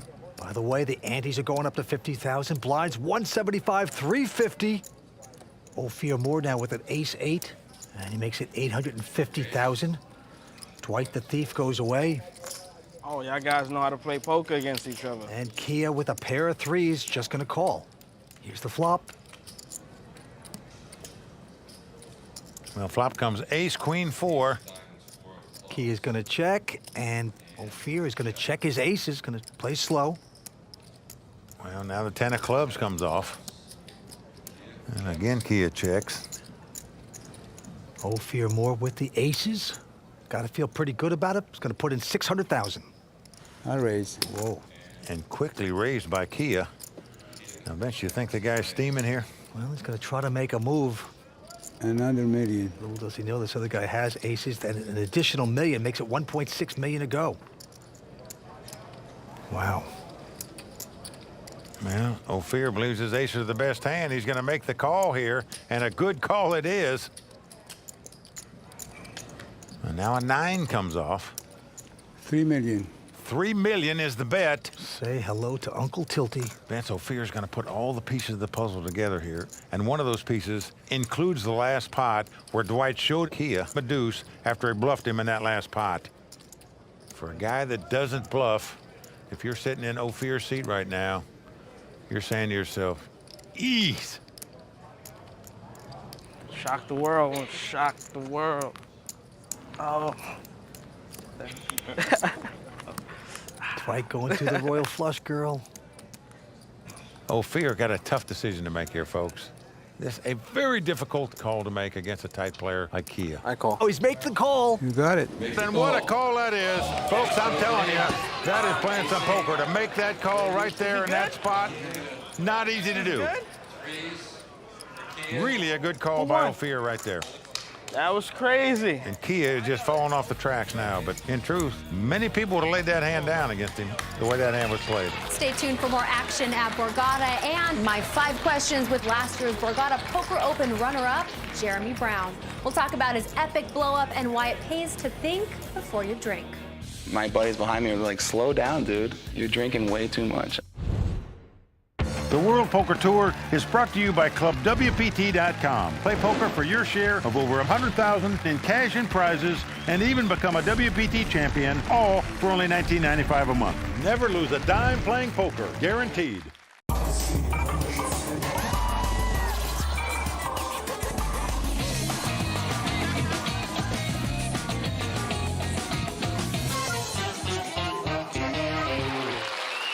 Welcome back to the World Poker Tour, brought to you by ClubWPT.com.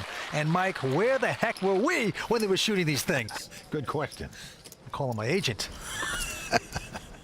3 players remain. Our chip leader now is Ophir Moore. How much does he have to have? I got about 5.5 or something.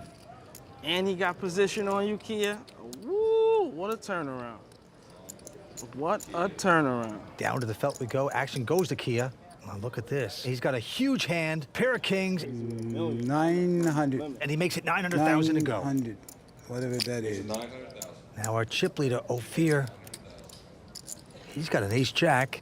Well, that's a big hand in a 3-handed poker game. Make it 2 million. Woo! 2 million. Woo, Kia, you see that bet there, Kia? Dwight is turning to Little Richard on us. Whoa! He said 2 point something now. I'm glad I don't have 900,000 in there. He's gonna go away.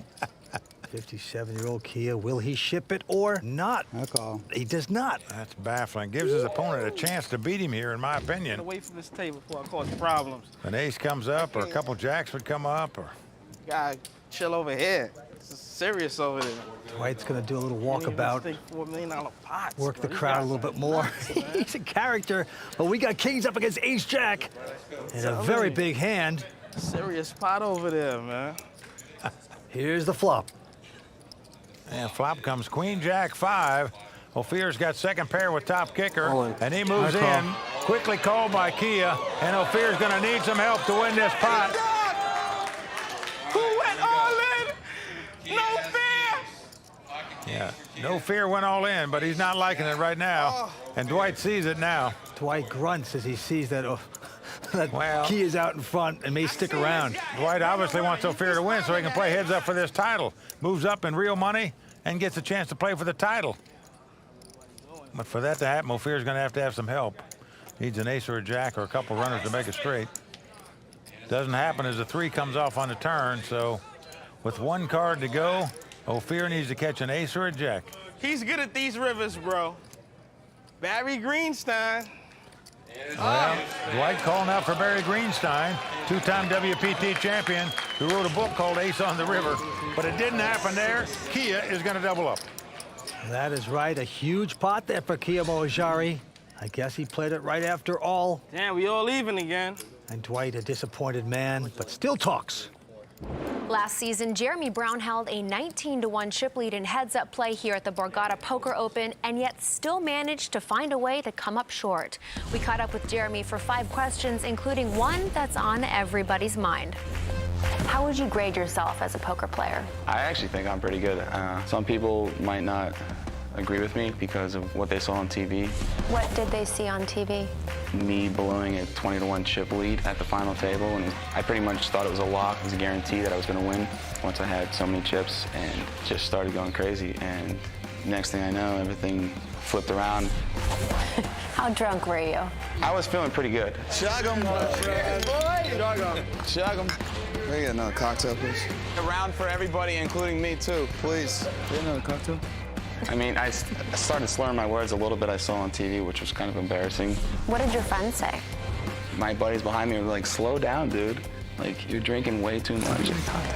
I was just having fun. I was just so caught up by everything. I was having way too much fun.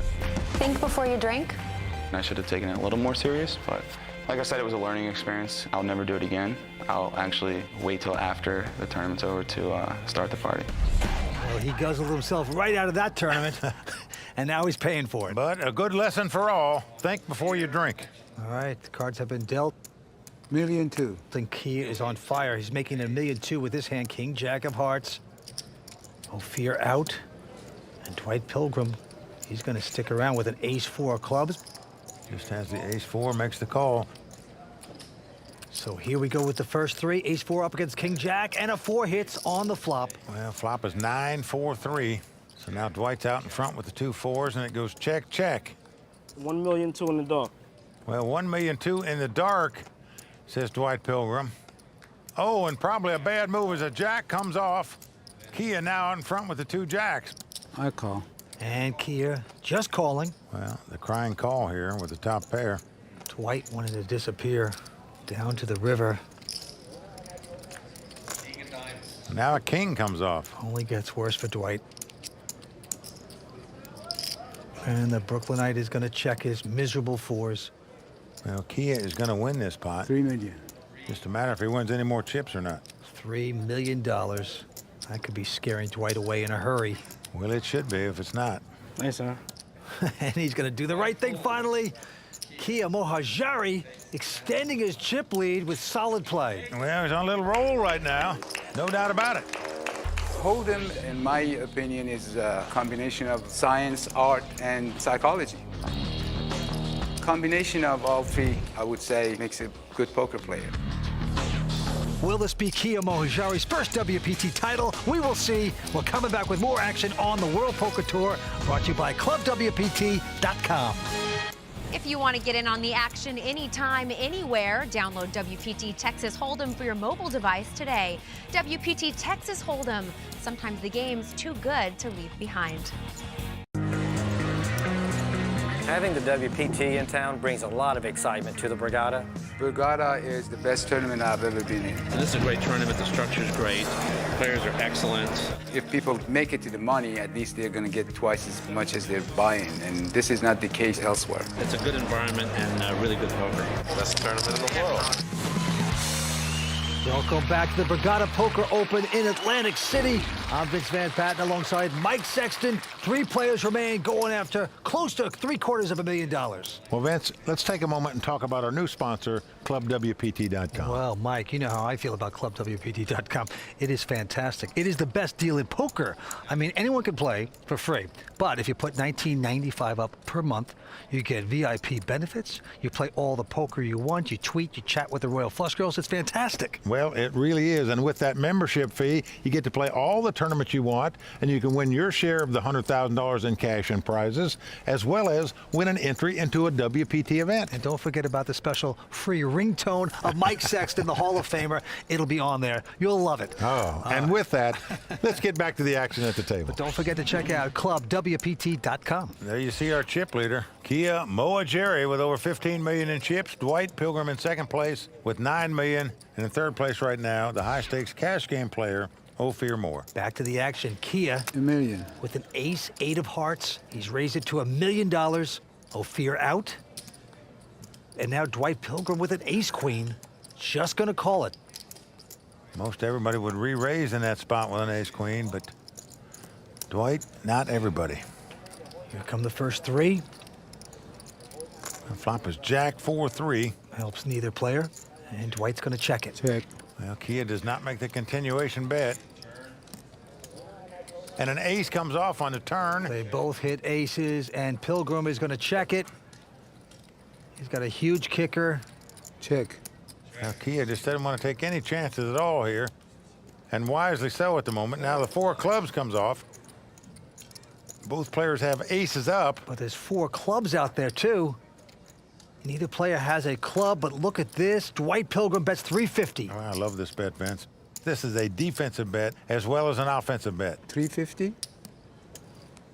You're not betting like you got a club, sir, do you? He's been called. That's not a bet like you got a... He has not turned up to his hand. Is this a slow roll? You want me to show or it's... No, just muck. It's good. Get it out of there.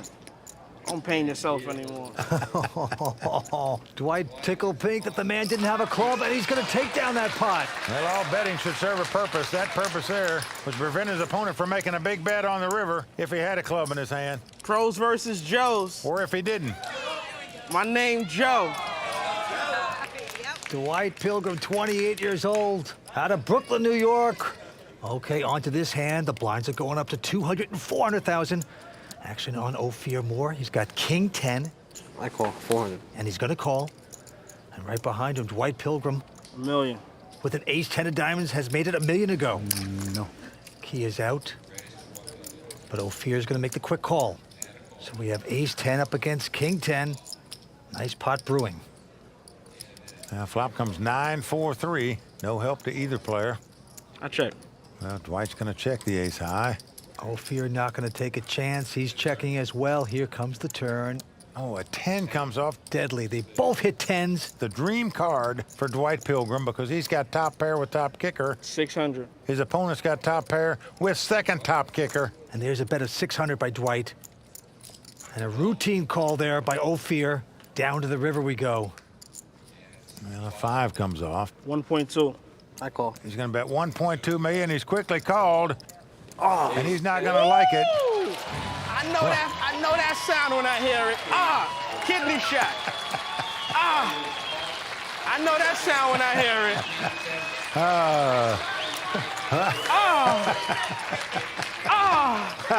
My liver. That is beautiful. My liver. That is pip trouble. I'll tell you. He's enjoying it. Oh, I know that sound. A little whimper by your opponent. That wouldn't sound like it hurt. Mike, you heard that from over there? Well, he is having a ball right now. Oh, man. What do you think? You think I never have a hand, son? Come on. You kidding me? It just looks like I never have a hand because I'm crazy. And he is putting his players through the torture chamber here tonight.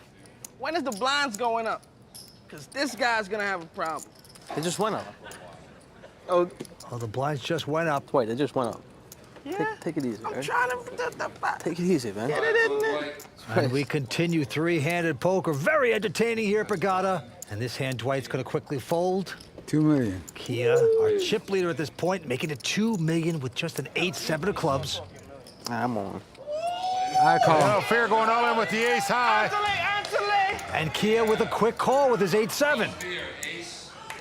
Yo, this could be like a $200,000 7. Well, Dwight pulling for Kia now.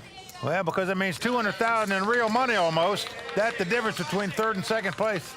I ain't never wanted to see a 7 or 8 bad, and I don't want to see it right now.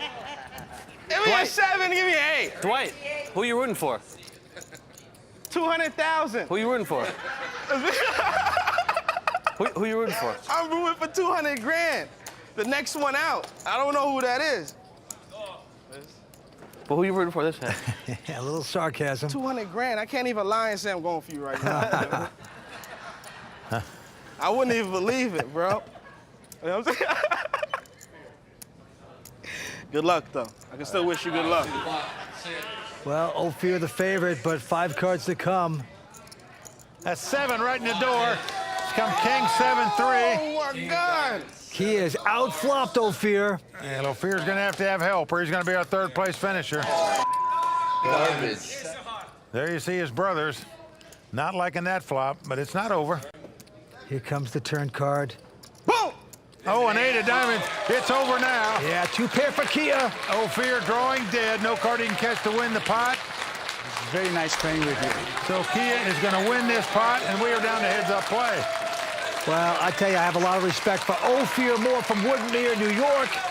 Great poker intuition. He made some amazing plays tonight. Going to go home in third place with $266,000. Yo! Did I tell you I'm #1 in the world? And you forgot I'm #1 in the world? And Dwight Pilgrim can taste it. He's 1 man away from victory.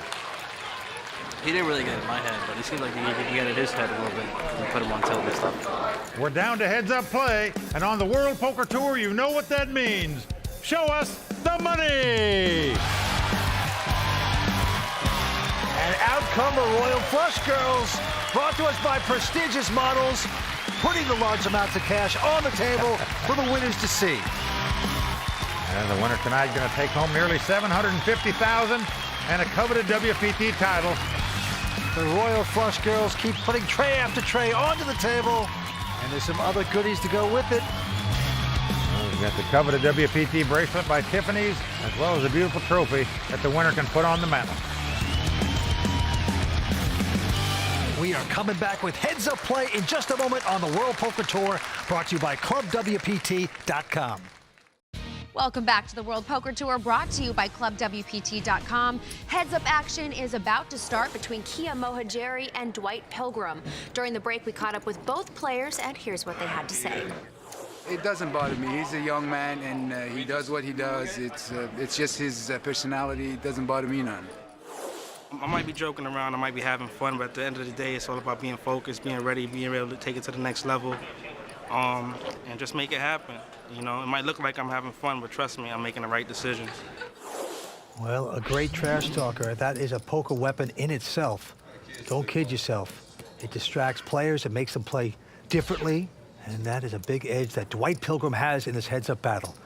Let's go to the felt. I'm not sure about all his right decisions. I am sure he's in the right position to take down this title, playing heads up for it. Well, he's got Queen 3 of clubs this time. He has called it. 900. Kia behind him with Ace 4, gonna get aggressive. Makes it 900,000 to go. Gotta come stronger than that to make me fold, buddy. Well, that's a pot-sized bet, but as Dwight says, not strong enough to get me out. He makes the call. Both got about 15 million in chips, and there's the flop. 8-8 deuce. Kia out in front with the ace high, but checks. 1.3. Dwight with the flush draw fires out 1.3 million. You hit that flop? No. Never stopped you before. It's kind of surprising that Kia didn't come out with a continuation bet with the ace high. It's like a walk just after the flop. Can't believe it. He wouldn't bet with that flop. 8-8 deuce. And Kia is putting up the white flag. He folds his hand. The first hand going to Dwight Pilgrim. And with that pot, Dwight Pilgrim is now the chip leader. Even? You kidding me? He's about to say something interesting, no doubt. I know I got the edge if we even. Confident, isn't he? I know that for a fact. I don't care how long you've been playing poker. It's getting personal here. It's a Dwight Pilgrim factor.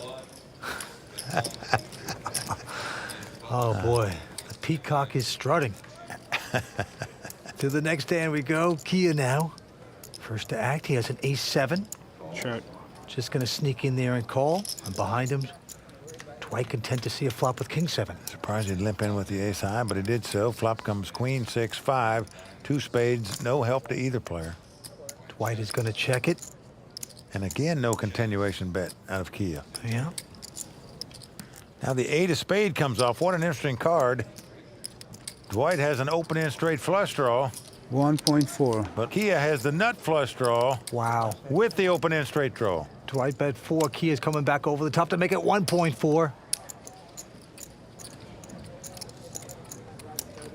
It's worth $1 million to see that river. Mm-hmm. Of course. Well, Dwight's going to make the call. Wants to take this draw. Down to the river, big pot brewing. Well, king comes off, a dream card for Dwight Pilgrim. He now has the lead. He comes out and bets $400,000 with the 2 kings. 2.5. Kia's going to try to steal this. He has bumped it up to 2.9. Going to cost Dwight another $2.5 million to make the call. I'll pay you off the first one. Call. Good call by Dwight. Ace-high. You keep joking around, sir. And it was a tough call to make, but Dwight made it. He's going to enjoy this. I'll pay him off the first one. You know what I'm saying? He can't play better poker than me. He can't play better poker than me. He can't play better poker than me, man. Now, he's the Muhammad Ali of poker. I am the greatest, this guy says. Gracie Jiu-Jitsu. This is reality TV at its finest here on the WPT. You think I don't know where I'm at? Think I don't know where I stand? You think I don't understand every facet of this game? No censorship in this sport. We're coming back with more action on the World Poker Tour, brought to you by ClubWPT.com. Vince, I'm coming back. It's Benny. Right there he is. Save my spot in the booth, my friend. I'll be there. Yes, I'm out. They just got me. I'm out in 20th or something. I'm coming back. Don't worry. I don't want to leave you alone up there. Welcome back to the Borgata Poker Open in Atlantic City, brought to you by ClubWPT.com. That's Mike Sexton. You got knocked out, but what a sport you are. Did you jinx me there? You called me. I got broken 20th place, but I appreciate the call to see how I was doing. I might have. Anyway, the antes are going up to 75,000, blinds at 250 and 500,000. Both players have a lot of chips. 16 million against 14. Let's go to the felt. Dwight called on the button. Here's a flop. Well, what a flop for both players. Both players have flopped top pair. 1.2. Dwight Pilgrim has the better kicker, though. Sounds like a good bet. You like that bet? That's a real good one. Right here, Kia with his 9s, with a 7 kicker, has bet 1.2 million. And Dwight with his 9s with a 10 kicker has called. Queen of clubs comes off. Check. So both players have 2 9s and a flush draw, and Dwight Pilgrim has got the best of both. 1.2 sounds good. I like 1.2. And Kia has checked it, and Dwight's going to put out chips. Looks like 1.2 again. Kia has made the call, though. Down to the river we go. The 3 of clubs comes off. Both players have made a flush. Check. You know what? You made 1.2 sound so nice. A call. And it's bet and called. Dwight's got the 10 of clubs. Kia's got the 9 of clubs. Dwight gonna win this pot. Just an aggravating hand all along for Kia Mohajeri. Yo! If I can't beat him standing up, I'm gonna take him to the floor. Oh, man. Whatever style it takes to win, that's Pilgrim's motto. I like it, man. Threatening bodily harm. Well, he's got some table talk, Dwight Pilgrim. Back to the hand, though. Kia this time with a queen-7. Has called it. You keep completing that bet just cause. We're gonna show you how. You're gonna be like, yo, what happened to that $2 million I had? 800,000 on top. And Dwight with a king-10 of clubs gonna re-raise. 800,000 more. And Kia now, I think, getting a little frustrated calling these raises with queen-7 offsuits here. Let's see the flop. Now flop is ace, ace, 10. Pilgrim out in front with aces and 10s. And he's gonna check it. Kia with nothing, checking as well. Now a king comes off. This improves Pilgrim's hand. He's now got aces and kings. Nice for Dwight, and he's gonna try to trap. He has checked it. Check. Kia checks again. And Kia must catch a jack to win the pot, at least in terms of having the best hand. Well, the 3 of hearts comes off, so possible flush out there now. 900,000. I'm all in. Wow. 900,000 and all in quickly by Kia. And Vince, I don't know that you can call with 2 kings in this spot after your opponent goes all in. Might have a straight, might have a flush, could have 3 aces, a full house. Nothing like free information. Kia has risked it all, and it's gonna work with absolute zip and pip. Brilliant play there by the former electrical engineer. Superbly done. And I think that was just sort of a combination. Frustration, all-in bet there, but it works well for Kia. We're coming back with more action on the World Poker Tour, brought to you by ClubWPT.com.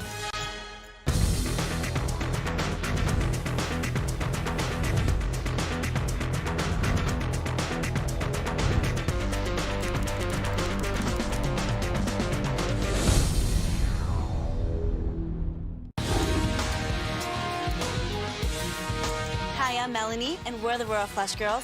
Welcome back to the World Poker Tour.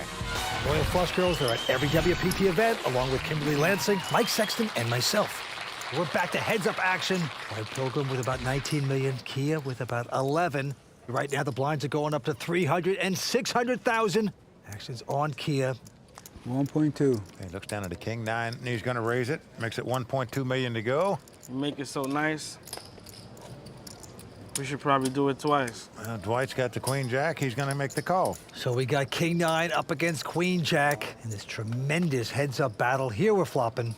Oh, the dream flop of all time for Dwight Pilgrim. Look out. He has flopped the nut straight. His opponent has got top and bottom pair. 2 million. This could do it, Vince. Yeah, Dwight has checked it, and Kia's going to bite with his 2 pair, of course. Looks like 2 million. See if another spade comes out there.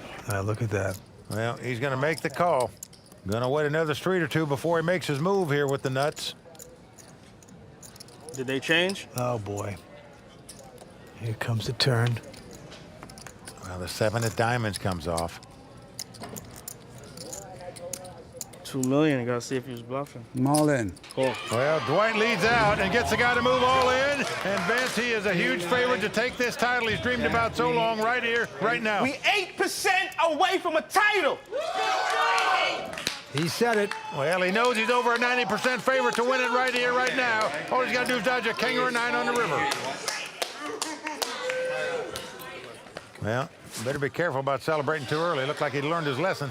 I'm not celebrating. That was not a celebration. That was not a celebration. The poker gods might look the other way. This is going to be a celebration. Well, Kia needs a king or a 9. Let's see if he can get one. Come on, one time. Can I use my one time? Can I use my one time? Dwight Pilgrim can feel it. I was 92% favorite for a title. I don't care what happens, man. Yes, you do. I showed these guys how to play from the beginning to the end. School. And they didn't even pay me for that lesson. That was a free one. Here comes the end. Well, they're paying you all right, about $750,000 if you can dodge a king or a 9.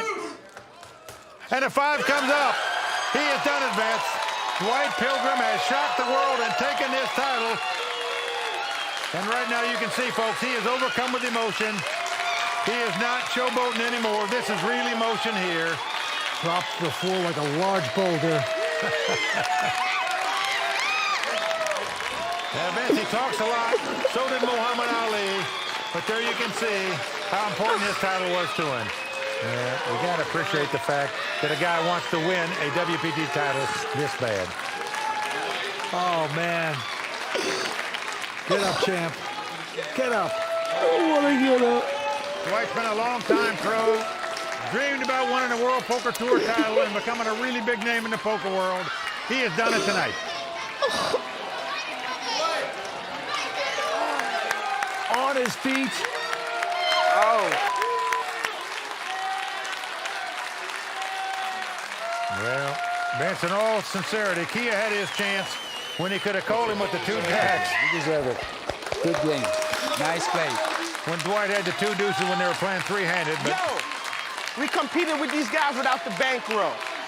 Now imagine what we're going to do with the bankroll. Dwight making future plans bigger and better. Well, that's one thing for sure. We're going to see this guy a lot more in the World Poker Tour. Congratulations on being WPT's newest champion. Oh, thank you so much. Sir, I think you have just shocked the world. Oh, that was my whole initial point, to show the world what I'm bringing to the table. When I was going in there, I was trying to throw elbows, I was trying to get them to the floor, I was trying to grab a limb, and I was trying to break it. Well, I think you did so. That was my game plan. Congratulations again. Job well done. Thank you so much. Well, that's going to do it from Borgata in Atlantic City. On behalf of Mike and Vince, I'm Kimberly Lansing saying thanks for watching and good night.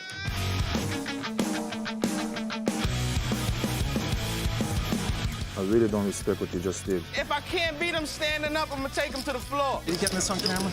Jerk boy down there? Woo, woo, woo, woo, woo, woo. I popped my cherry. This guy's going to have a problem. Defending my title was something that I was hoping I could get closer to achieving. Oh, one more race, please. Who are you rooting for? Say, Levy, Vince, I'm coming back. I don't want to get up. I want to be the best. Shock the world, baby. And here's to the champion of the record-setting Borgata Poker Open from Brooklyn, New York, Dwight Pilgrim.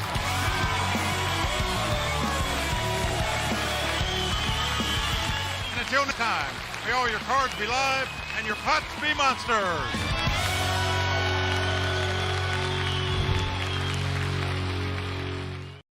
The World Poker Tour is brought to you by ClubWPT.com. Never lose a dime playing poker. Guaranteed.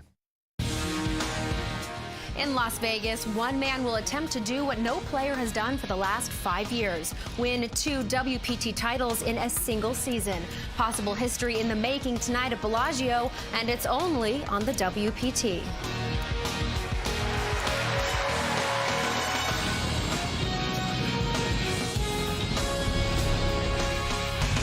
Well, the crowd all standing. He is circling the drain. They are going bare knuckles in the center of the ring. He would love to knock this loudmouth out.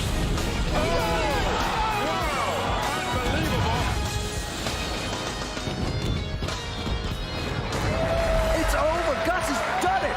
Gus Hansen, Howard Lederer, Eric Lindgren, Daniel Negreanu, and Tuan Lee. That is the remarkable list of players who were able to achieve one of the rarest feats in poker. 2 major titles in a single season.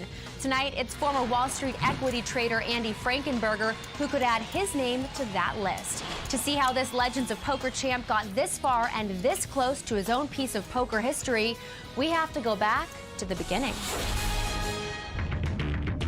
WPT, baby. Can't top that. I'm ready to win something for once. Back to back, one shot. Spirits were high as the Festa Al Lago kicked off at Bellagio while the Royal Flush Girls looked on. Let's shuffle up and deal. But once cards were in the air, Season 9 champ Andy Frankenberger got off to a rough start. As the field grew, the Fontana Lounge filled to capacity and late registrants found themselves playing in the poker room where the tables were stacked with familiar faces. While young gun Sean Deeb would rather be playing in the Fontana Lounge. I mean, I don't mind. It's how it feels. Just when you're 250 big blind deep, I'd much rather have fish playing really dominated hands opposed to a table of named pros who are all just playing tighter. Joe Seabach liked his seat just fine. It's just all the wackos. But they're also a bunch of bluff fiends, right? So you just have to pick up a couple hands, and they're going to give you their chips. They're all wackos here. Day 1 ended with over 70% of the field still alive, including Joe Seabach and Sean Deeb, who survived the poker room, and a short-stacked Andy Frankenberger, who barely survived. Leading the way was LA tournament grinder Payman Arjang. My goal was 200 for a day. I didn't know I'm going to be chip lead with this.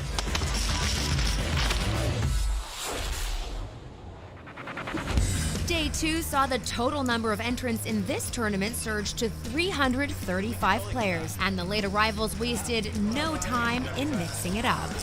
At least I made level 9, and there's 170 people that didn't do that. 20 minutes after taking his seat, Phil Ivey pushed all in with Jack 8 and was called by young pro Michael Benvenuti with Ace 10. Michael hit an ace and Phil darted for the exit. Just get it all in pre-flop. Yeah, exactly. It's pretty nice. I'll take it. It's pretty similar to busting anyone, probably. Yeah. Two players who weren't going anywhere but up were rising star Matt Affleck and the Norwegian sensation Annette Oberstad, who both built their stacks throughout the day. Matt Affleck was at my table. He ultimately busted me as well. He's got a massive stack, and I wouldn't be surprised to see him go all the way. Day 2 saw 99 players still standing, including superstars Barry Greenstein and Daniel Negreanu. But the big stacks belong to Affleck and Oberstad, who ended the day on the top of the chip counts. With so many big names left in the field, Day 3 was all about surviving your table draw and making it into the money. It's Day 3, and I'm excited. Got a really fun table. We've got Annette, and then she has all the chips in the tournament right now.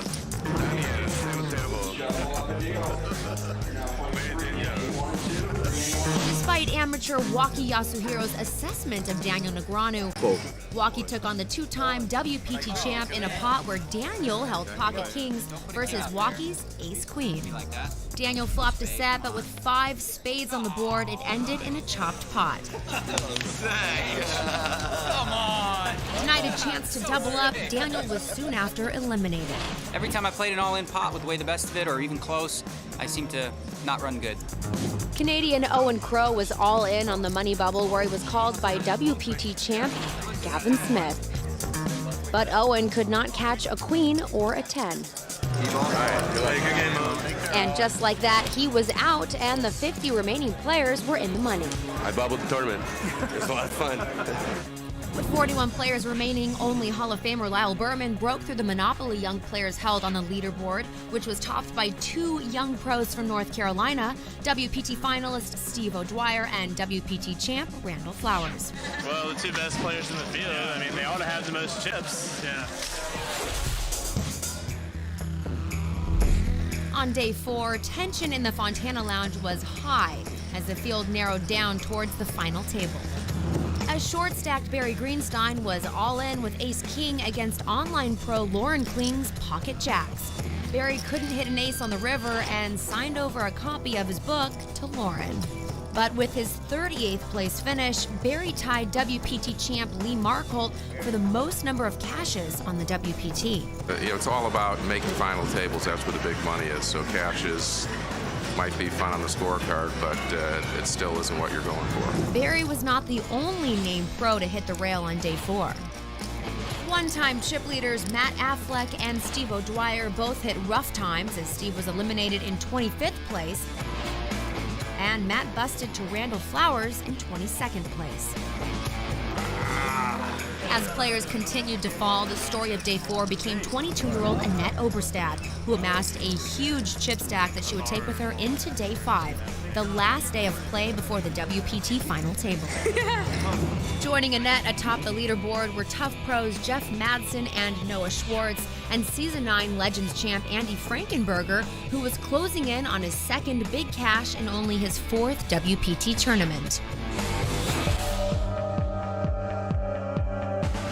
On Day 5, the final 13 players were playing down to 6, and Andy Frankenberger summed it up best. It's about survival at this point, right? Chip leader Annette Oberstad seemed poised to make her first WPT final table when she doubled up 62-year-old Skip Wilson not once, but twice, leaving her short-stacked. Her tournament run ended soon after, and Annette quickly went from first in chips to the first player out on Day 5. Yeah, my day didn't exactly go as planned, if you want to say that. Started out as chip leader. If you can't win flips, you can't win tournaments, just the way it is. Good job, guys. Good luck, everyone, all right? With 8 players left, WPT champ Randall Flowers was drawing thin with King 10 against the pocket kings of Michael Benvenuti. Randall hit a miraculous straight on the river to give him a mountain of chips. Left with only a few big blinds, Michael somehow survived, doubling through Jason Kuhn and then again through 8th place finisher Bobby Seward.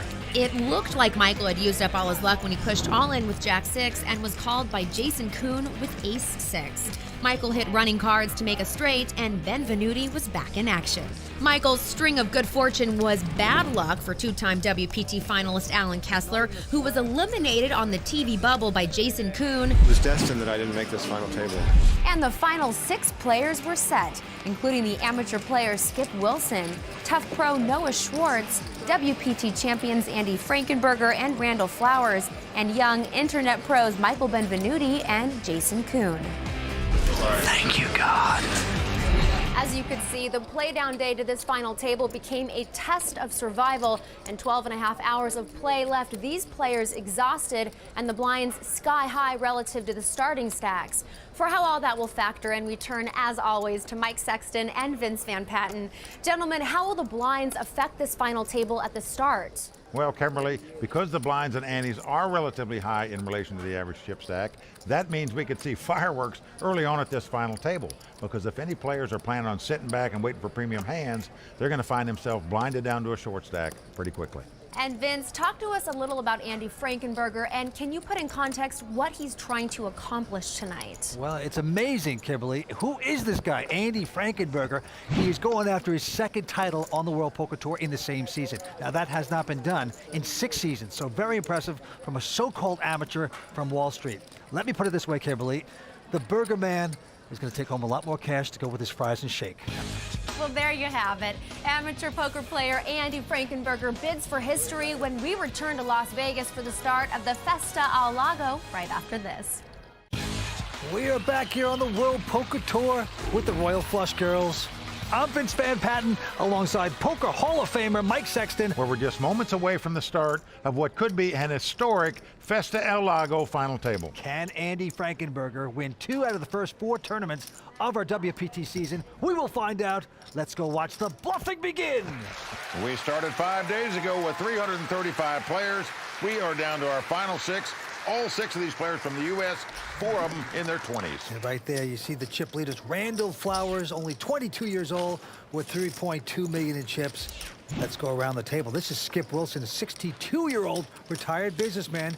In seat 2 is 24-year-old Michael Benvenuti, was a pre-med student at the University of Texas, quit to become a poker player. And there in seat 3, Jason Kuhn. He sold insurance for 3 months, gave it up, and now he is playing poker, only 25 years old. In seat 4 is Noah Schwartz, 27-year-old, former baseball pitcher, making his second WPT final table appearance. And in seat number 5 is the chip leader, WPT champ, Randall Flowers. And he's the youngest player ever to win a WPT event, and he's trying to become the youngest player ever to win 2 titles out here on the WPT. And in seat 6, we've got the guy they're all talking about, Andy Frankenberger. He's an equity derivatives trader out of New York City, 37-year-old, going for his second WPT title this season. That hasn't been done in 6 years. Okay, and as you can see, the winner's going to take home $831,500 here at the Festa al Lago. The cards have been dealt. They're flying around the table. First to act is Noah Schwartz, and Noah Schwartz is going to peek down to a King-9 of diamonds. Not what we call a premium hand, but it's not slowing Noah down. Looks like he's going to raise it here. Now, I look at Noah, I always got to think of McLovin from that movie Superbad. You know? Man, he's trying to make a bad move here right now. Might be a good one, we'll see. Raises to $215,000 with the King-9. Now, the chip leader behind him with Ace-10, but he's going to fold it. Frankenberger peeks down at a pair of 5s, though. Caps his cards. He's a very aggressive player, played a little unorthodox at times, it seemed like, when he won the Legends of Poker. Let's see what he does here. Well, it's an investment, $250,000. Starting out with about 2.2 million, so 1/10 of his chips. He's going to fold it. Yeah, Skip Wilson out as well.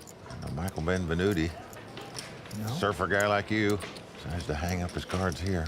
Goes away. Now, Jason Kuhn now has Ace-Jack. Jason used to run track in college, a very fast 10-3, he was telling me, and he's going to run away from this hand.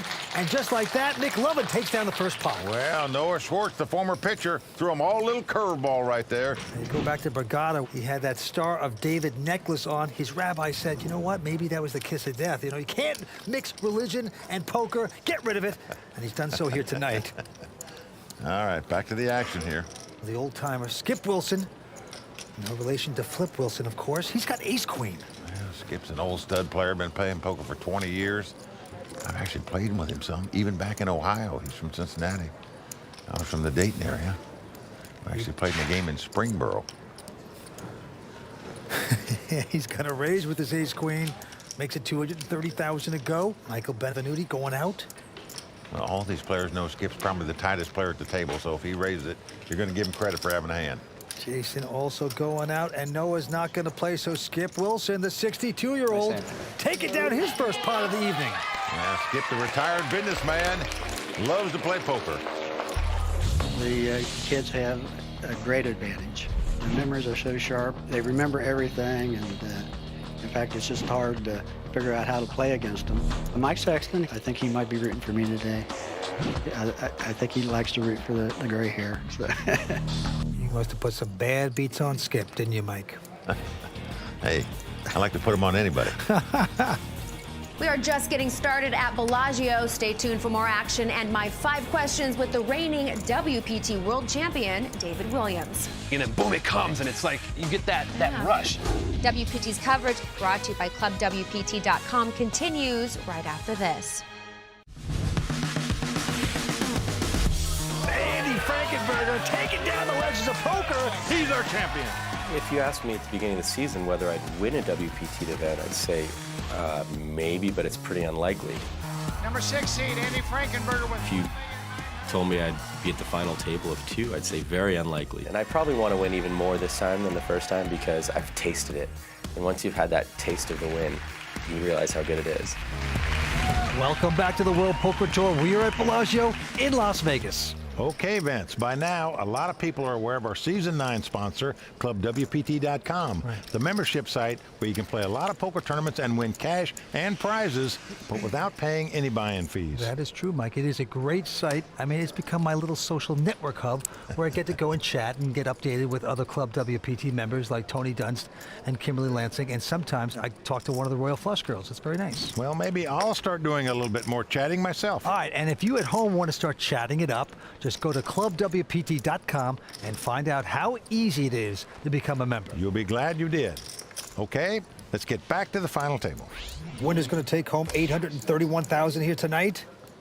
The leader has $3.1 million. The last place guy has over $1.2 million, so really it's anybody's game. Now, Jason Kuhn, the former track star out of college. Oh, Vince, look at this. He's got a 7-4 offsuit. Looks like the track star's coming out of the blocks early here, Vince, with a raise of $180,000. Wow, gutsy move. Just playing position, a couple folds in front, and he's going to try to steal this one. Noah Schwartz will go away, and now Randall Flowers with a nothing hand, also going out. Around to the big blind, who I might add is what we call a defender. That being Andy Frankenberger, looks at the ace-6 of spade, makes the call. He's going to take a shot. And flop comes King, Jack, 9, no help to either player. No, first to act is Andy, and he's going to check. Will the TrackMan continue with this ruse? With just 7 high, absolute zip and pip, he is going to make a bet, a bold bet of $200,000. Will it work? Yes, it does indeed. Andy Frankenberger has folded his hand, and the former track star out of college, Jason Kuhn, taking down a nice pot.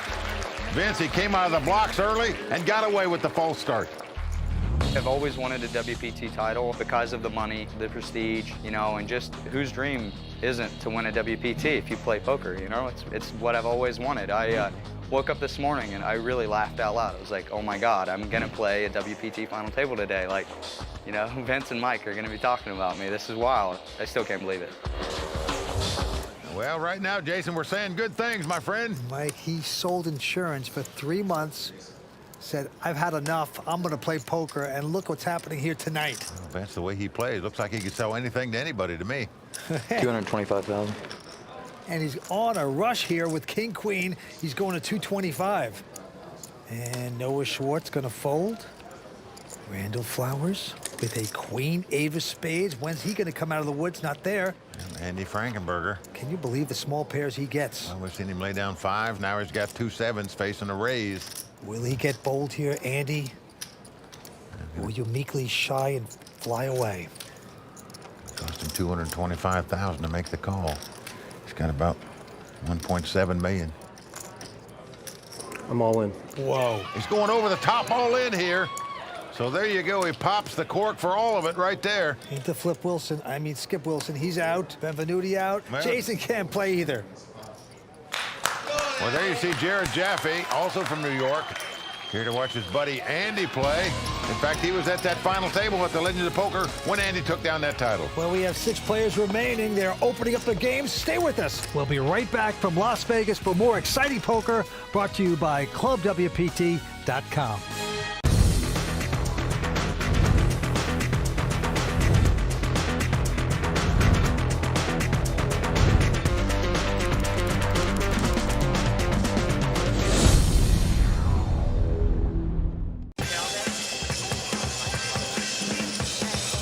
The Bellagio is recognized as one of the premier poker rooms in the world. I really like this tournament a lot. I love that you can elevate. I love that you play 5 levels a day and then you get the rest of the day off. I love it. Yeah, I think this is the best. Yeah, absolutely. Welcome back to the World Poker Tour, brought to you by ClubWPT.com, where the Royal Flush Girls are having a great time at Bellagio. And Vince, we're seeing 2 players at the table, one for their second WPT title. Andy Frankenberger going for his second title this season. That's something that hasn't been done since season 3 on the World Poker Tour. Only 5 guys have won 2 titles in the same season anyway. Yeah. And what an impressive 5 guys that is. Gus Hansen, Howard Leder, Eric Lindgren, Daniel Negreanu, and Tuan Lee. So if you join that company, folks, you're up there. Can Andy do it? We will see, but back to this hand. Randall Flowers once again. Oh, he's going to fold. So Andy Frankenberger on the button in position. Picks up an ace-8 offsuit. Get him, Randall. And like most players, would raise in this position. He makes it $250,000 to go. And let's see if he can push away Skip Wilson, who is on the short stack and has just a 7-5. Yeah, he's got 50,000 out there, Vince. And he has a little over 800,000 left. Come on. Whoa! He's going all in with a 7 high here. A bold move. Not sure that Andy's going to get away from this hand. He gets away from it, though. Yeah. Just doesn't put the math to it right there, and he's a math whiz. And just like that, the tightest player at the table steals a pot. Well, Vince, he stole that pot because of his reputation on his style of play. All these guys give him credit for being the tightest player. That's why they're folding to him. For a stone-faced poker player, David Williams showed real emotion when he was crowned WPT World Champion at the end of last season, and for good reason. In these 5 questions, David tells me how being a champion changed his life, and how changing his life made him a champion. You said that winning your bracelet was nothing compared to winning a WPT World Championship. How do those 2 compare? Well, I think the difference is there's 2 things. I think it was because the buy-in of my bracelet event was small. And when you win a tournament in a big bet game, it's such a weird feeling because in a limit game, you sort of grind a guy down and you watch his chips gradually go. You can't just, boom, win in one hand. Whereas with the title, we're all in. Well, he must catch a deuce, Vince. Nothing else will do it. Oh, there it is. It's over. He caught it on the turn, Vince. Lightning again. And then boom, it comes, and it's like you get that rush, you get that adrenaline rush. Is poker tougher now than when you first started playing? Definitely poker's tougher now than when I started playing. I've almost had to relearn how to play. Like the new generation of younger players who study the game, know the math, a lot of what they call them internet kids. Everybody plays so aggressive. Everybody knows that on multiple levels, oh, this guy's raising me with nothing, so I'm gonna raise him with nothing. It becomes this level fest of moving all in on people. So my aggression didn't really work because there was no thought behind it. It was just naked aggression. Whee! Gamble! Gamble! Gamble! And I suffered because of that, and I had to sort of rebuild my image. Every once in a while, though, do you miss the old poker? 2005 was the best. It was almost like you just show up to collect your cash. I mean, poker was amazing back then. I mean, who doesn't miss it? Even the people who didn't experience it hear about it and go, man, I wish I could play poker back then. It's a different game. I have seen your relationship with your mom. You guys are so close. Is she your biggest fan? My mom is amazing. She was afraid to come to the final table because she thought she was bad luck to me. She was there, and she was crying, had tears. I mean, I cried, but she was bawling, screaming, crying, and he won. She was calling everybody. To finally be able to see her, just that smile she had, it was amazing. Are you still the king of Las Vegas nightlife? No, it hurts to say it, but I'm really not. I used to be. There's only so many nights you can go to a nightclub and order a bottle and drink Patron all night until it gets to be the same thing and same thing. And I'm very lucky that I met an amazing girl about 2 years ago. Now we're expecting a baby. Maybe it's time for a new group of people to be the king, not me. Well, David Williams, one of the most well-liked pros on the circuit. No doubt about it. All right, back to this table. Michael Benvenuti from Orange County, California. Looks down at 2 queens, big hand. 24 years old, 6 WPT tournament in his lifetime. He was a pre-med student at the University of Texas before he dropped out to play poker, so he's going to try to do his operating on the poker table. Well, he's made it 220 to go. Jason out. Action over to Noah Schwartz. He's out as well. Yep. Justin Bieber, excuse me, Randall Flowers, also going out. So round to the blinds. Andy Frankenberger in the small blind looks down at ace-7 of spades. You know, this guy's playing very solid, very tight, and he raised under the gun. So you give him credit for a big hand. When you do that, you fold the ace-7. Yeah, nice lay down, and the only one still involved is Skip Wilson, and Skip has a queen-10 in the big blind. Well, and he's going to call it. Ladies and gentlemen, we have a flop. Skip gambling here with the queen-10. He is really up against it because he's facing 2 queens, the worst hand he could be up against. Here's the flop. And flop comes 10, 6, 5. Skip Wilson has flopped top pair, and Vince, this could spell doom for him. Yeah, he probably thinks he's in front here. Come on. And he's going to go all in. This could be an absolute disaster. You would think it's a pretty automatic call here. All right, I call. And he's going to make the call. He's going to like what he sees. 10. So Skip Wilson in a ton of trouble here at Bellagio. Well, the retired businessman needs some help, or he's going to be our 6th place finisher. Skip looking for a 10 to take the lead. 2 running hearts would give him a flush. Otherwise, it's tapioca pudding for Skip Wilson. Here comes the turn card. Oh, and there is a heart on the turn. The jack of hearts comes off. That is a good card for Skip because it gives him a flush draw. He can catch a heart or a 10 to win it. Skip's friends and family enjoying that card and the possibilities. Here comes the river. Well, it's a deuce of spade. So that's going to do it for the senior at the table. Retired businessman Skip Wilson going to be out in 6th place. Yeah. He had a shot there, put a little scare into the young guy. But Skip has to say goodnight. $112,000 he takes home. He hung on like a champ all week long, but we have to say goodnight to Skip Wilson, our 6th place finisher. There's plenty of more action to come from Bellagio, including Tony Dunst with the raw deal and a tennis prop bet between Tony and Vince Van Patten. So stick around. What was that? You're not a gambling man. Just play poker, nothing else. Oh, jeez. I know, I'm boring. Why didn't you tell me before we walked over here? We got Tony Dunst, the guy that's going to do the new segment on the Raw Deal on the World Poker Tour. Thinks he plays a little tennis. He's up against my man, Vince Van Patten. These Van Pattens at tennis. You got to be a pro to be Vinny. What I'm going to do, Tony, I'm going to give him a 6-point spot up. Oh, sick. There you go. I don't want to do it, but I'm going to give Mike a shot to get the money back. He's good. He's really good. I mean, he just basically doesn't miss a shot. Keep the hustle out! What was that?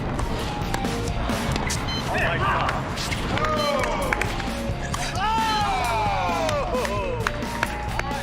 Nice shot.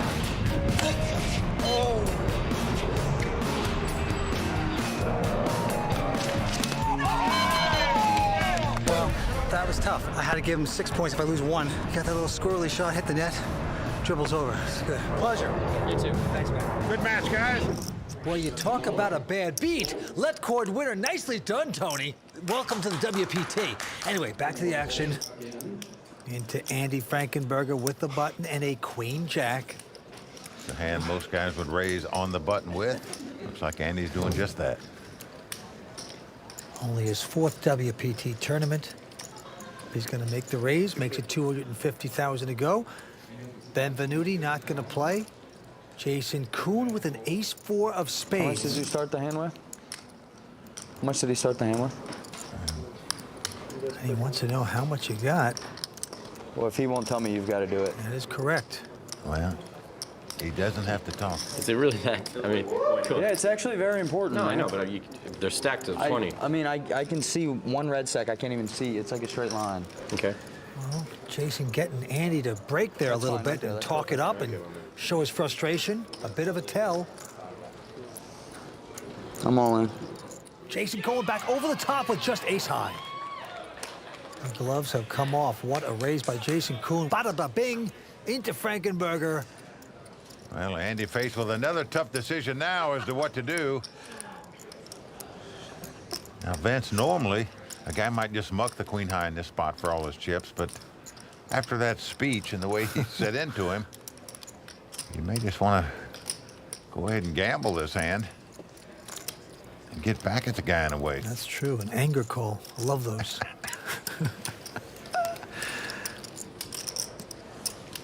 Jason just making this move because he's thinking Andy's on the button. That's a good place for him to raise. He can't be that strong. If I come back, even though I just have ace high, maybe he'll fold.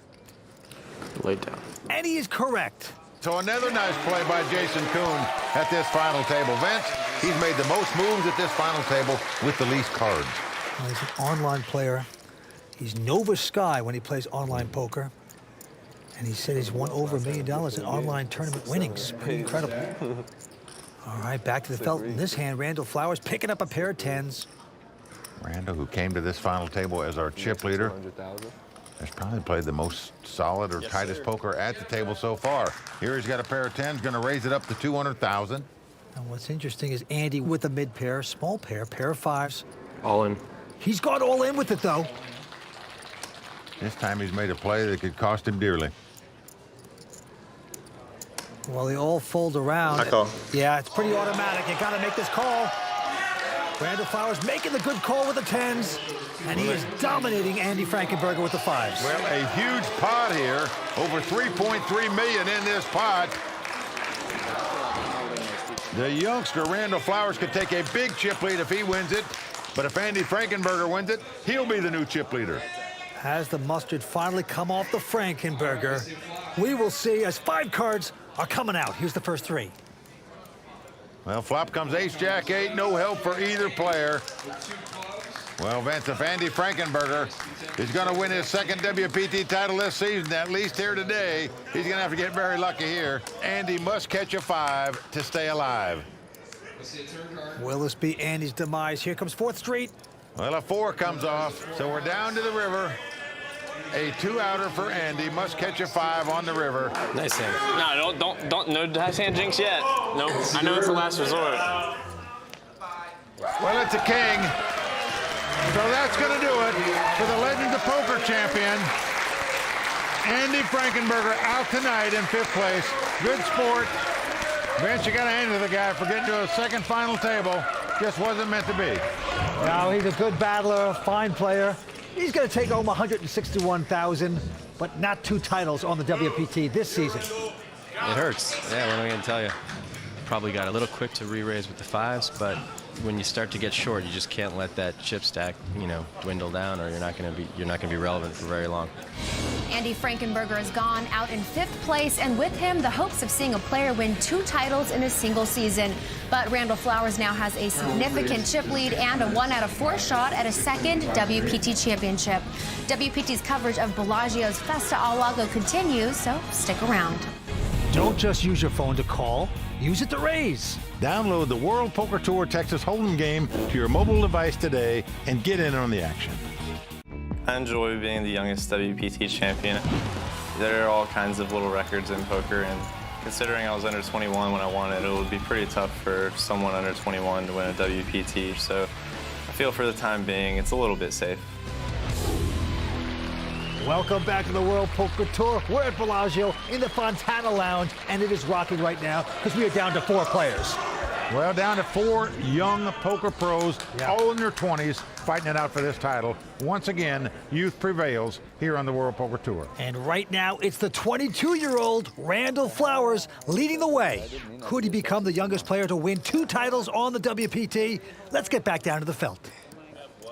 Action's on Michael Benvenuti. Looks down at the suited connectors, the 9-10 of hearts. He's first to speak. Getting raising chips out, going to take a plunge, makes it 220,000 to go. Well, got the suited connectors you like to see flops with. Jason going away, and now Noah Schwartz with a king-queen. Noah's in second chip position right now. With 3.2 million, he's going to make the call. And our chip leader, Randall Flowers, looks at the ace-6 and takes the conservative route, gets out of their way. So it's Benvenuti up against Noah Schwartz, Mr. McLovin, and Mr. McLovin gets lucky with the queens. A nice flop for Noah. He's flop top pair here. See how he's going to play it. He's going to check. And my guess is a check raise if Benvenuti makes the continuation bet. Michael with just a 10 high. Looks like he is going to reach for chips. Here you're just betting, not because of the strength of your hand, but because you hope your opponent didn't hit a pair of queens and won't call you. Unfortunately for him, Noah's flop top pair, and I suspect he's going to check raise here. It's a 280,000 bet. Well, Noah Schwartz comes out of that tough Miami area where they played home games with the Mizrachi family. Chino Ream, Michael the Grinder, Mizrachi, those guys are all WPT champions. So if you cut your teeth in that home game, I can tell you, you can play some poker. Just like that, Noah Schwartz back over the top with a re-raise. Looks like 645,000. It's very depressing if you're Benvenuti. Just taking a stab. Now what to do with that nothing hand? Well, you throw it away. That's what you do with it. So the former baseball pitcher throws a strike at Michael Benvenuti and takes down the pot. Noah's only 27 years old and amazingly is the oldest guy at the table. The blinds have gone up to 60 and 120. Quick fold by Flowers and Benvenuti. And now we are around to Jason Kuhn with a Jack 8. It's a battle of the blinds between Jason and Noah here. A call. He's just going to call. Noah Schwartz with a Queen 8 of hearts. Well, he's happy to see a flop with that hand. May think he's got the best hand, but you don't want to raise and then get re-raised out of the pot, so he's just going to see a flop here. There is the flop. 9-7-5 with 2 spades. Jason has flopped a 2-way straight draw. A 10 or a 6 would give him a straight. Because of that, he's going to make what we call a semi-bluff here. 150,000. But incredibly, he's gotten called by Noah with the gut shot straight draw. 6 would give him the same hand. So Noah doing some gambling here. And it's paid off as a queen comes on the turn. He now is out in front with 2 queens. But the action's still on Jason in first position. Well, the queen of spade, Vince, gives Jason a flush draw to go along with his 2-way straight draw. So even though he's betting here, it's another semi-bluff bet, as we say. You've got a lot of outs to catch to win the pot if your opponent calls you here. But you're very happy to win it without a call. Well, Jason has put in 400,000 this time. Well, Noah's a little bit leery about the 3rd spade that's come off, even though he's made top pair on the turn. But he is going to call. Pot getting bigger and bigger between these 2 guys. Both in the blinds. River card coming up. King of diamonds. Doesn't help either player. Well, this tells Jason the only way he can win this pot is to bet at it. Does he want to fire a 3rd shell? You know, he fired on the flop, he got called. He fired on the turn and got called. Do you really want to jeopardize more chips and bluff him off here? Well, that would be very courageous. 3 strikes. Could it work? But no, he's slowing down. He's going to check it. Missed everything. Well, he's waving the white flag, and Noah Schwartz going to win this pot with 2 queens. And Noah's got to love it when he says, I missed everything. Good pot going to Noah Schwartz. And you just wonder what would have happened had Jason moved in on him there on the river. But you were behind on the turn. We'll never know. 4 players battling for this championship at the Festa Al Lago. We'll be right back from Las Vegas with more exciting poker brought to you by ClubWPT.com. The World Poker Tour is brought to you by ClubWPT.com.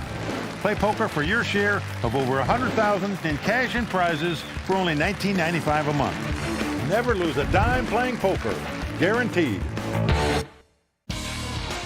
Welcome back to Bellagio and the World Poker Tour, brought to you by ClubWPT.com. Despite busting in 5th place, Andy Frankenberger has moved to the top spot in the WPT Player of the Year rankings. We'll keep you updated on the race for Player of the Year as the season goes on, but right now, let's hear from Tony Dunst on how Andy's night went wrong in this week's edition of The Raw Deal. Brought to you by Rise. Naturally, the story in the early going of this final table was potential 2-time champion Andy Frankenberger. Now that Andy is out in 5th place, I think it's evident that the temptation of almost playable hands and the pressure of winning a second WPT final table in the same season caused some lapses in judgment both in play and in conduct. I'm Tony Dunst, known as Bond 18 Online. Let's break it down. First, we see Andy being dealt a number of potentially playable hands that he winds up being forced to fold either pre-flop or on the flop. Here he releases pocket 5s to an under-the-gun open from Noah Schwartz. Then he makes a call with a suited ace-6 out of the big blind, only to have one of the worst possible flops come down and check folds. After 2 orbits of nearly everything going wrong, Andy then finds himself in a marginal situation against Skip Wilson. When Andy opens to 250K and Skip shoves for 870, come on, he's getting just over 2-1 to make the call with a hand that will likely have that much equity or more against Skip's range. It's unfair to expect Andy to ever think Skip could be shoving with 7 high, but he's likely shoving with enough hands that the ace-8 is strong enough for a call, especially since winning puts him in a tie for the chip lead, and losing leaves him short but with 13 big blinds, and not so short that he doesn't have fold equity on his shoves over the tiny raises everyone makes. Instead, Andy elects to fold and preserve his stack. All the marginal situations seem to build some frustration in Andy, who seems less than his usual calm self in the hand against Jason Kuhn. How much did you start the hand with? Is it really that? I mean, cool. They're stacked to 20. Technically, Andy doesn't have to answer Jason's question and can let the dealer count down the chips, but his tone and body language seem annoyed, given how straightforward the question is. So how do you keep the natural swings of tournament poker from getting to you? Well, don't become emotionally attached in your chips or your potential in the tournament. Take each hand as an individual situation and use the information you've accumulated over the previous ones while leaving out any of the disappointment they may have built up in you. Your goal is to make the most correct decisions, not win the most hands. All right, thanks, Tony. Now let's get back to the call of the game with Mike and Vince. Well, 4 guys in their 20s going after this title. Current chip leader is Noah Schwartz with $4.8 million. Second place, the youngster at the table, Randall Flowers, with $4.3 million. Michael Benvenuti in 3rd place with $2.3 million. And in 4th place right now, Jason Kuhn with over $1.8 million. All right, back to the grind we go. Noah Schwartz now picks up a pair of 8s. He's on quite a rush. So they're going to raise it here in a 4-handed poker game with 2 8s, and he does so. Makes it $275,000 to go. Into the man with a Bieber haircut, Randall Flowers. He's got king, queen. Pretty nice hand. See what he's going to do with it. Yeah. He's going to make the call. Benvenuti out. And now Jason Kuhn with a jack queen. In the big blind. I'm all in. Wow. And he's gone all in here. He has the worst hand of the 3, but he's moved all in. Can they stand the pressure? It's 1.8, a little over. That's 1.8. He's moved all in on the 2 chip leaders, I might add. Well, he's taking a shot at the old squeeze play. Well, that's what Noah thinks he's doing here, Vince, perhaps. You know, just trying to make a play to win this pot. You've seen him do it several times at this table before. I don't think he's really worried about Randall because Randall didn't raise him originally. But still, if you just call here, you might lure Randall in the pot. And he's gone all in over the top. And Randall quickly folds. Well, it's a smart play in my mind by Noah. If you're going to play this hand, just move all in with it. Shut Randall out of the pot and play heads up for the rest of it. So what a good call all in by Noah Schwartz. He's out in front with the eights. Well, we've got the race situation. The 2 over cards versus the under pair. Jason Kuhn must win this pot to stay alive. If he does so, he'll more than double up and be in good shape to take down this title. Yeah, the former track star Jason Kuhn needs to sprint away and get a good flop. Can it happen on the first 3? Let's take a peek. Oh, yes. Yes, it does. Right out of the blocks, Vince. The queen right in the doors, we say, for him to take the lead. Here we go with the turn card. Oh, a jack comes off. Now that gives Jason the top 2 pair, but really means nothing. His opponent must catch an 8 to win the pot. Nothing else will do for him. And a 9 comes off. So Jason Kuhn is going to win a nice pot here, Vince. Yes, over $4 million. Wow. The young poker pro Jason Kuhn taking down a big one. What a roller coaster, huh? This tournament, man. It's been ridiculous. Yeah, it's been a lot of fun, but I tell you what, I probably lost 5 to 10 years off my life because of this tournament. So everyone has chips. We got 4 young gun poker players going after the Festa El Lago. Who will take this title down?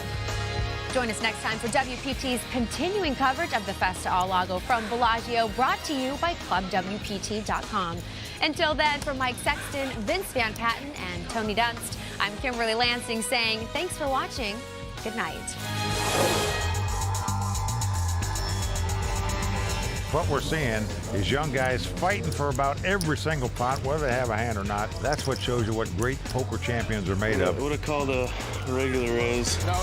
Randall's friends could ring up a pretty big bar tab the night before this night's over. We're waiting for a flop to come, a little bingo, bango, bongo here. I'm out of a job. And out come the Royal Flush Girl. The drama building in the Fontana Lounge. We're going on the river. I got a lucky feeling about this. Can I catch it? Everybody on their feet. That's the hand of the month. The World Poker Tour is brought to you by ClubWPT.com. Never lose a dime playing poker. Guaranteed. Bellagio is not only the center of the Las Vegas Strip, but also the center of the poker world, where tonight one player will take home the $830,000 first place prize and achieve the ultimate thrill of being crowned WPT champion. The conclusion of Festa El Lago starts now, only on the WPT.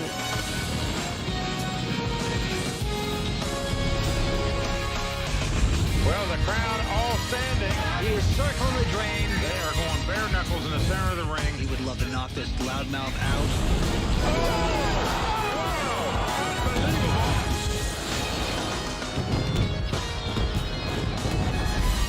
We could see fireworks early on at this final table. I'm all in.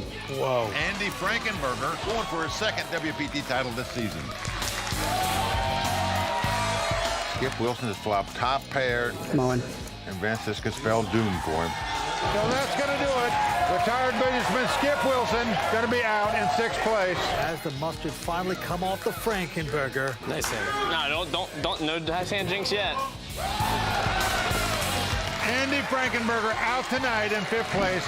Not 2 titles on the WPT this season.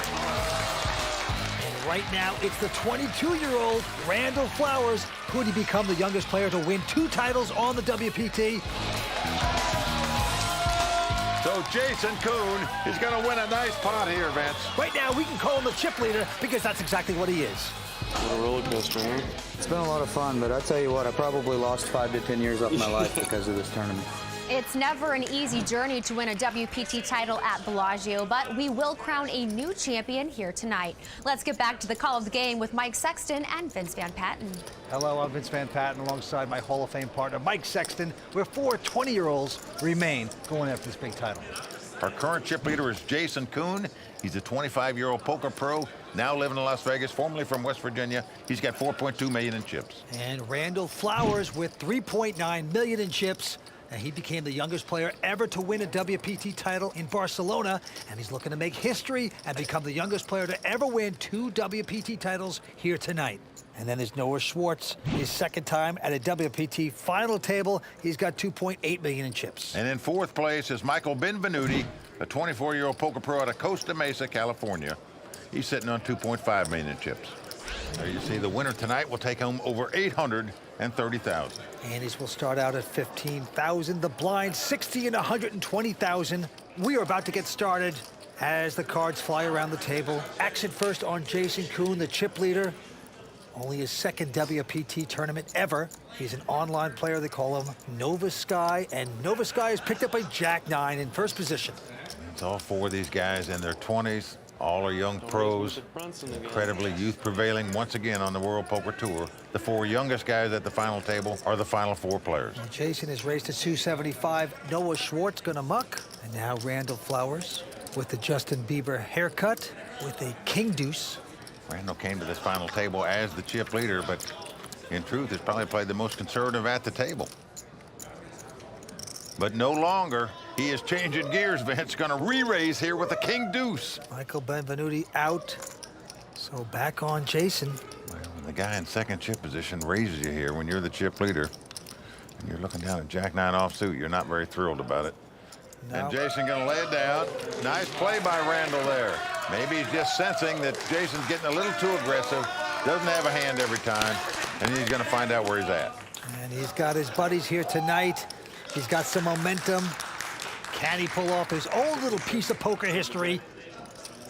I'm here with professional poker player Lauren Kling, who's here to support Jason Kuhn and, well, the 4 remaining players at this table, probably because she was extremely close to actually making this final table. You took 14th, right? Yes, I did. I busted out the last hand of the night on day 4.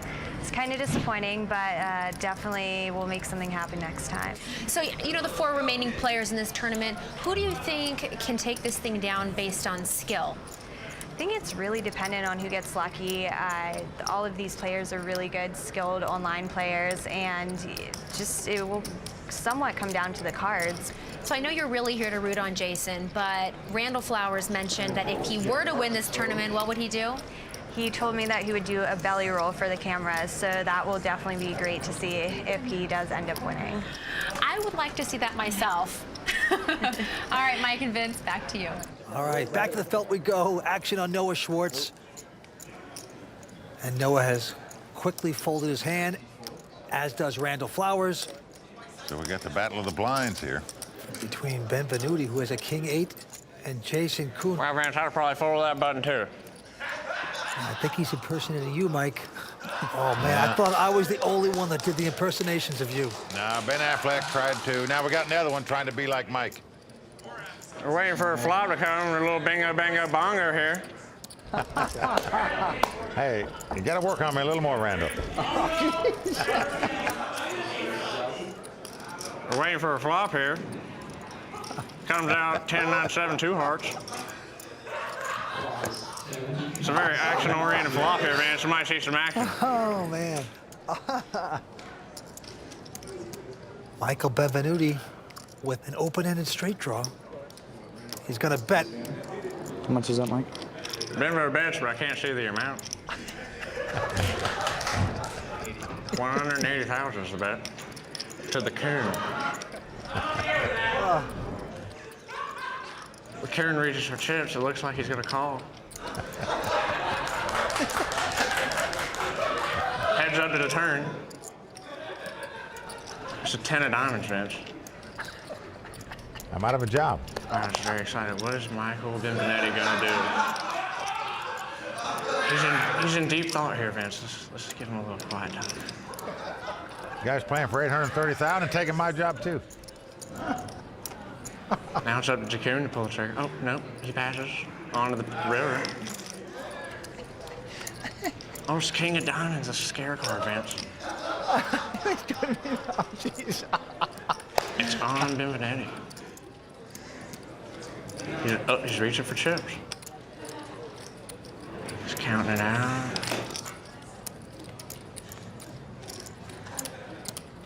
It's looking like he's firing 295,000, Vince. so sick, bro. Looks like Jason's going in the tank here.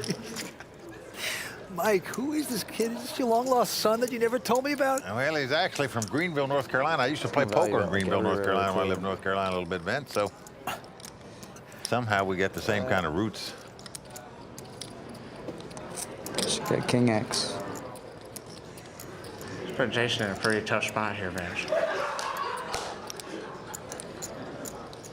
All right, buddy. All right, he makes a sick fold, Vince. Benvenuti wins the pot.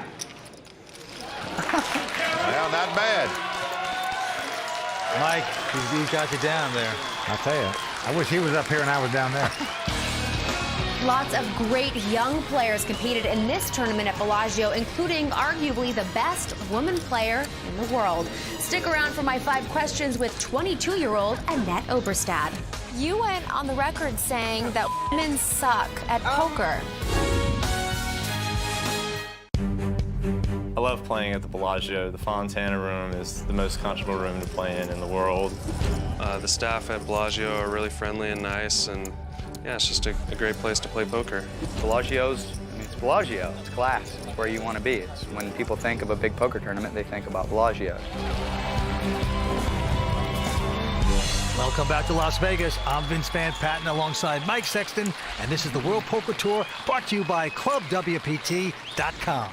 And as you can see, Randall Flowers, the great Mike Sexton impersonator, is our chip leader. He's got 4.3 million in chips. As we go to the table, action on Benvenuti. He's going to quickly fold. And now the former college sprinter Jason Kuhn with a 6-5. Guy will play almost anything. Well, he's been the most aggressive player at this final table, that's for sure. Was the chip leader briefly, now sitting in second chip position. And he's going to raise here with the 6-5 on the button. Makes it 250,000 to go. Noah Schwartz with an ace-deuce of diamonds. It's like an exasperated look, Vince. Every time he wants to play a hand, this guy raises in front of him and he gets away from it. And Flowers with a jack-10 of diamonds. Because he's got so many chips, I think that will inspire Randall to play this pot with the suited connectors. Because if you hit your hand, you can win more money. Well, he has made the call. We got jack-10 up against 6-5. So here we go. Here comes the flop. Flop king 8-8. No help to either player. Action on Randall. He checks. Will Jason make the continuation bet here? Well, he is super aggressive. We've seen it all night long with nothing hands.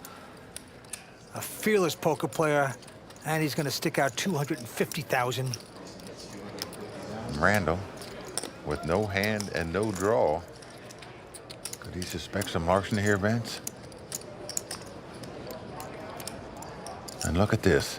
He is just calling this bet. It's what we call floating in poker, meaning you call a guy with no hand and no draw to try to take the pot away from him later. But a dream card on the turn for Randall as the 9 of diamonds comes up, gives him an open-end straight flush draw, so he doesn't have to bluff the pot now because he's got such a big draw. Yeah, he's checked it. And Jason Kuhn now with an inside straight draw. That's about it. Wow. Well, this is really bold here. Folks, let me tell you something. When a flop comes king 8-8 and you bet and a guy calls you, if you've got the nerve to fire again on the turn when a 9 comes off, more power to you. I couldn't do it. Well, he has done it. And now, interestingly enough, Randall with a huge drawing hand, just calling. We're going down to the river. Who will get lucky on this card? Oh, a 7 comes off. Oh, man. Vince, both players have made a straight. Randall has the higher straight. He's got a jack-10. Impossible to put him on this hand if you're Jason Kuhn. And Jason, looking back at his hand, he can't believe it. He's been bluffing all the way since before the flop, on the turn, and now makes a straight on the river. And Randall has checked into him, waiting for that bet. Oh, boy. Vince, you're definitely going to bet here with a straight. 1.5. 1.5 million is the bet. And now let's see what Randall is going to do. He's for sure at least going to call with the jack-high straight, but it would take a full house to beat him. But certainly a full house a possibility looking at that board. Well, Randall realizes that Jason only has about $1 million left. All in. And he's going to come back over the top. He wants all his money. And Jason can't even breathe right now. Well, Look at him. This is just a nightmare for Jason. Oh, boy, he can't swallow a BB right there. It's hard to lay down this hand. He can't believe what's happened to him. He was in second chip position going into this pot. He was bluffing, now made a hand, and now could do all his money and be out of here in fourth place. Oh, Jesus, man. You're so pot committed. You got a pretty big hand. Yeah, I think most players will go broke on this one. I call. He's calling, and he's going to lose. Call.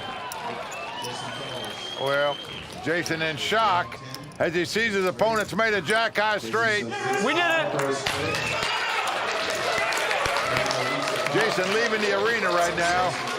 Can't believe what's happened to him. Jason sucking up air, always a gentleman. He is a great player. We're going to see a lot of him. Yeah, no, it's good. Good luck. Thanks, man. Oh, what a devastating loss for Jason. He is our fourth place finisher. He is stunned. The crowd is stunned. They will take home $225,000, but that's the hand of the month. Nice hand, Randall. Thank you. That's pretty sick. I like to gamble it up. You know, it's like anybody else in tournament poker. I ran well to get here, and obviously not happy about that hand, but what can you do? I played the best that I could, and I got my money all in with a straight on a, I mean, that's the absolute Gen River card for me. Well, Vance, what we're seeing is young guys fighting for about every single pot, whether they have a hand or not. You got to love that. That's what shows you what great poker champions are made of. And the 22-year-old has taken a monster chip lead here. Randall Flowers with 3 players left. And the Festa Al Lago, the party by the lake, continues. 3-handed.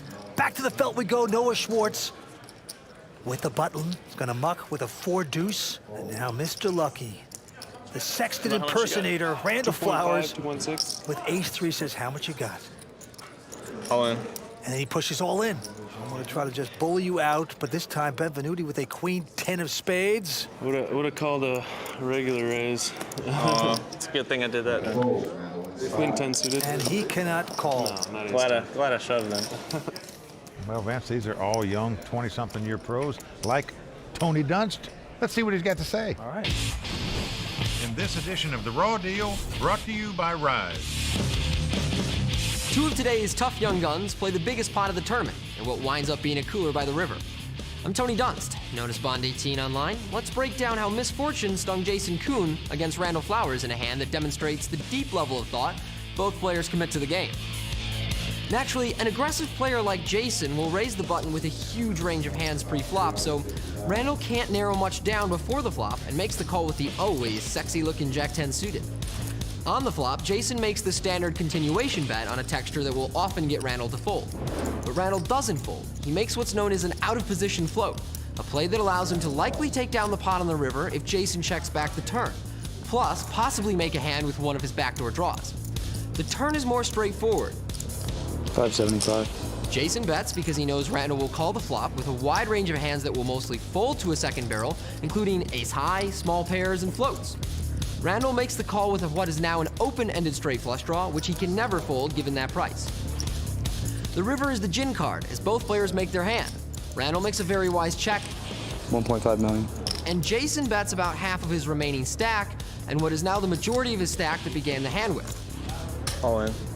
When Randall moves in on him, Jason truly looks like he's going to vomit, and I can't blame him for feeling the urge. He knows that a lot of the hands Randall check shoves the river with are full houses, but he may also believe Randall would play a strong 8 this way.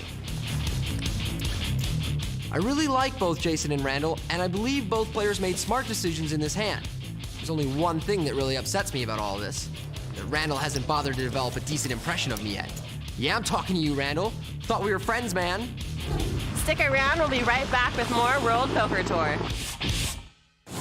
The World Poker Tour is brought to you by ClubWPT.com. Play poker for your share of over $100,000 in cash and prizes, and even become a WPT champion, all for only $19.95 a month.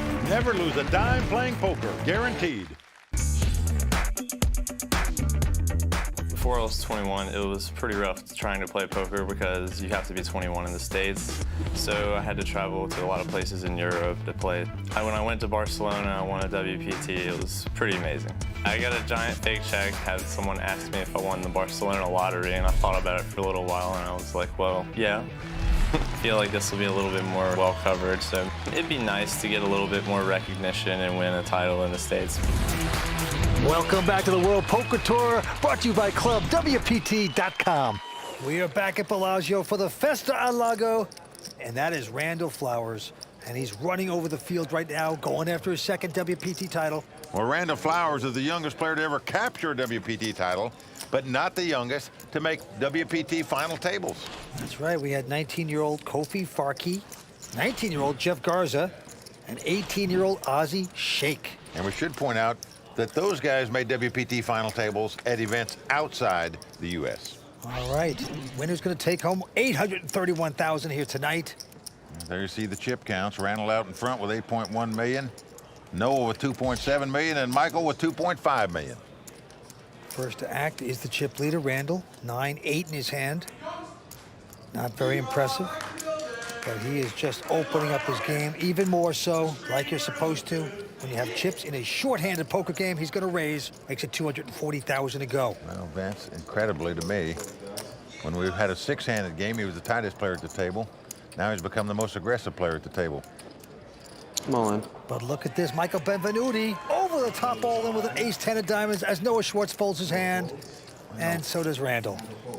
So a nice all-in bet there by Michael. Oh, that is nice to do, especially when you've been pushed around all night long. Just to get back at that bully of a chip leader, Randall Flowers, has to feel good. From the time she burst onto the poker scene at 18 years old, Annette Oberstad has been considered one of the top female poker players in the world. Now 22, Annette dominated the action here at Bellagio before finishing in a disappointing 13th place. Earlier this week, I caught up with the young Norwegian superstar for this edition of 5 Questions. There was a lot of hype and excitement about you turning 21 years old. Yeah. And I'm sure there was a lot of pressure as well for you. Have you lived up to that hype? I wouldn't say so. Even if you're the best player in the world, you're probably not going to win a bracelet. Because the odds are against you. It's tough to win tournaments. How is your game different from when you play live versus online? It's very different. When I play online, I play really tight for the most part. But when I play live, I feel like I get away with more stuff than I probably should. I just feel like they have a hard time pulling the trigger against me compared to online, because when you're playing online, you just click a button. But when you have to shove your whole stack in there, maybe you look like a fool if you get caught, then, you know, it's not always that easy. You won a WSOP event in Europe when you were 18. Yeah. So how important is it to you now to go deep in a U.S. event? Like, I just want people to still think that I'm a good player and consistent winner and I know what I'm doing. For me, it's really more important to get respect from other players. So what are the differences between American and European poker players? European poker players are probably a little more aggressive. There's not as many casinos in Europe as there are in the States. So we're kind of, you know, forced to play online if we want to play the game. And honestly, there's really not that much to do in Norway. It's a really boring place and it rains a lot, so it's a good thing to just stay in and play some and poker. gamble. Right. Gamble it up. Just gamble. In the snow. Yeah. You went on the record saying that women suck at poker. Yeah, and I stick to it, but I don't think all women suck at poker. I'm saying most of them do. But still, most men suck too, so I'm not going to discriminate. Some bold words by Annette. Well, she may be young, Vince, but I can tell you, she can really play poker, make no mistake about that. She was the chip leader in this tournament with 13 players left, and unfortunately went out in 13th place, but we'll see her again. I have no doubts about that. On to the next hand. Noah Schwartz this time with ace-3. And knows ace high is a favorite over a random 2-card hand, that's for sure. So he is going to raise it here. Yeah, makes it $300,000 to go, but Randall with an ace-deuce of diamonds. I'm all in. Well, Randall is going all in, just going to put pressure on Noah.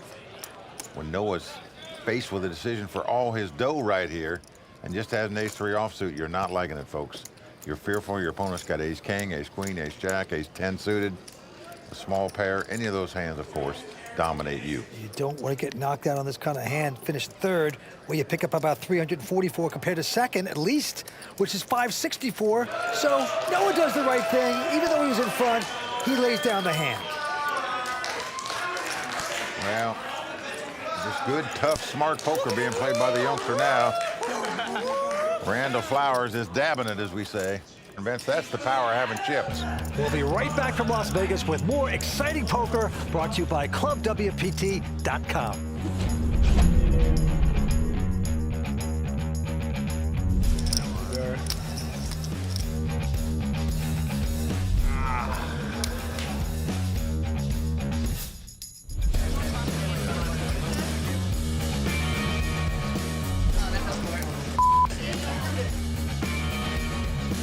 Good game, man. If you want to get in on the action anytime, anywhere, download WPT Texas Hold'em for your mobile device today. WPT Texas Hold'em. Sometimes the game's too good to leave behind. I'm Michelle, one of the Royal Flush Girls, and you're watching the World Poker Tour. Oh my goodness, I'm always on the computer. And I like to play video games as well. My major in school was computer information systems. I'm really a big nerd at home. Don't tell anybody. Welcome back to the World Poker Tour. Well, that was Michelle Banzer, one of the Royal Flush Girls, and they sure are fun to have around. Absolutely right, Mike. It is great to have the Royal Flush Girls out here with us. And you can meet them and Kimberly Lansing, Mike Sexton, and myself at any of our tournament stops, of course. Just go to WorldPokerTour.com for a complete tournament schedule. And right now, we're three-handed at Bellagio, and leading the way is 22-year-old Randall Flowers with $8.5 million in chips. And we're going to go back down to the felt where Michael Benvenuti is the first one to act. He's got a queen jack in his hand. From Orange County, California. He's a surfer. He's a sportsman. He's a poker player. And this is 6th WPT event. His first final table was second cash. Well, he's raised to 280. Noah out. Randall Flowers, though, with a Jack-10 of spades. Well, he won the biggest pot of the night, this final table, when he beat Jason Kuhn with a Jack-10 of diamonds. He made a call on the flop then when it came King 8-8, so he's got to like Jack-10 suiteds. And he has made the call. So Jack-10 for the chip leader up against Queen Jack. Well, flop 8-4-3, 2 diamonds, no help for either player. Randall quickly checks. Let's see if Benvenuti will make the continuation bet. No, he gets a little timid. He checks it. Ace on the turn. Helps neither player. Randall checks. Come on, Michael. You going to fire one of these times? He's going to try to represent an ace here, possibly. You know, he doesn't need to. He's got the best hand with queen high, but he doesn't know it. Raised before the flop. Played a little timid on the flop, but now you're going to bet. Nicely done. 300,000. Can he chase away Randall Flowers? Yep. Very easily. So nice job by Michael Benvenuti taking down that pot. He's a surfer from Orange County, and right there, he does a couple cutbacks, gets barreled, and wins the pot. When I was first starting to play, I loved watching poker on TV. I always watched all the World Poker Tour events. So this is pretty cool to actually be on one of the final tables. I definitely think it's one of the crowning achievements of all poker players that do this for a living. To win a major title would be just a great achievement. Vince Michael was watching us on TV when he was 14. Now here he is. Oh, well, that's scary. All right, well, the antes are staying at 15,000, but the blinds are going up to 80 and 160,000 as 3 players remain. Action going to Noah Schwartz, pair of queens, and he says all in with it. Right behind him, Justin Bieber lookalike. How much is it? Randall Flowers has a pair of 8s. Well, that's because he can well afford to make this call, possibly take out a player. I think for sure he's going to get involved with this hand. I'm all in. Well, he's gone all in too. And I'm not crazy about that play. Benvenuti gets out of the way. There's no way the third guy's coming into this spot unless he's got a huge overpair. And right now, Noah Schwartz dominating Flowers. I got hearts though. It's the pair over pair. So Noah about an 80% favorite to win this pot. We got the best hand. He is happy right now. Great shot to double up right here for the guy from Miami, Florida. I got got a lucky feeling about this. Dude, It's gonna be like at least the gutter on the flop. Randall Flowers feeling lucky. Well, Vince, when you're young, you got confidence anything can flop out there. I'm getting so short that looking at 2 queens, I'm happy. Yeah. Dude, I'm getting deuce 5, 3, 4. I know, I can't get nothing. I don't see a face card. Let's see it from here. Here we go with the flop. Oh, it's queen 7-7. Noah's flopped a full house. Nick Lovin's got to love that one. Well, for Randall to win this pot, he must catch 2 running 8s. Oh, so much for that lucky feeling there, Randall. He'd get a split pot if it came 2 running 7s, but very dim. 4 clubs on the turn. That's going to do it. Noah Schwartz is going to double up here. Well deserved for Noah Schwartz. That's certainly going to even up this contest quite a bit here between these 3 players. To win a WPT title is something that I've dreamed about for a long time. It's sort of like a pro athlete winning the Super Bowl. I mean, this is a very prestigious event. It was 335 best players in the world, in my opinion. So, I mean, it would mean a great deal to me. Noah Schwartz doubles up. Nick Lovin loving it here tonight. We'll be right back with more World Poker Tour brought to you by ClubWPT.com. I've earned a decent bit of money at my age, but I don't really look at it like that. It's more just like a high score in a video game, and I kind of just want to get the top score. Welcome back to Bellagio and WPT's coverage of Festa Al Lago. As you can see, 5th place finisher Andy Frankenberger has taken the lead in the WPT Player of the Year race. And with more points up for grabs this evening, we'll have new names on the leaderboard before this night is complete. The players are almost back from their break, so let's send it back down to Mike Sexton and Vince Van Patten. You know, Mike, this is our time to talk about our new Season 9 sponsor, ClubWPT.com. Well, for those of you who aren't up to speed on this yet, let us tell you in a nutshell what the club is all about. Well, Mike, it really is a great site. You pay $19.95 a month. You get a bunch of great free stuff, like the online WPT Poker magazine, and things for your phone and your computer, and of course, then you have your poker. Well, that's right. For only $19.95 a month, people can play all the poker they want for their share of $100,000 in cash and prizes, and that includes playing for a WPT tournament seat every month. And all the buy-ins are free, no money, not a dime. What a deal. All right, so if you haven't gone already, go to ClubWPT.com and check it out. Okay, let's get back to the final table. All right, to the felt we go. Randall Flowers first to act, has a big hand, ace-queen.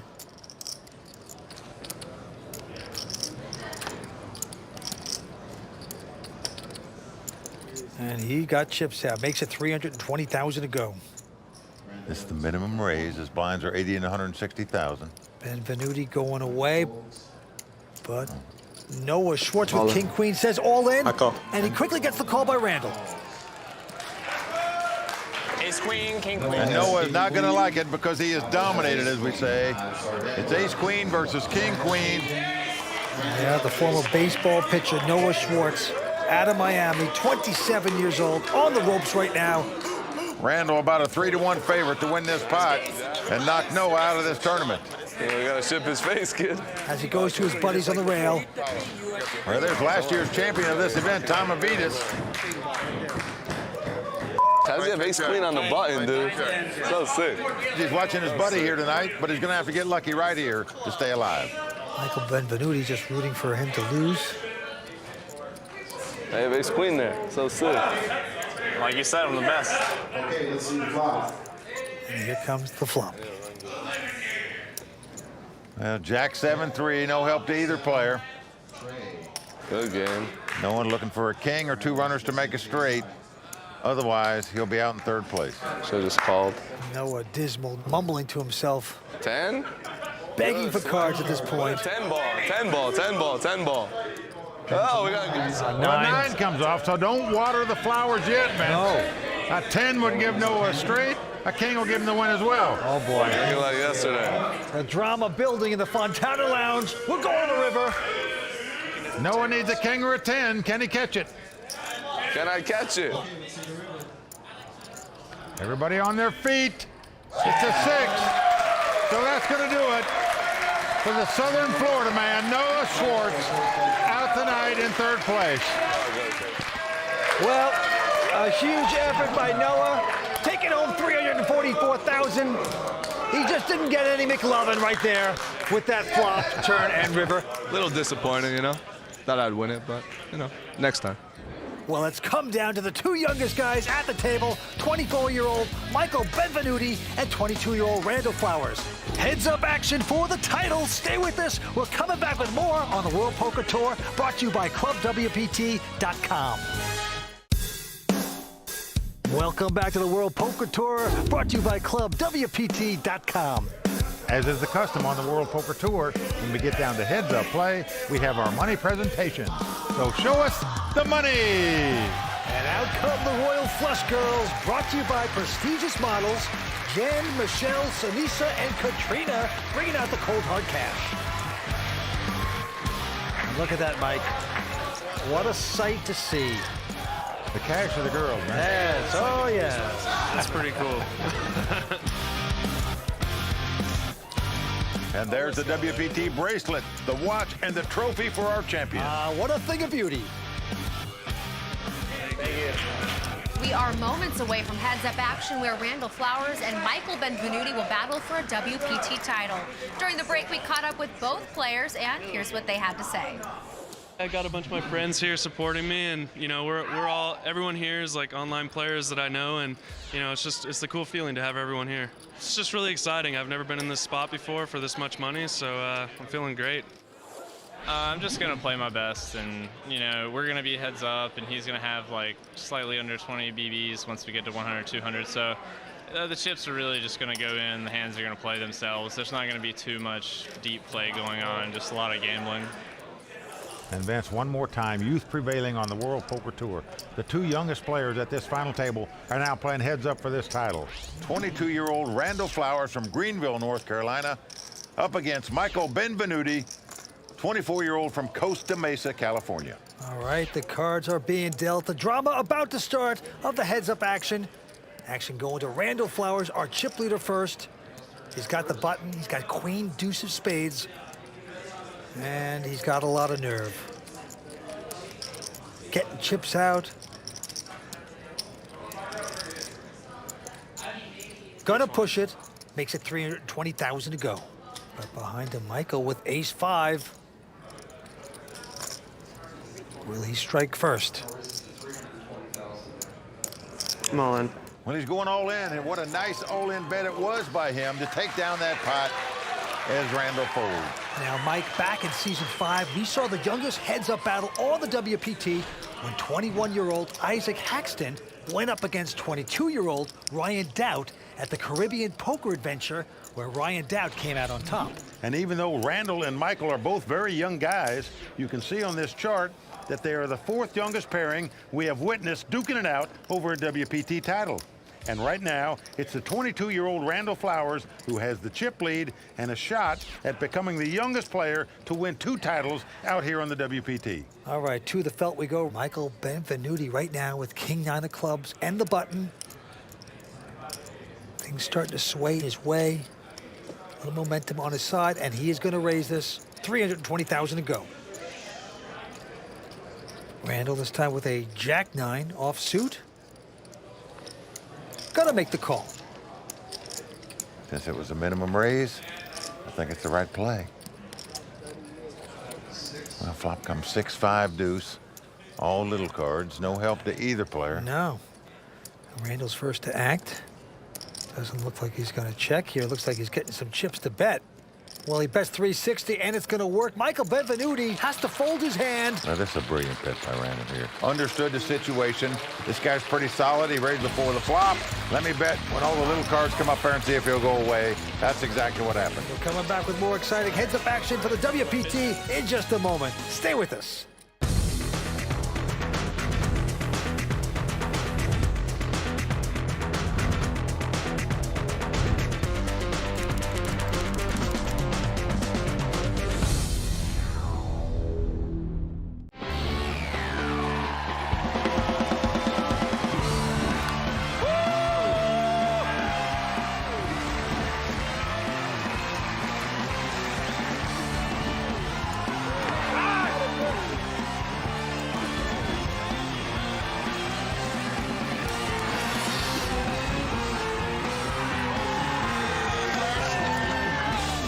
Welcome back to the World Poker Tour, brought to you by ClubWPT.com. We've had some great champs here at Festa El Lago, including Carlos Mortensen, who won his first of 3 WPT titles here in Season 3, and Elke Gross-Pied, who won this event in Season 7 on his way to becoming the WPT Player of the Year. Right now, both Randall Flowers and Michael Benvenuti are hoping to add their names to that prestigious list. As you can see, Randall Flowers is the chip leader with 10 million, up against Michael Benvenuti's 3.4 million. Let's go to the felt action on Randall Flowers first. He's got the button, he's got Queen 3. 330. Randall makes it 330,000 to go. Michael, though, behind him with a King 10. I'm all in. Wow. Oh, what a nice all-in bet by Michael there. And a quick ejection for Randall Flowers. He's just sensing that Randall's raising every time on the button, whatever he's got. So with the King 10, he just came over the top all in and took it down. Right back at him. Benvenuti this time with a King 7. With the button, he's first to act. And he's 15,000 blind, still 80 and 160. Well, he's going to raise it. Makes it 320,000 to go. Flowers with just a 9-10.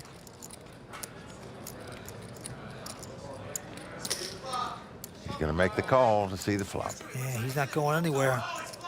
It's gambling time here in the Fontana Lounge. Here comes the flop. The flop is Jack 6-5. No help to either player. Yeah, Randall Flowers going to check it.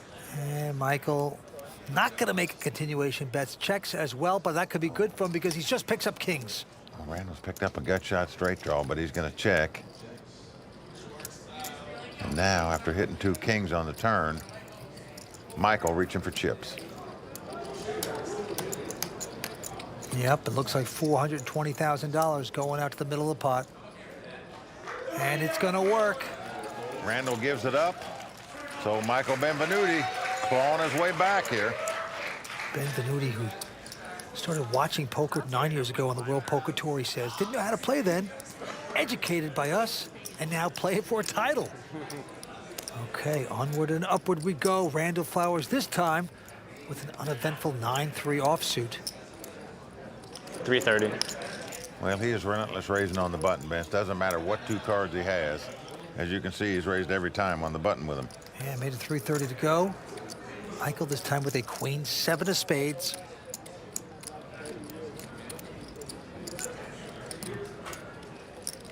He's getting chips out. He wants to see a flop. And he's going to make the call.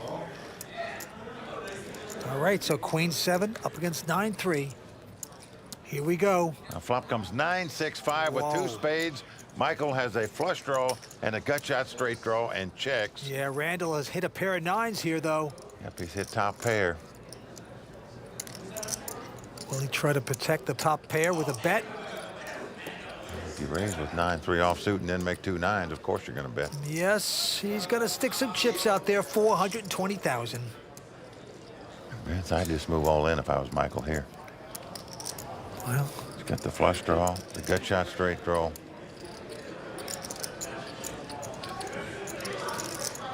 I'm all in. And he's going to go all in. Tough decision for Randall now as to what to do. Call. Not too tough because he'd snap calls. We got a big draw today. Well, unbelievable, Vince. I'm not sure I could have made that call for 3.3 million there. Gamble. 9-3 versus Queen 7. Even though Randall has the best hand with 2 9s, he's not the mathematical favorite to win this pot. Michael Benvenuti is. Certainly either player could win this pot. Michael must win it to stay alive. If he wins, he'll be the chip leader.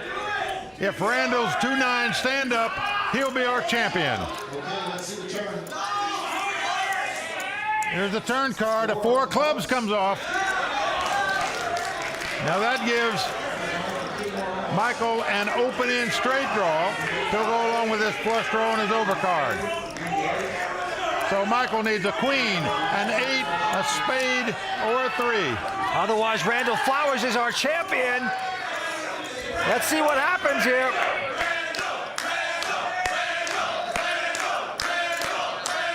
He's got to dodge a lot of outs. That's Randall. He's the heart. He's done it.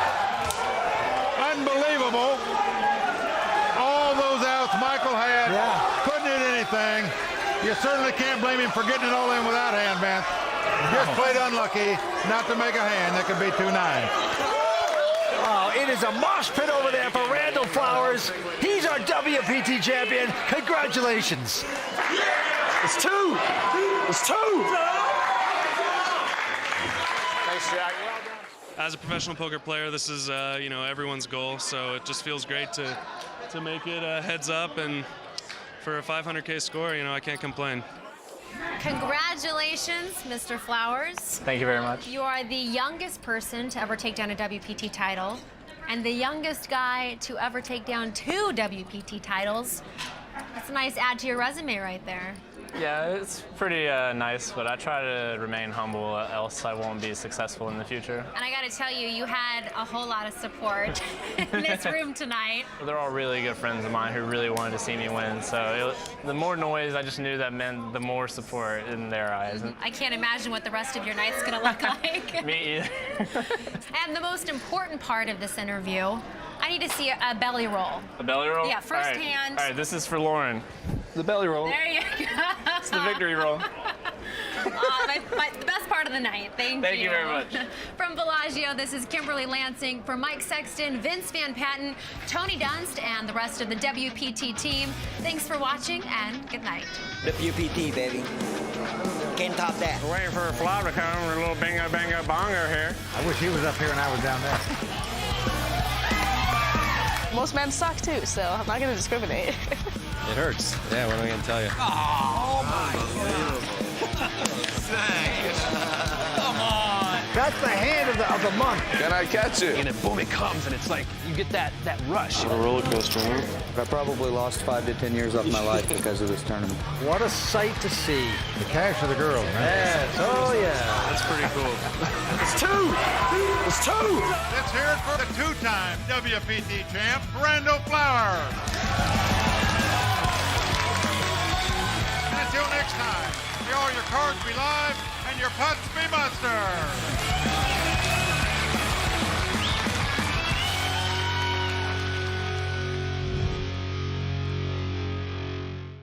The World Poker Tour is brought to you by ClubWPT.com. Never lose a dime playing poker. Guaranteed. The Connecticut countryside has been invaded by a group of young, talented pros, all ready to prove they have what it takes to dominate the sport. But only one will be named champion. Tonight, it's the Foxwoods World Poker Finals, and it's only on the WPT.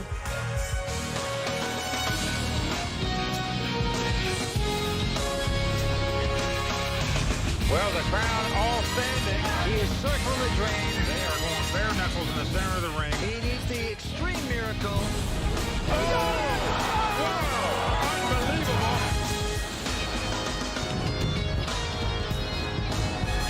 For 9 seasons, Foxwoods has played host to some of the biggest poker names in the world. Howard Lederer, Eric Seidel, and Hoyt Corkins all earned their WPT titles here, but it's a brave new world in poker. 4 days ago, all the great past champs showed up ready to take down another WPT title, but a new generation of pros were ready and waiting to kick the old guard out the door. Day 1 here at WPT Foxwoods. Let's shuttle up and deal.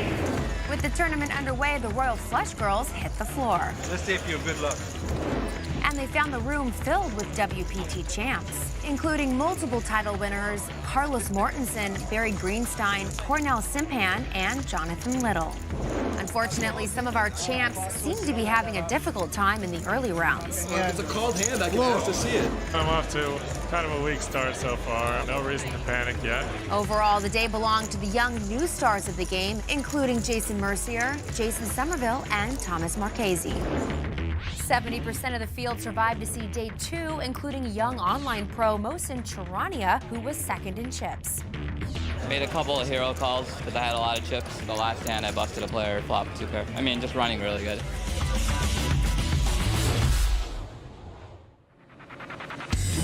Day 2 started with 168 players and some familiar WPT champs still in the hunt, including Gavin Smith, Hoyt Corkins, Barry Greenstein, Carlos Mortensen, and Nick Schulman. Season 8 shooting star champ McLean Carr started the day 12th in chips, but once again felt he was unfairly losing them. And now you're making me accept it, and it's clearly like wrong. You know, boys, we don't know any of those things. I do know. I told you I know. Lines and Annie's, I keep very close track in my head of like how much I have. I have to. That's how I play. Ridiculous. As play continued, we saw Season 2 World Poker Finals champ Hoyt Corkins chip up, while Canadian pro Eric Cajolet went from 110,000 in chips to 0. Attention was now on the competition forming at Table 10, where WPT champs Howard Lederer, Victor Ramden, and old school pro Miami John Cernudo were battling the young new players to watch, including Jason Mercier and Daryl Fish. As luck would have it, McLean's new seat was to the left of Howard Lederer. Hard for me to go incognito today. But luck was not on the side of WPT champ Victor Ramden, Good game, Vic.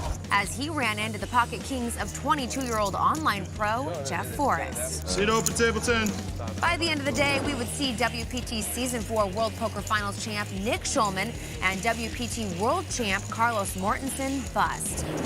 McLean's day of frustration was capped with a bluff that went bad and sent him packing. After 9 hours of playing, the young pros left an impression on Season 1 World Poker Finals champ Howard Lederer. Things have changed in the last couple of years. It used to be there were a lot of young players. Some of them were good. And a lot of them were just, overly aggressive, thought they were good, but weren't seasoned. I feel like the young guys that are still around are the good ones. Howard barely survived the day, placing 65th out of the remaining 69 players. A couple other familiar names were doing well, with Josh Aurier and Gavin Smith in the top 5. But it was online pro Kyle Bowker who held a slight chip lead. Day 3 of this 6-day poker marathon started with one goal in mind: making the money. Only 25 of the remaining 69 players would cash, but WPT champ Eric Seidel would not be one of them, as he was eliminated by Russian software engineer Nikolai Yakovenko. Trelle Mitzi did the honors for Jonathan Little, denying the Season 6 Player of the Year his third cash of Season 9.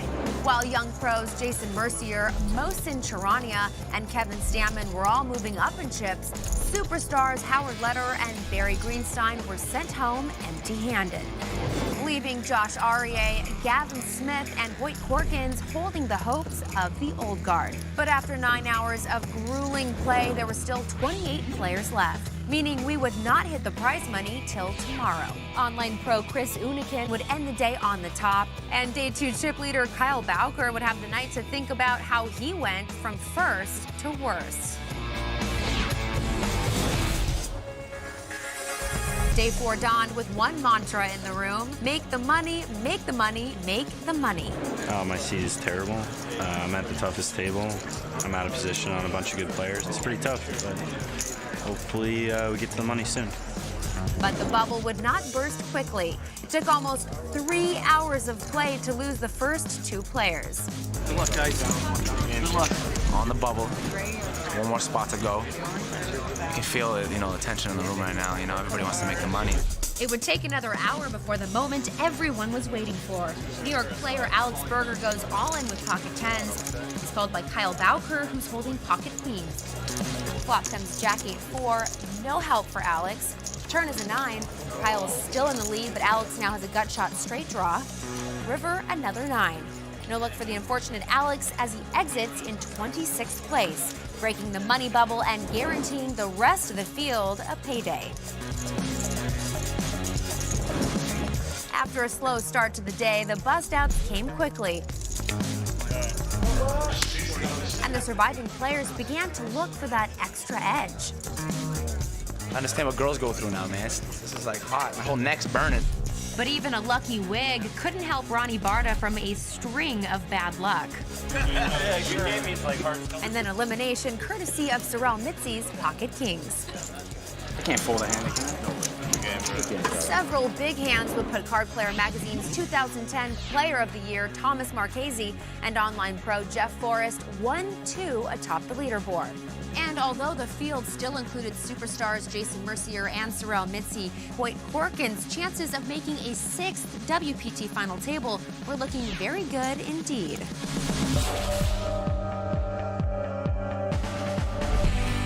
Day 5 dawned with just 6 players left to lose and the odds high that at least one familiar face would survive to the TV table. But nothing comes easy on the WPT, and the immediate ejection of multiple WPT champ Hoyt Corkins by Mohsen Charania sent a clear message to the remaining 11. This was anyone's title to win. 15 minutes later, that message was emphasized when the young superstar Jason Mercier was sent to the rail by the online pro known as Stam Dog Kevin Stammen. I was feeling good all tournament and just felt like I had a good opportunity to maybe make the final table and potentially get a title, but it just doesn't always work out the way that you plan. In a tournament of surprises, the final surprise of the day was Bluff Magazine's Player of the Year, Trelle Mitzi, who put his tournament life on the line with ace-queen suited against Mohsen's pocket tens. An ace on the flop wasn't good enough for Trelle. A 10 on the river sealed his fate, giving us 6 new faces ready to win a WPT title, including respected online players Mohsen Charania and Kevin Stammen, young up-and-comer Jeff Forrest, the Russian software engineer Nikolai Yakovenko, Foxwoods satellite qualifier David Inselberg, and Card Player Magazine's Player of the Year Thomas Marchese. Anyone can win it. They're all really talented, so we'll see what happens. Given the makeup of this final table, one could assume the old guard just can't compete with this aggressive new generation of players. Well, luckily we have our resident poker Hall of Famer, Mike Sexton, who's been down in the trenches with these guys. So, Mike, is it harder for the old school guys to make it to a WPT final table? Kimberly, youth does prevail out here on the World Poker Tour. Today, 5 of our 6 finalists are age 26 or younger. Now, there's a number of reasons that the young guns do so well out here. They're bright, they're well educated, and they're constantly working on improving their game. Nearly all of them play a lot of online poker, meaning they gain as much experience in 6 months' time as an old school guy like me did in 10 years of playing live poker. Betting is what the game is all about. These young guys know it, they're aggressive, and they're fearless. Vince, you're up next. In many sports, the older you get, the less effective you become. You think this is true for poker as well? Well, Kimberly, I'll put it this way. In my sport of tennis, you could play till you're 40 years old. Now, you lose your physical part a little bit, but if you're still eager, that's what it's all about. You can still play, as many champions have in tennis. I'll equate it to poker as well. The young players, they're still very eager. Nothing bothers them. 5 days of poker, they're attentive, they're eager, they want to prove something to the world. Whereas the older guys, even though they mean well and they want to do it, maybe they get a little bit soft. Softness in poker leads to fatigue. Fatigue leads to bad decisions, and bad decisions lead you to the rail. It's like a domino effect. Yeah. Well, thank you, gentlemen. Tournament officials are making their final preparations. Mike and Vince will be back with the call of the game as the final table of Foxwoods World Poker Final gets underway right after this. Welcome back to the World Poker Tour, brought to you by ClubWPT.com. Never lose a dime playing poker, guaranteed. We're at Foxwoods, where we're just moments away from the start of the final table of the World Poker Finals. And Vince, I look for the young guys' guns to come out blazing. Well, this young, aggressive poker bunch should make for great poker action. The cards are about ready to fly. Let's go watch the bluffing begin. The crowd is filled with excitement tonight as our players get ready to battle for this WPT title. Starting out in seat 1 is 26-year-old Nikolai Yakovenko. This Russian-born software engineer lives in Brooklyn, New York. People here call him Googles because he used to work for Google. Okay, moving over to seat number 2, we have Jeff Forrest from Orlando, Florida.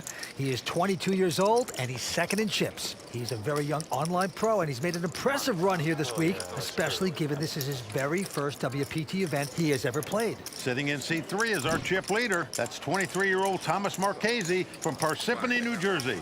Well, this is Thomas's first WPT final table, he is no stranger to the poker world. Thomas had an amazing year in major tournaments, earning him the honor of being named Card Player Magazine 2010 Player of the Year. Now moving over to seat number 4 is one of our extreme short stacks. He's 43-year-old David Inselberg. He is the oldest player at the final table. Now, David owned an ice cream store in Manhattan that went belly up, and he's been trying to get back on his feet by playing poker. Well, Vance, we've been talking about these young online players. 24-year-old Kevin Stallman is one of those guys. Kevin said he plays upwards of 20 tournaments at one time online. Tonight, he has just one hand to look at a time, but he's going to have to make something happen quick as he's sitting at the bottom of the chip count with a little over 260,000 in chips. Rounding out the field in seat 6 is 25-year-old Mohsen Sharania. He's an avid online player, and he graduated from the University of Illinois, Urbana-Champaign, where he learned poker by playing with his fellow classmates, including WPT Player of the Year Faraz Jaka. Tonight's winner will earn over $500,000. Once again, our chip leader is Card Player Magazine's Player of the Year, Thomas Marchese. The short stack is online pro Kevin Stallman. All right, blinds at 12 and 24. Action on Kevin Stallman, who looks down at ace-deuce, and he throws it away. Mohsen also going away. Action over to Nikolai Yakovenko. He's going to raise it here with an ace-8 offsuit, makes it 58,000 to go. But right behind him, Jeff Forrest with a pair of 7s. Seems to like his hand. He's got to make the call. Action over to the small blind now, our chip leader, Thomas Marchese. He looks down at the ace-9 of hearts. Pretty seductive hand. The 58. He also is going to make a call. Thomas only 23 years old. Now it's up to the ice cream man, David Inselberg, and he is going to go away. So we have three-way action. First hand here at Foxwoods. Here we go. Well, flop comes 10-5 deuce with 2 hearts. Thomas has flopped the nut flush draw, but checks. Nikolai, who raised before the flop, also checks. No continuation bet. And quickly, Jeff Forrest is making a wager of 84,000 here. And Thomas Marchese with a 4 flush. Just a call. Many players with a chip lead would have re-raised right there. Nikolai going out. Well, 6 of clubs comes off, and look at this. Thomas leads right out and bets 234,000 on the turn. With no hesitation, puts the chips in on the turn. Interesting play. Well, great call by Jeff there. Yeah. Comes the river card. Oh, a 9 comes off. Sickening. This gives Thomas the best hand now with 2 9s. He's going to check, doesn't have to bluff here. Well, this one is going to hurt. If you're Jeff Forrest, out-rivered, he checks as well. I have a 9. And let's watch the pain on Jeff's face. There it is. Yeah, took that beat pretty well, actually. So Thomas Marchese taking down the first pot at this final table, and Vince, the rich get richer. Now Jeff Forrest may have lost that hand, but Kimberly Lansing has found he has some celebrity support rooting him on today. I'm standing here with 2 of Jeff Forrest's biggest fans, Jeff Forrest Sr. Yep. and former NSYNC member Joey Fatone. Isn't that Welcome. How am I here? What brings me here? Honestly, it is kind of crazy. How do you guys know each other? From Orlando. We've been good friends for quite some time, and we've happened to do a bunch of charity events together, and he texted me and asked me if I was here, and I happened to be here in Foxwoods doing Let's Make a Deal, the show out here at Fox Theater, and came out here to show support. Now, do you play poker? A little bit. I'm not like this. There's no way. I couldn't stand the pressure of that one. But, you know, I dabble a little bit. I've been fairly close at winning some tournaments, but nothing like this. Yeah. And what's funny is I have no idea how to play. Like if I set a table, no clue. Yeah. Well, I don't know how that's possible. Your son, like, paid his way through college on poker, and you have no idea. I notice when he brings a lot of chips to him, that's a good thing. There you go. Yeah. There you go. I'm sure he'll end up a winner no matter what. Yes, he will. Yes, he will. Andy's a nice guy, too, so Yes, that he always helps. Yeah. All right, Mike, you heard it from the best. Can I get a little jig going on, a little dance? He's the dancing guy in this thing. There we go. Go, Jeffrey. That's right. Mike and Vince, back to you guys. Well, he is. Joey Fatone on Dancing with the Stars as well. But Vince, tonight, Jeff Forrest wants to be in sync and take down this title. That was always one of your favorite boy bands, wasn't it? All right, getting back to the table. Nikolai has raised with ace-jack up to 58,000. A quick fold by Jeff Forrest. All in. And now Thomas Marchese has gone all in with ace-10. This is just power poker. Mathematically, I should be in there, but I kind of feel like you have me by 1. So sick. And now he is talking to himself. He would love this call. if he should make it. My call. Wow, he's Well, made he a great does call. make the call. Yep. A very bright guy, went to Columbia as a computer science major. Come on. I'm feeling confident on this one. I know. I'm feeling your confidence too. Yeah, it seemed like you had that once you started talking.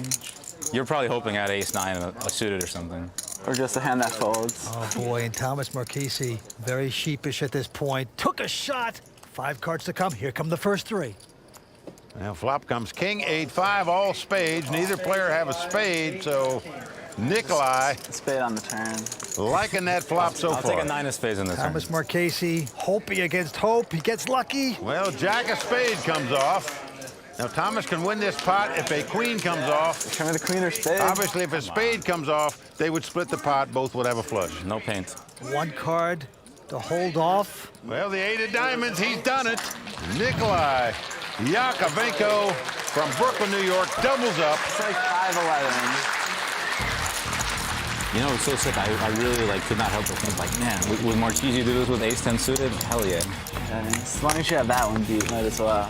We do have to take a break, but stick around. There's more to come, including Tony Dunst giving us the raw deal and 5 questions with Poker Pro Vanessa Selbst. We'll be right back. Do you think women's events are kind of antiquated?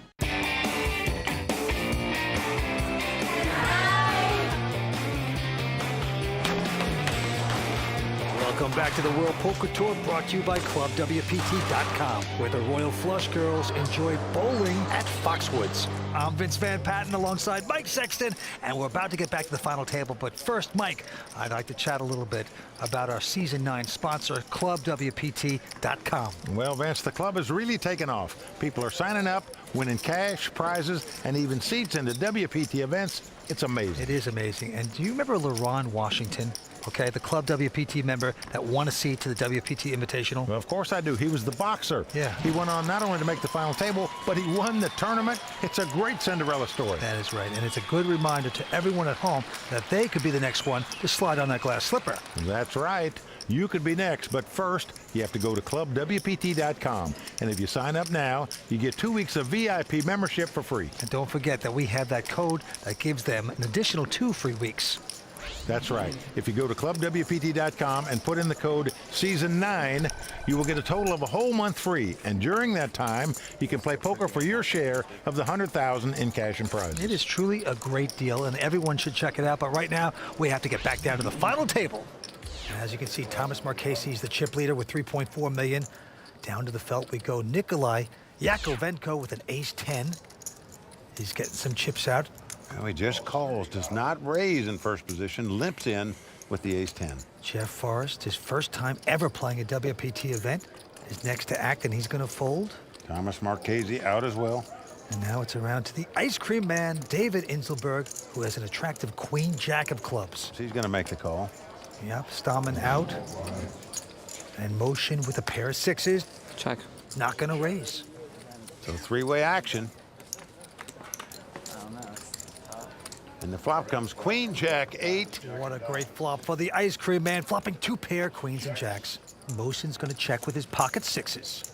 Nikolai has bet 70. David, come on. The ice cream man going all in. Motion goes away. Strange, huh? And now it's back around to Nikolai. He's got to realize he's up against by far the tightest player at this table. Of course, Nikolai has a 2-way straight draw.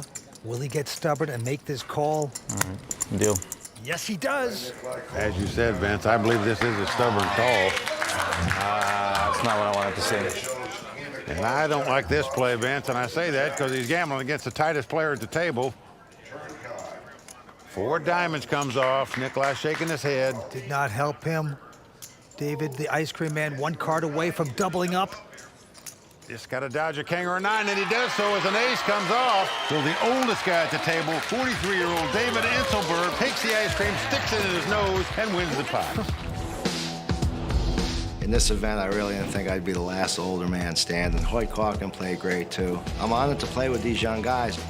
They've played a huge amount of hands, 200 tournaments a day, so they could try things out and perfect it in one day, where we play 1 tournament a day. If we try something new, we're knocked out. By the time we perfect it, it could go months. They could do that in one day, so they're really good.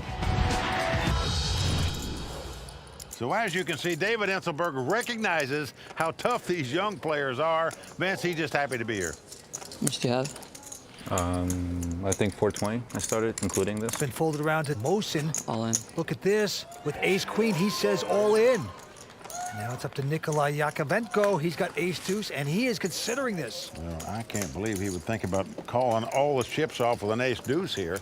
Guess the question is, if I'm flipping, how much do I want to flip? I can understand you moving all in with an ace-deuce out of the small blind, but to call a guy for all your money with this hand just doesn't make sense to me. All right, I call you. Wow, But he has done it. He's made the call. Whoa, they're playing fast here at Foxwoods. Anybody folded this? Well, Nikolai asking if anybody folded a deuce. Thomas Marchese did. I offer you a chop.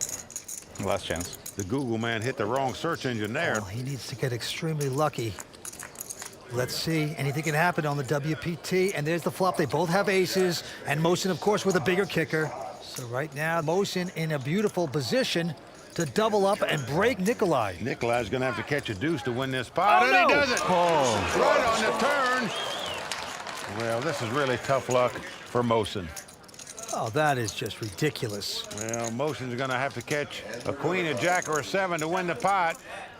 Not to be, Mike. It's over. Well, Vince, in poker, sometimes making the wrong move at the right time is the way to go. That's what happened for Nikolai right there. I think that what I love about tournament poker is that it really does help to be aggressive. Players who don't play aggressively don't do as well. You know, I think that aggression can make up for a lot of mistakes. You know, getting lucky with bad calls can make up for a lot of mistakes too, Vince. All right, Kevin Stammen gonna fold. Hasn't played a hand here yet. Very tight. And now the very disappointed Mosin also folding. But here comes Nikolai with ace-9 of diamonds. Makes it 70,000 to go. Behind him, Jeff Forrest with jack, queen of clubs. He will call. Marchese folding. And the ice cream man with an ace-7 also folds. So two-way action. Here we go. Flop comes king 10-4.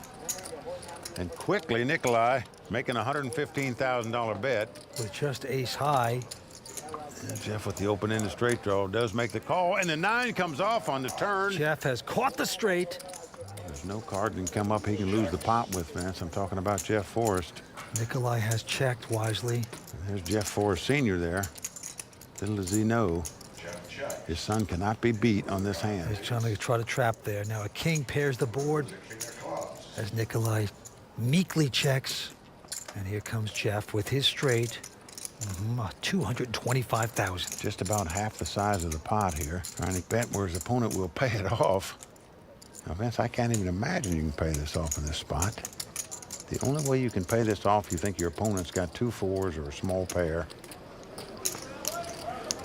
Nikolai is liable to do anything, and he does the worst thing right there. He makes the call. Jeff shows him a straight and takes down the pot, but in my mind, Nikolai marching with 2 left feet right now in this tournament. Got lucky in one pot, but not playing well at the moment. And Jeff Forrest and his dad extremely happy as Nikolai takes a dive. Things not going so well for Nikolai. Tony Dunst is analyzing his play right now. When we come back, we'll see what Tony has to say as the WPT at Foxwoods continues. The World Poker Tour is brought to you by ClubWPT.com. Play poker for your share of over $100,000 in cash and prizes for only $19.95 a month. Never lose a dime playing poker. Guaranteed.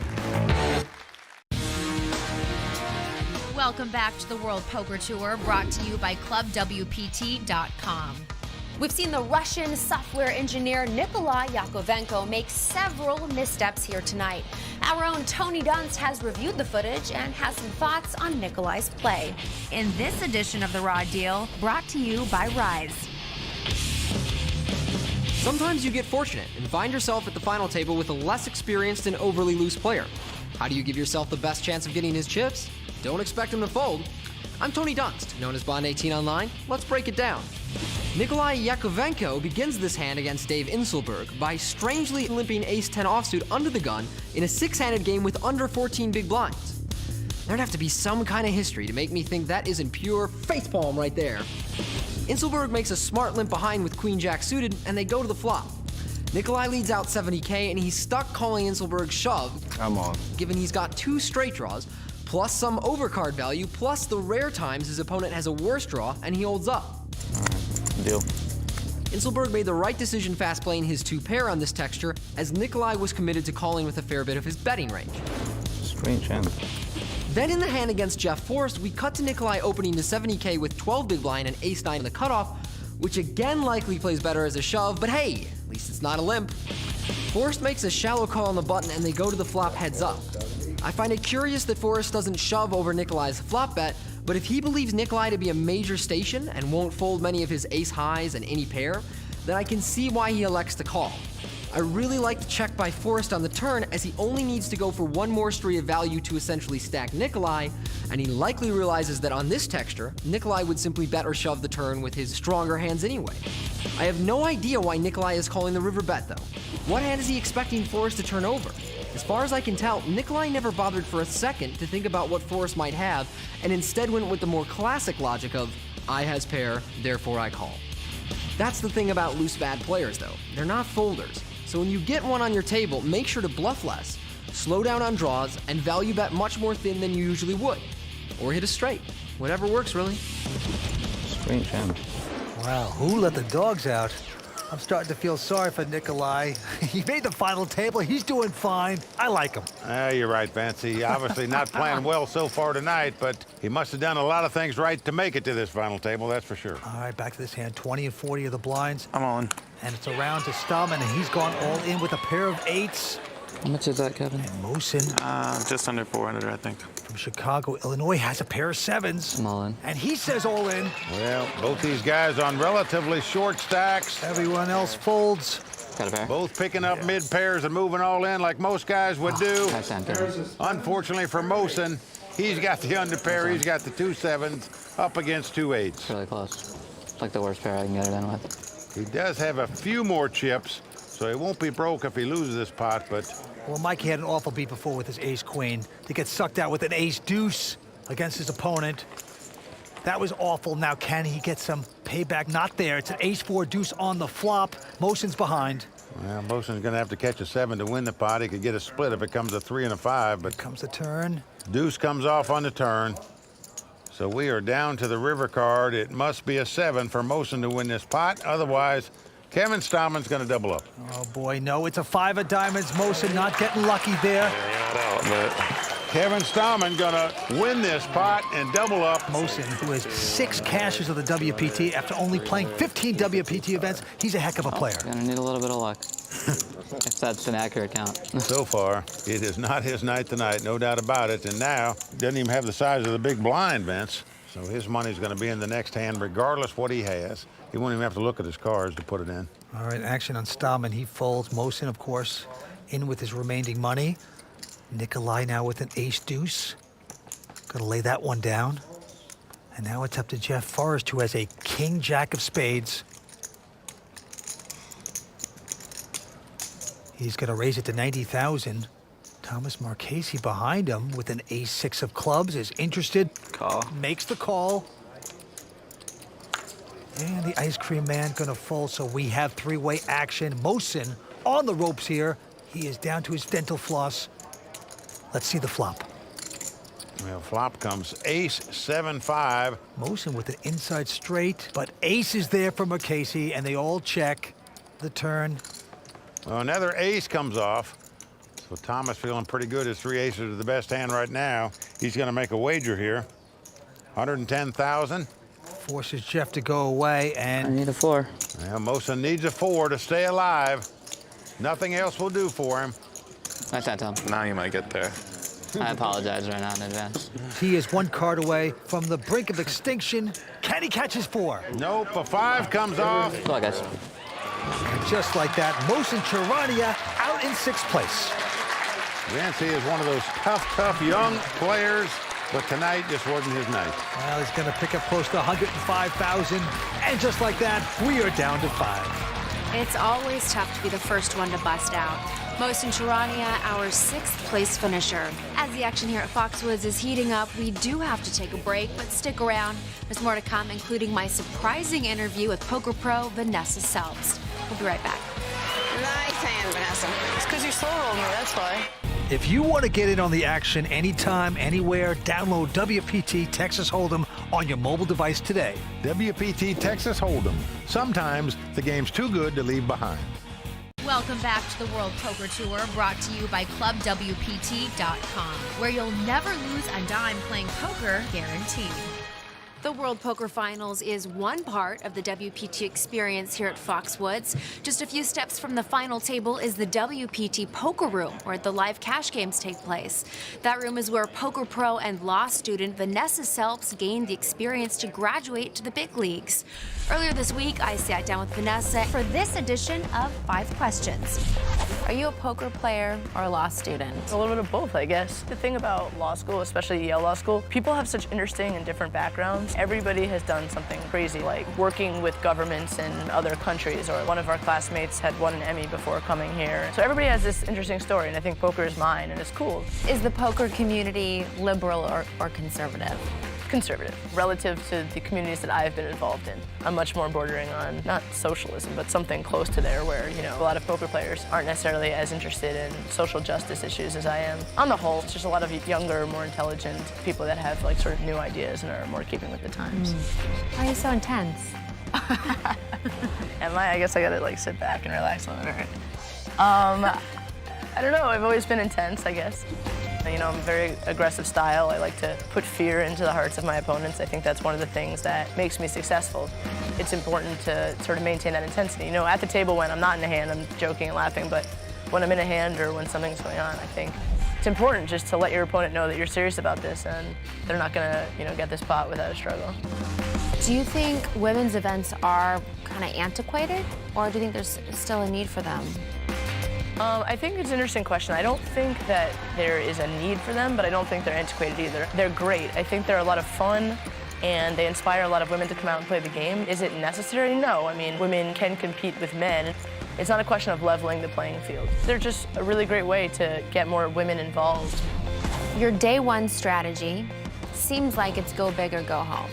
Is that right? I don't mean to, I guess so. I have more variance in my game because I bluff bigger and I value bet bigger. I'm not going crazy, you know, I'm not like playing every single hand or something like that. It's basically like when the bluffs are working and the value bets are working, then I get a big stack, and when they're not, then I go home. Yeah, so I guess that is my strategy. Yeah. I mean, who wants to sit around for 2.5 days and like barely cash a tournament, you know? It's much more fun when you win. Unfortunately, Vanessa busted early on day 2, but hopefully we'll see her go deep and make a WPT final table in the near future. Let's send it back to Mike and Vince to check the chip counts and get back to the game. Well, Vince, I believe Vanessa Selbst is truly one of the greatest poker players in the world. She can really play the game. Last year, she made over $3 million playing poker. Pretty impressive. 90,000. What's impressive right here is Thomas Marchese, our chip leader, as you can see, a pair of kings. He's raised it to 90,000. David out Kevin Stallman with a pair of deuces. Will he compete? No, he's gonna fold it. Oh, Nikolai looks down at ace-queen. And he's gonna shove his small stack. Well, I don't blame him here, Vince. I do the same thing with his chip count. Call. Jeff out, Thomas calling, of course. Nikolai from Brooklyn, New York, has to get lucky with his ace-queen, otherwise he'll be our 5th place finisher. Well, Vince, he was all in earlier at this final table with ace-deuce against ace-queen. He sucked out and won that pot. Can he get lucky again to stay alive? Anybody folding ace? Couple of deuces. Well, he plays a loose game. Can he get a good beat? And yes, he's got a great start. Ace hits on the flop. Great flop for Nikolai. Thomas needs a king to win the pot. If a deuce and a 4 comes up, they would split the pot. Well, a deuce comes on the turn. Stallman saying I would have had 3 deuces. Would have sucked out as well. No sides. I'll take no sides. Nikolai feeling good here. Down to the river. Will his hand hold up? Yes, it does. There's a 10 of hearts. Hits on the river. Google's back in the game. Got lucky again, Vince, to stay alive. And who knows? Fate may be on the side of Nikolai tonight. Well, the suckouts are running rampant here at Foxwoods. Stay with us as 5 players remain here on the WPT. I I love being here at Fox. It's awesome. Everyone's so sweet and nice. Foxwoods is absolutely amazing. It's good to be here with WPT. We think of Foxwoods as one of the entertainment capitals of the world. It is such a huge property. It has 4 big casinos here. We kiddingly say it's all within one zip code, we promise. We love Foxwoods. Welcome back to the World Poker Tour, brought to you by ClubWPT.com. And you heard Jen Haley say what a great time she's been having here all week. You can see the Royal Flush Girls, Kimberly Lansing, myself, and my buddy Mike Sexton live at all our WPT Tour stops. 5 players remain here, and the chip leader is Thomas Marchese with $3.5 million in chips. Well, action's going to be on the oldest player at the table, 43-year-old David Enselberg. He goes out. Now Kevin Stallman also folding around to Nikolai. Well, limps in on the button. Most guys would raise on the button with 2 4s. Jeff Forrest also calling. And Thomas Marchese with a queen-jack. Jack. Not going to raise. Content to see the flop. So 3-way action. Well, the flop comes up 10-8 deuce. Jeff hitting a pair of 8s, but going to check. And the chip leader's going to make a bet here with a gut shot straight draw and the 2 overcards. Yeah, 90,000. Nikolai out. Jeff Forrest now from Orlando, Florida, only 22 years old. Look at this, Vince. He's going to check raise the chip leader here with second pair. Yeah, an additional 100,000 into Marchese. But Marchese quickly calls here. Not going anywhere. 6 of hearts comes on the turn. Will Jeff fire another shell? No, he's going to check this time. And now no help there to Marchese, but 465. doesn't seem to care. He's going to put in a good bet, 465,000 into Jeff. Ooh, look at that look. You get a glimpse of why Thomas Marchese was Card Players Player of the Year in 2010 for making plays like this. I promise you, probably 90% of even the really good players in the world would have checked on the turn here with an opportunity to get the free card to win this pot after his opponent checked on the turn. And Thomas not taking that route for the free card. He's firing out and winning the pot. Yeah, Jeff has to lay his hand down. Nicely done by the chip leader. Overbetting with a straight? That wasn't much of an overbet. I think there's a decent advantage on my end for playing a lot of the online guys. I feel like a lot of those players really respect my game, so they're less likely to get out of line against me. So that way, a lot of times the best players at the table are playing relatively straightforward against me, which makes them easier to play against. Don't go away. We're coming back for more action here on the World Poker Tour, brought to you by ClubWPT.com.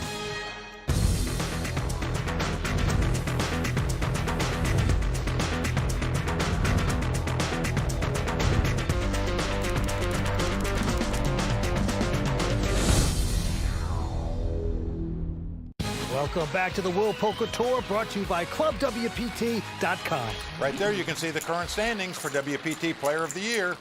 Whoever wins tonight will earn 1,200 points and jump into a tie for second place in the race for this coveted award. And as you can see, Thomas Marchese is our chip leader with close to 3.7 million in chips. To the felt we go. Kevin Stallman looks down at his card. He will not play. Nikolai Yakovenko with a pair of 5s. He's going to raise it, makes it 90,000 to go.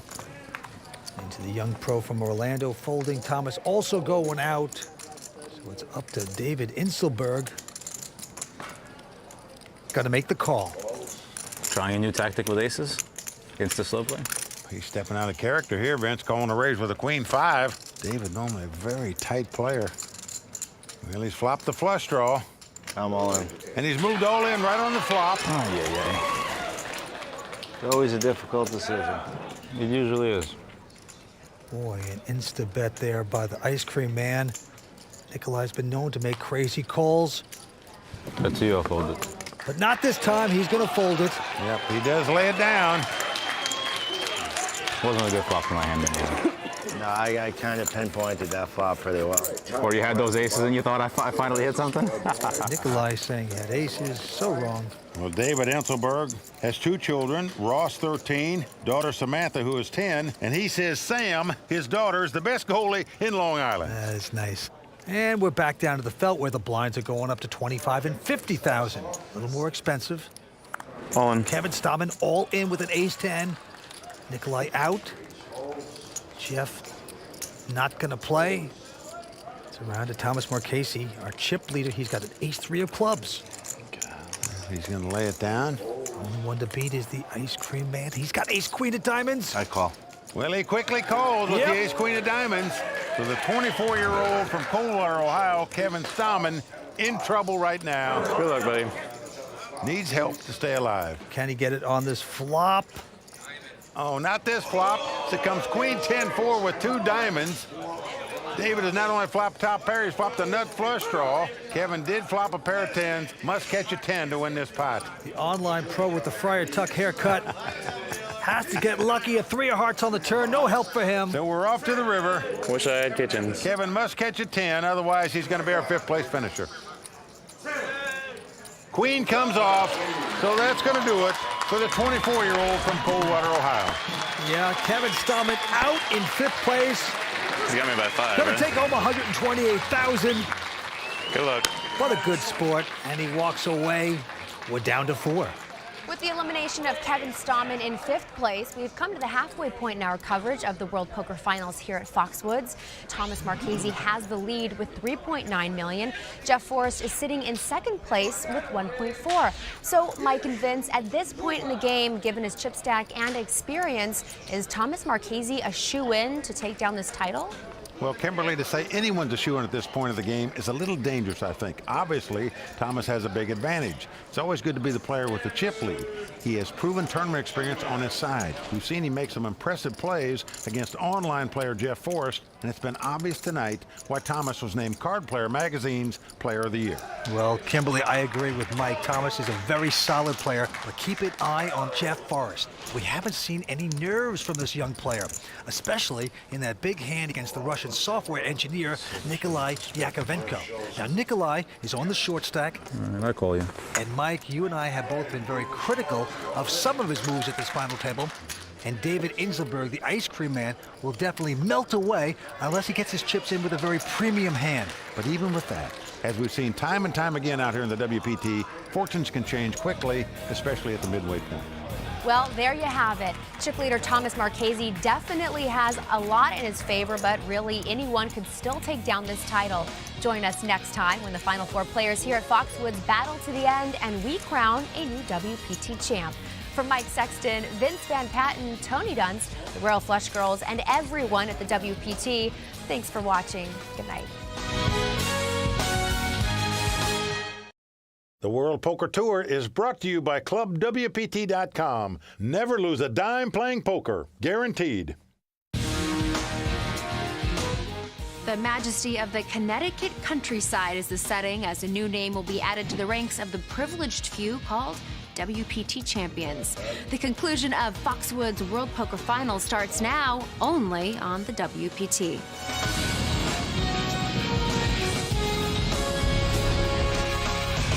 Well, the crowd all standing. He is circling the drain. They are going bare knuckles in the center of the ring. He would love to knock this loudmouth out. Wow! Unbelievable!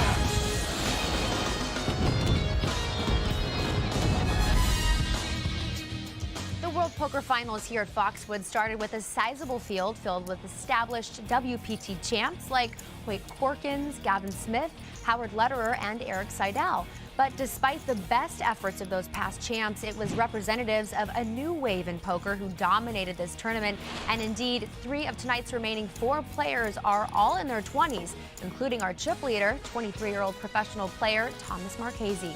Right now, let's turn to Mike Sexton and Vince Van Patten for their take on what is the home stretch in this run for the championship here at Foxwoods. Mike, Vince? Well, Kimberly, the smart money is on Thomas Marchese. He came to this final table with the chip lead and is well out in front with 4 players left. We've seen him make some impressive plays against online player Jeff Forrest, and it's been obvious tonight why Thomas was named Card Player Magazine's Player of the Year. Kim, I definitely agree with Mike. I like Thomas Marchese's chances, but keep an eye on the player second in chips, the 22-year-old from Orlando, Florida, Jeff Forrest. Now, Jeff is playing in his first ever WPT event, but we haven't seen any nerves from this young player, especially in that big hand he played against the Russian software engineer Nikolai Yakovenko.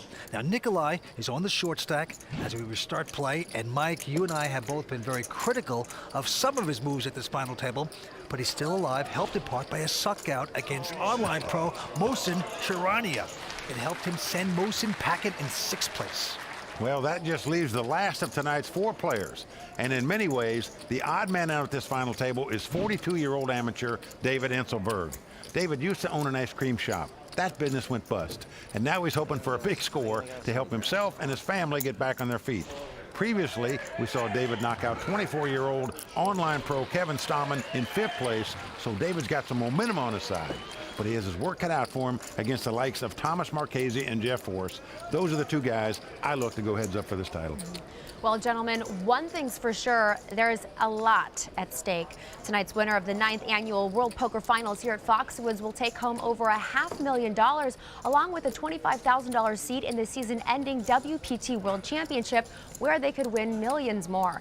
It looks like Foxwoods tournament director Jeffrey Toth and his team are ready to resume the competition. So, Mike and Vince, let's get down to the action. Okay, thanks, Kimberly. Blinds are $25,000 and $50 with a $5,000 ante. Action's going to start with Nikolai. He's quickly mucking.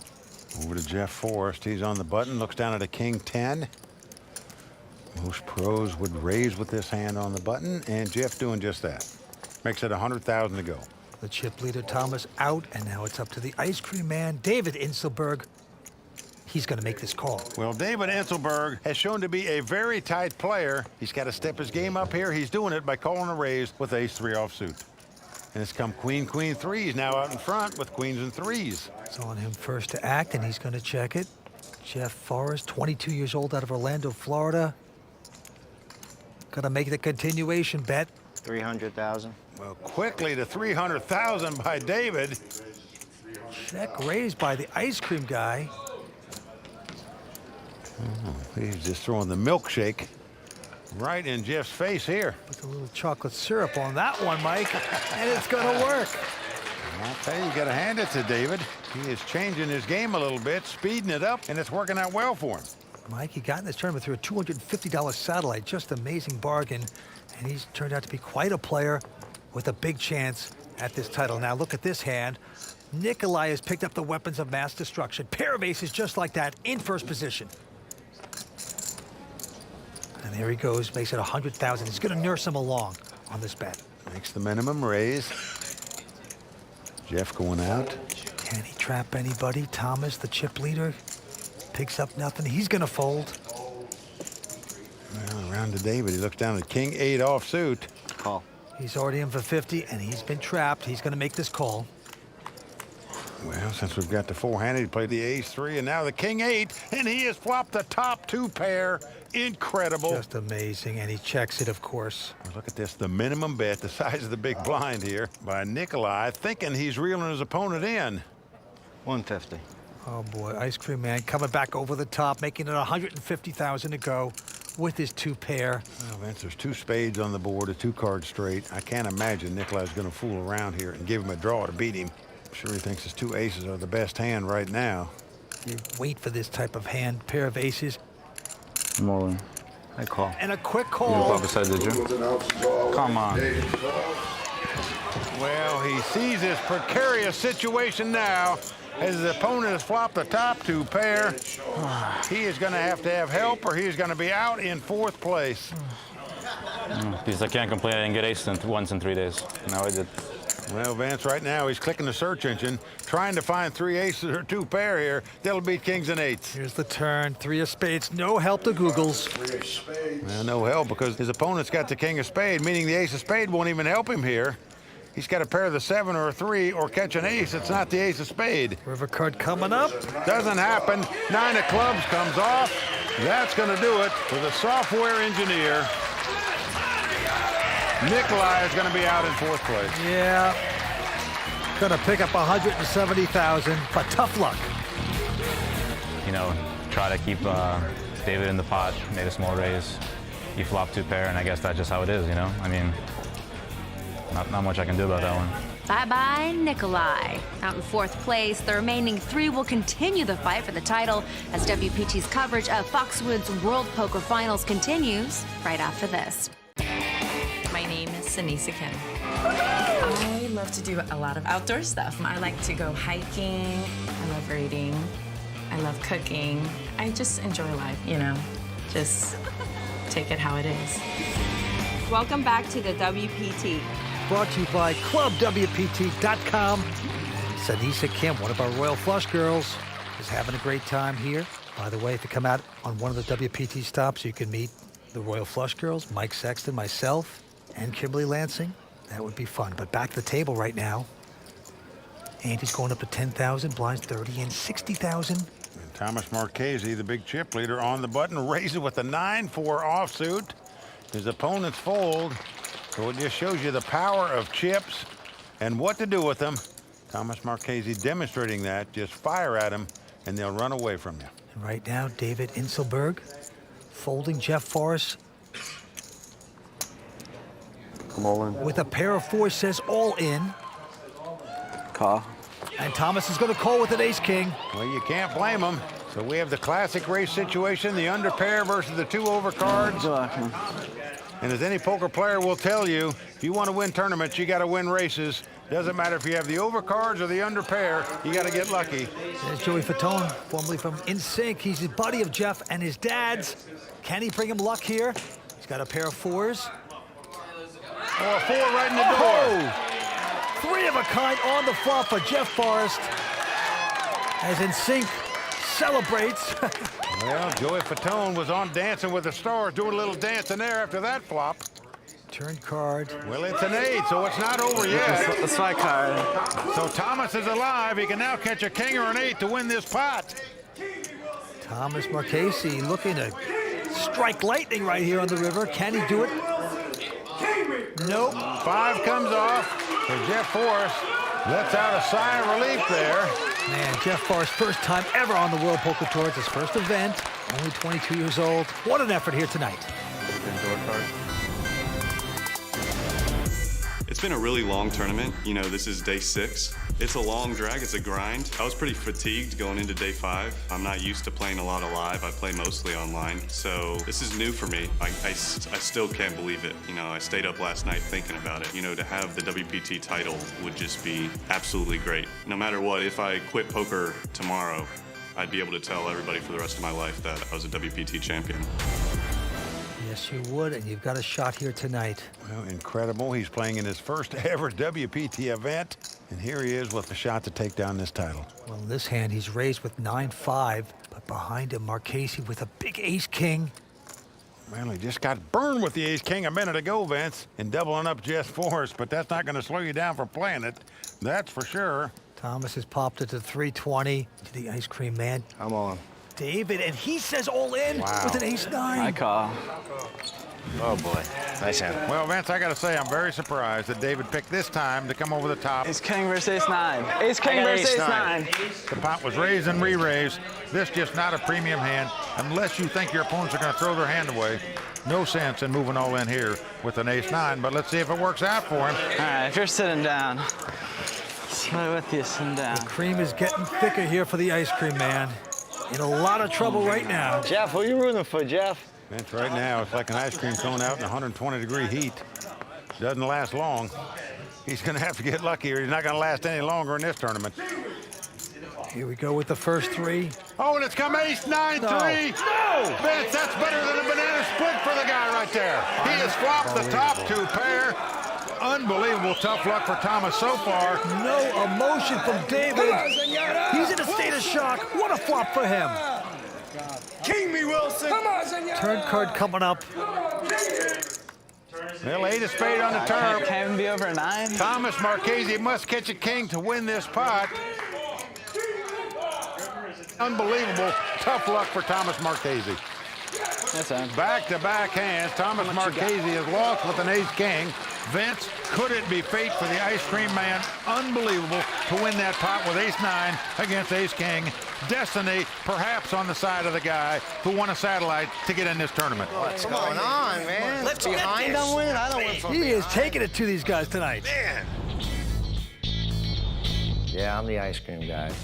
I played poker before the business and used a lot of my winnings to open the business, figuring it would be a more stable environment. I have 2 children, 10 and 13, and I figured an ice cream store in Manhattan would be fun.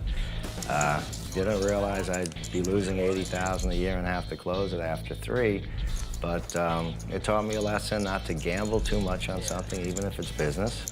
And it's made me work harder to come back. Well, the dream is very much alive for David as he smiles there. Well, his 2 children, Ross, 13, his daughter Samantha is 10, who David claims is the best goalie on Long Island.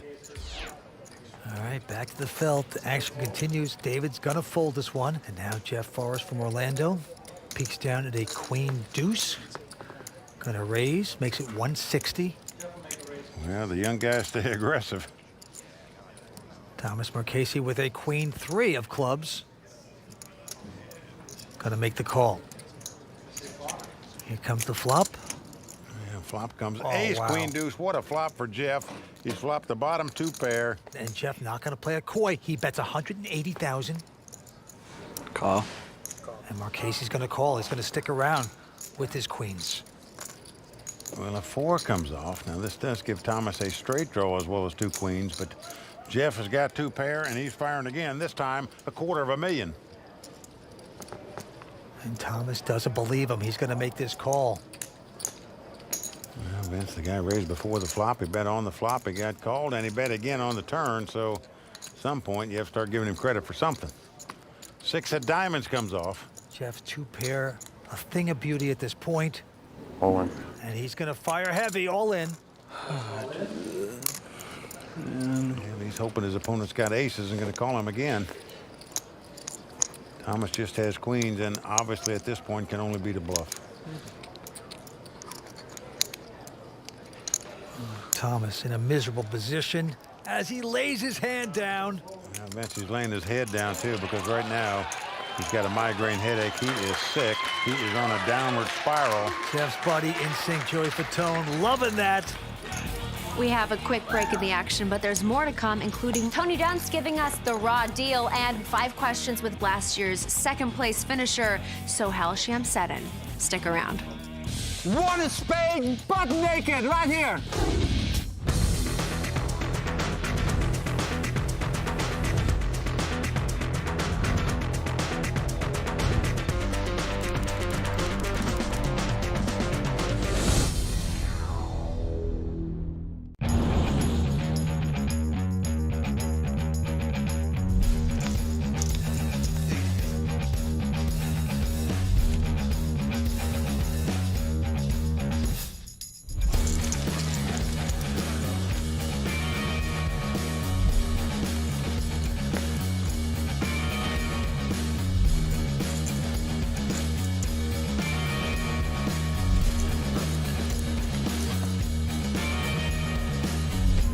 Welcome back to the World Poker Tour, brought to you by ClubWPT.com. Mike, before we get back to our final table, I think we should clear something up about our sponsor, ClubWPT.com. What's not clear? It's a membership site that gives you lots of benefit and lots of poker where you can win cash and prizes. That is true, but it is a little confusing to certain people because they can't understand how they can play in all these tournaments for free. They can win their share of $100,000 in cash and prizes. It sounds too good to be true. Okay, folks, let me spell it out for you. Do that. First, you go to ClubWPT.com and pay $19.95 a month for a VIP membership. For that, you get a bunch of great free stuff, like the online WPT Poker magazine, things for your phone and computer, plus much, much more. In addition, you get to play tons of poker. That is right, tons of poker. And, you know, there's dozens of tournaments running every day. You always can find a seat. And all the buy-ins are absolutely free. No money, not a dime.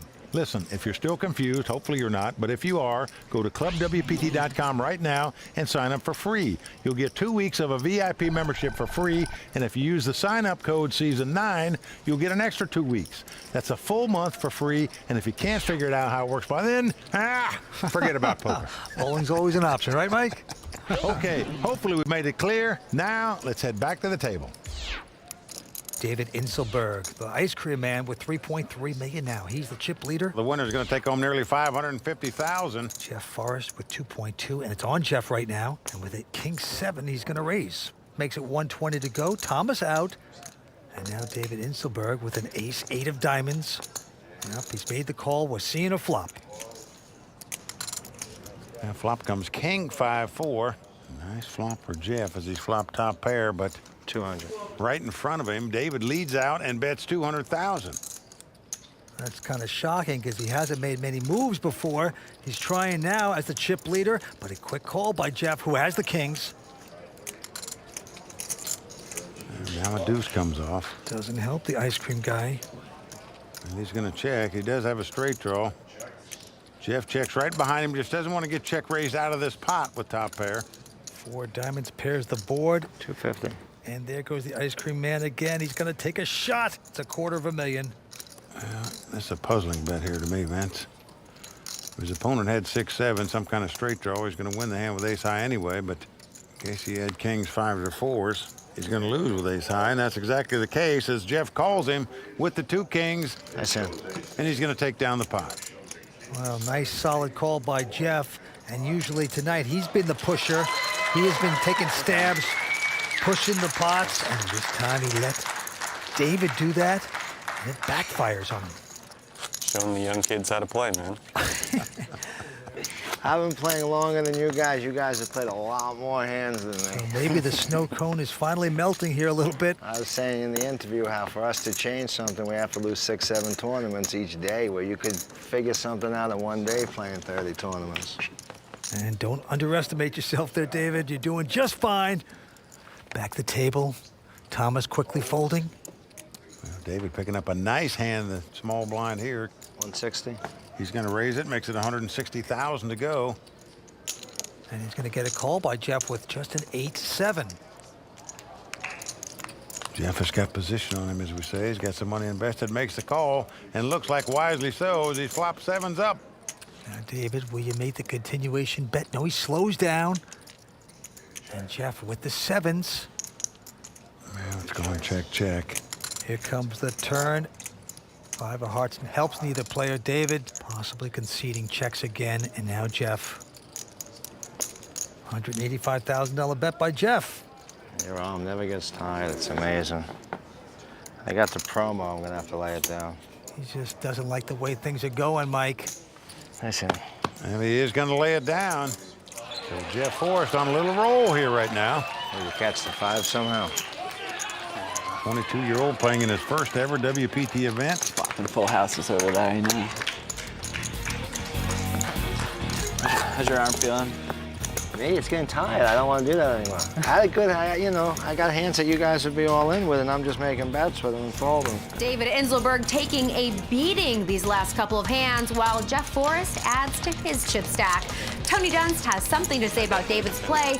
We'll find out what right after this. Welcome back to Foxwoods World Poker Finals, brought to you by ClubWPT.com. Before the break, we saw the tightest player at the table, David Inselberg, attempt a bluff. It didn't go so well for David. Here to tell us why is Tony Dunst in this edition of The Raw Deal. Brought to you by Rise. Does being the tightest player on the table give you a license to bluff, no matter the situation? No, it doesn't. Especially not if you don't think about your opponent's hand range, don't pay attention to board texture, and have no idea how to size your bets. I'm Tony Dunst, known as Bond 18 online. Let's break it down. Things play out pretty standard pre-flop in this hand between Jeff Forrest and Dave Inselberg when three-handed. It's on the flop where things start going all kinds of wrong for Dave. His ace-high has decent showdown value on a board of king 5-4 rainbow against a button raise. 200. So I'm not sure why he's betting when Jeff will react by folding all his worse hands and calling with almost all of his hands that are better, except the rare times he folds a weak pair or a better ace-high. The turn is a deuce that changes little outside of adding a backdoor flush draw. Dave checks, and Jeff makes a nice check back to control the size of the pot. The river brings an offsuit 4, and now David makes an even worse bet than the one he fired out on the flop. 250. I call bets like these 100% spew, because they wind up throwing away chips almost 100% of the time. First, let's look at Jeff's hand range. He likely wouldn't call on the flop against a player as weak as David without a decent hand, and will usually bet the turn when he himself is drawing. Then there's the board texture, which ran out a very safe deuce, then 4. And neither card can possibly serve as something scary for David to represent with his bet. Lastly is sizing.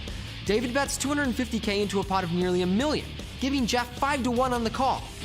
This is one of the strangest hands I've seen played on the WPT all year, and it's a clear example of why we think before we bet, no matter how tight our table image. My guess is David won't be attempting another bluff anytime soon, but you never know. Let's get back to the action with Mike and Vince. Also, the other problem was that the man caught a pair of kings on the flop. Otherwise, the bluff might have worked. Exactly.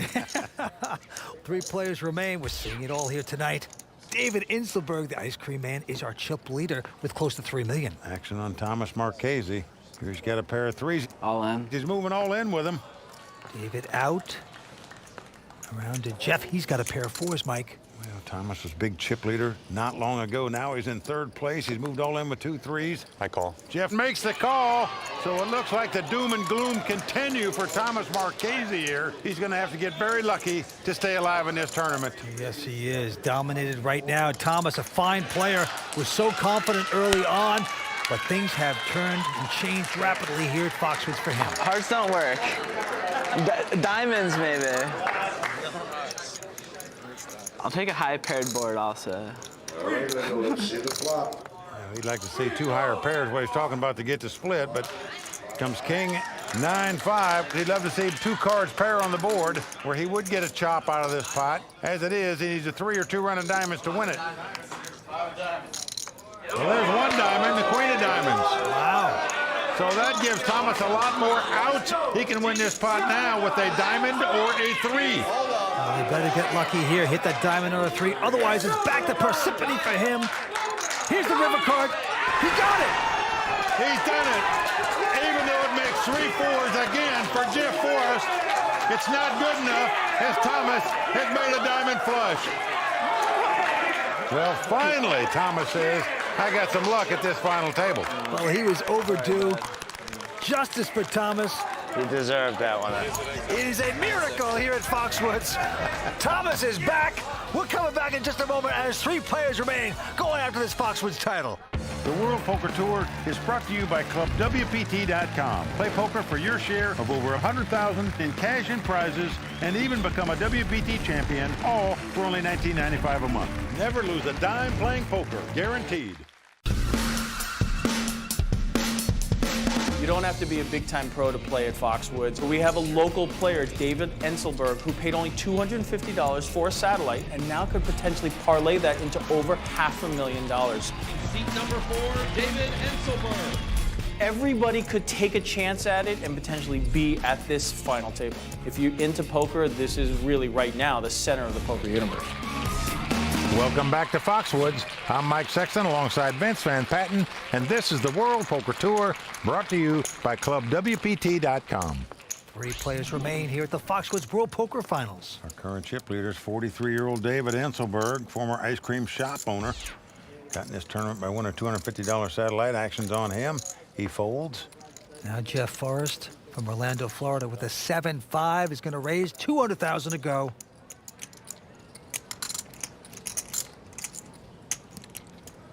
Thomas is going to give him some action. He's going to call with the 10-9. Jeff and Thomas at it again. Here's the flop. And flop comes king 8 deuce with 2 hearts. Jeff flops a 4 flush but checks. Quickly, Thomas checks right behind him. Now a 7 comes off. Now he has a pair and a flush draw. Checks again. Now Thomas with an open-ended straight draw is going to come out to play. Vince, most players would just check raise right here in this spot after checking on the flop. Might as well raise on the turn. You got a pair and a flush draw, but Jeff taking the conservative route just calls the $250,000. Down to the river. And now a 9 comes off. Thomas has made the best hand now with 2 9s. Jeff checks again. Now there's a 3-card flush out there, possible straight out there. But Thomas is not going to bet the bluff here. $450. He is betting a value bet. He believes his 2 9s are the best hand. I think he's put his opponent on a pair of 8s or possibly a pair of 7s. Jeff absolutely sickened. Well, he should be sick, Vince, because he lost this pot when he should have won it, in my mind. He should have bet the flop after raising pre-flop when he hit the flush draw. That would have won it right there. Then he could have check raised on the turn and won it as well, but He does make the good lay down here to get away from it, so he does save that money, but I'm sure when he sees this hand, he's not going to be happy with the way he played it. Not that much of a station. Last season here at Foxwoods, we saw Sohail Shamseddin pull out all the stops in what could only be called a performance as he banked a second-place finish. Call Dr. Phil, call Dr. Ruth, call Dr. Kevorkian, just call a damn doctor because I'm sick. While Sohail's table talk is always entertaining, there is a method to his madness. In this edition of 5 Questions. Sohail, your table talk. It looks like it's all for show. Is there any strategy behind it? Yes, there is a little strategy. You can put 9 of the tightest players in the world on my table. Give me 1 hour, and they will play any 2 cards against me. One of the guys told me, you have a way to make good players play bad poker. So there it is. That's the strategy. Vince calls you Sohail, what the hell? Do you really not care about the results? I'm one of those guys that I don't sit and wait for opportunity to fall in my lap. I'll go look for it. Well, Vince, it's official. It's So What the Hell now. That's his nickname. Let's go ahead and gamble with the 10 deuce. Bottom line is, I'm trying to win. I'm not trying to edge up 1 seat at a time. So if I think I'm ahead, I'll take the gamble. I always go with my instincts. Well, you do have a really big personality. That is like a thing. But do you ever feel like you have crossed the line? Never. Most of the time I'm sitting at the table where most of the players I don't know. I only have a good time because you're here, Sohail. You're the best. I wish I could have you at every table with me. Me too. He is happy-go-lucky. The guys showing their love for him. More than 90% of the time, they always come shake my hand and tell me how much they enjoy playing with me. Even though I bluff them and I show them and try to put them on tilt. Knock them out. And knock them out. What puts you on tilt? Not a darn thing. Poker is tricky. It's just like life. I mean, you're going to have good runs, you're going to have bad runs. The key is when you have your bad runs to keep your insanity, because it will change eventually. Would you say that most poker players take the game too seriously? Yes, I mean, I had a guy one time come to me and says, I need to change my style of poker, And I told him, I said, your style is extension of your personality. If you want to change your poker game, you have to change the way you live and the way you look at life and the way you take every day. It is. That's why I love the game. Sohail busted on the first day of the World Poker Finals this season, but I'm sure we've not seen the last of him. Let's send it back to Mike and Vince to check the chip counts and get back to the game. Well, Vince, I believe if you took a poll among poker players that play out here on the tour, they would vote Sohail Shamseddin as the #1 guy that they would want at their table in terms of having a fun table and an entertaining table. Back to the table on Thomas with the button. He's got a Jack-9 of clubs. And he is going to pop it up. Makes it 160,000 to go. Now look at this, the ice cream man with a pair of 4s. And he's also got the chip lead, Vince. Many players just come right back over the top with a pair. What are you playing? Are you playing 1.2? 1.3 and this. Can afford to push his man around, but no, I'm shocked by this. Absolutely stunned. He folds the hand. How is that? In the meantime, Jeff's going to make the call with the Queen-7 of clubs, so... Yeah, this is just a stunning fold. He's very concerned at 4 right in the door. Oh, look at that look. Jeez, back to serving snow cones back at the place. After that play, gee. Oh, boy. Well, with the cards his opponents are holding, you probably wouldn't have made any more money anyway, but still. We'll see. They both checked on the flop, and now on the turn of 3. And Jeff's going to get fancy. He's going to make a bet. Well, here's a case he's bluffing with the best hand, the Queen High. He's going to take down the pot. Good flop. Flop is set. I knew that if I raised you with 4s, we'd get it in. I don't want to get it in right there with 4s. Wow. I am so bad. The ice cream is going sour here tonight at Foxwoods. 3 players remain going after a WPT title. We're coming back for more. Brought to you by ClubWPT.com.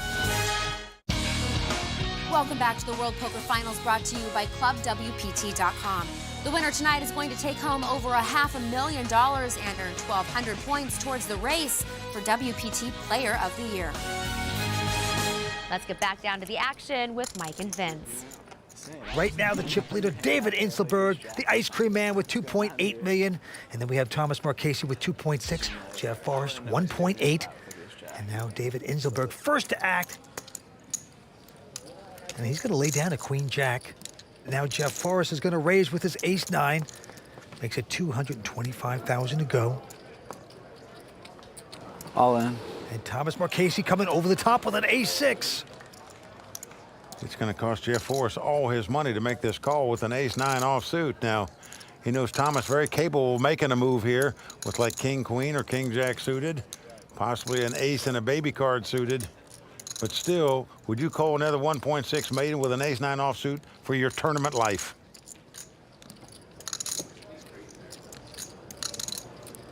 I call. He has done it, and what a call this is by Jeff Forrest. Win or lose this pot, you gotta admire the moxie of making a call for this much money with just an ace-9 offsuit after your opponent moves over the top, all in on you. Here come the first 3. Well, a 9 right in the door. Yeah, Jeff has hit his pair of 9s. Outflop there, Thomas. It's hard for me to catch up here. Thomas has got to catch 6-6 to win it.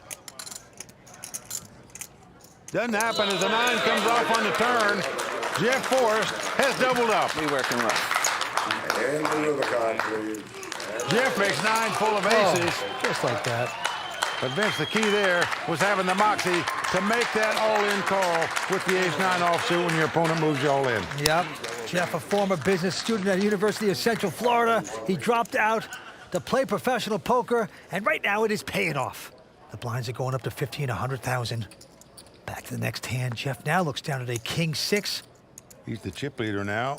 Feels like he's on a little roll, so he's going to raise it up here with a king-6 offsuit. Makes it 275, but Thomas Marchese all in. With ace-king says all in. Ice cream man goes away. Call. He's been called. Ace Kong. By Jeff, and Jeff not in good shape here at all. His opponent has him dominated. It's ace-king versus king-6. But remember, Thomas Marchese has not fared well with the ace-king at this final table. That's his nightmare hand. That's the hand he's been getting sucked out on all night long. Can it continue like that? Well, you're right, Vince. The last time he had ace-king, his opponent had ace-9. The flop came ace-9-3. That hand was a nightmare. Could it possibly happen again to him? Wilson, keep it friendly for me this time. We will see. Thomas Marchese, the Parsippany Kid, like to have his hand hold up. Here it comes. Jesus. A 6 right on the flop. Another dagger in the heart of Thomas Marchese. The door card has been the dirtiest. The door card, yeah. I can't even speak. Brutal for Thomas. All right, Jack or 8 maybe. Here comes 4th Street. Well, the queen comes off. This does give Thomas a straight draw. That means Thomas can win the pot with a 10 now, as well as an ace, but he's got to have help. And Joey Fatone, Jeff Forrest's good friend, celebrating perhaps a little early there. Can Marchese get lucky? No, a deuce of diamonds on the river. Well, folks, I got to tell you, absolutely horrible luck for Thomas Marchese at this final table. Yes, he outdrew his opponent in one hand when he had 2 3s against 4s, but on every other occasion, he had a dominating hand and didn't win a pot in these all-in situations. Yeah. I don't know, I'm happy with how I played. I was unfortunate to be on the bad end of some beats in all-in pots, but that happens, and I'm sure I'll be back here. With Tom Marchese out in 3rd place, we've reached the all-important heads-up action. Will it be Jeff Forrest or David Inselberg who takes the title? We'll be back with WPT's coverage from Foxwoods right after this. If you want to get in on the action anytime, anywhere, download WPT Texas Hold'em for your mobile device today. WPT Texas Hold'em, sometimes the game is too good to leave behind. Welcome back to the World Poker Tour, brought to you by ClubWPT.com. As is the custom on the World Poker Tour, when we get down to heads-up play, we have our money presentation. So show us the money! Out come the beautiful Royal Flush Girls, brought to you by prestigious models. We have Sunisa, Jen, Michelle, and Katrina bringing out the cold hard cash. What a great sight. All the cash they're dumping on the table. Well, as a player, this is when it hits home what you're really playing for here. It is a lot of money. But along with that great cash comes some other goodies. We got the customized Tiffany bracelet, the beautiful Foxwoods trophy. This is what you dream about as a poker player. Welcome back to Foxwoods. We are moments away from heads-up action where Jeff Forrest and David Inselberg will battle for a WPT title. During the break, we caught up with both players, and here's what they had to say. You know, it wasn't exactly expected. You know, there was a lot of great players going into the final table, but obviously I'm extremely happy and very proud to be at this point. This is a dream come true. It means I'm not down to my last 700 trying to pay for food next week. It means I can do what I want to do now, make my family happy, go back to how I used to be before I lost all my money in business. The players are ready, so let's get back to the call of the game with Mike and Vince. Well, man, it's just a dream final in my mind. A 22-year-old who's got the chip lead with $5.1 million in chips, playing in his first ever WPT event, up against a 43-year-old guy, lost his money in business, got in this tournament on a $250 satellite, and is going to make a huge cash wherever he finishes. Well, here we go. David Inselberg with the button has called with Queen Deuce. Jeff Forrest with Queen 8, content to see the flop. Here we go. Yeah, flop is ace 9-3, no help to either player. Jeff is going to check, and look at this. Changing gears perhaps by the ice cream man. He makes a bet, and Jeff Forrest going to fly away. First hand going to David Inselberg. Well, Jeff has about a 2.5 to 1 chip lead as we start this heads-up battle over David Inselberg, but David off to a good start. 200. Well, Jeff now with 9-7, going to make it 200,000. David with a Jack-10 right now. Will make the call. I was going to say, you won this tournament back in '92, I believe. Yeah, Jeff was what, 3 or 4 years old at that time? That's right. All right, the flop comes up ace, king, 7, pair of 7s for Jeff Forrest. They both check. Oh, a queen comes off. This gives David the absolute nuts. He's got the ace high straight. 300. Oh, when he gets to have someone bet into him, when you have the cinch, the nuts. So in my opinion, Jeff made a bad play here by not making the continuation bet on the flop. Now, David might have called with a gut shot straight draw, but if a guy raised before the flop and bets when an ace or king hits the board, chances are you're not going to call. 5 on the river, no help, so the ice cream man with the nuts going to check again. Check's good. Oh. Right. He's disappointed he didn't get more. You know, David's a little upset here. He's not going to make any more money if he leads out and bets or if he raises on the turn. So in truth, he's just frustrated his opponent didn't have a better hand, but yeah, he's got to be aware he couldn't have won any more money had he raised on the turn or bet on the river. You don't get paid for a Sunday if you're just giving away a snow cone. I can't hear you. Well, cold stones is what the audience is crying out here. No, he didn't have the cold stones in the ice cream parlor, but that ace high straight was the cold stone nuts, no doubt about it. Well, David on a nice comeback trail right now. It's on him this time with a miserable-looking 10 deuce offsuit. 200. And he's going to pop it. Makes it 200,000 to go. Yeah, must think he's Doyle Brunson right now. 6. The 10 deuce, very famous hand in the poker world, named after Doyle Brunson, who won the world championship 2 years in a row with that hand. But here he gets raised and throws the 10 deuce away and now recognizes he's not Doyle. Yep, but at least he has moves right now. David does. Let Steve Danneman say I'm having the time of my life when he was heads up to hatch him. Sounds right. I'm having the time of my life. I'm sure you are also. This is great. David's really enjoying this. 200. But look at this. Jeff has a pair of ladies, pair of queens. Makes it 200,000 to go. David with just 9-6 going to make this call. Could get into trouble.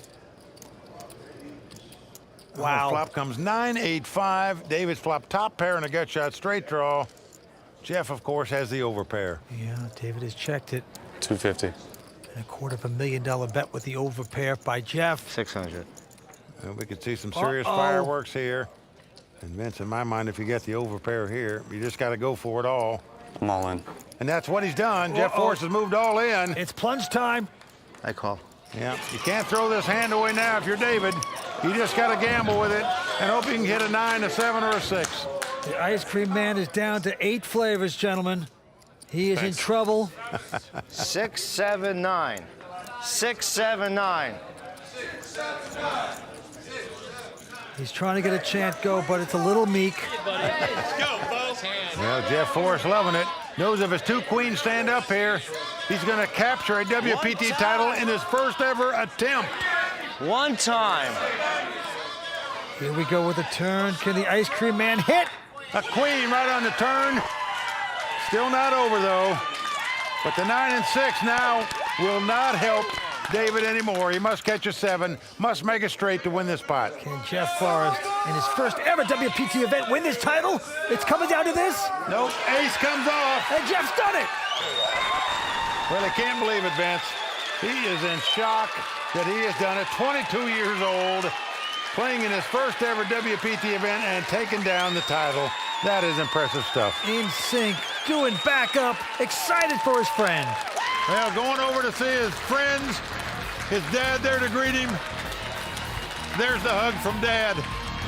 Love you, baby. Love you too, dude. Second place is just like winning. I don't have a bracelet, I don't have a trophy, but second place is a win. I mean, Of course. I gotta be happy with that. So sick. And I get to go see my family tomorrow. Your first WPT event, your first final table, and your first big cash. This has to be just so emotional for you right now. It definitely doesn't even feel real yet.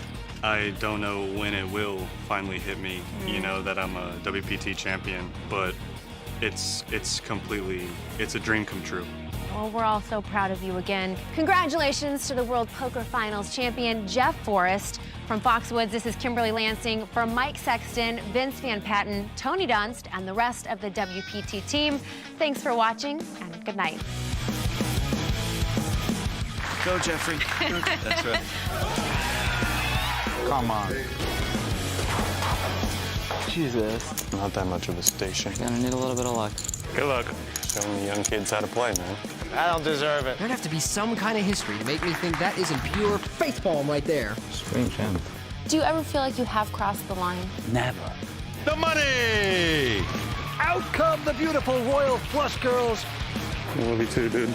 So let's hear it for the champion of the World Poker Finals, Jeff Forrest.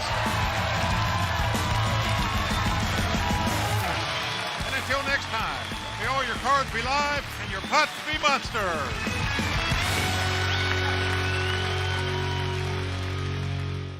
The World Poker Tour is brought to you by ClubWPT.com. Never lose a dime playing poker. Guaranteed. At Bellagio, a WPT favorite reappears after 7 years. Two bridesmaids make a bid for the top spot, and one of poker's biggest names makes her bid for WPT history. It's a night worthy of Doyle Brunson himself, and it's only on the WPT.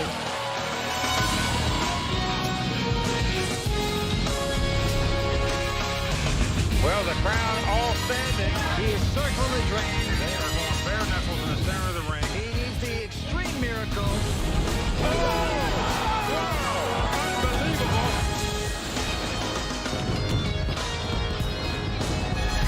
One word describes the final table tonight of the Doyle Brunson 5-Diamond World Poker Classic: stacked.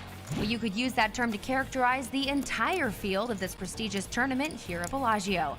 This event was as deep as any in WPT history, with 438 players, including 111 finalists and nearly 40 former champions. With a group of poker players of this caliber all competing for their share of the largest prize pool of Season 9, making it to the final 6 would definitely prove to be a difficult feat. And now for the words that Jack McClellan made famous many years ago, let's shuffle up and deal. A noon starting time can be a little early for most poker players. It's too early in the morning. I can't be witty yet. Sorry. I got nothing for you. But that didn't stop a huge turnout. With many tables filled with multiple big-name poker pros, Justin Smith was happy to find himself surrounded by unknowns. But Boosted Jay was too quick on the tweet as Mr. Phil Ivey took the seat to Justin's left. While many players settled in for a marathon tournament, some took off at a sprint, wasting no time in accumulating chips. Ryan D'Angelo finished the day as chip leader with over 192,000. Also making the top 10 were Antonio Esfandiari and Phil Ivey. Plus, Season 5 WPT Championship runner-up Kirk Morrison. The number of Day 1 entrants reached 391, but that number was sure to grow as registration was open until the third level of Day 2. The big question of Day 2 at the Doyle Brunson 5-Diamond World Poker Classic was whether or not the godfather of poker himself would play in his namesake tournament. Lots of players and pros took advantage of the late registration, including 2010 WSOP runner-up John Raciner, Jason Kuhn, and John Juanda, to name a few. Also keeping with its tradition of late arrivals was Phil Hellmuth. I'm ready to roll as soon as I find out where the heck I'm sitting. When registration closed, 438 players had entered the field, creating the largest prize pool of Season 9. Both Phil and Doyle waited until the last moment to register, but that's where the similarities of their days ended. Phil sat at a table across from Trelle Mitzi, a familiar face, or was he? I just bet $8,000 to $5,000 with Trelle that he sat next to me on Day 2 at the Bicycle Club. If I lose, I just throw him this $5,000 Aria chip. Cheap. But if I win, he's gonna have to go to his box. I'm like 99%. Kick it off, Phil Hellmuth for $5,000. Send the money. Phil Hellmuth's money right here. Love punishing Phil Hellmuth. This is Phil Hellmuth's money. Do you know how hard it is to get this? Hey, when you lose, you gotta pay. I mean, it sounds like I had a bad beat. I can't knock over any chairs. I can't throw anything. Phil lost the bet and his chips and headed home after an early exit. Doyle, on the other hand, wasted no time building his stack up to $120,000, and then promptly doubled up when he went all in with pocket aces against Matt Caquan's pocket kings. The day finished with the magician Antonio Esfandiari as chip leader with nearly $500,000 in chips. Season 8 Player of the Year Faraz Jaka in third, and two-time WPT Bubble Girl Vanessa Russo in 5th place. Doyle's amazing start was good for 9th place. First level was all right, wasn't it? Yeah. Today's Day 3. Today's the day where you got to make the run. You got to actually make it into the money. And there's going to be a lot of pressure. You got to be aware and you got to make it happen today. Day 3 began with 138 players remaining, of which only 100 would make it into the money. So for short stack players like Olympic gold medalist Audley Harrison, it was time to make a move. The fight back, the comeback today. Sadly, the boxing heavyweight was knocked out by chip stack heavyweight Doug Lee just before the bubble burst. One player who had a tremendous start on days 1 and 2, Faraz Jaka, found himself all in with pocket 6s against Vanessa Russo's pocket 10s. No help on the board sent Faraz home, short of making the money. As we approached the bubble, all eyes were on the short stack Eric Mizraki, who was down to just 1 blind. Right now I'm hanging on to a thread. 1 player to go, we'll see what I can do. Hopefully get in the money and double up, double up, double up. Eric did hang on, and the Bubble Boy honor went to Ali Islami. Eric survived and cashed in a tie for 70th place with Dwight Pilgrim. Also cashing were Johnny Chan and Festa Al Lago finalist Jason Kuhn. Once again, Antonio Esfandiari finished with the chip lead, becoming the only player to break the million chip mark. Vanessa Russo in third. Doyle Brunson had a quiet day but continued to chip up. His $446,000 was good for 13th place. Day 4 began with a bang as high-stakes cash game specialist Andrew Roble got off to a fast start by knocking out Macau cash game host Winfred Yu when his flopped set of jacks beat Winfred's flopped set of 8s. After running hot earlier in the tournament, Doyle ran into a cold deck on Day 4. Late in the day, Doyle went all in with ace-jack but was called by Kiyomoa Jerry and his ace-king. No help on the board meant the end of the road for Doyle, an 18th place finish and an impressive run for this legendary poker player. Well, I fought hard. I mean, this was really a miserable day. Never held a hand today, but, you know, that's part of poker. I survived for a long time, so I'm proud of myself, actually. He tweeted his fate shortly after. Play ended after Kirk Morrison knocked out our Player of the Year leader, Andy Frankenberger, in 16th place. Good enough for Andy to add 200 points to his Player of the Year standings. Antonio Esfandiari continued to crush as he cruised through the field, finishing as the chip leader for the third straight day. Andrew Robles' strong day 4 showing was good for third place. John Raciner was in his familiar second place by day's end. By far the best day of the tournament for me, starting with a couple 100,000, ending with 2 million. It's a pretty sick day. One thing was clear as the remaining 15 players took their seats at the start of day 5. No matter what happened this day, 5 Diamond would have a star-studded final table. But it was the one player with the most WPT TV experience who ran into the most trouble early on. Antonio raised to 53,000 from under the gun and was called by Vanessa and Kia. The flop came down 8-8-4, and Antonio continued to apply pressure with a $111,000 bet. Vanessa called, Kia folded. A third 8 on the turn didn't slow down Antonio as he led out with $260,000. Vanessa called. A 7 on the river was followed by an all-in bet by Antonio, putting Vanessa to a decision that could cost her her tournament life. You don't look scared at all, Antonio. I just have the weirdest feeling you have aces here, dude. Do you think I can make a tough call? All right, I'm gonna call time on myself because I hate taking this long. With the clock ticking, Vanessa made the call and turned over a pair of 10s for a full house. Oh my God, that was the hardest ever. Antonio mucked his hand and in losing gave up the chip lead for the first time in 3 days. Oh my God, I need a little break. I need a little break. I need a little break. All I can say is I need a little break right now. After letting the outside world know of her amazing call, new chip leader Vanessa promptly went on a tear, busting Amit Makija in 13th, Krista Macy in 12th, Louis Velador in 11, Sorel Mitzi in 9, Andrew Lichtenberger in 8th.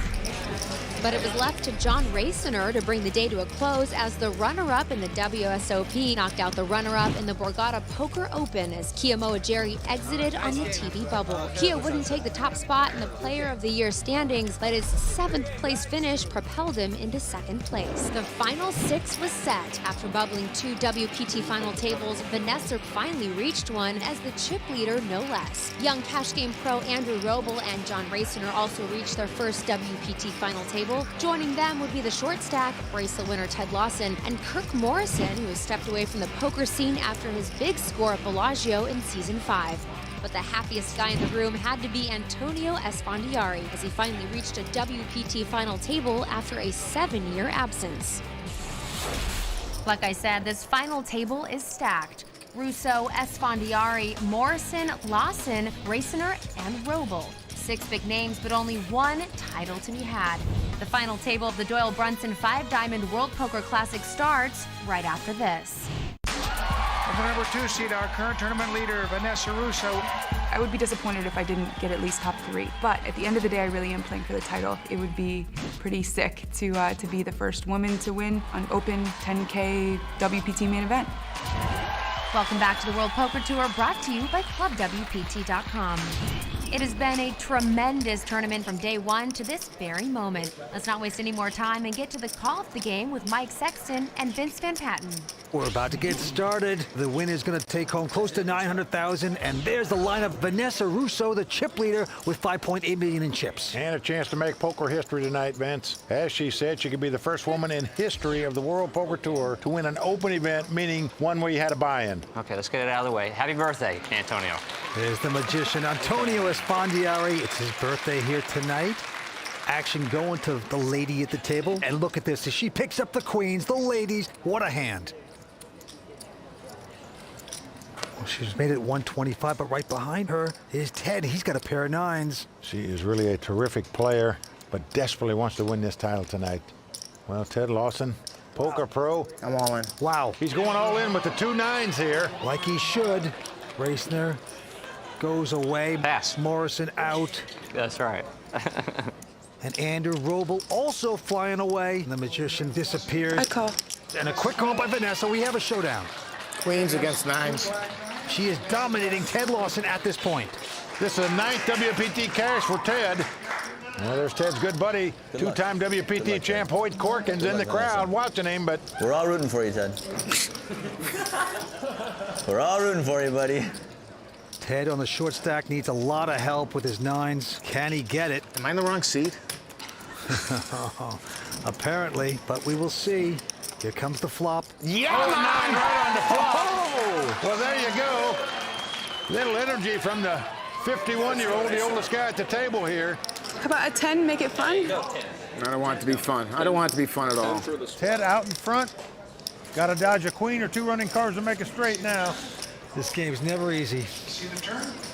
Here we go with the turn card. Oh! It can't be. Can you believe this? Ted can't believe it, as you can see. He counted his blessings on the flop, and now all of a sudden, he's down to 1 out on the river. Unreal. They really wanted to make a TV show today. They really want to give me a heart attack today. Absolute hair pull by the little lady. Can we just do it quickly, please? Down to the river we go. That's sickening. Here comes the river. Well, a king on the river, so that's going to do it for the Poker Pro out of Vegas. Ted Lawson won to win tonight, but Vince got lucky on the flop, unlucky on the turn, out tonight in 6th place. Flame boiled out of here, picking up 126,000. Holy smokes. Vanessa Russo extends her chip lead. Let's turn it over to Kara Scott, who is down on the floor with Ted Lawson. I caught the 9 over her 2 queens, and bing, queen, you know. Yeah. But it was a great time, and I had a really nice time up until that queen hit. And there's always the next tournament. And with that dramatic hand, our short stack Ted Lawson is out in 6th place. Don't go away. We'll be back with more exciting poker here on the WPT.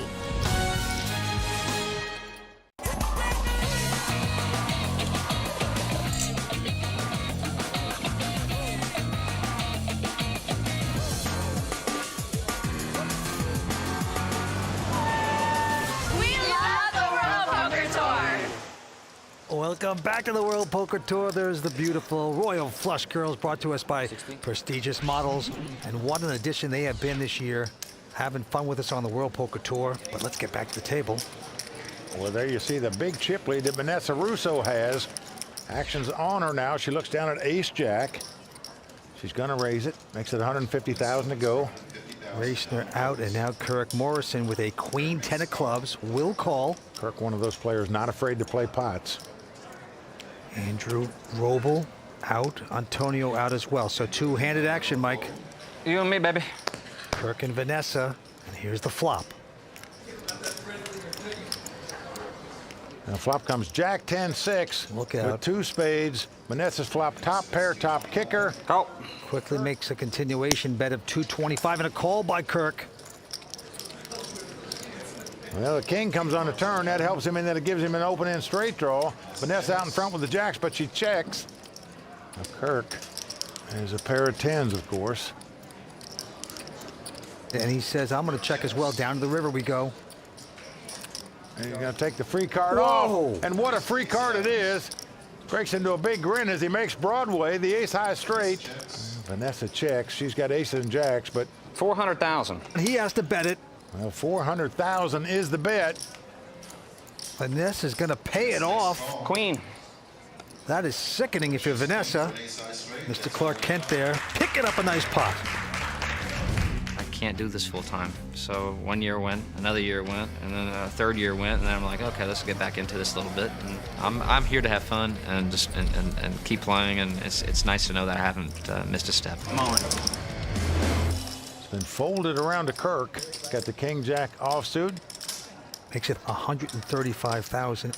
Andrew now, look at this, with a king-9s coming back over the top. Makes it 375,000 to go. Call. The magician disappears, and Kirk is going to make this call. Well, Andrew making the 3-bet, as we say, with the king-9. And he has come out with the best hand now as it comes 10-9-7.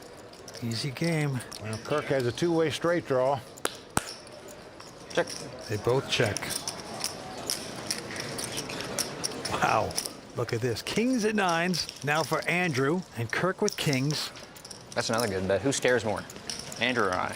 He's a talker, this guy. I know. I can be cute sometimes, but... What a character we got here. That deuced a bit. He didn't like that. You pissed him off, Kirk. Very personable. How much is that? Andrew's going to bet his 2-pair, 420,000. You can't blame him for betting here. Do you have any of that? He's got a lot of it, Kirk. All right. Kirk has made the call. You know, it goes in deeper. Just in case I get there. Kirk needs a queen, a jack, or an 8 to win this pot. We're going to the river. This is a good pot now. Well, an ace comes off. Neither player going to like that card. Going to be fearful their opponent might have made aces up. But it doesn't slow down Andrew Roble. 850,000 into Kirk Morrison. He fires again here with kings and 9s. Kirk's lost his smile. Oh, he's back. He's got that goofy laugh again. My man. Oh, what a predicament. Well, it's pretty obvious I don't have the nuts right now. That's pretty obvious. Forced laugh by Antonio. Yeah, they're still the same. The nuts, of course, would be the queen jack for the ace high straight. All right, Andy, I'm gonna do the right thing. I'm gonna pass. There you go. Pass. Well, he makes a good lay down there. Solid fold. But Andrew Roble playing very aggressive before the flop. Out flopping his opponent, making 2 pair to take down that pot. Nice hand, my man. We'll be right back with more action from Bellagio, plus Tony Dunst giving us the raw deal and 5 questions with the godfather of poker, Doyle Brunson. What surprises you about poker now?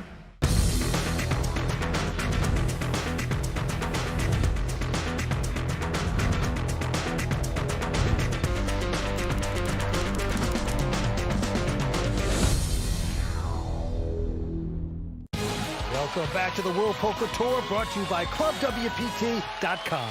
I'm Vince Van Patten, alongside my Hall of Fame partner here, Mike Sexton. And Vince, we've got 5 big name players at this final table, all fighting for a WPT title. And Tony, of course, going for his second. Action over to Andrew Roble. Lives in Vegas. He's got ace-3 of diamonds. Just limping in on the button. The magician's going to fold in the small blind, and Vanessa not going to raise. Going to see a flop. Here we go. And flop comes 9-9-5. Vanessa checks. She's going to try to trap. Well, she's flopped 3 9s. Andrew going to push here. He's betting the continuation, 60,000. And she's going to double it with a cute 120. Look at this, Andrew, just quick calls. We're going to the turn. Jack of hearts comes off. And Vanessa going to stick out 200,000. Has Andrew had enough? No. Well, Vince, he's drawing completely dead. No card he can catch to win this pot. Must put her on some type of straight draw, like a 6-7 or a 7-8. King of spades on the river. Well, this time a $500,000 bet by Vanessa. Well, Vince, I am very puzzled by Andrew's play on this hand. He called on the flop with the ace high, called on the turn with the ace high. Must think the ace high is the best hand. He must specifically put her on a 6-7 or a 7-8. 3 9s. She's got 3 9s. They're going to take down that pot. And Vince, that was like $1 million giveaway by Andrew Roble, in my opinion there. He just went with his gut feeling. Wow, there's Chad Brown, Vanessa's husband, a great player himself, and Vanessa Russo galloping away. The filly making big strides tonight.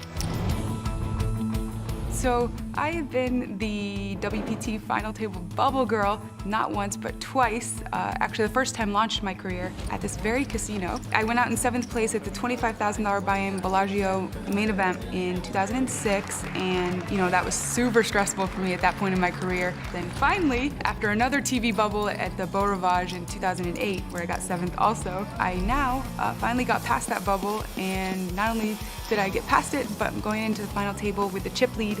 It's an awesome feeling.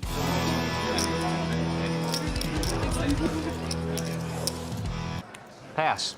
And the Annies are going up to 10,000. Blinds are now 40 and 80,000. And now Andrew Roble. Well, probably still talking to himself about that nearly 800,000 he gave away in the last pot. Well, he's made it 180 to go. Antonio out, but Vanessa with a pair of 9s. And she's going to raise. The champ in good form right now. Racing out back on Andrew. Yeah, he just got spanked by Vanessa a minute ago. See what he's going to do here with an ace-8. Well, he has called it. So two-way action. Just about. How much do you have behind? Can you just round it off for me? There you go, girl. 1.516. Okay, thank you. Wants to know how much she can punish Andrew with, and there's the flop. Well, 10-6-4 with 2 diamonds. So Andrew has flopped the nut flush draw, as we say. Vanessa right now has the best hand with 2 9s, but... All in. Well, Vanessa going all in. Just hoping he doesn't have a 10. And now Andrew's got a tough decision. Can I call? He calls and is going to have some help, or he's going to be our 5th place finisher. Andrew looking for an ace or a diamond right now. Can the Philly knock out the cash game pro? A lot of drama left in this hand. Andrew Robo looking for the diamond. Vince, they say diamonds are a woman's best friend. They won't be here. Can she break Andrew Robo right now? We will see. Here's the turn. It's a diamond. That's going to do it. The flush of Andrew Robo going to win this pot. Doesn't matter what comes up on the river. And as you can see, he's got some fans in the house tonight. The first run in the stocking there for Vanessa. Well, Vance, I like the way she played the hand. She came over the top with 2 9s, moved all in on the flop. Unfortunately, he had the diamond draw and hit it. That's what I do on TV poker. I get it all in behind and win. Every time. And the Philly stumbles a little bit down the backstretch. We're coming back with more action on the WPT. Don't just use your phone to call. Use it to raise. That's right. Download the World Poker Tour Texas Hold'em game on your mobile device today and get in on the action. Welcome back to the World Poker Tour, brought to you by ClubWPT.com, where the Royal Flush Girls are enjoying the nightlife here in Las Vegas. Well, once again, Vince, we weren't invited to join the Royal Flush Girls at all these parties. No, of course not. But nonetheless, there's plenty of action here at Bellagio, including naming the next WPT champion. So let's get back to the felt. All right. Well, Mike, as you can see, 5 players, and Vanessa Russo still out in front with over $5 million. Yeah, but Andrew Roble now has over $4 million in chips. That last pot has really closed the gap in terms of anybody being able to win this tournament. They've folded around to Andrew Roble, and he has picked up 2 queens. What a hand with the button.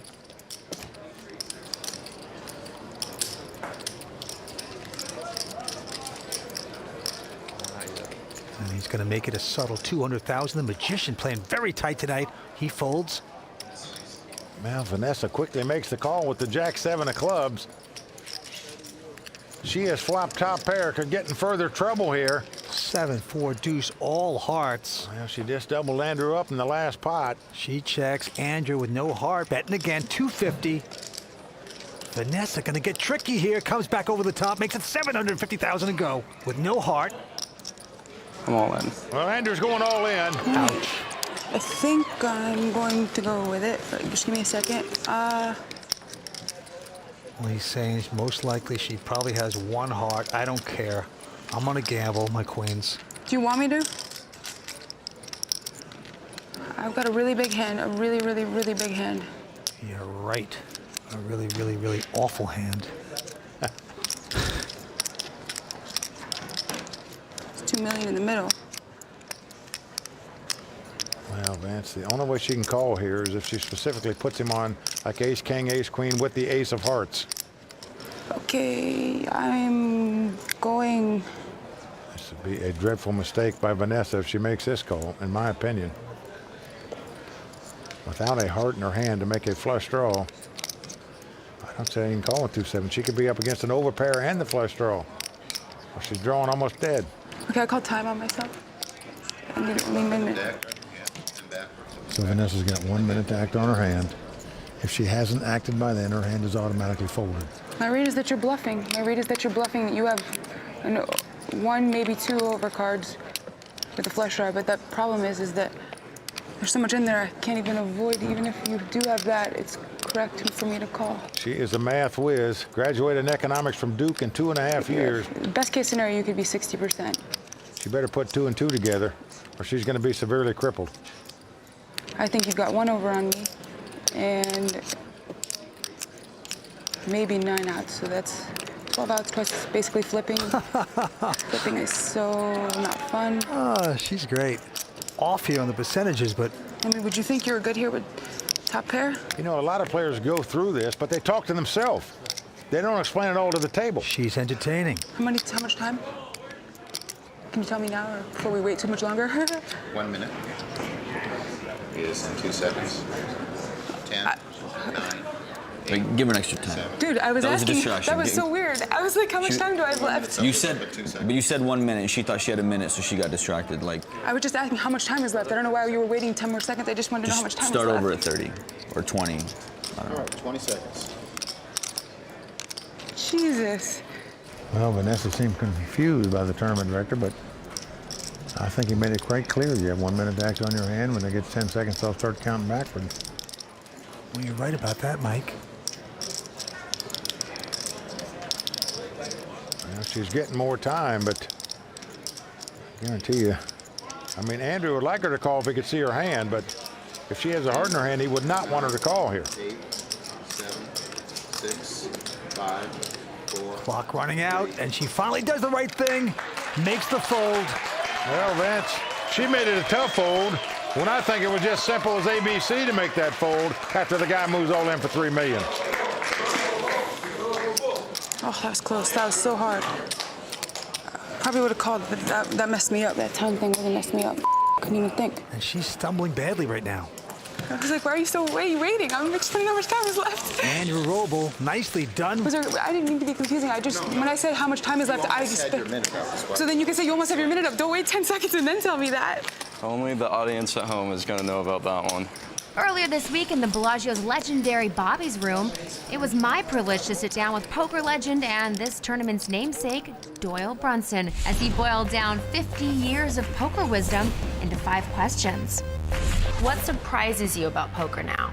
The number of the young kids that play that are pretty good, that's surprising to me because it takes a certain amount of seasoning to get to be really good. And the internet has provided the experience because they play so many hands. Consequently, there's some kid sitting at your table that you've never seen or never heard of, but he's a very good player. And so it's hard to adapt to that. There's a lot of talk these days about the young guns of poker. But back when you started playing, there were actual guns. How do you think these young poker players would last back in the day? Well, they've got no idea what it was like because we're in a protected environment now, you know, the security cameras, the guards and everything. And it took a special kind of person to play back when all those dangers were there.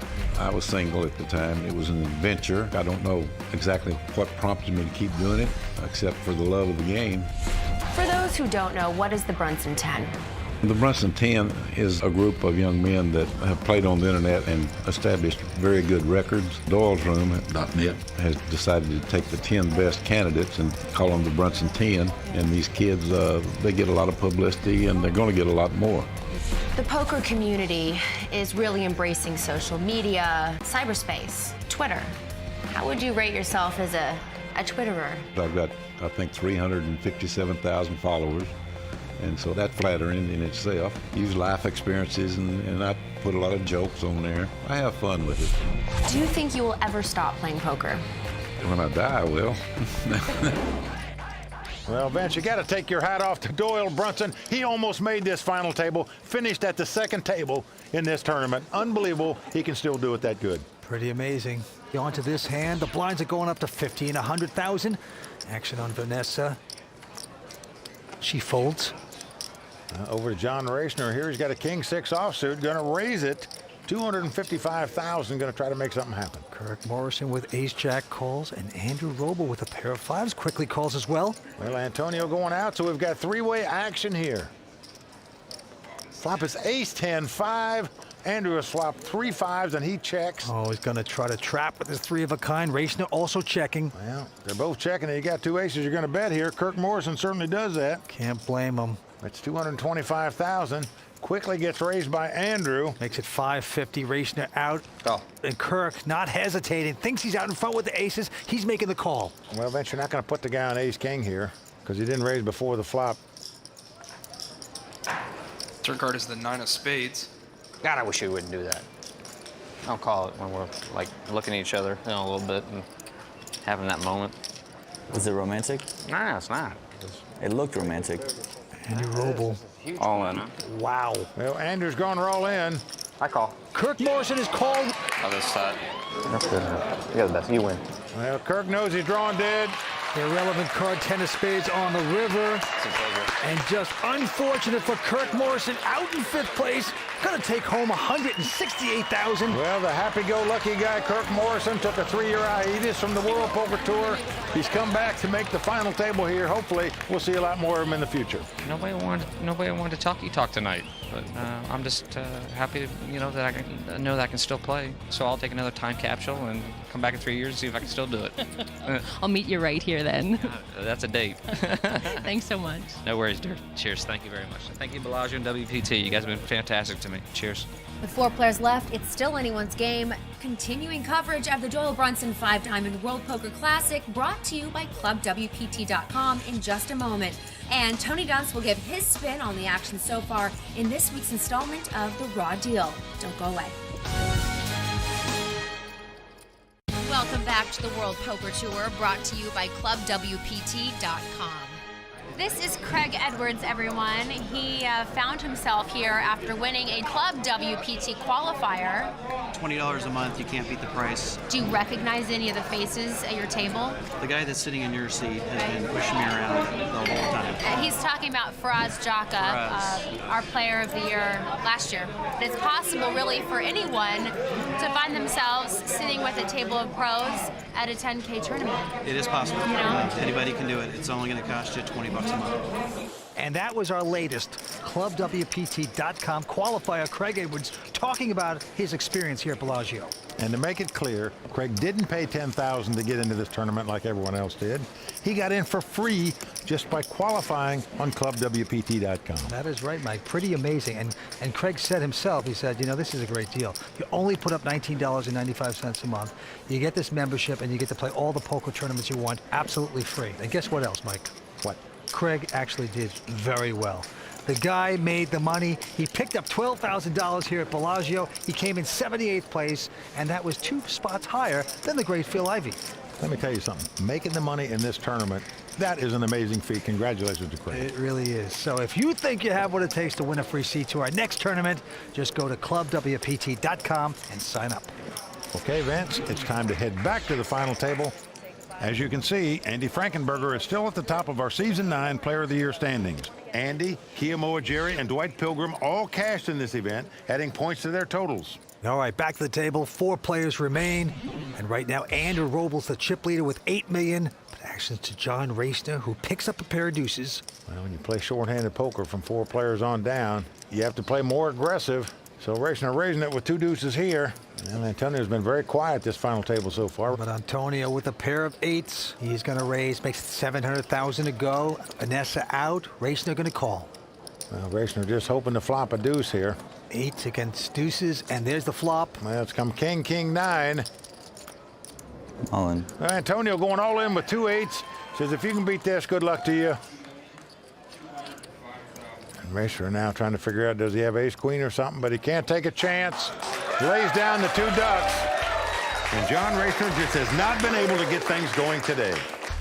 Well, this is my first WPT final table, and I've always wanted to make one. When I was 21, the first one I played, I got 8th. So I bubbled the TV final table, which was pretty disappointing. I even dreamed more about making this final table than the World Series of Poker final table. No bad play goes unpunished, and tonight delivering his own form of poker justice is our very own Tony Dunst in this week's Raw Deal. Brought to you by Rise. Every now and then while watching a hand, you sit back and ask yourself, what the hell is going on here? And that's all I could think when watching Vanessa play her top pair against Andrew's pocket queens. I'm Tony Dunst. Let's break it down.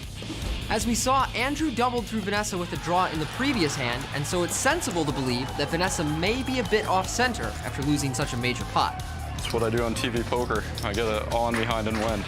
She decides to try and get some of her chips back from Andrew by making a speculative call out of the big blind with a suited Jack-7 against Andrew's button raise. The flop action is a mess. It seems Vanessa check-raised the flop without any particular plan for what she would do against any reaction from Andrew, except a fold. Vanessa and Andrew are the 2 deepest stacks, and with her mediocre holding on this draw-heavy monotone board, Vanessa's goal should have been pot control instead of just trying to take it down as quickly as possible. Instead, she raises, and this is a major mistake for 3 reasons. A, she's got enough showdown value that she can check call the flop and evaluate whether she wants to keep calling on future streets. B, by check raising, she reopens the action and allows Andrew to push her off her hand by jamming the flop. I'm all in. C, let's say Andrew had chose to just call Vanessa's raise on the flop. Now she's stuck playing a bloated pot out of position with a medium strength hand against a competent opponent with tons of turn cards that could make her decisions even more difficult. Perhaps she meant to turn her pair into a bluff all along, but if that's the case, then I don't know why she would spend so much time deliberating over her decision. I've got a really big hand, a really, really, really big hand. I think I'm going to go with it, but just give me a second. Do you want me to? I'm going...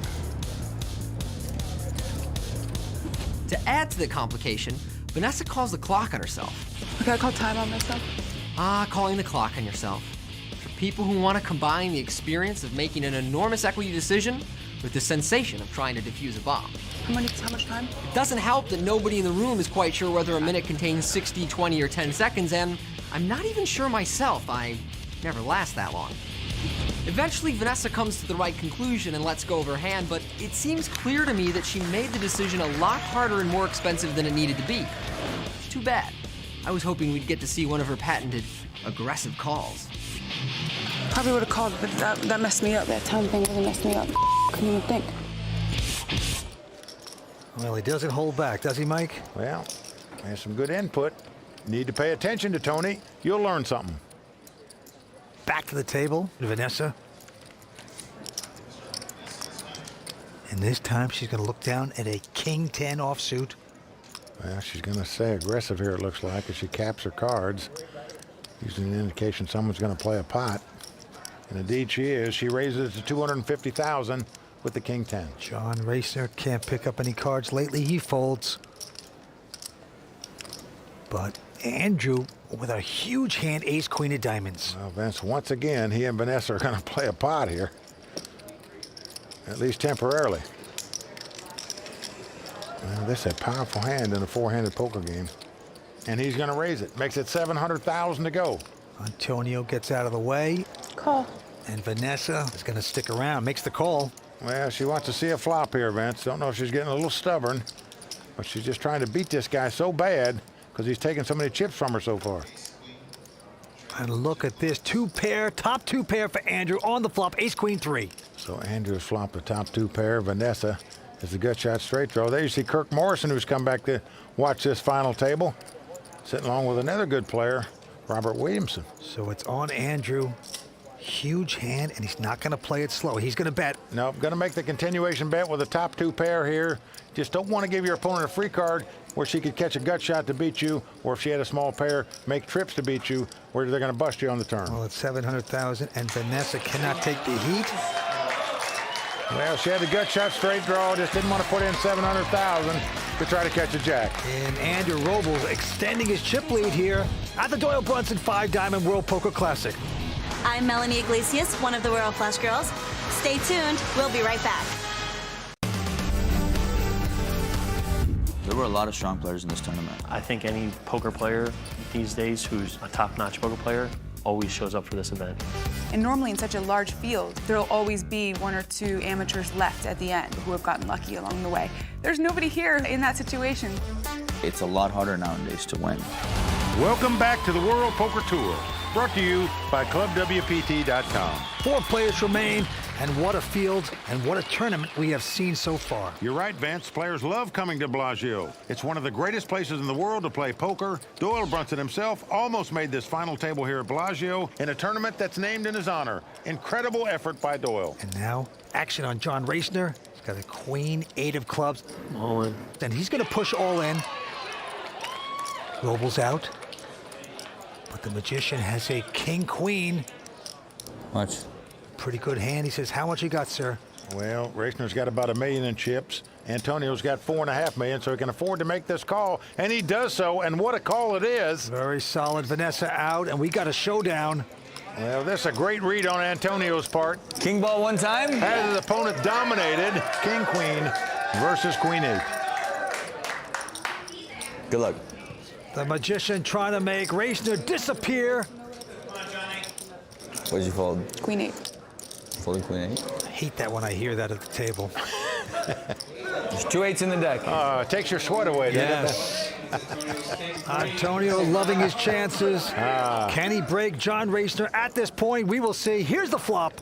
Oh, and he gets a king. Comes king 6-3, 1 club. So for Racner to win this pot, he's got to catch 2 running clubs to make a flush, or the last 2 8s in the deck to make 3 8s. Racner, the 24-year-old out of Tampa, in a lot of trouble. Here comes the turn card. Well, 7 of hearts comes off. So that's going to do it for John Racner, the 24-year-old poker pro out of Tampa, Florida.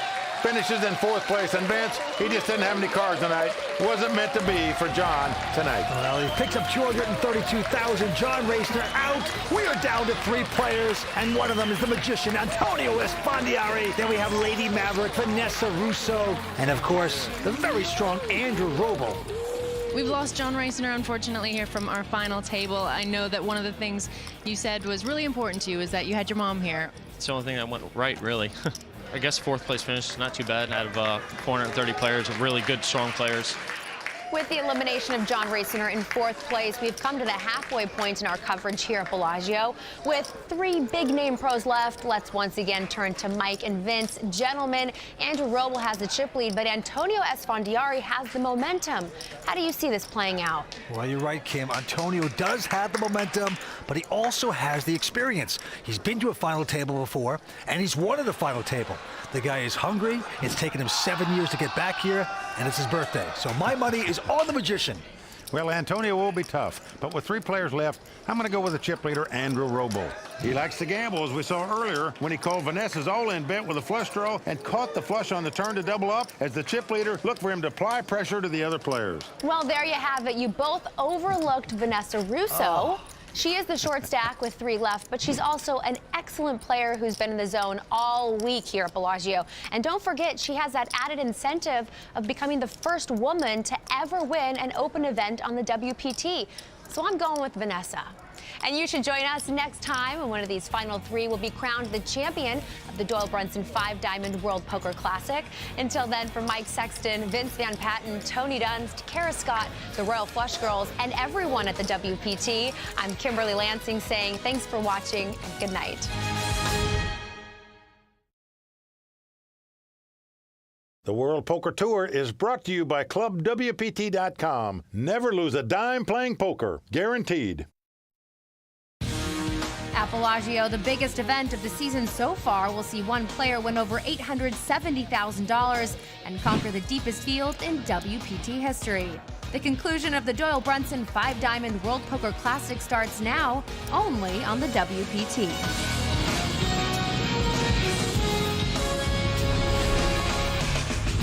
Well, the crowd all standing. He is circling the drain. They are going bare knuckles in the center of the ring. He would love to knock this loudmouth out.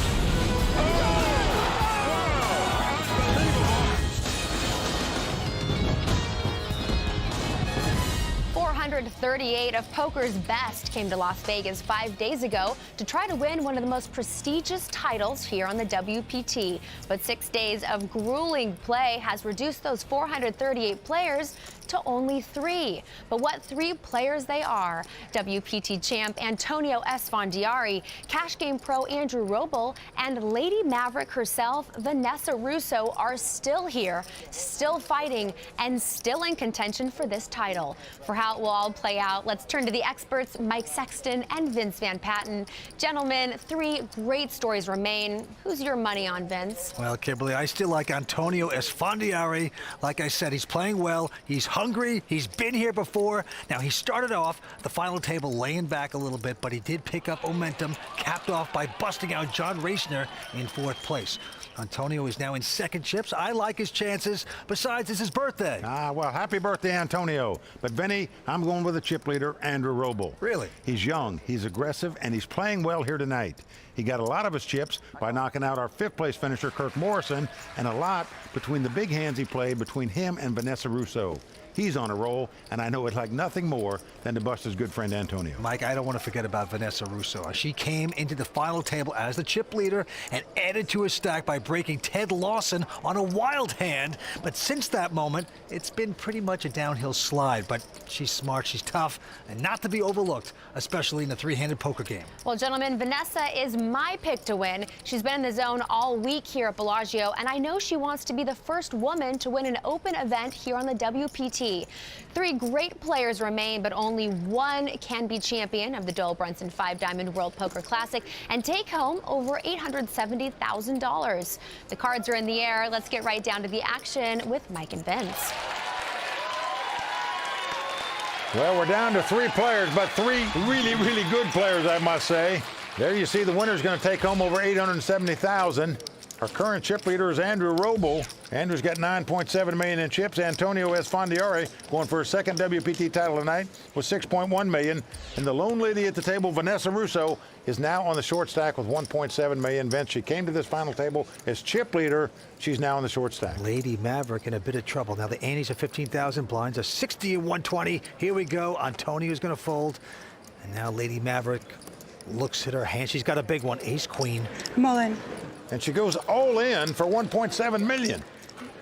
Andrew Roble, our chip leader, looks at an ace king. I call. And he's quickly calling. Well, Andrew has Vanessa dominated. This could shatter the dreams of Vanessa, who desperately would love to win a WPT title. Andrew up on his feet. The crowd going nuts here. There, of course, Maria Ho and Tiffany Michelle, good friends of Vanessa Russo. 2 good poker players in their own right, rooting their lady friend on, but she needs luck, and she hits it on the flop as the queen comes off. There you go. Vanessa out in front with 2 queens. It's not over. Vanessa very stoic. She is not flinching, though, Vince, until those last 2 cards come out. Well, Andrew needs to catch a king to take the lead. A jack would give him an ace-high straight. Drag it up, Jack! Jack! Vanessa is professional enough to know she don't celebrate too early, but she is out in front with the queens. Here comes the turn. It is a king. Oh, no. Unbelievable. Oh, tough luck for Vanessa Russo right there. That is Heartbreak Hotel for Vanessa right there. It's like she felt it was coming. The filly breaks a leg down the stretch. This is awful. Now she needs the miracle. Well, Antonio and Andrew, good friends. Antonio trying to hide his eyes, didn't want to see the bad beat at the river in case it would come up. Vanessa needs a jack for the split, a queen for the win. She gets a queen. Oh my God. She spiked the queen. Unreal. The lady at the table caught a lucky lady on the river. She's gonna make for some good TV. What an incredible hand. How did that queen come? I did not see that coming. So sick. Lady Maverick back in action. Who's better than her? We're coming back with more action on the World Poker Tour. My name is Melissa Grace, and I'm one of the Royal Flush Girls. It's great being a Royal Flush Girl. I really enjoy traveling. It's pretty exciting. My most favorite stop with the World Poker Tour would be the Bellagio. Everything's so glitzy and glamorous, and I get to wear sparkly clothes. I love that. Welcome back to the World Poker Tour. Those are the beautiful Royal Flush Girls, and they're at every event, along with Kimberly Lansing, Mike, and myself. And this week, we're fortunate to have WPT correspondent Kara Scott with us. She's talking with Andrew Roble. Andrew Roble has had such an intense tournament, and we were just saying this before. Intensity is certainly the watchword for this final table. Yeah, it's been a very emotional day. My heart rate's been way up, like most of the time. But now I'm rooting for Antonio to get out. I love him, but that 300,000 pay jump, you know. Yeah, there's no real friends in